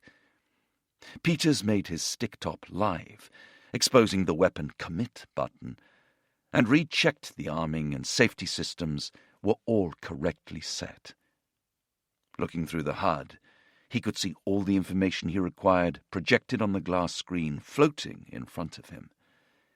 Their position and time on target were all good.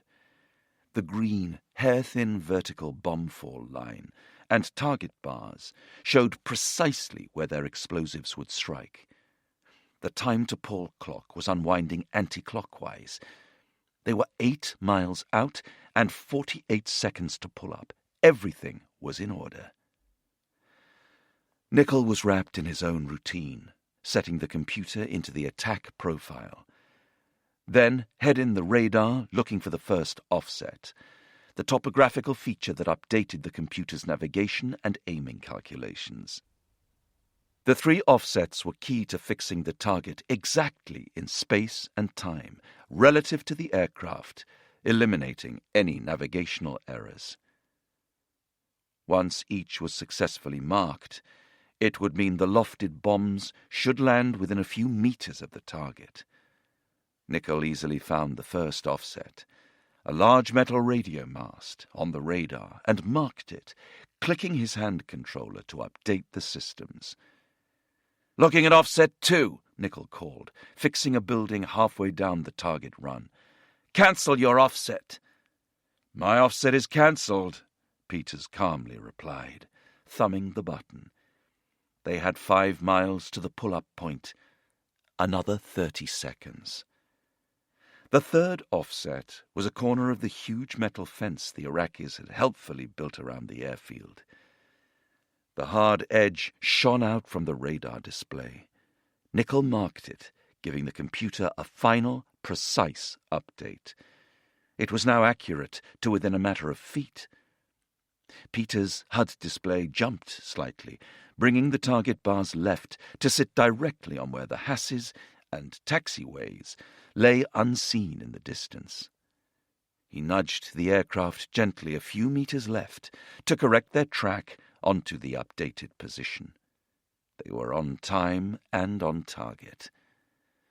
Nichol could now see the objective clearly on radar and placed his marker in the center of the taxiways.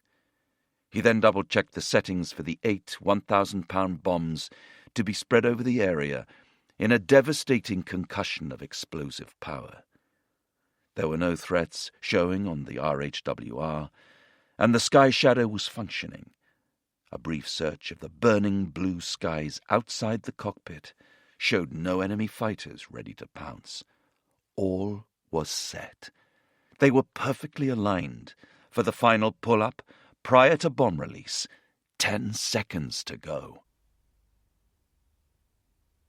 Flying about 2 miles abeam and a few seconds ahead, Pablo began his loft maneuver against the hardened air shelters at the southern end of the runway. We were bang on target as I pressed the weapons release button, letting go of 8,000 pounds of bombs. Dropping them had meant leaving the sanctuary of ultra-low level, and now life started to get very interesting indeed. The Iraqi AAA was onto them. It was daylight, and the bombers presented ample targets. All hell broke loose. The sky suddenly changed, as though someone was pulling a dark curtain across my eyes. All around them, the sky filled with exploding AAA shells, as Pablo threw the gunners off their aim by banking the tornado hard to the right and south, and continuing the high G turn until they were heading west, directly away from the target, and back in the direction from which they had approached. The blue horizon ahead of Peters and Nichol was abruptly torn by streaks of gunfire blazing upwards. Shells exploded around the cockpit in bursts of black and white smoke, sending shards of shrapnel spearing through the sky. Despite the maelstrom around them, there was no noise inside the cockpit. John Peters had an unenviable grandstand view of the incoming threats. The buggers were shooting at us. Explosions were peppering up in continuous streams, right across the span of sky over the target. For every glowing tracer ball I could see, there were 9 accompanying live gobbets of explosive-tipped lead that I couldn't. They looked terminally close. It was the first time we had been under fire, and it was horrifying. In the back seat, Nichol focused on the screens, the defensive aids, and the switches he needed to press prior to attack, constantly firing out the metallic chaff fibers in case an enemy radar tried to lock onto them. He briefly glanced out the cockpit and spotted decoy flares spewing off Pablo's aircraft as their jet recovered from the attack. "Happy with the target," Nichol said, his voice calm. "You're clear to commit?" "Stick top live," Peters responded. 3, 2, 1, pull. He hauled the control column into his stomach. Flying a few seconds behind Pablo Mason, Mike Toft knew they needed to increase speed to power upwards while lugging 4 tons of bombs. We would need to use reheat, which was a worry as it would provide an ideal target for any infrared missiles out there. We made a wild guess when it would be most appropriate. The reheat kicked in, and we were soon up around 630 miles per hour, ready for the pull-up. I took a quick squint at the radar and identified the aiming point. They were seconds away. As they went through all the arming and firing sequences, Mike made sure all the switches were double and triple checked on the approach. This was definitely not the time to screw up, as we exposed ourselves to the airfield defenses. Mark Paisley sent their tornado soaring from 30 feet into the storm. Out to my left, I could see the decoy flares pumping out of John Nichol's jet. Then black puffs of smoke appeared in my peripheral vision as I concentrated on the instruments in front of me. Perhaps it was best to pretend to be in the simulator. Climbing through 1,300 feet, the cigar-shaped green bombs were released, catapulting forwards by the jet's sharp upward trajectory. The 1,000-pounders reached the top of their gentle ballistic arc, then fell to earth with increasing kinetic energy, quickly gathering speed to reach a terminal velocity that allowed them to drill several feet through concrete and tarmac. A split second later, they detonated, sending an explosive ripple upwards that buckled tarmac and crippled concrete. Peters had also pulled the stick back, and the tornado's nose tipped towards the heavens. He jammed his thumb hard on the red weapons switch and kept holding it down to launch the bombs onto the northern end of the airfield. Nichol had already begun to fire out decoy flares to confuse any incoming heat-seeking missiles. "Committed!" There was a pause. Then another. Shit! Shit! Shit! Nothing was happening. The bombs were still glued to the tornado's belly. "I haven't got a package!" Peters yelled. "I haven't got a package!" His pilot's rising anxiety was impossible for Nichol to ignore. But why the hell is he talking about a package? The package was the way the 1,000-pounders had been selected on the weapons system. He checked the panel indications, wondering what the hell was going on. 8 1,000-pound bombs at 80 meters spacing? Peters realized the mistake he had made in the turmoil of combat. "I haven't got a pull-up!" The words came out strangled, and Nichol well understood why. This was horrendous. The bombs weren't coming off. They had messed up horribly. A number of weapon selection switches set up the attack sequence, and you're meant to make a final selection on the system just before you enter the loft maneuver. I probably hadn't hit the final button, so the computer hadn't gone into full attack mode. It was stuck in approach, not final weapons release profile. One small button which had failed to press. Perhaps something else had gone wrong. But despite years of intense training, I knew, in my heart, that I'd made a straightforward, terrible mistake. The cockpit was filled with cursing and swearing. Although only a couple of seconds had actually passed since the pull-up point, chaos was taking hold. As Peters had waited for the bombs to come off, the tornado soared above 1,500 feet, then higher. They were now perilously exposed. Peters banked hard to the left, almost inverting them, in his attempt to get back to low level. He prayed the sudden drop in height would make them harder to hit. Burdened with nearly 4 tons of bombs on its belly, the tornado made heavy weather of leveling out, and was heading fast towards the desert floor. "Recover! Recover! Recover!" Nichol yelled from the back seat. "I'm trying to!" Peters shouted, now heading away from the target. Dismay, failure, and fear were taking root inside the cockpit. "Fucking hell, what a cock-up!" "We can't fail! Let's re-attack!" Nichol was desperate not to fail on their first ever operation. Too desperate. I was compounding my initial error with another. You never, ever go around for a second attack. It's a cardinal rule.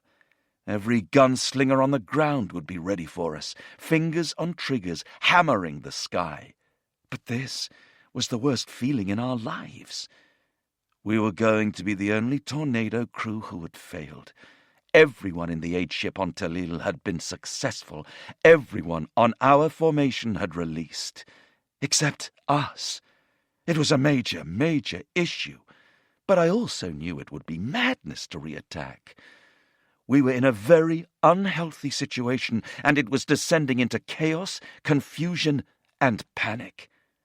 "Bugger it," Nichol said. "We've got to dump the bombs." It had just gone 9:30 on the first morning of the war. There would be other opportunities. He hit the bomb jettison button, and the tornado, instantly freed of its dead weight, lurched forwards and upwards, while morale plummeted in the cockpit. Our efforts had failure written all over them. We were already beating ourselves up hard over what other people would say. Our greatest concern was not for our lives, but for our reputations. "Check in! Check in!" Pablo's voice broke through to the fretting aircrew. After so much time over the airfield, they were now lagging far behind their formation leader and Toft and Paisley.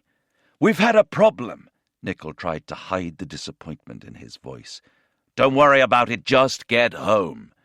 Mike Toft detected the sweat and fear in Nichol's response as Paisley pushed their now substantially lighter aircraft to maximum power. Peters also poured on more power to get away, descending again to 30 feet, as the smoke from their colleagues' 16,000-pound payload rose over our Rumeila. A scan around the cockpit instruments indicated everything was in order, as they made good their egress from the target area. A few miles on, he spotted a group of Iraqi soldiers next to what looked like a communication site. He banked hard, pulling the jet in a tight 4G turn, standing it on one wing to fly wide of the threat. Suddenly there was an almighty whump, and my teeth rattled. The tornado jumped across the sky like a scalded cat. The stick went dead. Warning sirens blared in their ears. They'd been hit. The right engine was on fire. Nichol felt their jet being shoved violently sideways, like a car shunted by an express train at a level crossing. It almost flipped us over. One moment I was looking up at blue sky, then bang! The aircraft was tumbling like a sycamore leaf, and I was looking up at brown sand. I was in a state-of-the-art, 20-million-pound jet, and a guy on the ground with a glorified pea-shooter had just nailed us. The huge, juddering force of the blast knocked the wind out of Peters. Gasping for air and hanging off the seat straps, he yelled, "What the hell was that?" They'd been struck by a hand-held, heat-seeking missile, which had homed in on their fuel-burning engines. There had been no warning on the RHWR. The missile, travelling at nearly twice the speed of the tornado, had detonated inside the RB-199, blasting shrapnel in every direction. But this supreme example of Rolls-Royce engineering was encased inside a titanium shell, which, despite the 1.15 kilograms of high explosive that had torn it apart, might still contain the blaze until it could be extinguished. And they had another fully functioning engine. On full thrust, it was easily enough power to keep them flying safely. But their aircraft was severely wounded. With the computerized fly-by-wire system destroyed, Peters was essentially left with his control column connected to the tailplanes by metal rods, little different from those used to pilot a Second World War Lancaster bomber. The fly-by-wire loss sent us tumbling, the stick falling dead in my hands, a terrifying feeling for a pilot. I was pushing the controls frantically, the tornado falling out of the sky, the ground ballooning up sickeningly in my windshield. Nichol looked on helplessly as they wobbled towards the deck, thankful for Peter's superlative flying skills. We nearly hit the ground and would have been killed instantly, but John managed to recover the aircraft and get hold of it, even though it was flying like a metal bed frame. Peters was struggling to keep them in controlled flight. The stick was giving him nothing. "Prepare to eject! Prepare to eject!" he shouted. "I can't hold it!" "Don't you bloody well eject!" Nichol rasped. "Just get hold of it!" He wasn't ready to give up. The Saudi border was less than 100 miles away. Every meter they made south was another meter closer to the U.S. Special Forces search and rescue teams in their Black Hawk helicopters. If they could make it to a reserve airfield just over the Saudi border, or at least eject over friendly territory, they still might get home. The tornado staggered drunkenly, then slowly steadied. Peters nursed the stick to gain some precious altitude. If he could get a grip of the stricken jet, they might be able to limp over the border, then back to the Sheraton, some cold beers, and stories that would need little embellishment. His attention was abruptly diverted to the bank of red lights glowing brightly on the central warning panel at his right knee. Their tornado was telling them something was very badly wrong. AAA fire hammered up towards them and struck the right-hand Sidewinder air-to-air missile, igniting its propellant as it sat on its launcher beneath the wing. Nichol watched a ray of intense flame cutting up through the metal with the intensity of a welding torch. Our computer-controlled environment started falling apart. We were on fire. The fly-by-wire technology was down. The live ammunition we were carrying was in danger of igniting. The Iraqis were laying into us with a vengeance. And the Sidewinder was hard at work severing the wing, an item truly crucial for flight. He then looked behind the cockpit and uttered a garbled